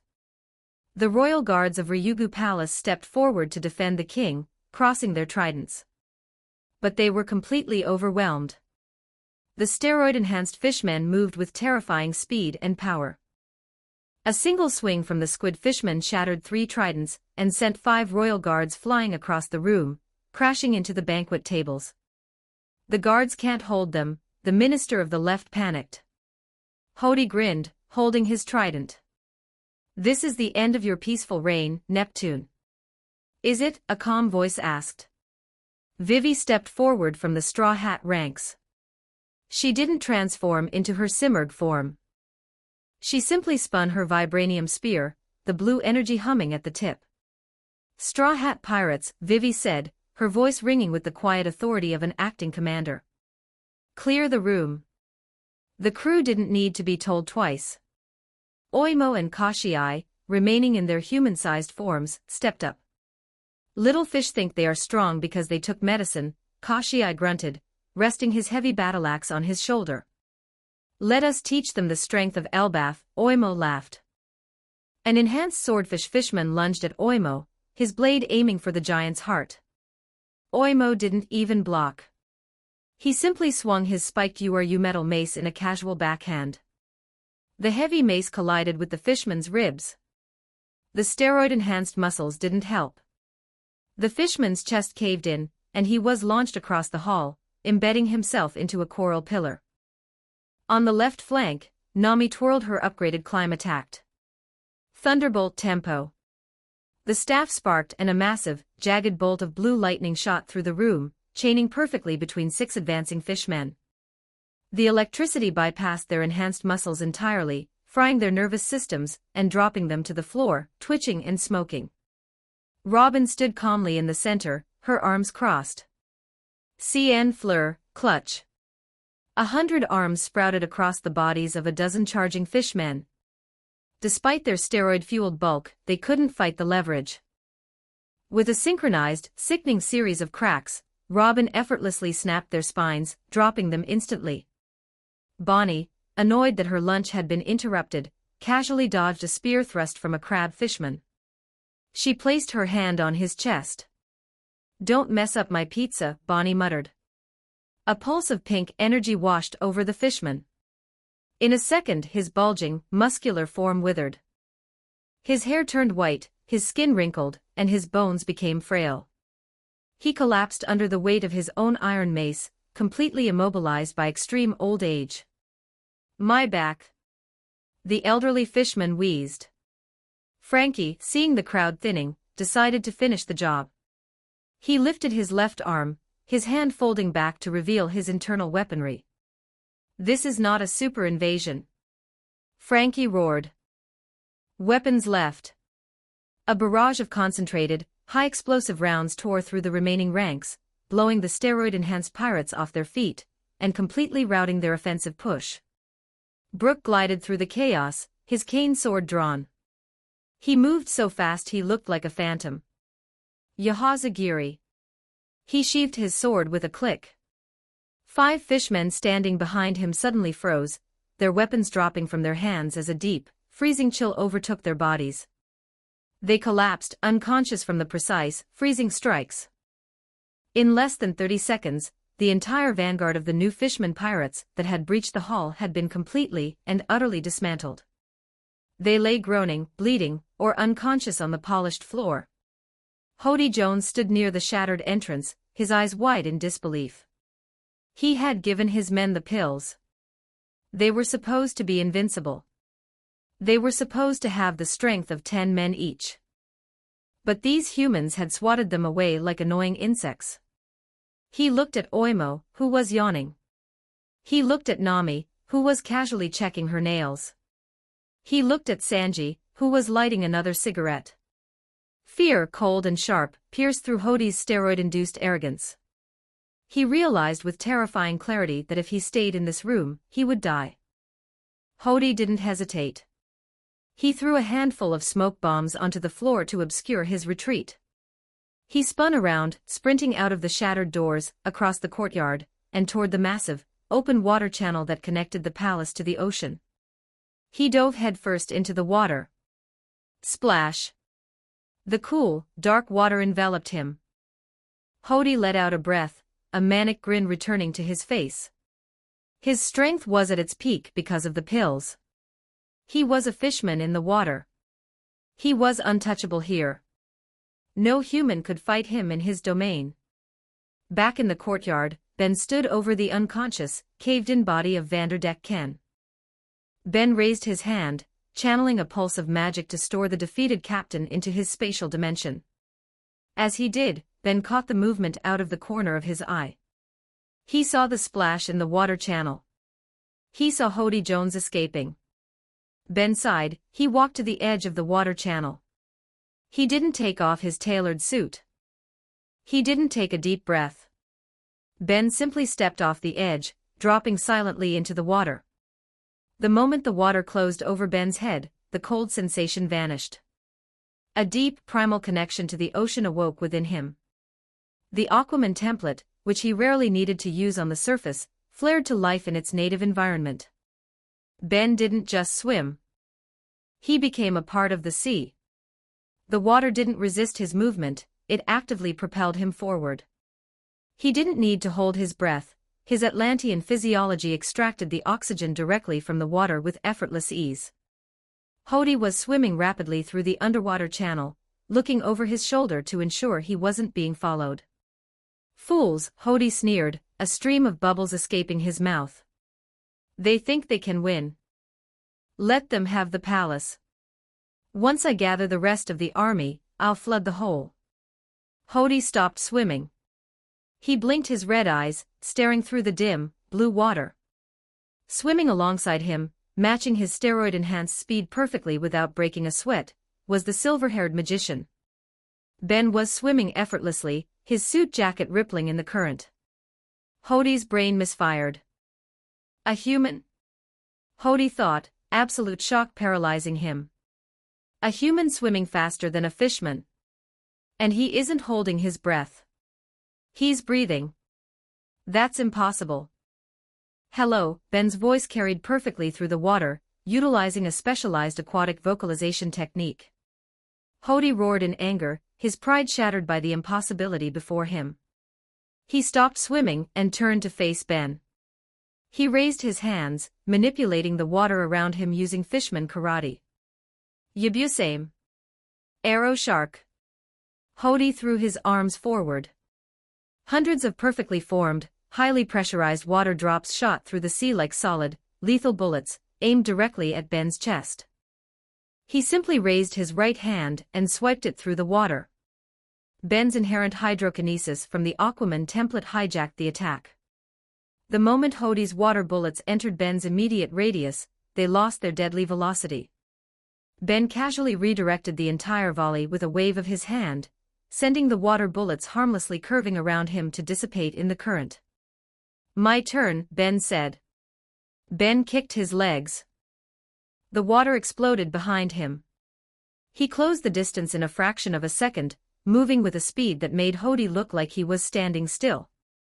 Ben drove his fist, uncoupled by hockey, relying entirely on raw Atlantean physical strength, directly into Hody's stomach. The underwater impact created a massive, localized shockwave. Hody's eyes bulged. All the air was forced out of his lungs in a massive burst of bubbles. The sheer density of the punch nearly shattered his ribs, sending him tumbling backward through the water, crashing into the stone wall of the channel. Hody coughed up blood, clutching his stomach. The steroids were pumping through his veins, dulling the pain, but the sheer difference in power was undeniable. He looked at the human floating effortlessly in front of him. You monster, Hody grunted, pulling a small container from his pocket. Even if you defeat me, you cannot save this kingdom. Hody popped the lid off the container. My brothers are already mobilizing, Hody sneered, his eyes filled with fanatical, burning hatred. 100,000 fishmen. An army born from the shadows of the Fishman district. Even if you hold the palace, my 100,000 brothers will wreak havoc across the entire island. They will tear the bubble down. There will be anarchy. You cannot stop an army of that size. Hody didn't wait for a response. Desperate, he took the entire remaining handful of energy steroids and shoved them into his mouth, swallowing them all at once. The overdose reaction was catastrophic. Hody's body expanded grotesquely. His muscles tore and healed rapidly, bulging to impossible proportions. His dark hair turned completely stark white from the cellular stress. His eyes burned a violent, glowing red. He had sacrificed his lifespan for raw, unadulterated power. He roared, the sound vibrating the water around them, confident that his transformation and his threat had intimidated the human. Ben floated there. He crossed his arms over his chest, his face completely impassive. Is that it? Ben asked flatly. Hody stopped roaring. He blinked his glowing red eyes. What? I said, is that it? Ben repeated, with a deeply unimpressed, almost bored expression on his face. Just 100,000. Ben shook his head, sighing softly. We can take down 100,000 street thugs in about 5 minutes. What are you yapping about? You made it sound like an actual threat. Hody's mind snapped.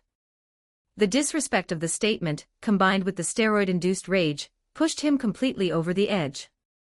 I will tear you to pieces. Hody screamed, launching himself forward with everything he had. The water boiled around him from the force of his movement. He raised his trident, aiming to impale Ben. Ben didn't move to block. He didn't draw a weapon. Ruler's descent. Ben thrust his open palm downward.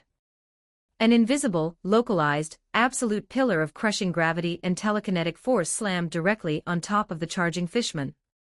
It was like a mountain falling on an ant. Hody's forward momentum was halted instantly.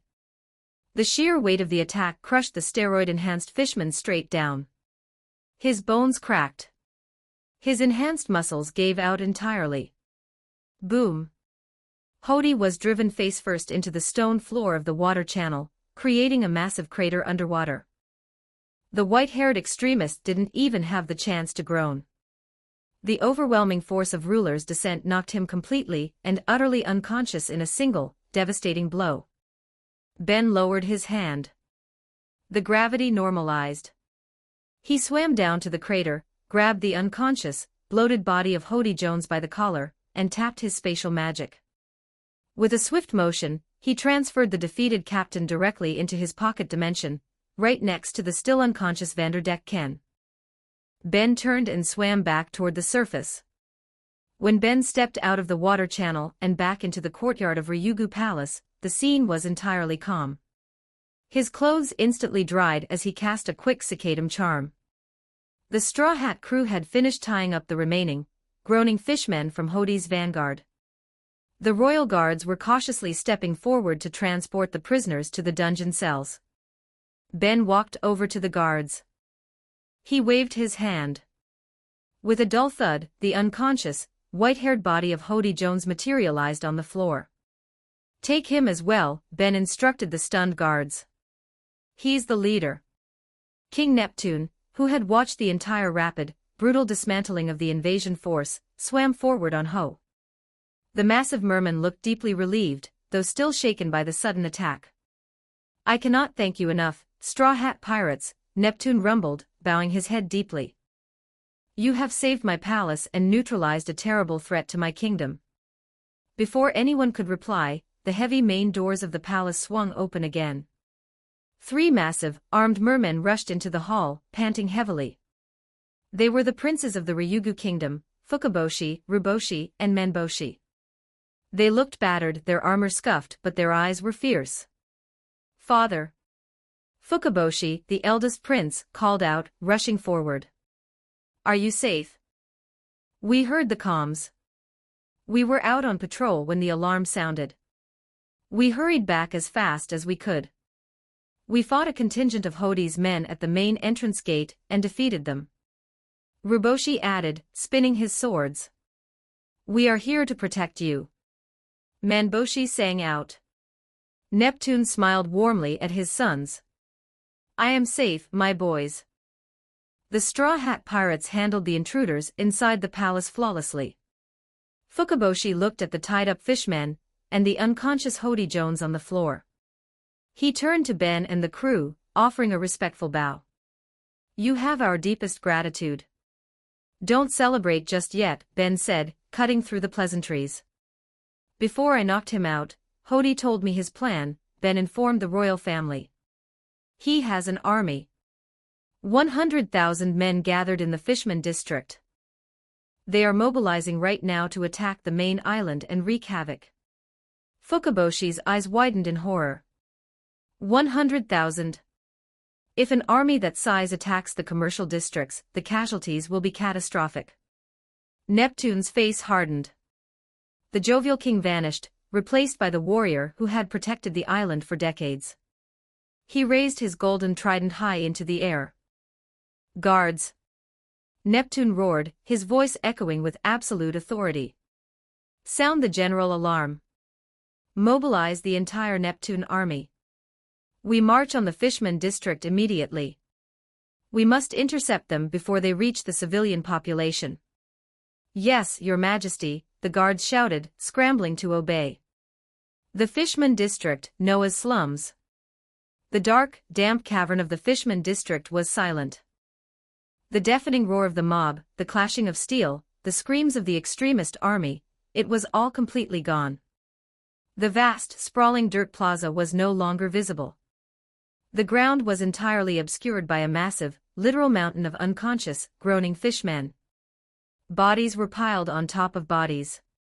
Broken tridents, shattered shields, and torn flags littered the area in a scene of absolute, incomprehensible devastation.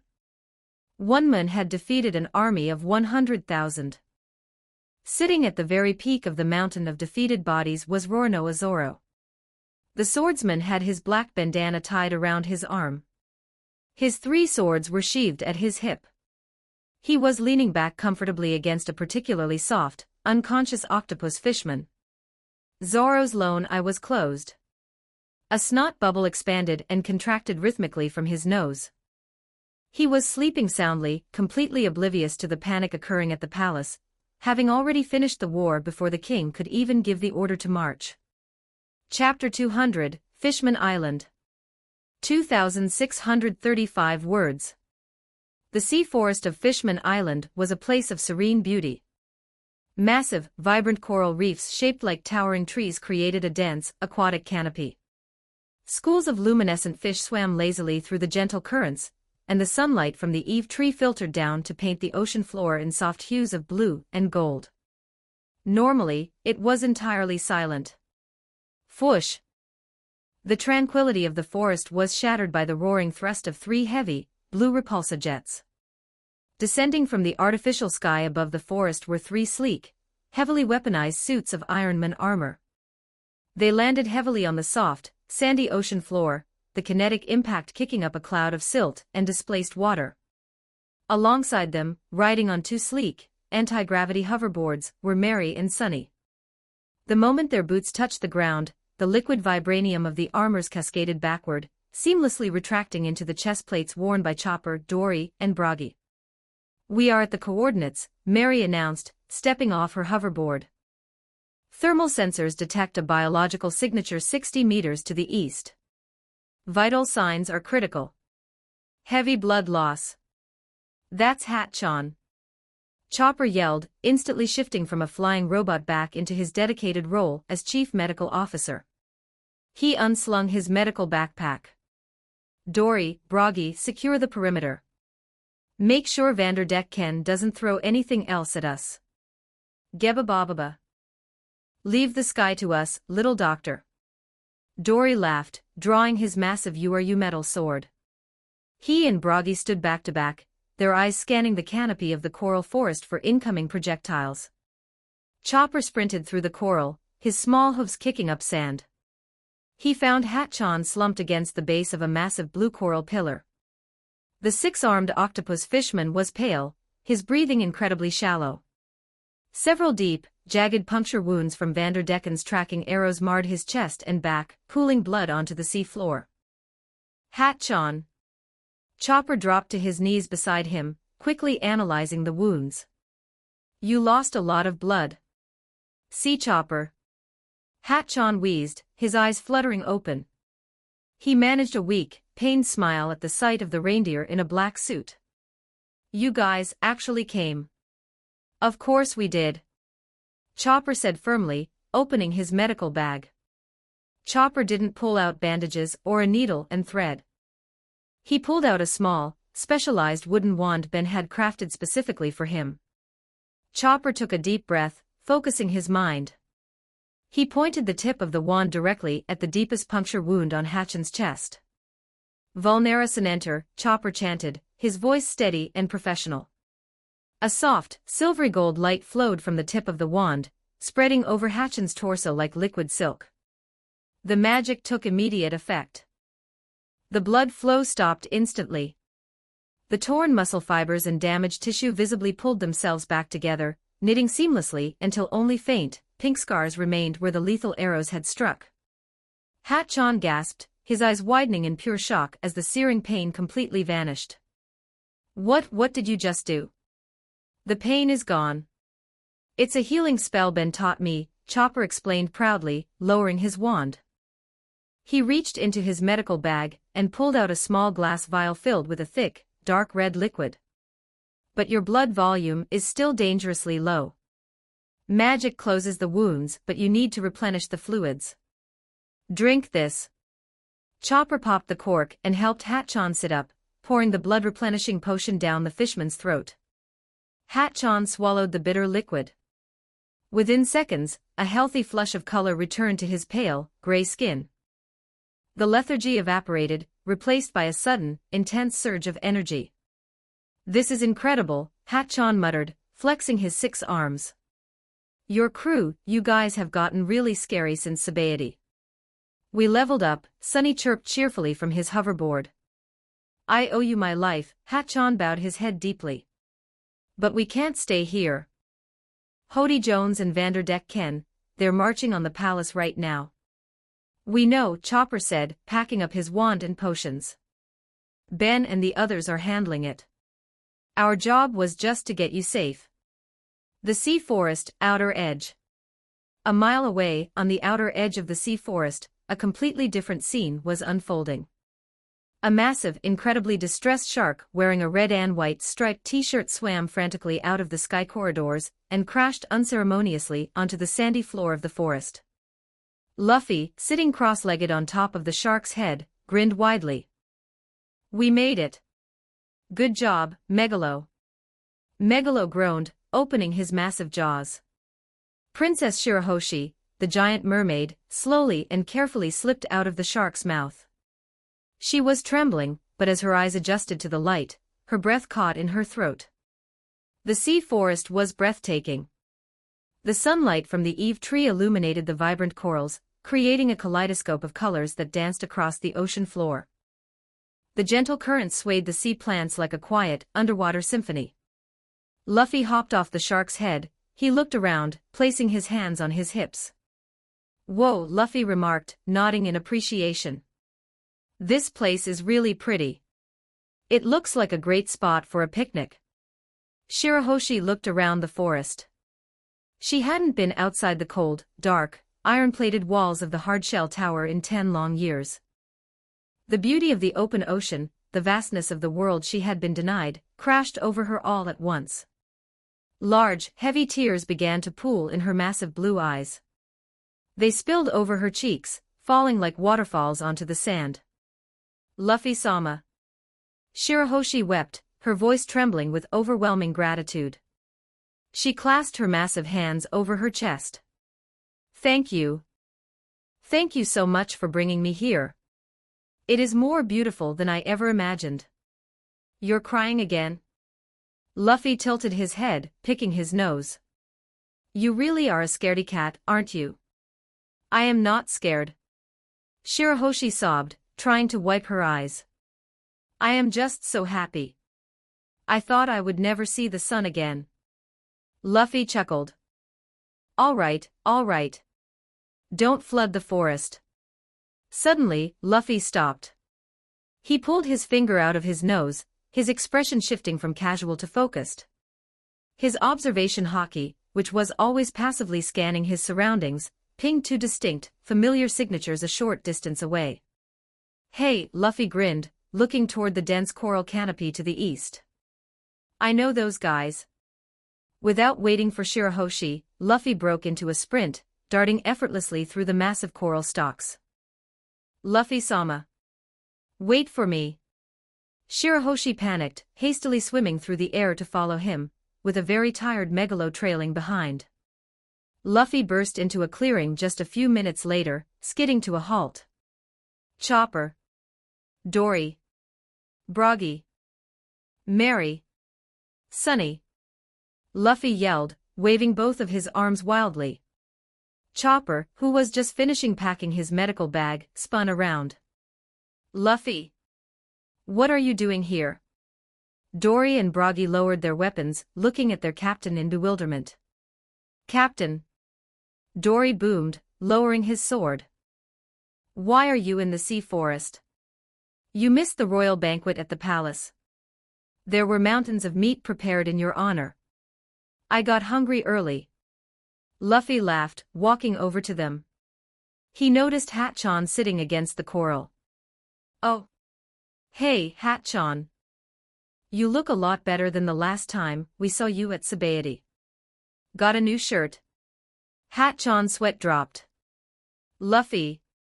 I was literally bleeding to death 5 minutes ago. Oh.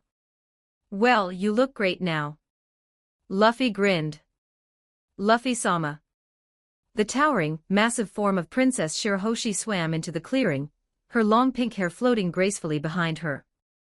She stopped beside Luffy, looking down nervously at the heavily armed, suit-wearing giants, the reindeer, and the 2 android children. Dory and Broggy stared up at the giant mermaid, their jaws dropping slightly. By the gods of Elbaf, Broggy muttered, adjusting his sunglasses. She is enormous. And very pink. Who is this, Captain? Dory asked, raising an eyebrow. Another friend you picked up. Oh, yeah. Luffy pointed a thumb at her. This is Scaredy Cat.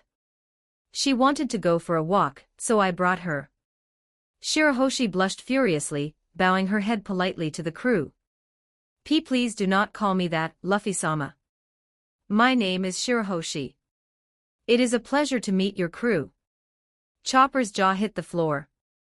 Shirahoshi. The Mermaid Princess. Luffy, you kidnapped the Princess of Fishman Island.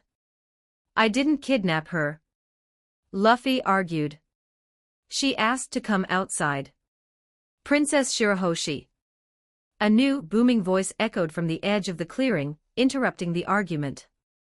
Everyone turned around. Stepping out from behind a massive coral reef, looking absolutely horrified, was a towering, imposing figure.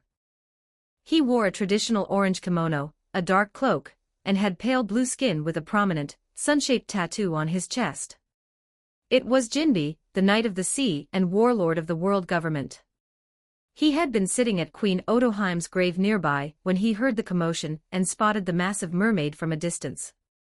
Jinbe marched into the clearing, his eyes wide with panic as he looked at Shirahoshi. Princess! Jinbe yelled, his usual stoic, calm demeanor completely shattered. What in the name of the sea are you doing outside the hardshell tower? It is incredibly dangerous. Vanderdeck Ken could throw an axe at you at any moment. You must return to the palace immediately. Shirahoshi shrank back slightly, intimidated by the warlord's booming voice. Jinbe-sama. I just wanted to see my mother's grave. Luffy stepped smoothly between the towering warlord and the frightened princess. He didn't look intimidated in the slightest. He casually crossed his arms over his chest and stared up at Jinbe. Hey, blue guy, Luffy said flatly. Stop yelling at her. I promised I'd protect her, so she's fine. Jinbe paused, looking down at the young man standing in his way. He took in the red shirt and blue shorts, the confident posture, and most importantly, the iconic straw hat resting on the boy's head. Jinbe's eyes widened slightly in recognition. The anger in his voice faded, replaced by respect. That hat. Jinbe murmured. You must be Monkey D, Luffy. Yep. I'm the man who's gonna be Pirate King. Luffy declared with a wide grin. I see, Jinbe said, crossing his arms and bowing his head slightly in greeting. My name is Jinbe. I am a warlord of the sea. Oh, another warlord. Luffy picked his ear. Like the bear guy and the sand guy. Cool. I am not like Crocodile, Jinbe stated firmly, his tone serious. I accepted the title of warlord solely to protect Fishman Island and my crew, the Sun Pirates. I work for the Marines on paper, but my heart and my loyalty have always belonged to the Whitebeard Pirates. Jinbe looked closely at Luffy, a warm, genuine smile breaking across his stern face. It is an honor to finally meet you, Luffy-kun. Your brother has spoken of you often.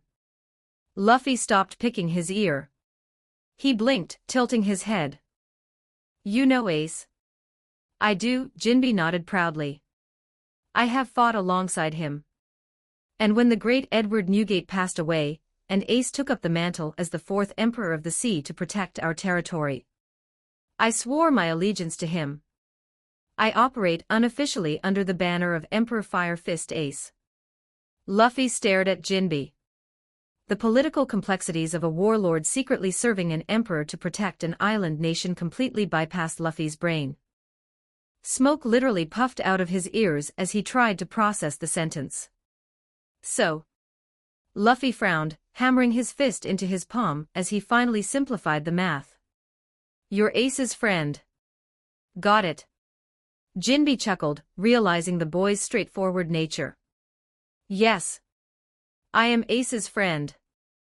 And that makes you an ally of this island in my eyes. Shishishi. Awesome. Luffy laughed. Hey, you wanna talk to him? Jinbe raised an eyebrow. Talk to him? He is in the new world, Luffy-kun. Are you talking about Den Den Mushi? Luffy didn't answer.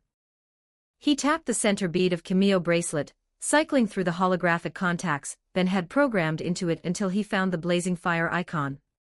He tapped it. Bloop bloop. Bloop bloop. Jinbe watched in mild confusion as a holographic interface popped up from the bead on Luffy's wrist. A few seconds later, the call connected. A crisp, high-definition, three-dimensional hologram flared to life in the center of the clearing. It showed Portgas D. Ace. He was sitting on a massive, ornate wooden chair that looked suspiciously like a captain's throne. He wore his signature orange hat, but a heavy, dark captain's coat was draped over his bare shoulders. He looked relaxed, grinning as he answered the call. Hey, Luffy. Ace's voice rang out clearly through the bead speakers. What's up? Did you guys finally finish coating your ship and leave Sabaody? Or did you get lost on the way to the docks? We're already at Fishman Island. Luffy cheered, holding the bead up. Now we're having a picnic in the sea forest. And guess what? I met your friend. Luffy pointed the bead toward Jinbe. The hologram of Ace blinked, leaning forward in his chair. When he saw the blue-skinned warlord standing in the coral forest, a massive, delighted laugh echoed from the projection. Jinbe. Ace laughed, waving a hand. It's been a long time. How is the island treating you? Big Mom hasn't tried to send any more of her children, has she? Jinbe stared at the incredibly clear, real-time holographic projection of the Emperor. The technology was decades ahead of standard Den Den Mushi communication. Ace-san. Jinbe stammered, bowing deeply to the hologram out of pure respect. It is wonderful to see you well. The island is safe under your banner. Big Mom has kept her distance since our last clash. But what is this sorcery? Ben's toys, Ace smirked, leaning back. Best communication line in the world. Cannot be tapped by the Navy. Glad to see you're keeping an eye on my idiot little brother. I'm not an idiot. Luffy protested. Sure you aren't, Ace chuckled. He looked directly at Luffy, his expression shifting from playful to fiercely proud. Ace crossed his arms, the heavy coat shifting on his shoulders. I've been waiting a long time for you to finally make it to this side of the red line, Ace said, his eyes burning with the competitive fire of an emperor. Hurry up and get here.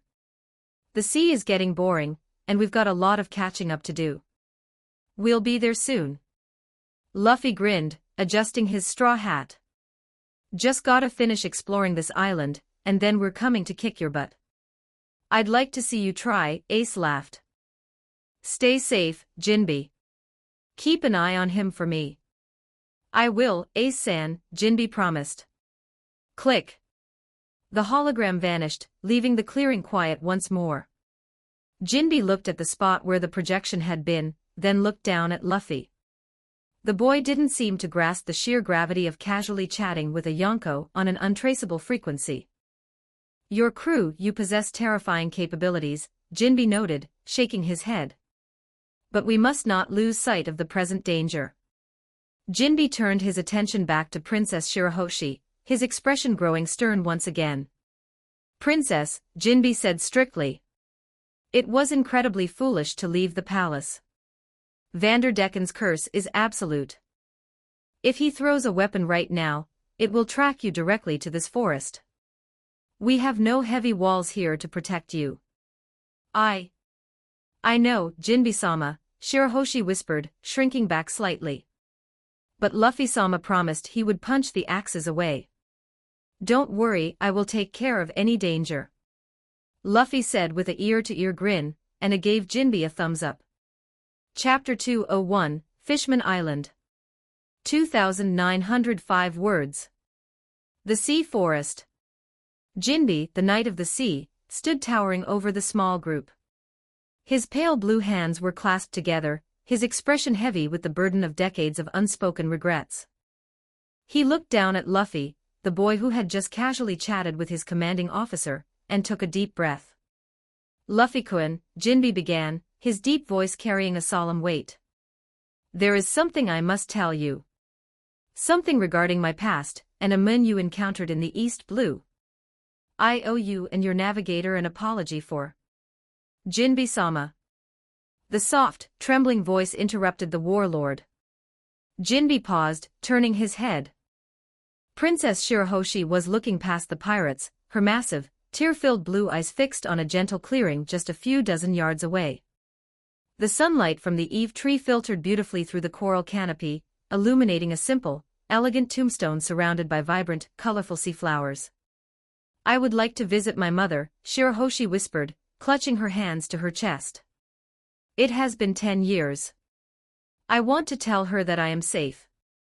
Jinbe immediately swallowed his confession. The apologies could wait. He nodded deeply, stepping aside to clear the path. Of course, Princess. We shall pay our respects. The group moved together through the quiet coral forest. It was an odd procession. The massive, beautiful mermaid swam gently through the air, flanked by Luffy, Jinbe, and a fully healed Hatchan. Walking respectfully behind them were Chopper, the two towering human-sized giants Dory and Broggy, and the two children, Minnie Mary and Sunny. Megalo the shark floated quietly in the rear, still looking exhausted from his impromptu role as a getaway vehicle. They reached the grave of Queen Otoheim. Shirahoshi didn't speak immediately. She slowly descended, resting her massive hands on the soft sand before the tombstone. The reality of the moment, the end of a decade of isolation, the fresh air, the ability to simply sit by her mother's resting place without fear of a falling axe, crashed over her. Mother, Shirahoshi choked out, a massive tear slipping down her cheek and splashing onto the sand. She didn't wail or throw a tantrum as she usually did. Her crying was quite heartbreakingly genuine. I did my best, Shirahoshi whispered to the stone. I stayed in the tower. I stayed safe. But I missed you so much. I missed the sun. Luffy stood a few feet away, his arms crossed, his face completely serious. He didn't interrupt. Chopper sniffled quietly, wiping his own eyes with his hoof, while Dory and Broggy bowed their heads, honoring the fallen queen of a warrior nation.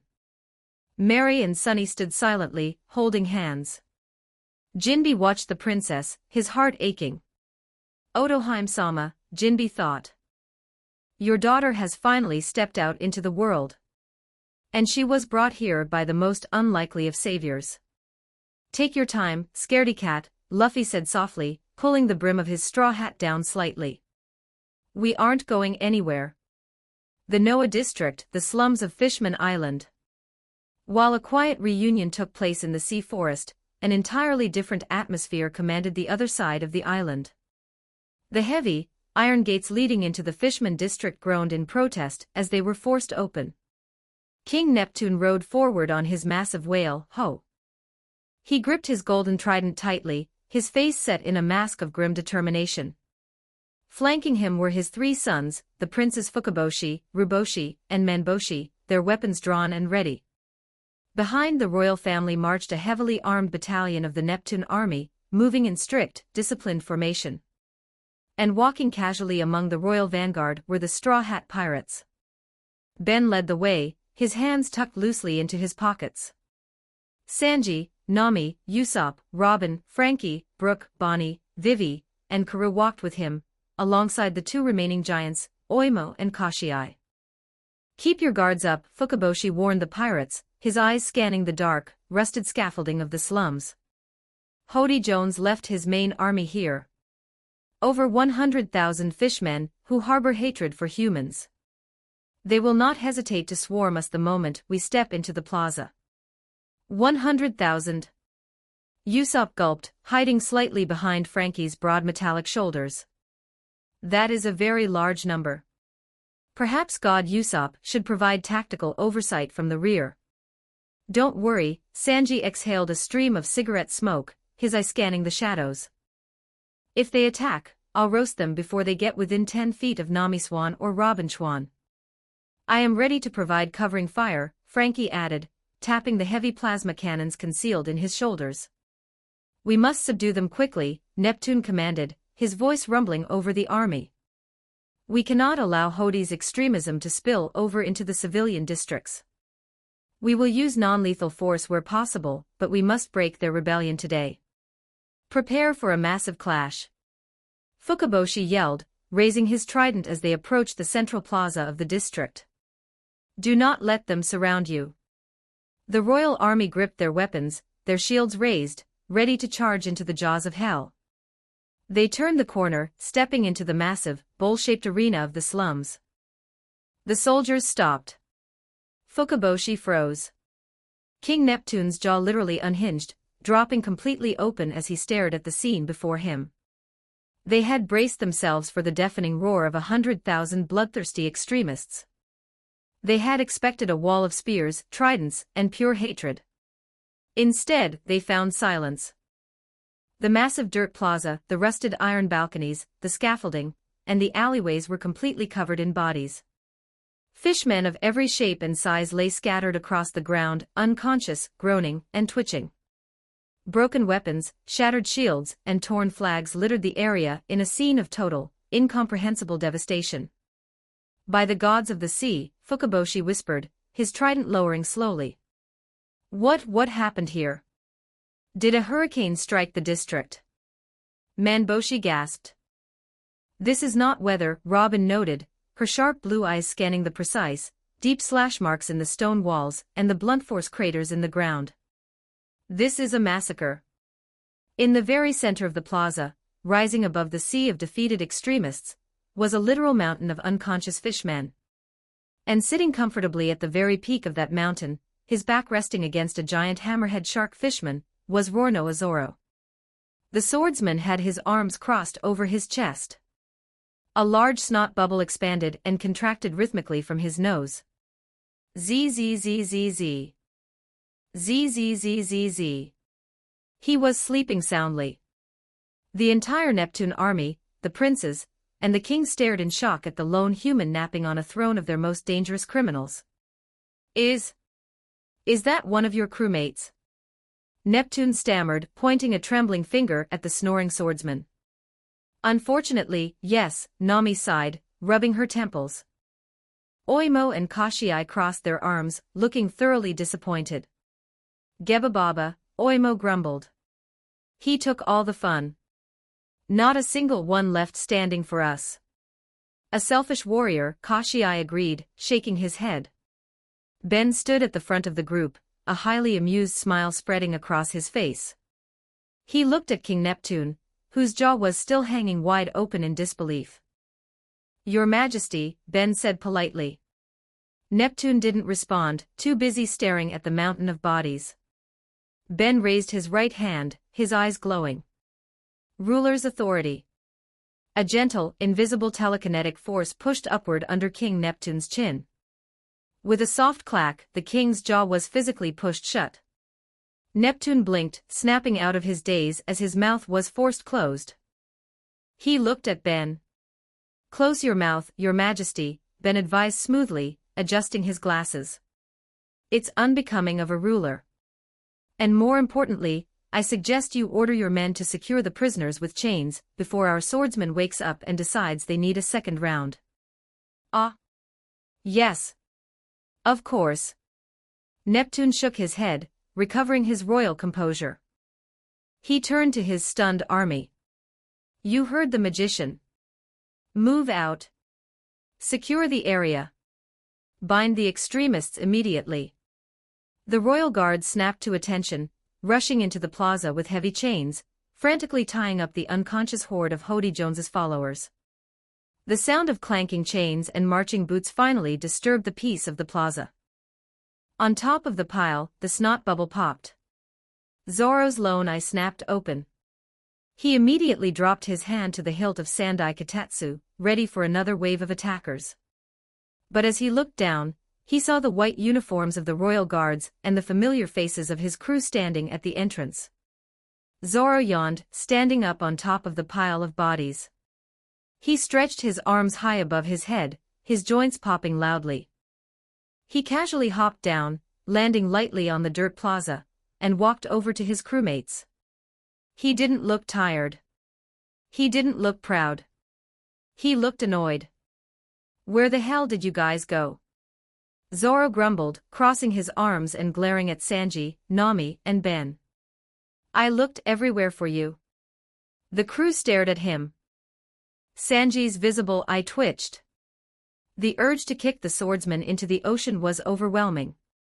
Nami's knuckles turned white as she gripped her climax, a violent retort sitting right on the tip of her tongue.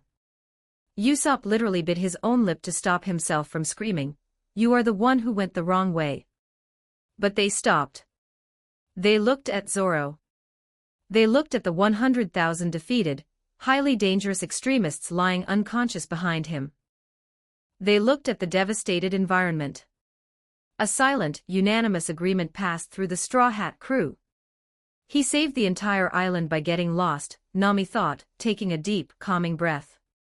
If we yell at him now, he might get confused and wander off again. It's an ADA issue. We must accommodate his disability. "We went for a walk, Zoro," Ben said calmly, providing the cover story with a flawless poker face. "We thought you were right behind us." "Yeah, Marimo," Sanji forced a tight, polite smile that looked physically painful to maintain. "We simply took a scenic route. Our apologies."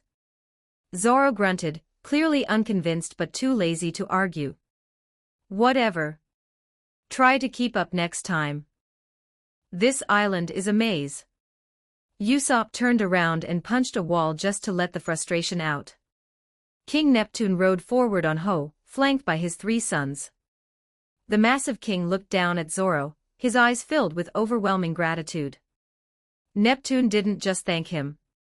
The king of Fishman Island bowed his head deeply to the swordsman. "Roronoa Zoro," Neptune rumbled, his voice thick with emotion. "You have single-handedly neutralized the greatest internal threat to the Ryugu kingdom in centuries. You prevented a civil war and saved thousands of innocent lives. I do not have the words to express my gratitude." Zoro blinked his lone eye. He looked at the king, then back at the pile of bodies. He had no idea what the political implications of his nap were. He just thought he had stumbled into a very rowdy neighborhood. "You are forever welcome in Ryugu Palace," Neptune declared loudly. "You are a hero to Fishman Island. Anything you desire, it is yours." Zoro shrugged, completely unfazed by the royal decree. "Sure. Just point me toward the closest tavern with decent booze. I'm thirsty." "It shall be done." Fukaboshi smiled, immensely relieved that the demon swordsman was so easily pleased. Ben stepped forward, interrupting the celebration. "King Neptune. The extremists are subdued, and Hody Jones is locked in prison. But our mission is not complete. I think it is time we go and find your daughter." Neptune froze. The joy of the victory instantly evaporated, replaced by the panic of an overprotective father. "Shirahoshi." Neptune gasped, grabbing his head. "My little girl. We must find her. Where did your captain take her?" "Calm down, Your Majesty," Ben said smoothly. He raised his left wrist, tapping the glowing interface of his Kimoyo bead. Ben pressed a button on the holographic screen. "Mary. Do you read me?" A few seconds later, the crisp, professional voice of Mary echoed from the bead speaker. "I read you, Papa. Clear and secure. Locate Luffy," Ben ordered. "King Neptune is currently having a panic attack. I need confirmation of her safety." "Tell the king to lower his blood pressure," Mary chirped confidently. "The target is secure. Captain Luffy, Princess Shirahoshi, and the shark are currently with my detachment in the sea forest. We are perfectly safe." Mary paused for a second before adding a crucial detail. "Oh, and Papa. We have a guest with us. We are currently sitting with Warlord Jinbe." Neptune let out a massive, shuddering breath, slumping forward onto his whale. "Jinbe is with them. Thank the gods. She is safe." The royal guards and the princes breathed a collective sigh of relief. The crisis was truly over. But among the Straw Hat Pirates, the reaction was different. Nami stood perfectly still. The name echoed in her ears. Jinbe. Her grip on the climatak tightened until her knuckles ached. Her breathing hitched, her heart suddenly hammering a frantic, erratic rhythm against her ribs. Jinbe. The Knight of the Sea. The former captain of the Sun Pirates. The man who had unleashed Arlong into the East Blue. A flood of memories washed over Nami, completely unbidden. She saw the blood-stained dirt of Kokoyashi village. She saw Arlong's terrifying, jagged teeth. She heard Belmir's final words, the sharp crack of a pistol, and felt the crushing, suffocating weight of an 8-year-old girl forced to draw maps in a lightless room for the monster who murdered her mother. For years, Nami had directed her hatred at Arlong. But she had always known the truth. Arlong was a rabid dog, but Jinbe was the one who had opened the cage. The warlord had made a deal with the world government, and part of that deal involved pardoning his crew. He had let Arlong go free.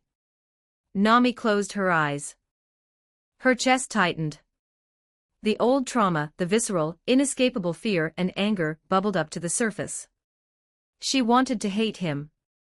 She wanted to march into the sea forest and demand an answer. She wanted to scream at the man who had inadvertently caused her decade of suffering. But then, the memories shifted. She didn't just remember Kokoyashi village. She remembered Sabayati archipelago. She remembered walking through the bustling, vibrant streets of the amusement park, only to see the horrifying reality of the human auction house. She remembered the heavy, iron collars locked around the necks of innocent fishmen and mermaids. She remembered the celestial dragons walking the streets, shooting fishmen for sport, treating them as nothing more than exotic pets or disposable slaves. She remembered the hatred the humans held for the people of the sea. Nami opened her eyes. The anger was still there, but it was no longer blind. It was complicated. It was heavy. Arlong was a monster. But Arlong had been forged in a world that treated his kind like garbage. And Jinbe.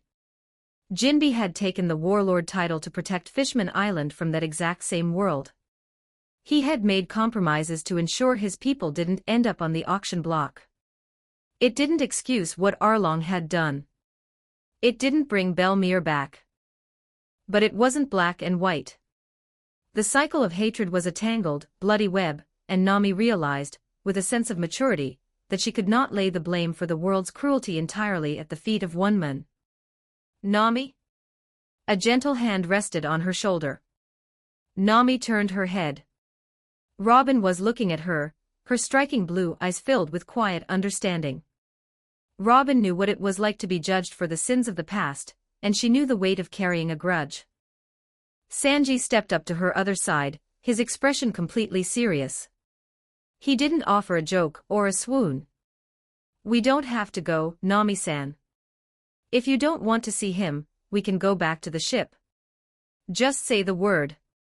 Ben looking at her patiently. It's your call, navigator. Nami took a deep breath. She let the cool, damp air of the Fishman district fill her lungs. She looked at her crew, her family. She wasn't an 8-year-old slave anymore. She was a pirate of the Straw Hat crew. She was free. Nami smiled. It wasn't a cheerful smile, but a resolute, unbreakable one. No, Nami said, her voice steady and clear. We're going to the sea forest. I need to meet him. I need to look him in the eye. Ben nodded respectfully. Understood. Your Majesty, Ben turned back to King Neptune. We are heading to the sea forest to retrieve our captain and your daughter. I suggest you bring the royal transport. Yes, of course. Neptune nodded eagerly. Guards. Secure the prisoners. Princes, ride with me. The procession moved out of the devastated slums, leaving the mountain of defeated extremists behind. They marched through the glowing, beautiful pathways of Fishman Island, heading toward the quiet, sunlit canopy of the sea forest. Nami walked near the front of the group, her head held high. She didn't know what she would say to the Knight of the Sea, but she knew she was ready to face the ghosts of her past. Chapter 202, Fishman Island. 4002 words. The sea forest was usually a place of profound, unbroken silence, a sacred graveyard resting beneath the gentle currents of Fishman Island. But today, the tranquility was shattered by the chaotic, overwhelming arrival of the Ryugu Kingdom's royal procession.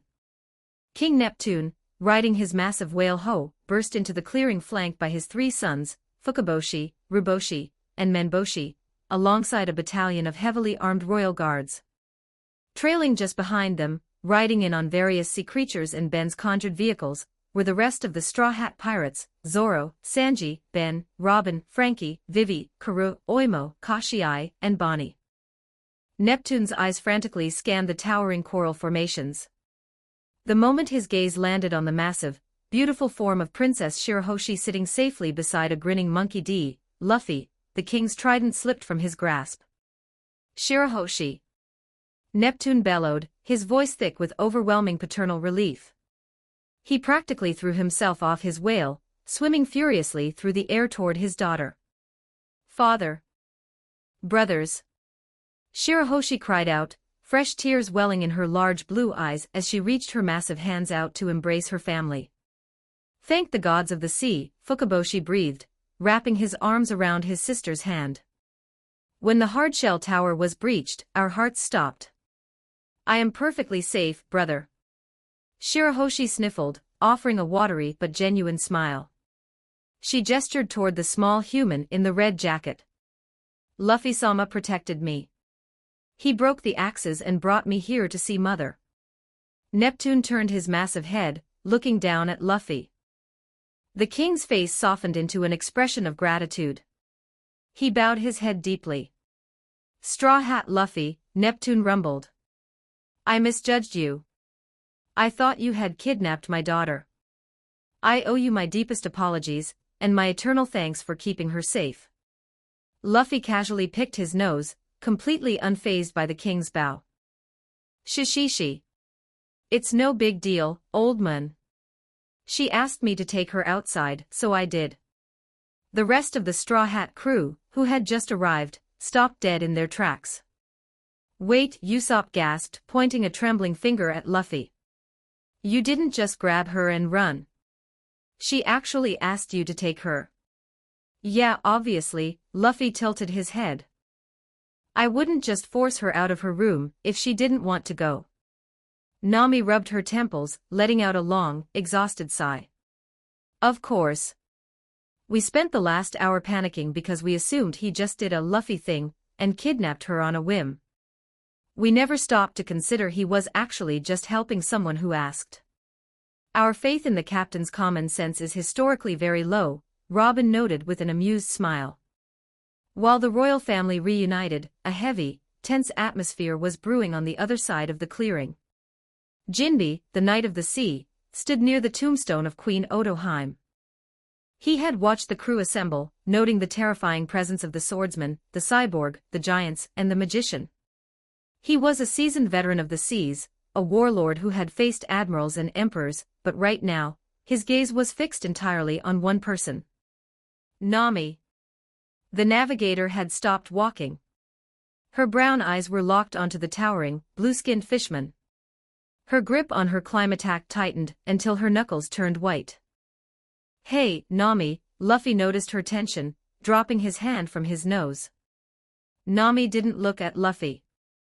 She moved with purpose, stepping away from the crew and walking directly toward Jinbe. Her face was a mask of cold, unreadable emotion. Jinbe didn't move. He stood tall, offering no hostility, but his face carried the heavy, sorrowful weight of a man who knew exactly what was coming. You're Jinbe, Nami stated, her voice tight, cutting through the ambient noise of the forest. The warlord of the sea. I am, Jinbe nodded respectfully. You unleashed Arlong into the East Blue. The air in the clearing instantly grew cold. Luffy's smile vanished. Zoro's hand dropped to his swords. Sanji didn't wait. The cook moved with blinding speed, interposing himself between Nami and Jinbe. The tip of his polished black shoe burst into white-hot flames, illuminating the dark coral around them. Sanji's visible eye was utterly devoid of its usual warmth, burning with a lethal, protective fury. "Answer her," Sanji growled, his voice a demonic rasp. "Did you set that sawshark bastard loose? Did you give him the freedom to sail into the sea?" Jinbe closed his eyes. "I did." "Do you have any idea what he did?" Sanji roared, stepping closer, the heat from his leg scorching the grass.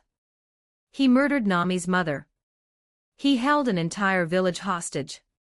He forced an 8-year-old girl to sit in a locked, lightless room drawing maps for a decade while he taxed her people to death." Sanji glared up at the towering warlord. "What you say next will determine whether or not I kick your head clean off your shoulders right here and now." Jinbe didn't raise his hands to defend himself.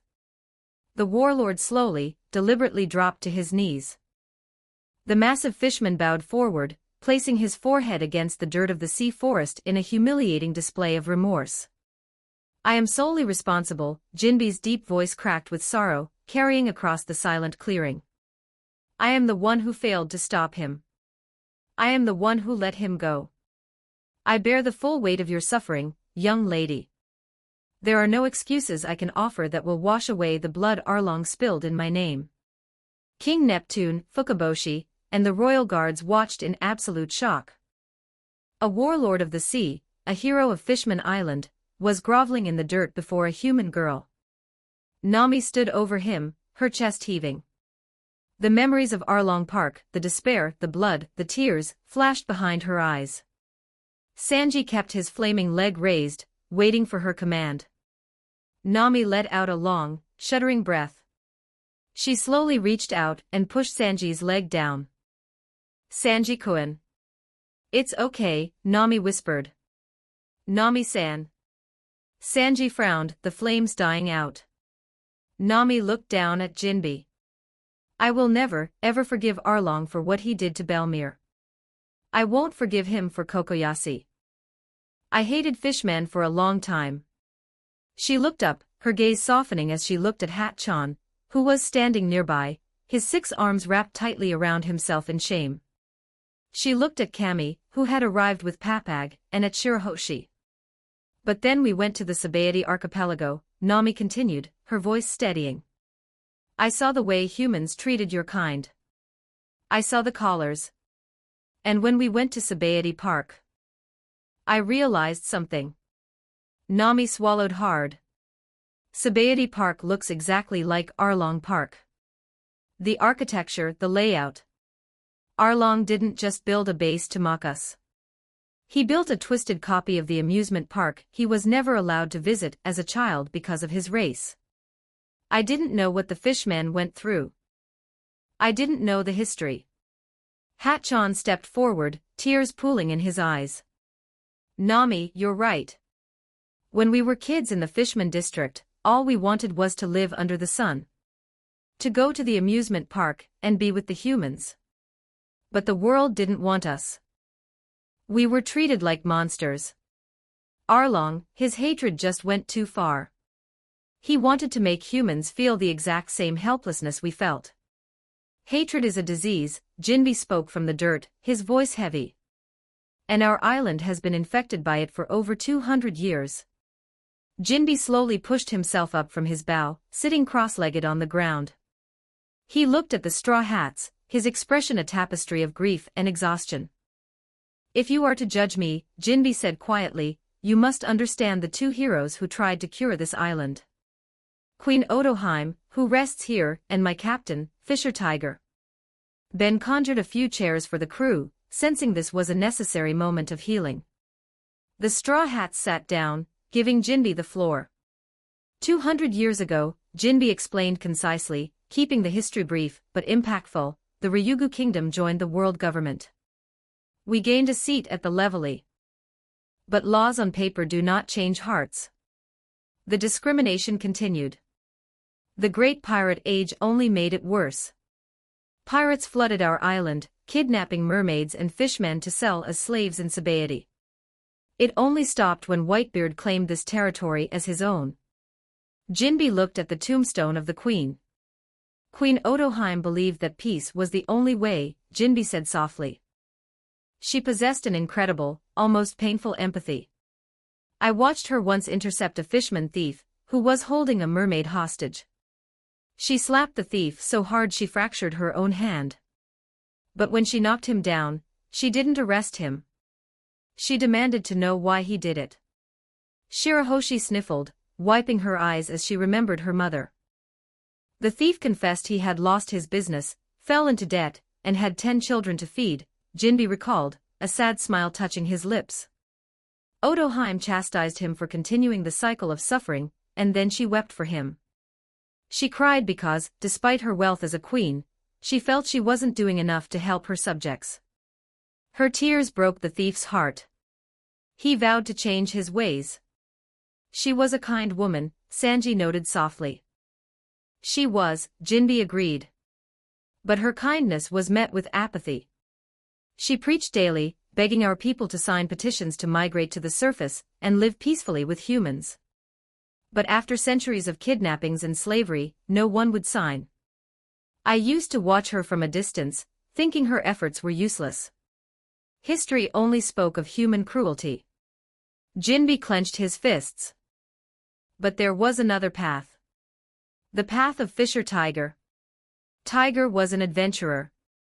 He was the hero of the Fishman district, a slum for orphans where Arlong, Hatchan, and I grew up.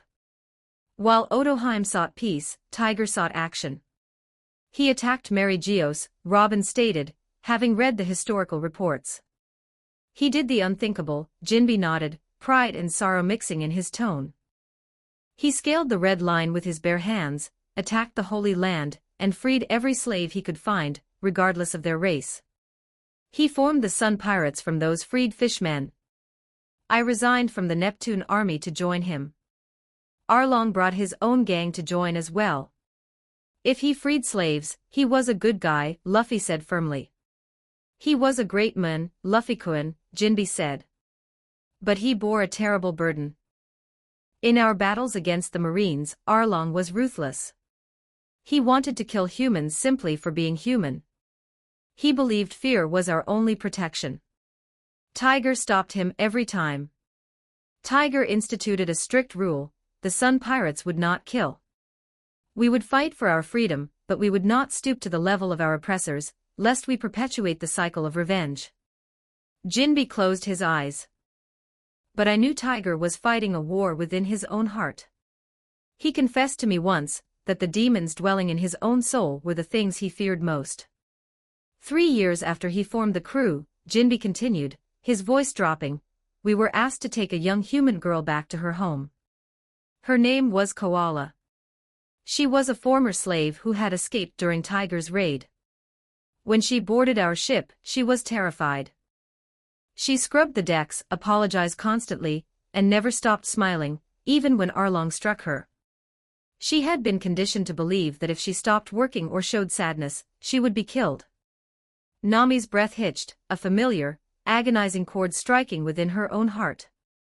She understood the survival instinct of a child trapped by monsters all too well. Tiger couldn't stand it, Jinbi smiled sadly. He branded over her slave mark with the symbol of our sun. He threw his gun into the ocean and told her she was allowed to cry. And she did. For the first time, she cried. Over the course of the journey, she learned that not all fishmen were monsters. And I realized humans feared us simply because they didn't know us. Ignorance bred fear, and fear bred hatred. Did she make it home? Chopper asked hopefully. She did, Jinbi nodded. We returned her to Fullshout Island. She reunited with her mother. But the villagers, they had made a deal with the Marines. In exchange for ignoring Koala's status as a former slave, they sold Tiger out. Rear Admiral Strawberry and a Marine fleet ambushed us. The crew went dead silent. We fought our way out, but Tiger was critically wounded, Jinbi's voice trembled. He was bleeding out. We had human blood on the ship that matched his type. But Tiger refused the transfusion. He refused to take human blood into his body. Why? Chopper gasped, horrified by the medical refusal. Because, Jinbe whispered, tears leaking from his eyes, Tiger confessed his darkest secret to us as he died. He had been captured during his adventures. He hadn't just attacked Mary Geos, he had been a slave there himself. He had experienced the depths of human madness. He went back to free the others because he couldn't leave them in that hell.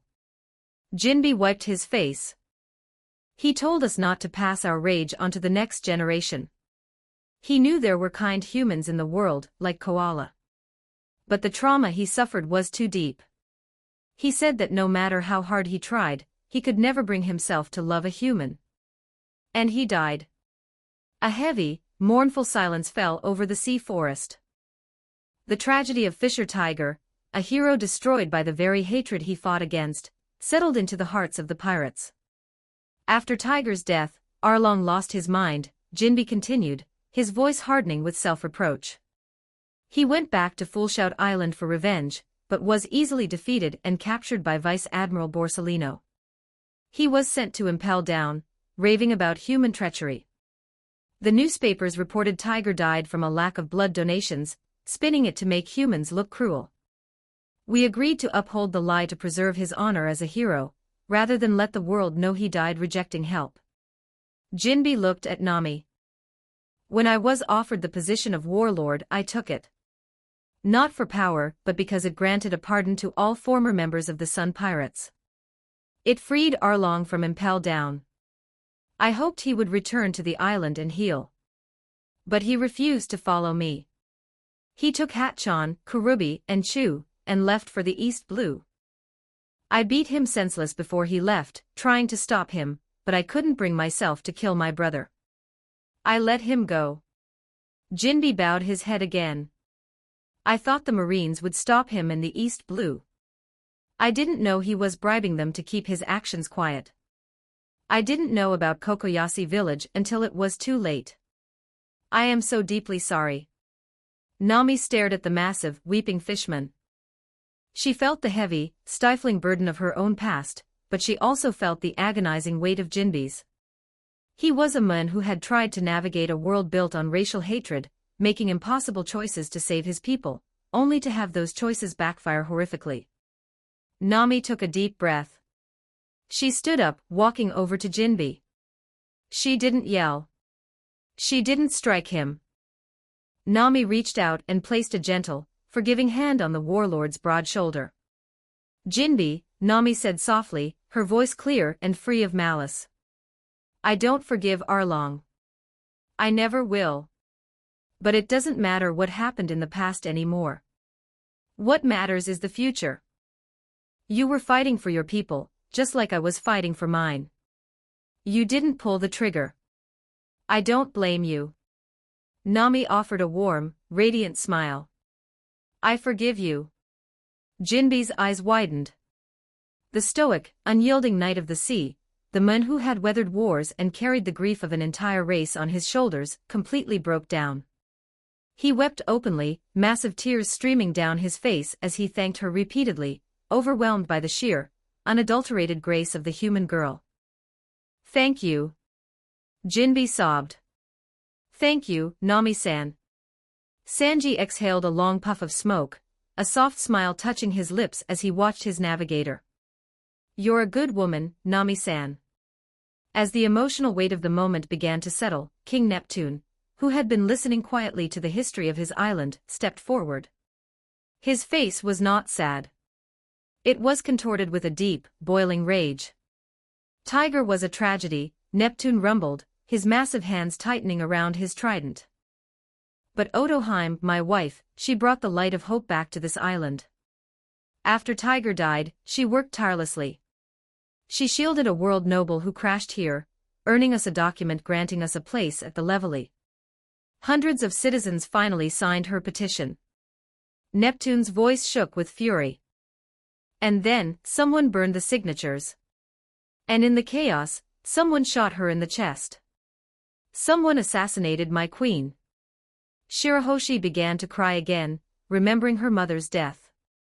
I tried to find the killer, Neptune snarled, his eyes burning. I wanted to execute him and end his bloodline. But the guards found a human pirate holding the gun. He was killed on the spot. The public believed a human assassinated her. Shirahoshi sniffled, wiping her eyes. Father, please don't hate anyone. Mother's last wish. We made a pinky promise not to hold hatred toward the killer. I cannot just leave it, Shirahoshi. Neptune roared, his grief overpowering his composure. Whoever organized that assassination destroyed our hope. They deserve a fate 100 times worse than death. I know who did it, Shirahoshi whispered, her voice barely audible over her father's anger. The entire clearing froze. Neptune dropped his golden trident. It clattered loudly against the coral floor.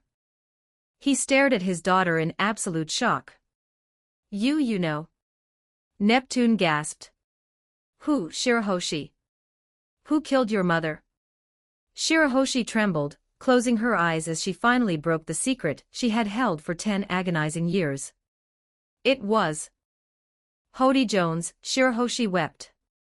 Megalo saw him do it. He told me. But I kept the promise. I didn't hate him. Hody Jones? Fukaboshi yelled, his face turning pale. Impossible.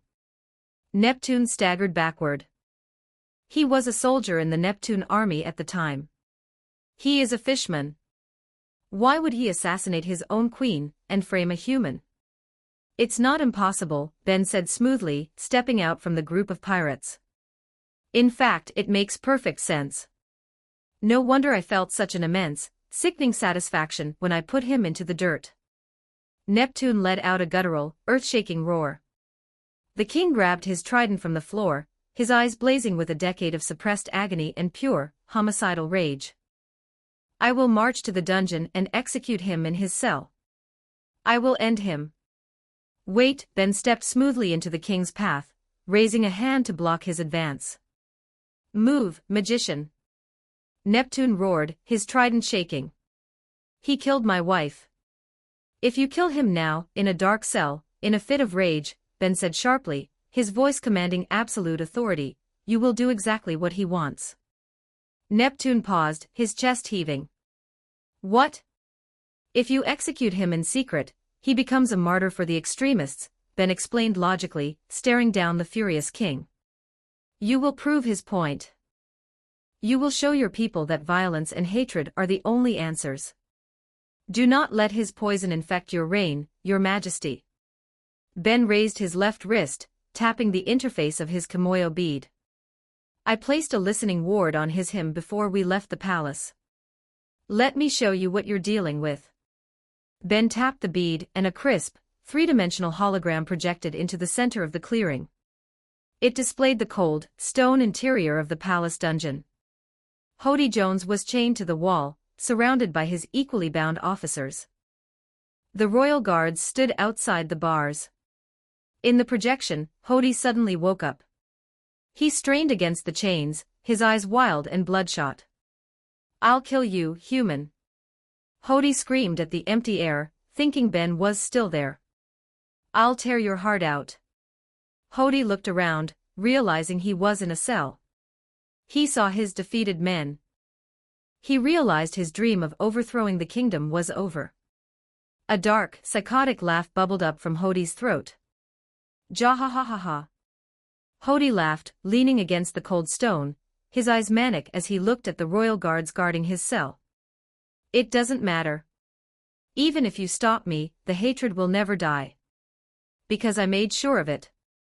I am the one who shot Queen Otoheim. Hody confessed, screaming his victory to his stunned jailers. I pulled the trigger. I paid a human pirate to hold the gun, and I killed her in the chaos. I framed the humans so that the fishmen would never, ever forget their hatred. So they would never hold hands with the surface trash. The royal guards in the projection stepped back in sheer horror. I grew up in the Fishman district. Hody roared, fueled by spite. I heard the stories of human cruelty. I saw what they did to our ancestors. Otoheim was weak. She wanted us to grovel. I made sure her dream died with her. Ben tapped his bead, cutting the projection off. The clearing returned to silence. Neptune stared at the space where the hologram had been, the truth finally exposed. The king's grip on his trident loosened. The red haze of his anger was replaced by a deep, hollow sorrow.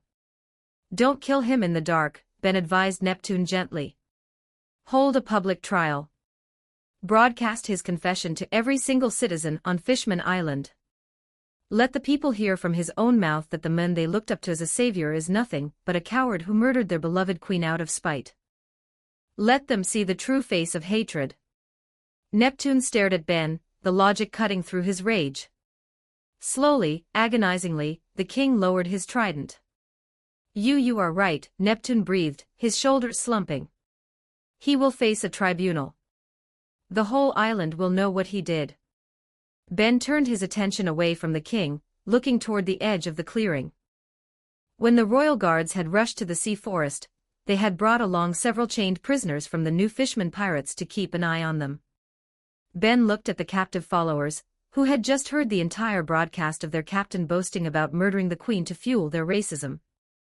You heard him, Ben told the shocked, bound extremists. You revered him as a crusader for your race. But Hody didn't care about you. He didn't care about Fishman Island. He shot your queen out of spite so that the hate between humans and fishmen would never be resolved. He manipulated you into throwing your lives away for a lie. The followers stared at the ground, their faces pale. The fanaticism in their eyes was completely shattered. They couldn't believe the captain they had pledged their lives to had orchestrated the very tragedy that fueled their entire movement. The crisis had truly ended. The cycle of hatred had been exposed to the light. And as the crew stood together in the sea forest, looking at the grave of the queen who had fought so hard for peace, they knew they had done more than just save a kingdom. They had saved its future. Chapter 203, Fishman Island. 3,985 words. The heavy, oppressive atmosphere that had gripped the sea forest slowly dissipated. Jinbi let out a long, shuddering breath, the immense weight of the past finally settling.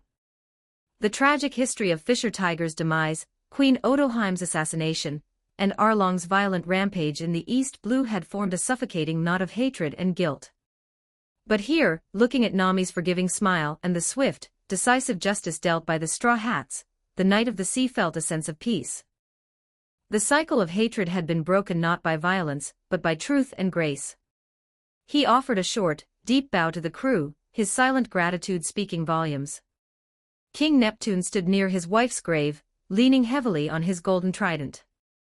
The fury that had consumed him upon learning the truth of Otoheim's murder had cooled into a weary, yet profound relief.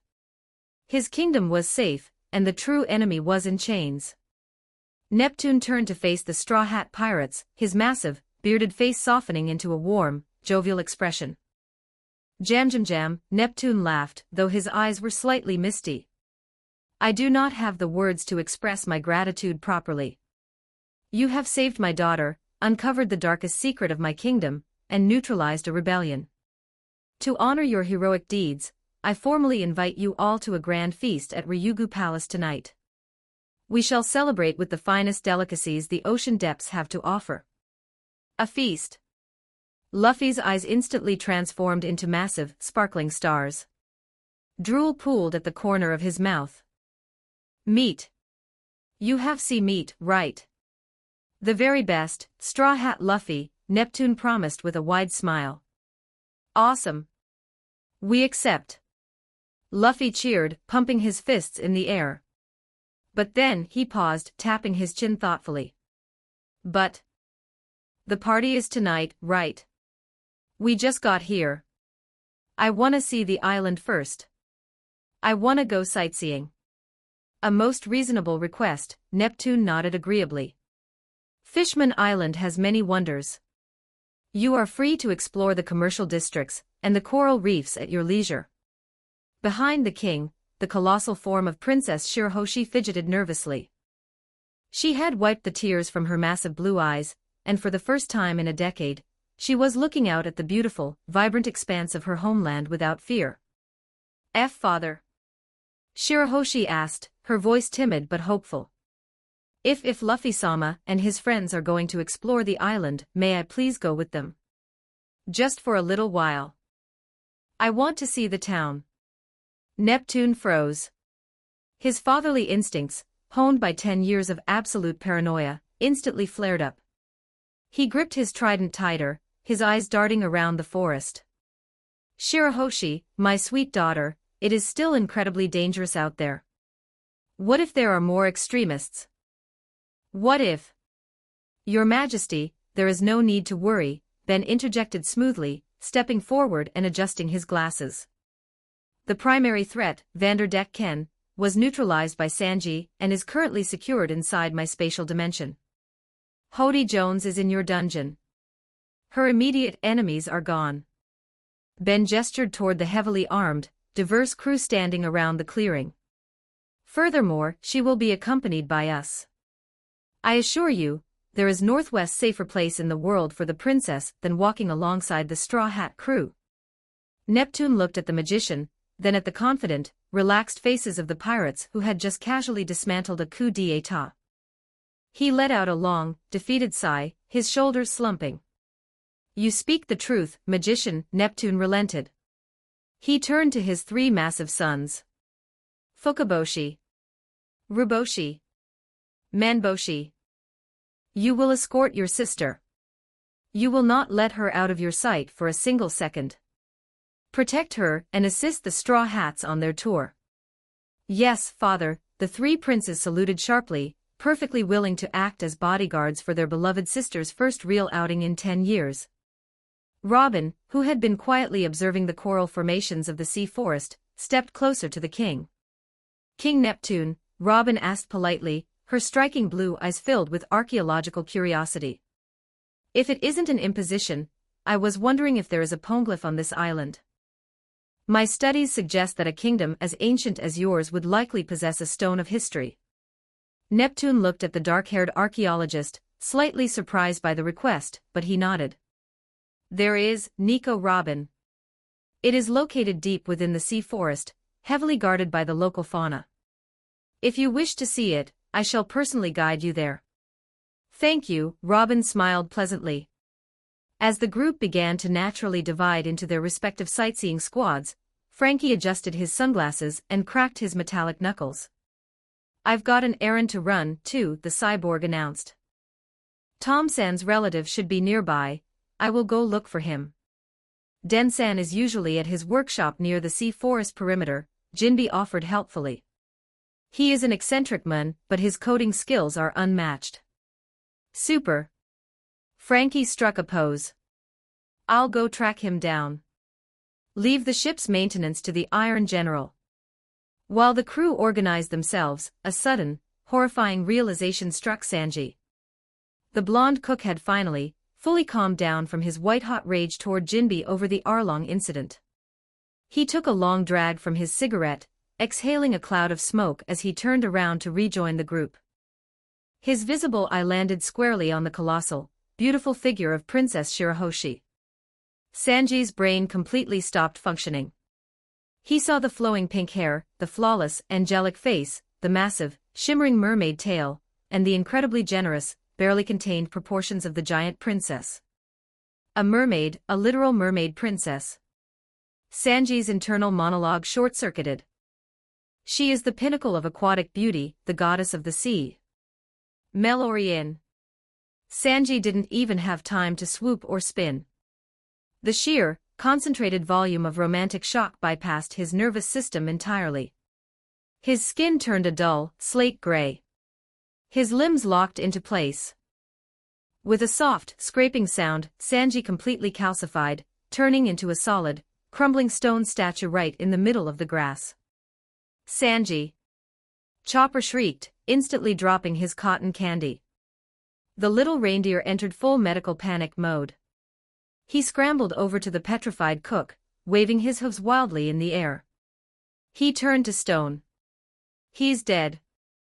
Someone call a doctor. We need a doctor right now. Chopper screamed, tears streaming down his furry face. Usopp walked over and tapped Chopper on the shoulder. Chopper. You are the doctor. Chopper froze mid-panic. He blinked twice. Oh. Right. I'm a doctor. Chopper instantly shifted from a hysterical pet into a highly focused medical professional. He pulled out his stethoscope and pressed it against the stone chest of the cook. His heartbeat is incredibly faint, and his epidermal layer has undergone spontaneous calcification due to extreme psychological shock. Chopper diagnosed rapidly, pulling out a notepad and scribbling furiously. I've read about this in my magical studies with Ben. I need to synthesize a cure. A restorative potion infused with anti-petrification enchantments. I'll head back to the Sunny's lab immediately. Chopper hoisted the stone statue of Sanji over his shoulder with surprising strength and sprinted toward the ship, fully intent on brewing a magical cure for extreme perversion. Ben watched the reindeer run off, shaking his head with a faint smile. He turned his attention back to Shirahoshi. The princess was looking down at the town below, a mixture of awe and trepidation on her face. It is so crowded, Shirahoshi whispered. And I am so large. I will be very noticeable. I do not want to cause a panic. You won't, Ben said, stepping toward her. Shirahoshi looked down at the magician. But my size. Size is just a matter of perspective, Ben replied smoothly. He raised his right hand, his eyes glowing with the violet light. Command T, shrink. Ben snapped his fingers. A wave of magical energy washed over the colossal mermaid. Shirahoshi let out a surprised, high-pitched gasp as the world around her suddenly expanded rapidly. The towering coral trees seemed to shoot into the sky, and the human-sized pirates were suddenly eye-level with her. In a fraction of a second, the 50-foot-tall princess had been compressed down to a perfectly normal, 5'8" human height. What happened? Shirahoshi gasped, looking at her tiny hands. I am so small. Neptune, Fukaboshi, Ruboshi, Menboshi, and the surrounding royal guards simultaneously dropped their jaws. Their eyes bugged out of their heads, completely incapable of processing the casual, physics-defying magic that had just transformed their giant princess into a pocket-sized mermaid. She shrank. Fukaboshi stammered, rubbing his eyes violently. What kind of devilry is this? Neptune boomed, though he looked more amazed than angry. For the Straw Hat crew, however, it was just Tuesday. Cool, Luffy noted, picking his nose. Now she can fit in the restaurants. Much more convenient for stealth, Usopp agreed, adjusting his goggles. Ben wasn't finished. He looked at Shirahoshi's shimmering, pink mermaid tail. While beautiful, a tail was incredibly impractical for walking through a bustling commercial district, even at human size. Ben drew the Elder Wand from his sleeve. He pointed the tip of the wand at her tail. Mutatio Corporis. A brilliant, swirling golden light enveloped Shirahoshi's lower half. The princess gasped again, feeling a strange, tingling sensation where her scales used to be. The massive, powerful tail split seamlessly down the middle, the scales dissolving and shifting into smooth, pale skin. Bones rearranged themselves flawlessly, joints forming without a single ounce of pain. When the light faded, Shirahoshi didn't have a tail. She had two perfectly formed, human legs. But Ben didn't stop there. With a secondary flick of his wand, he cast a clothing charm. A beautiful, stylish, and highly practical outfit materialized over her new legs, a flowing, light pink sundress that matched her hair, paired with comfortable, white strappy sandals. Shirahoshi stood on her own 2 feet for the very first time in her life. She wobbled slightly, her new center of gravity throwing her off balance. Oh my! Shirahoshi gasped, looking down at her legs, wiggling her toes in the sandals. I have human legs. And shoes. It feels so strange. Neptune and the princes were completely paralyzed. The king dropped his trident again, clutching his chest. Legs? He gave a mermaid legs. That is a biological impossibility. He's a wizard, Nami sighed, patting the king on the arm. Just don't ask how it works. It saves time. Ben offered a polite, gentlemanly bow to the stunned princess. Enjoy your time outside, Princess Shirahoshi. You have legs, and you have your freedom. Go see your kingdom. Shirahoshi looked at Ben, tears of joy welling in her eyes. Without hesitation, she lunged forward and threw her arms around Ben in a tight, overwhelming hug. Thank you, Magician-sama. Shirahoshi wept happily. Thank you so much. This is a miracle. Before Ben could politely return the hug, the loud, scraping sound of stone grinding against stone echoed from the direction of the Thousand Sunny. Sanji, who had apparently broken out of his petrified state through sheer, unadulterated willpower and jealousy before Chopper could even administer a cure, came sprinting across the grass. He was half covered in cracked stone flakes, his eye burning with a demonic fire. Magician! Sanji roared, lunging forward and grabbing Ben by the collar of his shirt. You bastard! What did you do? I gave her legs so she could walk, Ben replied calmly, entirely unfazed by the cook's rage. She was a mermaid. Sanji screamed, shaking Ben violently. A perfect, flawless mermaid. The ultimate romance of the sea. And you turned her into a regular human. You destroyed the dream. You ruined the aesthetic. I will never forgive you. Whack! Nami's climb attack connected squarely with the back of Sanji's head, sending the cook crashing face first into the dirt. Shut up, you pervert! Nami barked, grabbing Sanji by his collar and dragging his unconscious body toward the town path. He did her a favor. Now come on, we have shopping to do. With the chaos settling, the groups officially split up. Luffy, Bonnie, Usopp, Sunny, and Minnie Mary formed a highly energetic, chaotic pod. They dragged Shirahoshi into the center of their group, followed closely by the three overly protective princes. Let's go find the meat market. Luffy cheered, grabbing Shirahoshi's hand. And the candy shops. Bonnie added, her mouth already watering. Shirahoshi stumbled slightly on her new legs, but she laughed, a bright, genuine sound, as Luffy pulled her along, taking her first real steps into the vibrant world of Coral Hill. The depths of the sea forest. Far from the bustling commercial districts, the sea forest grew dense, dark, and utterly silent. Ben, Robin, and King Neptune walked along a narrow, overgrown path. The towering coral formations cast long, eerie shadows across the ocean floor. Neptune moved slowly, a heavy, contemplative silence hanging over the massive monarch. We are here, Neptune announced, coming to a halt before a massive, thick grove of sea ferns. He pushed the foliage aside with his trident. Resting in a quiet, undisturbed clearing was a massive, indestructible block of dark blue stone. The surface was meticulously carved with the ancient, blocky script of the Void Century. A poneglyph. Robin's eyes lit up. The scholar within her took over completely. She approached the stone with quiet reverence, pulling a small notebook and a pen from her jacket pocket. She ran her pale fingers over the grooves, her eyes scanning the text rapidly. Fascinating, Robin murmured, her voice barely a whisper in the quiet clearing. She read in silence for several minutes, translating the ancient words with practiced ease.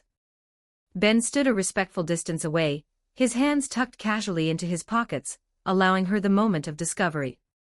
Neptune watched her with guarded eyes. Finally, Robin lowered her notebook. She turned to face King Neptune, her expression shifting from scholarly curiosity to profound confusion. Your Majesty, Robin began, her voice steady. I have read dozens of poneglyphs across the Grand Line. Most of them contain fragmented histories of the Void Century, or coordinates leading to the ancient weapons. She pointed to the stone behind her. But this is not a history text. It is a letter. A deeply personal apology, written directly to the mermaid princess of the time. Robin narrowed her eyes, studying the king. Who is Joy Boy? Neptune let out a long, heavy sigh. He leaned against his trident, looking at the stone as if it were a heavy burden. Joy Boy was a human, Neptune explained, his voice low, filled with the weight of centuries-old lore. A man who lived during the Void Century. 800 years ago, he made a grand promise to the mermaid princess of our island. A promise to bring our people to the surface, to live under the real sun. Neptune gestured vaguely toward the deeper, unseen regions of the Fishman district. He tasked our ancestors with building the massive ship, Noah, to carry our people to the surface. But he failed. He was defeated in the Great War, and the promise was broken. Neptune looked down at the poneglyph. The stone you just read is his apology. He inscribed his sorrow for failing to keep his word. However, while I do not know the full details of his failure, a legend was passed down through the Ryugu royal family. Joy Boy prophesied that one day, someone would appear on his behalf to finally fulfill that ancient promise. That is why we guard this stone, and why we protect the Ark Noah. We wait for the promised day. Neptune turned his head, his gaze locking onto Ben. The king's eyes were sharp, carrying the wisdom of a ruler who had just connected a massive, terrifying dot. You already knew this, Neptune stated, pointing a massive finger at the magician. Earlier, when my ministers were panicking over the prophecy of destruction, you told me that a long-lost promise might finally be fulfilled. You were speaking of Joy Boy. I was, Ben nodded smoothly, entirely unbothered by the accusation. And you said, Neptune pressed, stepping closer, that the promise will be fulfilled in the near future. How can you be so certain? How can you speak of an 800-year-old myth, as if it is a guaranteed fact? I told you, Your Majesty, Ben replied, his golden eyes glinting in the dim light. I am a magician. My arts are not limited to physical transfiguration or combat. Sometimes I can see glimpses, fragments of the past, and the rippling currents of the future. Neptune stared at him, unnerved by the absolute certainty in the young man's voice. Robin, processing the conversation, stepped forward. She looked at Neptune, connecting her own vast historical knowledge to the current situation. King Neptune, Robin interjected smoothly. When I was in Skypea, I found a poneglyph on the golden belfry of Shandora. It detailed the location of the ancient weapons. Robin watched the king's reaction carefully. The stone explicitly stated that the ancient weapon, Poseidon, was located here. On Fishman Island. Neptune flinched violently. The massive king physically stepped backward, a look of pure, unadulterated panic washing over his face. He gripped his trident so hard his knuckles cracked, sweat immediately beading on his forehead. Poseidon. Neptune stammered, his eyes darting back and forth nervously. I do not know what you mean. A weapon? Here. Impossible. Robin narrowed her eyes, sensing the blatant lie. Neptune looked desperately at Ben. He remembered the magician's uncanny knowledge of the world. You know, don't you? Neptune whispered, pleading with his eyes. Ben simply smiled and nodded. Robin caught the silent exchange. She turned to Ben, her brow furrowing in genuine confusion. Ben? What does he mean? What is the weapon? Ben didn't answer immediately.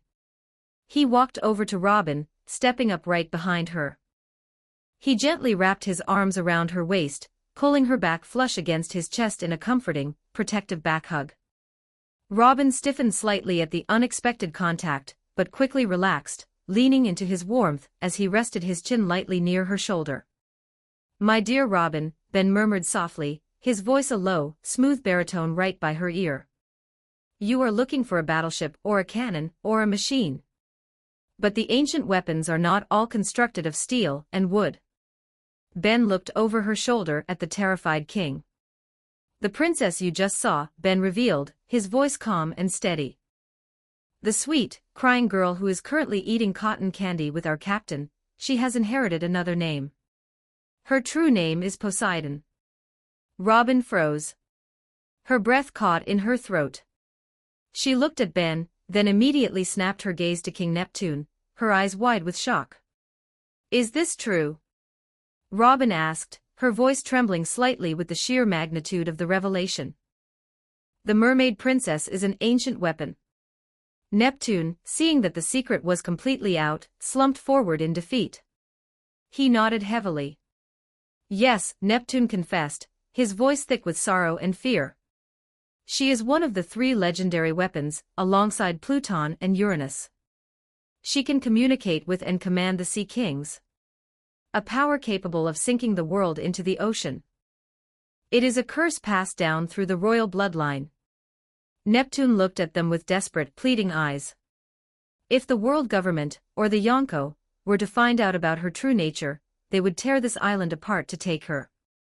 They would use her as a tool of annihilation. You must not tell anyone. Don't worry, Your Majesty, Ben said softly, keeping his arms wrapped securely around Robin. The secret is safe with us. We have no interest in ruling the world. We only want to be free. Robin leaned back against Ben, processing the terrifying reality that the sweet, timid girl they had just rescued was a living weapon of mass destruction. Neptune sighed, rubbing his forehead. The king looked older, the weight of the crown heavy on his brow. There is one more thing, Neptune said, looking at Ben. Madame Shirley's prophecy. She is never wrong. She saw Straw Hat Luffy destroying Fishman Island. Tell me, magician, with your glimpses of the future, will my kingdom truly be destroyed? Ben looked at the king, his expression turning thoughtful. Let me ask you a question, Your Majesty, Ben replied cryptically. What exactly is Fishman Island? Is it the coral? Is it the bubble of air? Is it the dirt and the stone? Neptune frowned. It is our home. If the land is destroyed, Ben said softly, then yes, Fishman Island will fall. But if the island is the people, the citizens, the children, your family, then the island will be perfectly safe. Ben offered a small, reassuring smile. It all depends on how you define your kingdom, Neptune. But I can promise you one thing with certainty. In the future, the people of Fishman Island will live under the real sun. Neptune stared at the magician. The riddle hung in the air. The king processed the words, the fear of destruction slowly morphing into an enlightened realization. If the bubble popped but the people were led to the surface, it wasn't a tragedy. It was a liberation. Neptune let out a long, shuddering breath, a small, hopeful smile breaking through his beard. I understand, Neptune nodded deeply. Thank you, magician. Now, if you'll excuse us, Ben said, unwrapping his arms from Robin and taking her hand gently in his. We have a bit of sightseeing to do in the market area before the shops close. We will return to Ryugu Palace for the party tonight. Of course, Neptune bowed slightly. Enjoy the island. I shall return to the palace to prepare the banquet. As Neptune departed, Ben and Robin walked hand in hand out of the sea forest, leaving the heavy history of the world behind them. The rest of the afternoon was a whirlwind of vibrant, joyous chaos for the Straw Hat Pirates. In the bustling commercial district of Coral Hill, Luffy and Shirahoshi were an absolute spectacle. The princess, experiencing the freedom of walking on 2 human legs for the first time, was delightfully clumsy. She stumbled over uneven cobblestones, laughing brightly as Luffy caught her arm to steady her. Look at this. Bonnie cheered, emerging from a local bakery carrying a massive box of deep-sea kelp pastries and sweet coral candies. She handed one to Shirahoshi, who took a bite, her eyes lighting up at the burst of sugary flavor. Usopp stood on a fountain edge, surrounded by the 3 massive princes, aggressively exaggerating his role in the fall of Eni's lobby, acting out his sniper poses while the princes watched in sheer awe. Meanwhile, at the edge of the sea forest, Frankie had successfully tracked down Den, the eccentric merman shipwright. The 2 of them were currently deep in a highly technical, incredibly loud argument about the specific viscosity of Yarman resin required to properly coat the Thousand Sunny's massive hull for the turbulent currents of the New World. And wandering through the vibrant, bustling open-air market, Ben and Robin enjoyed a quiet, peaceful date. They browsed through stalls selling exotic sea glass jewelry and ancient sunken trinkets, completely unbothered by the chaos of the world above. Robin laughed softly as Ben expertly haggled with a merchant using a flawless, deadpan face, securing a beautiful, iridescent pearl necklace that he promptly clasped around her neck. For one perfect afternoon, 10,000 meters below the surface of the sea, the Straw Hat crew wasn't fighting a war. They were just a family, enjoying the wonders of the deep blue, completely oblivious to the grand, raucous banquet waiting for them at the palace that night. Chapter 204, Fishman Island. 3,162 words. The grand banquet hall of Ryugu Palace was a masterpiece of deep-sea architecture, adorned with shimmering pearls, massive coral pillars, and brilliant golden chandeliers. But tonight, the room's elegance was completely overshadowed by the boisterous, unrelenting chaos of the Straw Hat Syndicate. King Neptune had spared no expense. Long, sprawling tables were piled high with the finest delicacies the ocean had to offer. Mountains of roasted meat, massive platters of seasoned kelp pasta, exotic deep-sea fruits, and towering cakes filled every available inch of space. At the center table, Monkey D., Luffy and Jewelry Bonnie were locked in a terrifying battle of gluttony. More meat. Luffy roared, inhaling an entire roasted boar in a single bite, his rubber stomach expanding into a perfect sphere before instantly digesting it. "I'm beating you, Straw Hat." Bonnie cheered, dual-wielding massive turkey legs and shoving them into her mouth. "Bring more pizza. And cake. I want everything." Sanji was not sitting at the table. The blonde cook was currently floating through the banquet hall in a state of absolute, unadulterated euphoria. Beautiful mermaid servants were gliding around the room, carrying trays of food and pouring wine. Sanji spun gracefully from mermaid to mermaid, his visible eye shaped like a giant, pulsing heart. Ah! Such divine grace! Sanji swooned, taking a tray from a blushing mermaid with a green tail. "Please, allow me." A goddess of the sea should not burden her delicate hands with labor. "I shall serve you." "He's completely lost his mind," Nami sighed, sitting comfortably at the main table and taking a sip of high-end white wine. "But at least he's happy." "It's a wonderful party," Vivi smiled, feeding a piece of fruit to Karoo. The giant duck quacked happily, wearing a small, festive party hat over his aviator goggles. On the far side of the hall, the giants had commandeered their own section. Dory, Bragi, Oimo, and Kashii were engaged in a fierce, booming drinking contest with Roronoa Zoro. "Geba Baba. Another barrel." Dory laughed, slamming his empty tankard onto the table. "Come on, Zoro, you're lagging behind." Bragi cheered, wiping foam from his thick beard. Zoro smirked, wiping his mouth with the back of his hand. "I'm just getting started. Keep 'em coming." Sitting a short distance away, looking mesmerized by the entire experience, was Princess Shirahoshi. She stood up from her chair, wobbling slightly in her white sandals, and took a few tentative steps across the polished floor. "It is still so strange," Shirahoshi giggled, a bright, genuine smile on her face as she looked down at her feet. "To walk without floating, to feel the floor. It is wonderful." "You're doing great, Princess." Chopper cheered, trotting beside her in his small brain point form, holding a stick of cotton candy. "Indeed," Jinbe rumbled, standing nearby with a cup of sake. The warlord watched the young princess walk freely, the heavy burden of the past 10 years finally lifting from his broad shoulders. "It is a sight I thought I would never see. To walk openly, without fear of the sky, it is a blessing. And it's all thanks to you guys." Cammy the mermaid swam over, her green hair bouncing as she smiled at the crew. Papag, the starfish, sat on her shoulder, wearing a stylish tuxedo jacket. "You guys are the real deal," Papag nodded, taking a sip from a tiny, starfish-sized glass of wine. "Taking down Hody and Deck Ken in 1 hour. You saved the whole island, Mun. Mad respect." "It was a team effort," Ben said, walking into the main gathering area. He wore a crisp, dark, unbuttoned shirt and trousers, holding a glass of bourbon. Nico Robin walked gracefully beside him, her blue eyes scanning the lively party with a serene smile. "Papa. Look at the desserts." Mary called out, running past with Sunny. Both android children had their hands full of chocolate eclairs and sea salt taffy. Pace yourselves, you two, Ben chuckled. As the feast began to wind down, and the plates were cleared by the royal staff, Brooke stood up from his seat. The towering skeleton dusted off his black suit, and adjusted his top hat. He tapped his cane sword against the floor, drawing the attention of the room. Yo-ho-ho-ho.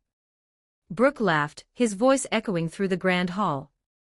A feast of this magnitude, shared among newfound friends and victorious warriors, it is a tragedy if it is not accompanied by music. The soul must dance. Yeah. Music. Luffy cheered, swallowing a final piece of meat. Play a song, Brooke. I would be honored, Captain, Brooke bowed deeply. He looked around the room. But a solo performance lacks the necessary energy for a royal celebration. Might I request some accompaniment? Say less, Uncle Brooke. Mary shouted, tossing her half-eaten eclair aside. We are ready to jam. Sunny agreed, cracking his knuckles. Frankie stood up, flexing his massive, metallic arms. You want a beat? The Iron General will give you a super beat. Quack.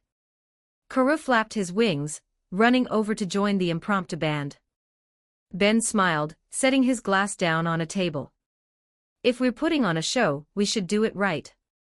Ben raised his right hand, his eyes glowing with the golden light of the Momo Yaoyorozu quirk combined with his spatial magic. He snapped his fingers. Snap.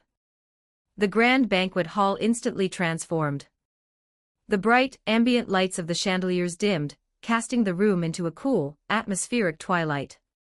High above the center of the hall, a massive, sparkling disco ball materialized out of thin air, catching a sudden beam of light and scattering thousands of glittering, moving stars across the walls and floor. Simultaneously, a sleek, floating stage composed of translucent, glowing glass hovered a few feet off the ground at the far end of the room. But Ben didn't stop at the stage. A wave of magic washed over Brooke and his newly formed bandmates.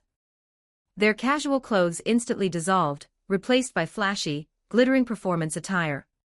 Brooke wore a sharp, sequined silver suit that caught the light brilliantly. Frankie sat behind a massive, conjured drum kit wearing a shimmering gold vest over his speedo. Mary and Sunny manned the synthesizers and keyboards in matching, glittering blue and pink pop star outfits, complete with tiny fedoras. Karoo stood proudly beside a set of bongos, wearing a sequined red jacket and a pair of starry sunglasses over his beak. Sugyu-ji-e.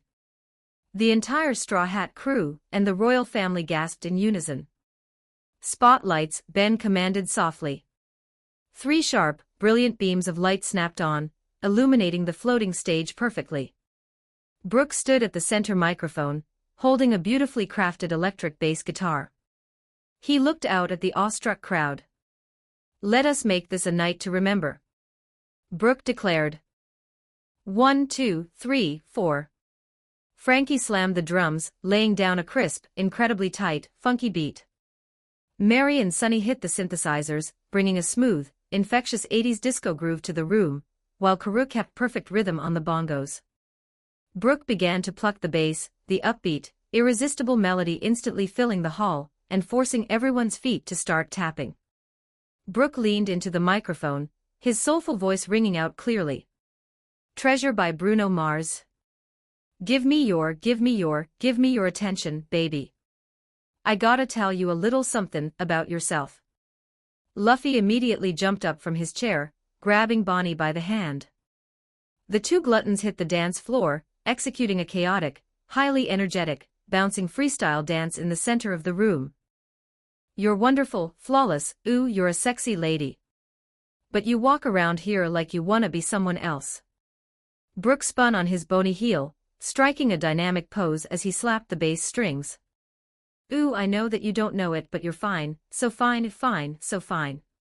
Oh girl, I'm gonna show you when you're mine, oh mine, oh mine. The music swelled, the funky bass line carrying the energy of the room higher. Brooke looked out at the crowd, pointing out toward the audience. Treasure, that is what you are. On the word treasure, Brooke leaped directly off the floating stage. He soared gracefully through the air, landing perfectly in front of a beautiful mermaid who had been serving drinks. "Honey, you're my golden star." Brooke tipped his top hat to her, extending a bony hand. The mermaid blushed deeply, letting out a bright, melodic laugh as she took his hand. Brooke smoothly spun her into a flawless, upbeat dance, twirling her across the polished floor. "You know you can make my wish come true. If you let me treasure you. If you let me treasure you." The room absolutely exploded into movement. "Come on, scaredy cat," Luffy yelled, running over to Princess Shirahoshi. He grabbed her hand and pulled her right into the middle of the dance floor. Shirahoshi stumbled slightly on her new legs, but Luffy caught her, spinning her around with a wide, infectious grin.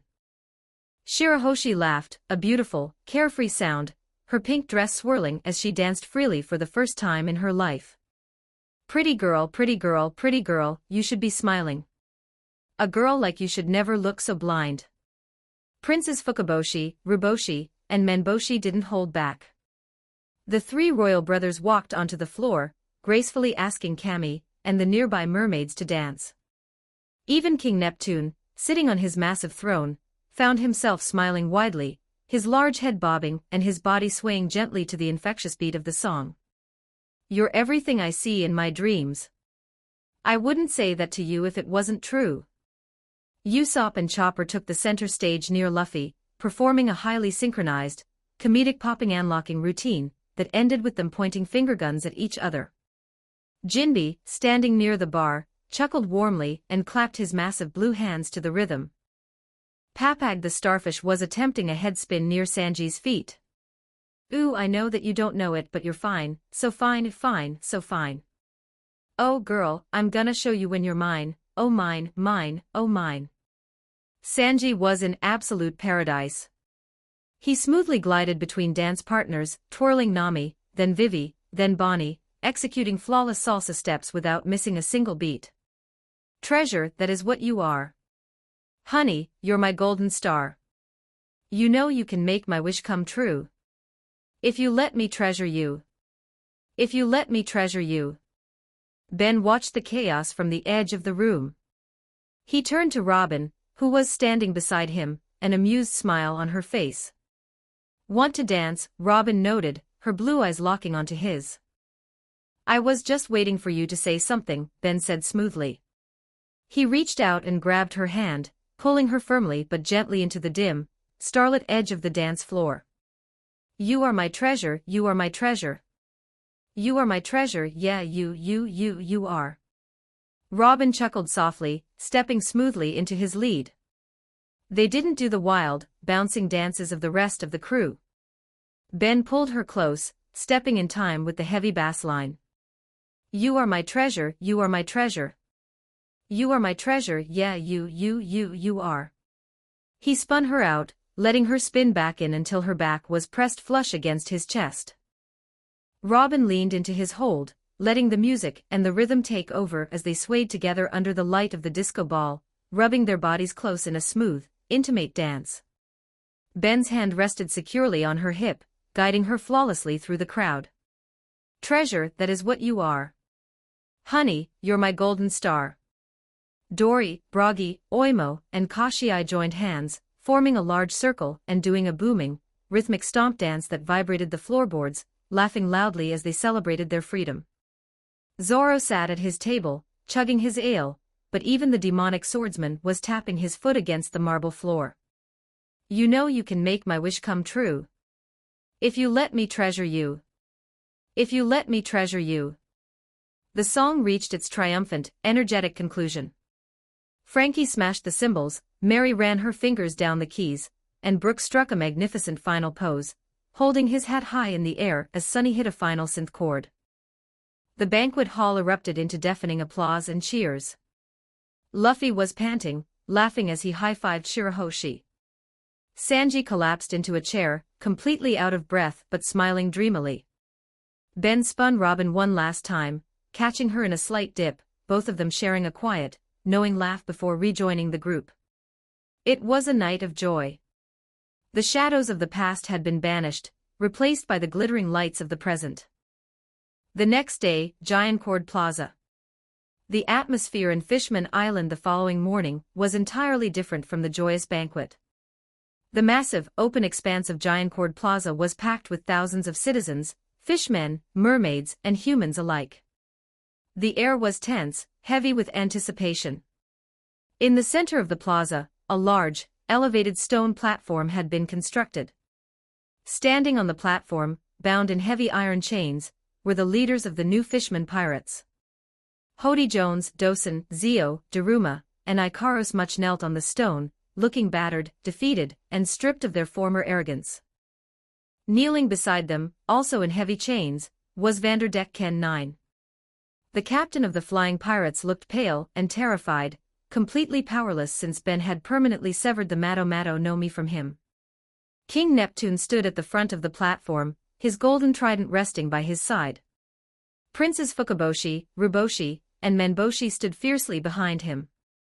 The Straw Hat Pirates stood to the side of the plaza, watching the proceedings. Citizens of the Ryugu Kingdom, King Neptune's deep, commanding voice resonated across the massive crowd, amplified by a visual den mushy broadcast. Today, we bring the shadows of our past into the light. The crowd murmured, watching the captive extremists. For 10 years my daughter, Princess Shirahoshi, was forced to live in the hardshell tower, tormented by the relentless, cowardly attacks of Vanderdeck Ken, Neptune declared, gesturing to the trembling bullhead shark fishman. Thanks to the intervention of the Straw Hat Pirates, Deccan's cursed powers have been permanently removed. He can no longer harm anyone. He will face justice in our deepest prisons. A wave of relief and cheers washed over the crowd. The terror that had haunted their beloved princess was finally over. But Neptune raised his hand, silencing the cheers. His face turned grim. But that is not the darkest truth we reveal today, Neptune said, his voice dropping into a heavy, sorrowful rumble. 10 years ago, our beloved Queen Otoheim was assassinated in this very plaza. We were led to believe that a human was responsible. It fueled our anger. It fueled our isolation. Neptune turned his gaze toward Hody Jones. The great white shark fishman didn't look up. He stared at the stone floor, his spirit utterly broken. That was a lie, Neptune stated firmly. The crowd gasped. The man who pulled the trigger, Neptune pointed his trident directly at Hody, the man who paid a human to take the fall, and the man who orchestrated the murder of Queen Otoheim, was Hody Jones. Deafening silence gripped Giantcord Plaza. Thousands of fishmen stared at the former soldier of the Neptune army. The man who had preached fishman supremacy. The man who claimed to carry the will of Arlong. He killed her, Neptune's voice echoed with profound sadness, not for justice, but out of baseless spite. He wanted to ensure that the hatred between our races never died. He manipulated you all to serve his own blind, empty hatred. A single voice broke the silence from the crowd. Traitor. The shout was followed by another. And another. He killed the queen. He lied to us. Monster. The fury of the citizens was palpable. The racial tension, the lingering anti-human sentiment that had plagued the island for a decade, was instantly redirected and dissolved. The realization that their own kind had sabotaged their future shattered Hody's movement completely. Take them away, Neptune ordered coldly. The royal guards hauled Hody, his officers, and Deck-Ken to their feet, dragging the disgraced criminals away toward the kingdom's darkest cells, followed by the angry shouts of the betrayed public. Neptune looked out at his people. The cycle of empty hatred ends today. We will honor Queen Otoheim's true dream. We will look toward the sun, not as victims but as equals. The days following. With the truth revealed and the threats neutralized, a sense of peace settled over Fishman Island. The Straw Hat Pirates spent the next several days enjoying the underwater paradise to its fullest. Without the looming threat of Vanderdeck Ken, Princess Shirahoshi was finally free to experience her own kingdom. She walked through the bustling shopping districts of Coral Hill, marveling at the sights and sounds. Luffy, Chopper, Mary, Sunny and Usopp acted as her chaotic tour guides, dragging her to every candy stall, toy shop, and street performer they could find. Shirahoshi laughed continuously, her timid nature replaced by a bright, infectious joy. Nami spent hours with Cammy and Papag, negotiating completely unfair discounts on the latest criminal brand fashion lines, returning to the ship with mountains of designer clothes. Zoro and the giants found a quiet, secluded tavern near the edge of the bubble, drinking exorbitant amounts of ale and trading war stories with the local fishmen, who now looked at the humans with respect rather than suspicion. Sanji, completely in his element, spent his days in the mermaid coves. However, remembering his near-fatal experiences, he strictly maintained a safe distance, content to merely cook exquisite meals for the beautiful women on the beach while respectfully admiring them from afar. Robin explored the ancient ruins on the outskirts of the island, uncovering forgotten histories with Ben by her side. They walked through the sunlit coral forests, enjoying the quiet companionship and the lack of running. Frankie, meanwhile, had set up shop near the harbor. Den, the merman shipwright and brother of Tom, proved to be an invaluable resource. The two engineers spent their days geeking out over the Thousand Sunnies blueprints, sharing coding techniques, and upgrading the ship's submersibles. The days blurred into a montage of laughter, exploration, and absolute freedom. They swam in the crystal-clear waters, rode the Yagra bulls through the intricate canal systems, and threw smaller, intimate barbecues on the deck of the Sunny every single night. For the first time in a very long time, there were no admirals chasing them. There were no warlords plotting their demise. There was just a crew of friends, a beautiful island, and the endless possibilities of the sea ahead. Chapter 205, Fishman Island. 3,250 words. The waters of the New World, just beyond the Red Line, were notoriously unforgiving. The weather was erratic, the waves were jagged, and the marine presence was vastly different from the bureaucratic, structured patrols of paradise. Here, the Marines of the G5 branch operated. They were known as a unit of rogues, misfits, and brutal fighters who bordered on being pirates themselves. Currently, a squadron of G5 marine battleships had formed a tight, aggressive blockade near the surfacing point of the underwater currents. They were waiting to intercept any pirate crews attempting to enter the New World from Fishman Island. Captain, a scarred, unruly G5 Marine shouted from the crow's nest. A pirate ship just surfaced from the deep currents. They're trying to break through the right flank. Sink them, another Marine yelled, loading a cannon. Don't let a single piece of pirate trash into our waters. The pirate ship, desperate and panicked, fired a preemptive cannonball directly toward the lead Marine vessel. The heavy iron sphere arched through the air, whistling dangerously as it aimed to shatter the main mast. Before the cannonball could strike, a blur of motion launched from the deck of the Marine ship. Clang-shing! With a flash of polished steel, the heavy cannonball was cleanly sliced in half midair. The two halves flew harmlessly past the ship, splashing into the turbulent ocean. Landing gracefully on the railing of the ship was a young woman wearing a pink floral shirt, a heavy Marine captain's coat draped over her shoulders, and rectangular glasses. Tashigi sheathed her beloved sword, Shigure, with a sharp click. She turned around to face her cheering, rowdy subordinates. Captain Tashigi is so cool, AG-5 Marine cheered, waving his rifle. Don't just stand there and cheer, you idiots. Tashigi scolded, her brow furrowing in strict reprimand. You left the right flank completely exposed. Maintain the formation. If they try to board, repel them immediately. We are Marines, act like it. Yes, ma'am, the rough Marines saluted, oddly terrified and deeply respectful of their bespectacled captain. While Tashigi directed the naval combat, a much quieter, more intense scene was unfolding below decks. Inside the brig of the command ship, Vice Admiral Smoker sat on a wooden crate. He wore his thick, fur-lined white coat, 2 cigars burning simultaneously in his mouth, filling the damp room with a thick haze of smoke. His heavy jit rested against his shoulder. Kneeling on the floor in front of him were several battered, exhausted human pirates. They were the men who had been enslaved by Hody Jones and forced to attack the hardshell tower. They had managed to escape Fishman Island after the Straw Hats defeated the extremists, but their luck had run out the moment they surfaced into Smoker's blockade. "I'll ask you one more time," Smoker growled, exhaling a thick cloud of white smoke. "You claim Hody Jones took you hostage. You claim an army of 100,000 Fishman extremists were planning to overthrow the Ryugu kingdom."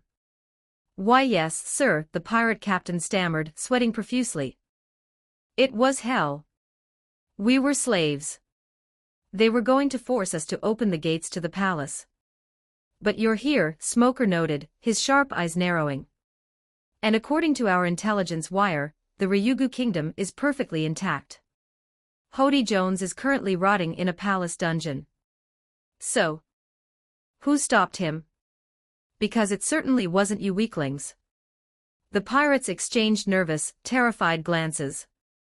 Before leaving Fishman Island, they had all silently agreed to keep the Straw Hat Pirates' involvement a secret. Despite being pirates themselves, they recognized that Luffy and his crew had inadvertently saved them from a life of slavery. Ratting them out to a Marine Vice Admiral felt like the ultimate betrayal. "Ah. It was the king," one pirate lied poorly. "King Neptune's army. They fought them off." "Don't lie to me," Smoker said, his voice dropping an octave. The tip of his jit sparked. "The Neptune army is strong, but they don't have the numbers to instantly neutralize 100,000 extremists without a massive, protracted civil war. Something else happened. Someone else was there." Smoker leaned forward, the smoke curling around his hardened face. "Who defeated Hody Jones?" The pirates gulped. The pressure in the room was suffocating. "And nobody," the captain insisted, his voice cracking. "Hody just tripped. He fell down the stairs and knocked himself out." Smoker let out a long, heavy sigh. He stood up, his body slowly dissolving into thick, swirling white smoke. "I don't have time for this," Smoker grunted. Wait. Wait. We'll talk," a younger pirate in the back shrieked, completely breaking under the Vice Admiral's intimidation. "We didn't see it all, but we heard the guards talking. It was a human. A human stopped the invasion." "Shut up, you idiot," his captain hissed. "A human?" Smoker paused, his smoky form solidifying back into his physical body. "What human?" I don't know his full name," the terrified pirate cried. "But the guards were all talking about him. They said their captain wore a straw hat or something." The brig went dead silent. Smoker's eyes widened slightly. He slowly reached up, adjusting the cigars in his mouth. A slow, fierce, highly anticipated grin spread across the Vice Admiral's scarred face.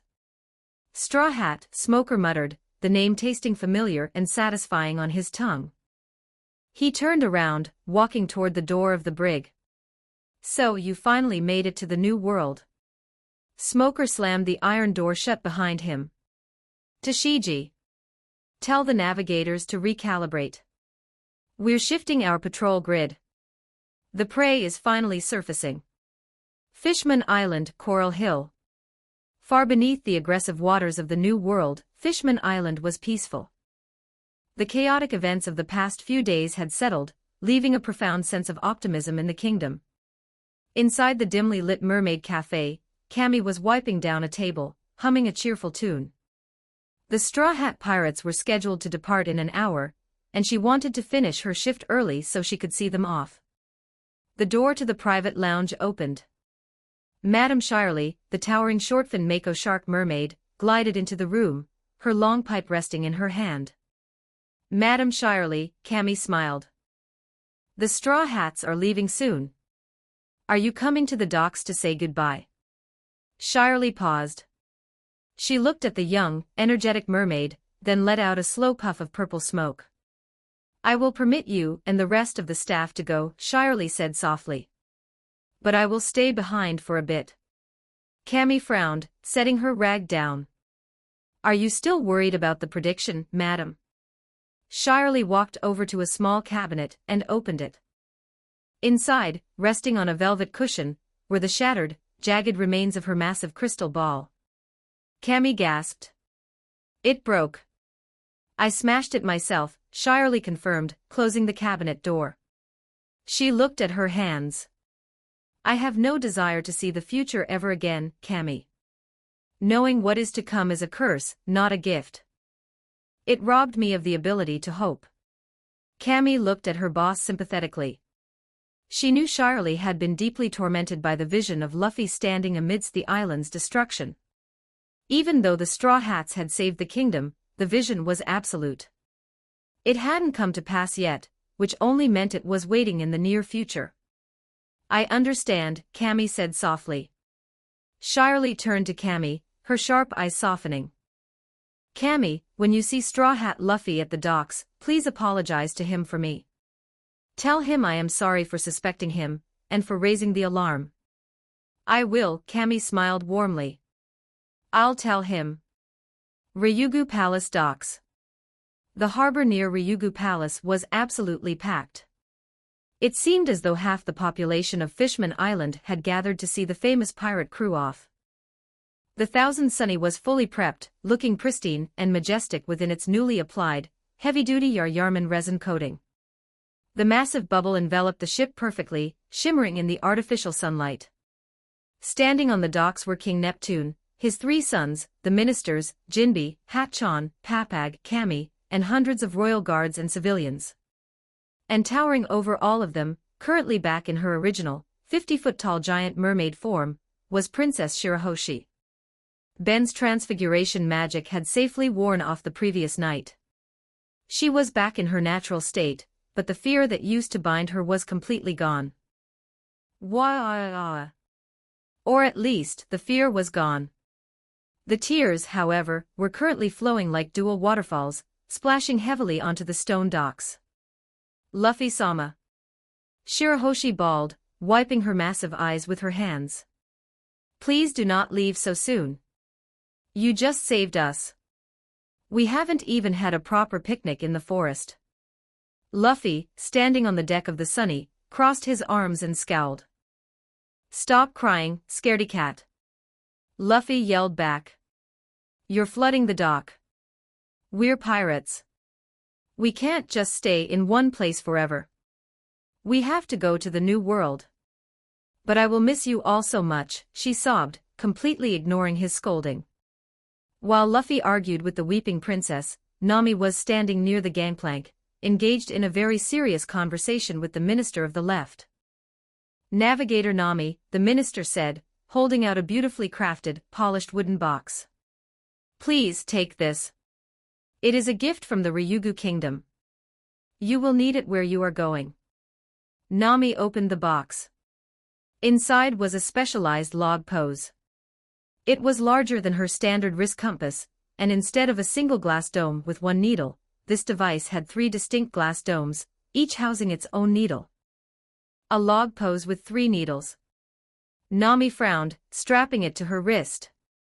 Why do I need 3? The minister adjusted his glasses. The first half of the Grand Line, Paradise, relies on magnetic chains to guide you from island to island. The standard log pose locks onto the magnetic force of the next island and guides you safely.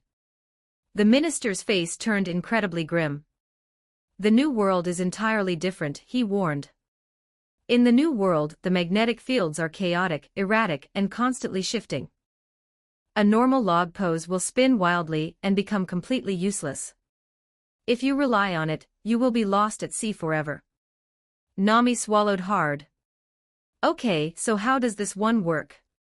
The New World log pose locks onto 3 separate islands simultaneously, the minister explained, pointing to the 3 needles. From here on out, you will not have a set path. You will have to choose your own route by following one of the 3 needles. But there is a catch. A catch? Usopp squeaked, leaning in closer. Chopper hid behind his leg. Yes, the minister nodded. The islands in the New World are incredibly dangerous. The more a needle shakes and vibrates inside its dome, the more erratic and hazardous the magnetic field of that island is.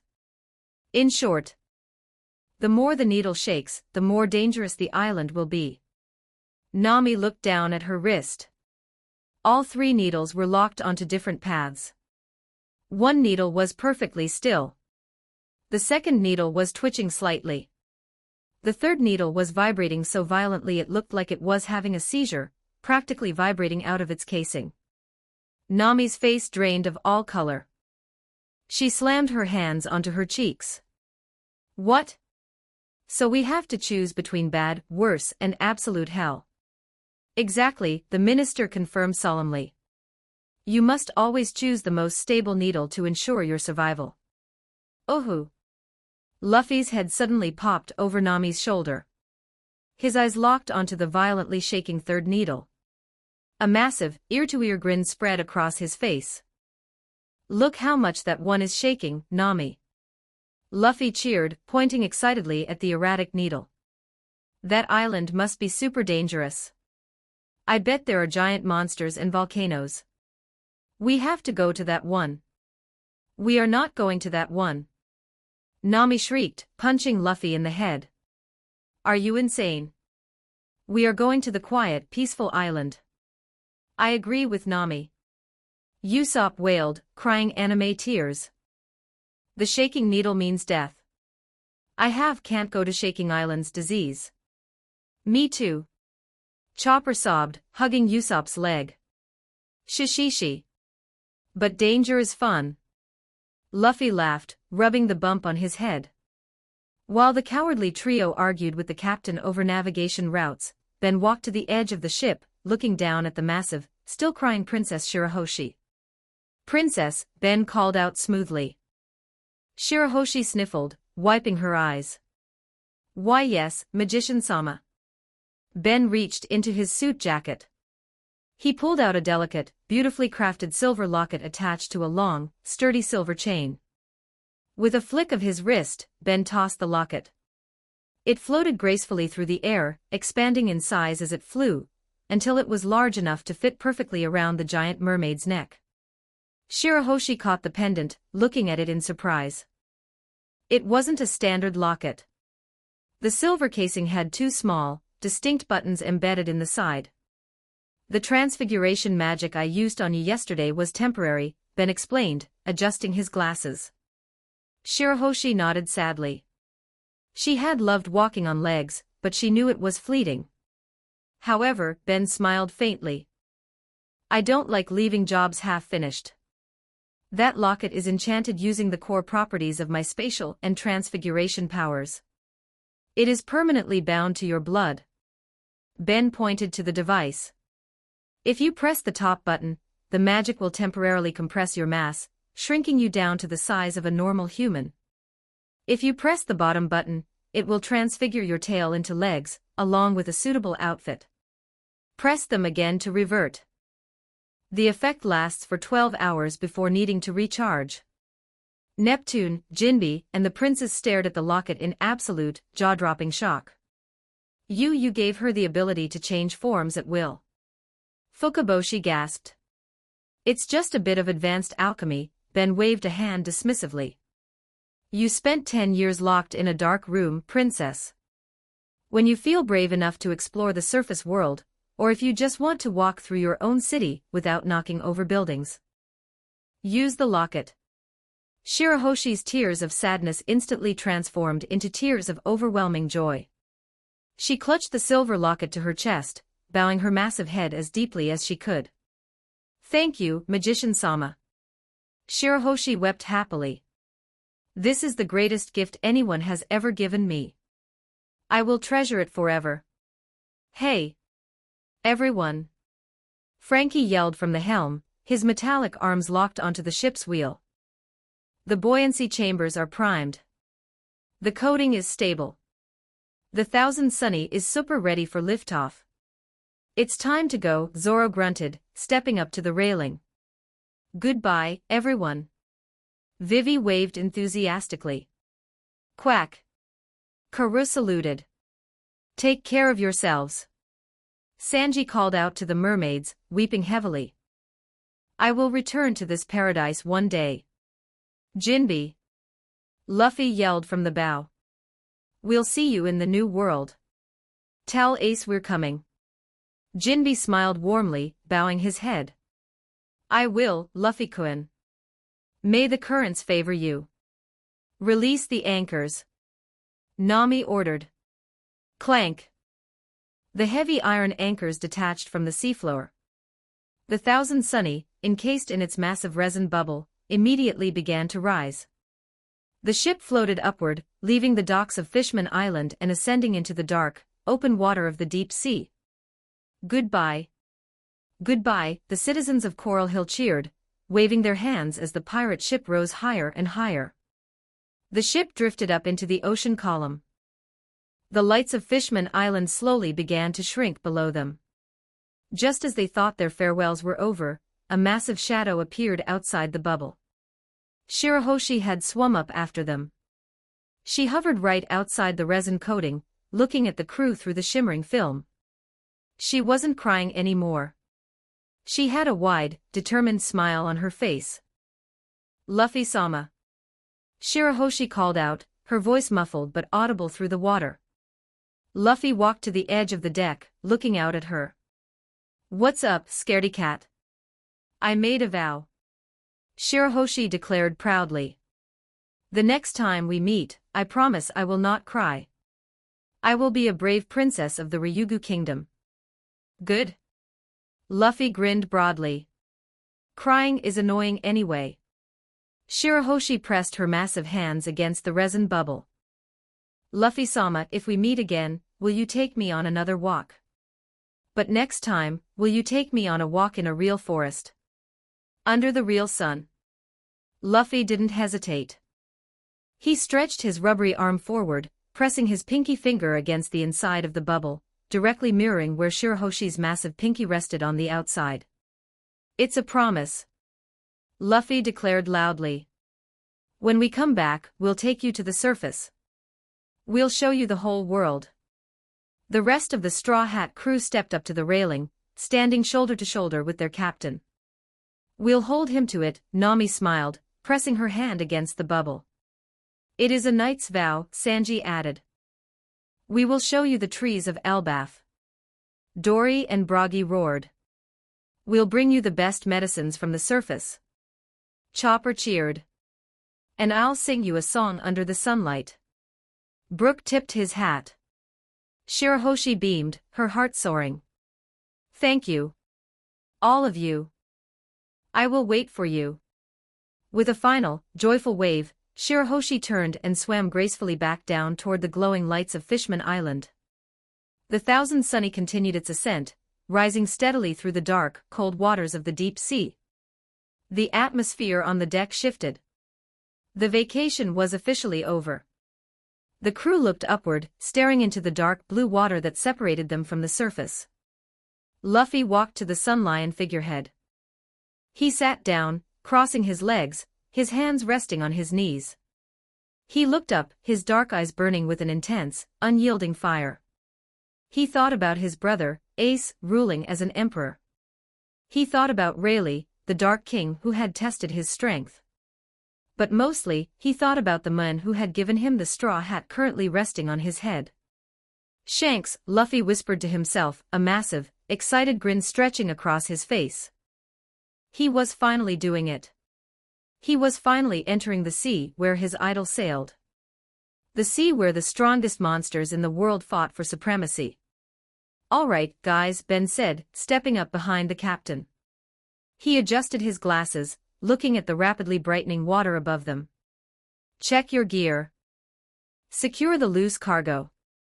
The currents above the red line are unforgiving. We're ready, Zoro grunted, drawing Wado Ikimonji slightly and clicking it back into the scabbard. Let the new world try and sink us, Frankie grinned, his arc reactor glowing. This ship can survive anything. I've got the route, Nami said, staring determinedly at her three-needle log pose, specifically keeping her eyes off the violently shaking one.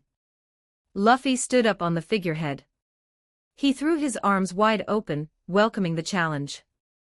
Bring it on. Luffy roared, his voice echoing through the bubble. We're coming for the One Piece. The water above them grew blindingly bright. The Thousand Sunny breached the surface, bursting out of the ocean and catching the violent, erratic winds of the final sea. The Straw Hat Pirates had officially entered the New World. Chapter 206, Under the Sea. 3,200 words. The deep ocean was a realm of eternal twilight, a silent, crushing void that separated the surface world from the ocean floor. Yet, cutting through this abyssal darkness was a vessel that defied all logic. The Thousand Sunny was a floating fortress, a colossal structure that felt less like a ship and more like a self-contained country drifting through the deep. Having just breached the boundaries of Fishman Island, the crew found themselves in the rare, blissful lull of transit before hitting the chaotic waters of the New World. Deep within the luxurious, sprawling bathhouse of the Sunny, a room fashioned with marble columns and enchanted heated springs, the girls were taking full advantage of the quiet afternoon. Nami leaned back against the smooth stone edge, the warm water soothing her toned body. Beside her, Vivi floated peacefully, her eyes closed as she drifted in the gentle currents of the bath. Splashing playfully in the shallow end were Chopper, in his small reindeer form, and the two children, Sunny and Mary. Their bright eyes gleamed with unbridled joy as they giggled, splashing water back and forth with Chopper. They were the very life of the ship, and their laughter echoed warmly off the tiled walls. "It really is peaceful down here, isn't it?" Nami sighed, resting her chin on her crossed arms, her gaze drifting toward the high ceiling. She tilted her head, her sharp senses picking up the deep, soothing hum of the ship's engines. "Too peaceful," Vivi smiled, opening one eye to glance toward the heavy, reinforced wooden doors of the bathhouse. "You don't think?" Outside the door, the peace was entirely absent. Sanji was currently plastered against an invisible, shimmering barrier of golden runic script. Beside him, Brook was trying to pry the barrier open with the tip of his walking cane. "Just a peek," Sanji hissed, his hands clawing at the empty air.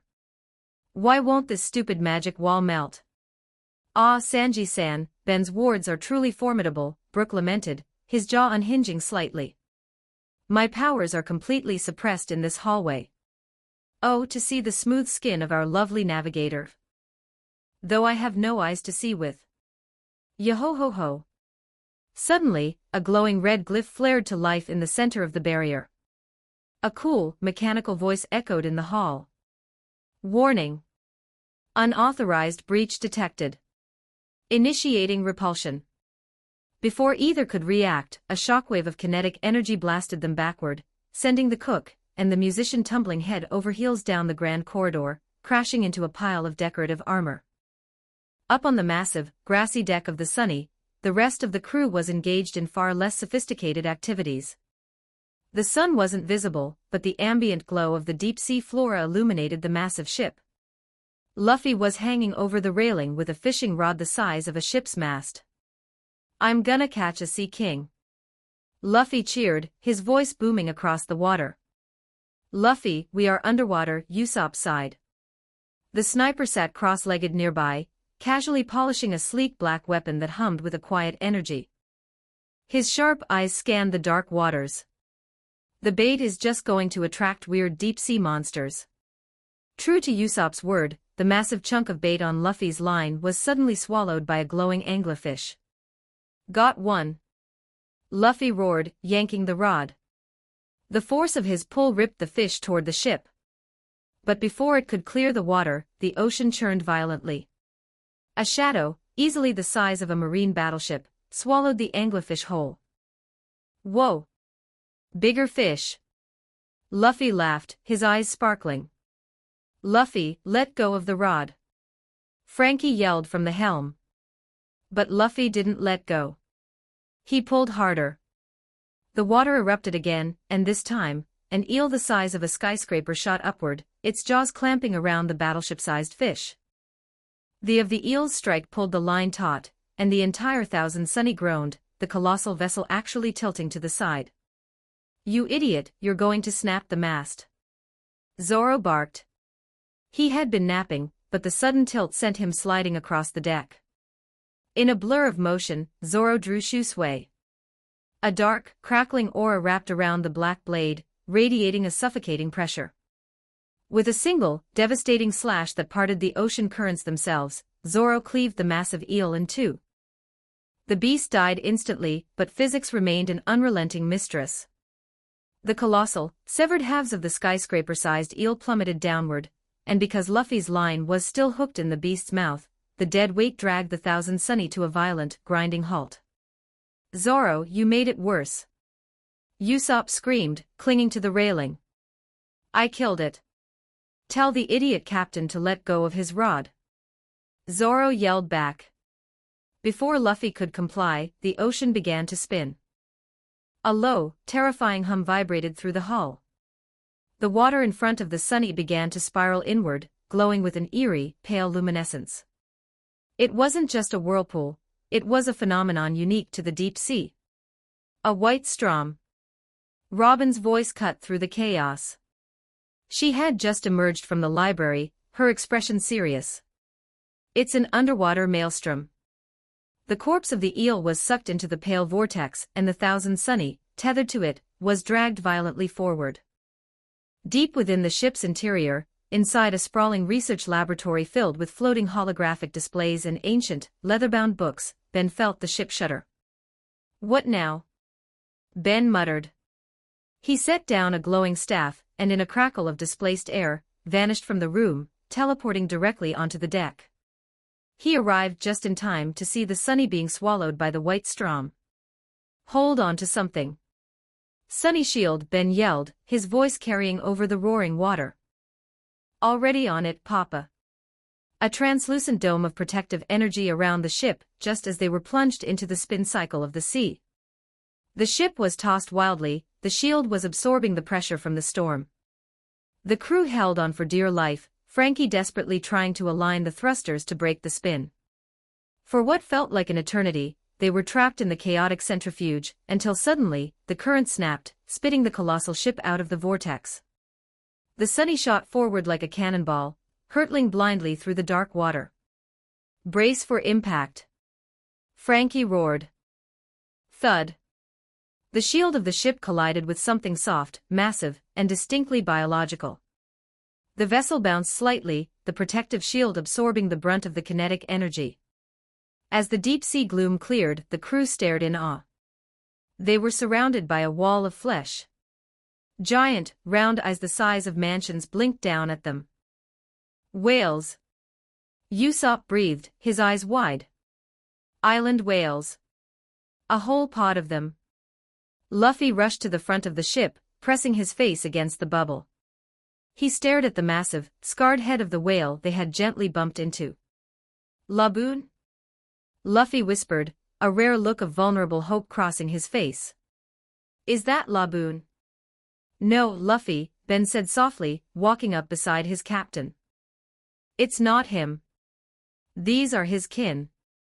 From the deck below, a choked sob echoed. Brook, having recovered from his tumble in the corridor, was on his knees. The skeletal musician was weeping ghostly tears, his hands trembling as they gripped his cane.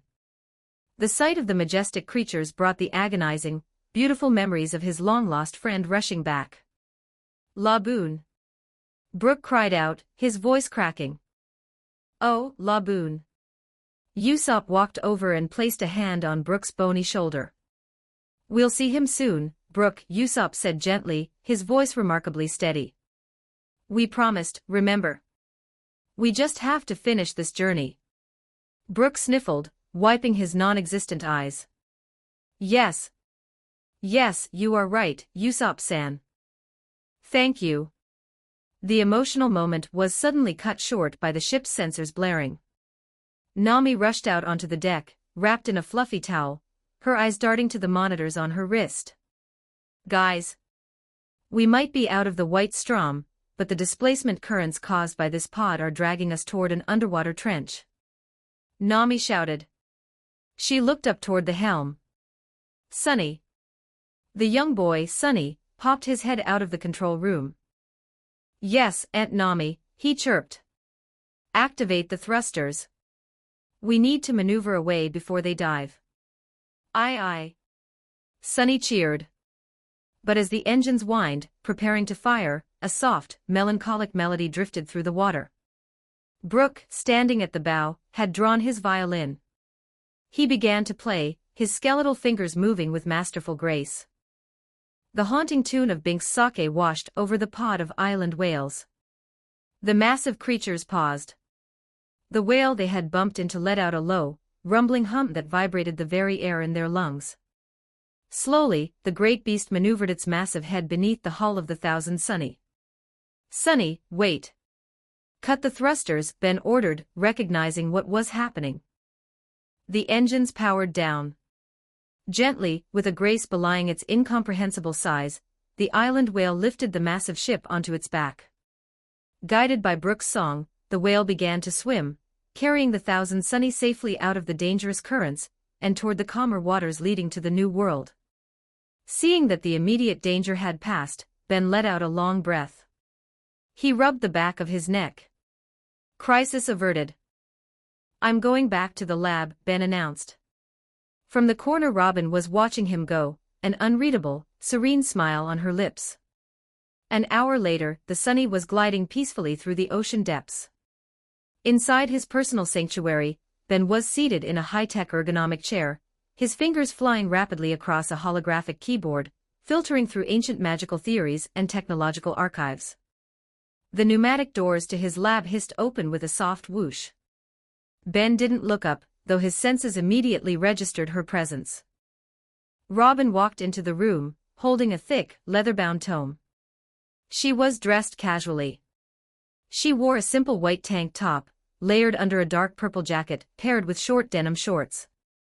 The ambient blue light of the holographic monitors cast a soft glow against her pale skin. "Don't mind me," Robin said, her voice smooth like velvet. He was used to this. Robin often used his lab as a quiet sanctuary. For a long while, the only sounds were the rhythmic tapping of Ben's holographic keys, and the slow rustling of pages as Robin read. The blue glow from the monitors cast everything in an ethereal light, highlighting Ben's messy white hair and the sharp gleam of his golden eyes. Robin finally closed her book with a soft, deliberate thud. She rose from the couch with that signature graceful poise only she possessed, tall, curvaceous, every movement dripping with quiet confidence. "Ben," she murmured, her voice rich and velvety, "they say the deepest parts of the ocean are freezing. Yet right now, this lab feels like it's burning alive." Ben's long fingers paused over the glowing keys. His golden eyes flicked toward her, then quickly returned to the screen. "The reactor's stable. Must be in your head." A faint, knowing smile touched her lips. She reached up and slowly unzipped her dark violet jacket, letting the fabric part inch by inch. With a graceful shrug, she let it slip off her shoulders and fall onto the couch. Beneath it, she wore a simple but dangerously tight black crop top that hugged her full, heavy breasts, and left the soft skin of her toned midriff bare. Robin then settled back onto the couch. She curled her long legs beneath her, arched her back elegantly, and reopened her book. The pose pushed her chest forward, the thin fabric of her top stretching taut across her nipples, which were already visibly stiff. Her long dark hair cascaded over one shoulder as she tilted her head and pretended to read, though her gaze kept drifting to him. Ben tried to focus. He really did. But his eyes kept betraying him, sliding back to the way her breasts rose and fell with each breath, the smooth curve of her exposed waist, the way her thighs pressed together. Time stretched. Robin let out a soft, breathy sigh. "It's far too warm in here." She set the book down, crossed her arms, and peeled the black crop top upward in one fluid, tortuously slow motion. Her large breasts bounced free, now supported only by a delicate black lace bra that barely contained them. She shook her hair out, then stretched languidly like a cat before picking up her book again. This time, she reclined fully on the couch, lying on her side. One knee was bent, her back deeply arched, pushing her ass and breasts into perfect, mouth-watering view. The blue holographic light danced across her pale skin and the generous curves of her body. She turned a page slowly, biting her lower lip, the very image of intellectual temptation. Ben's cock was painfully hard now. It throbbed heavily inside his pants, thick and straining. He shifted uncomfortably, but the pressure only made it worse. His eyes were dark with lust, breathing unevenly as he watched her every subtle movement. Robin stood once more, just long enough to hook her thumbs into her shorts. With excruciating slowness, she slid them down her long, toned legs, stepping out gracefully. The matching black lace panties sat low on her hips. She returned to the couch and lay back, this time on her back with one arm draped above her head, the other holding the book. Her back stayed arched, breasts full and heaving, thighs slightly parted in invitation. She trailed her fingers lazily down her own body, stopping just above the lace between her thighs. Ben's erection twitched hard. His hands trembled above the keyboard. Every cell in his body screamed to cross the room, rip that lace away, and bury himself deep inside her. Robin. His voice came out low and rough, almost a growl. You're driving me insane. She lowered the book slightly, her dark eyes gleaming with satisfaction. Am I? She purred softly, voice dripping with honeyed seduction. You're still sitting over there. I thought a man with eyes like yours would have come to claim what he wants by now. That finally snapped the last thread of his control. Ben shoved his chair back violently and crossed the lab in long, predatory strides. He pulled Robin up from the couch and crashed his mouth against hers in a deep, hungry kiss. She moaned softly into him, her fingers sliding into his white hair as their bodies pressed flush together. He could feel her hard nipples through the lace, the heat of her skin, and the dampness of her panties grinding against his painfully hard cock. His large hands roamed greedily down her back, gripping her full ass and pulling her tighter against his throbbing length. One hand slipped beneath the waistband of her black lace panties, fingers gliding over her slick folds. Suddenly, Robin's hand clamped down on his wrist with surprising strength. Ben froze, panting against her lips, his cock still pressed urgently between them. The heated desire in her eyes sharpened into something cool, clever, and utterly victorious. So she whispered, perfectly calm despite being nearly naked in his arms, "Tell me, Ben. Who is Joy Boy?" Ben stared at her, dazed and aching. He slowly withdrew his fingers from her panties, leaving a glistening trail along her inner thigh. The realization hit him like a physical blow. You planned this whole fucking thing," he rasped, voice rough with frustration and reluctant admiration. Robin stepped back gracefully, though her cheeks were still flushed and her nipples stiff. She gave him an innocent smile. "Whatever do you mean? I was simply making myself comfortable. You're the one who pounced on me." Ben rubbed his face, golden eyes narrowing. "You're using my little brother as leverage to extort me." Robin chuckled, a low, melodious sound that sent another throb through his aching cock. "Such dramatic accusations. But since you seem so eager to confess." She tilted her head, still standing before him in nothing but soaked black lace panties. "I'm listening." Ben let out a long, defeated sigh. He walked back to his chair and collapsed into it, staring at the ceiling for a moment. "Fine. You win this round." Robin walked over and leaned against his desk, arms crossed under her heavy breasts, pushing them up enticingly. Her half-naked body was still flushed with arousal, but her sharp mind had locked onto the prize. Joy Boy, Ben began, voice turning serious, was the first pirate in history, roughly 800 years ago during the Void Century. He stood against the 20 kingdoms that would become the world government. He fought for freedom, for liberation. In the end, he lost. His power came from a mythical Zoan devil fruit, the Hito Hito no Mi model, sun god Nika. Robin's dark eyes widened. A god.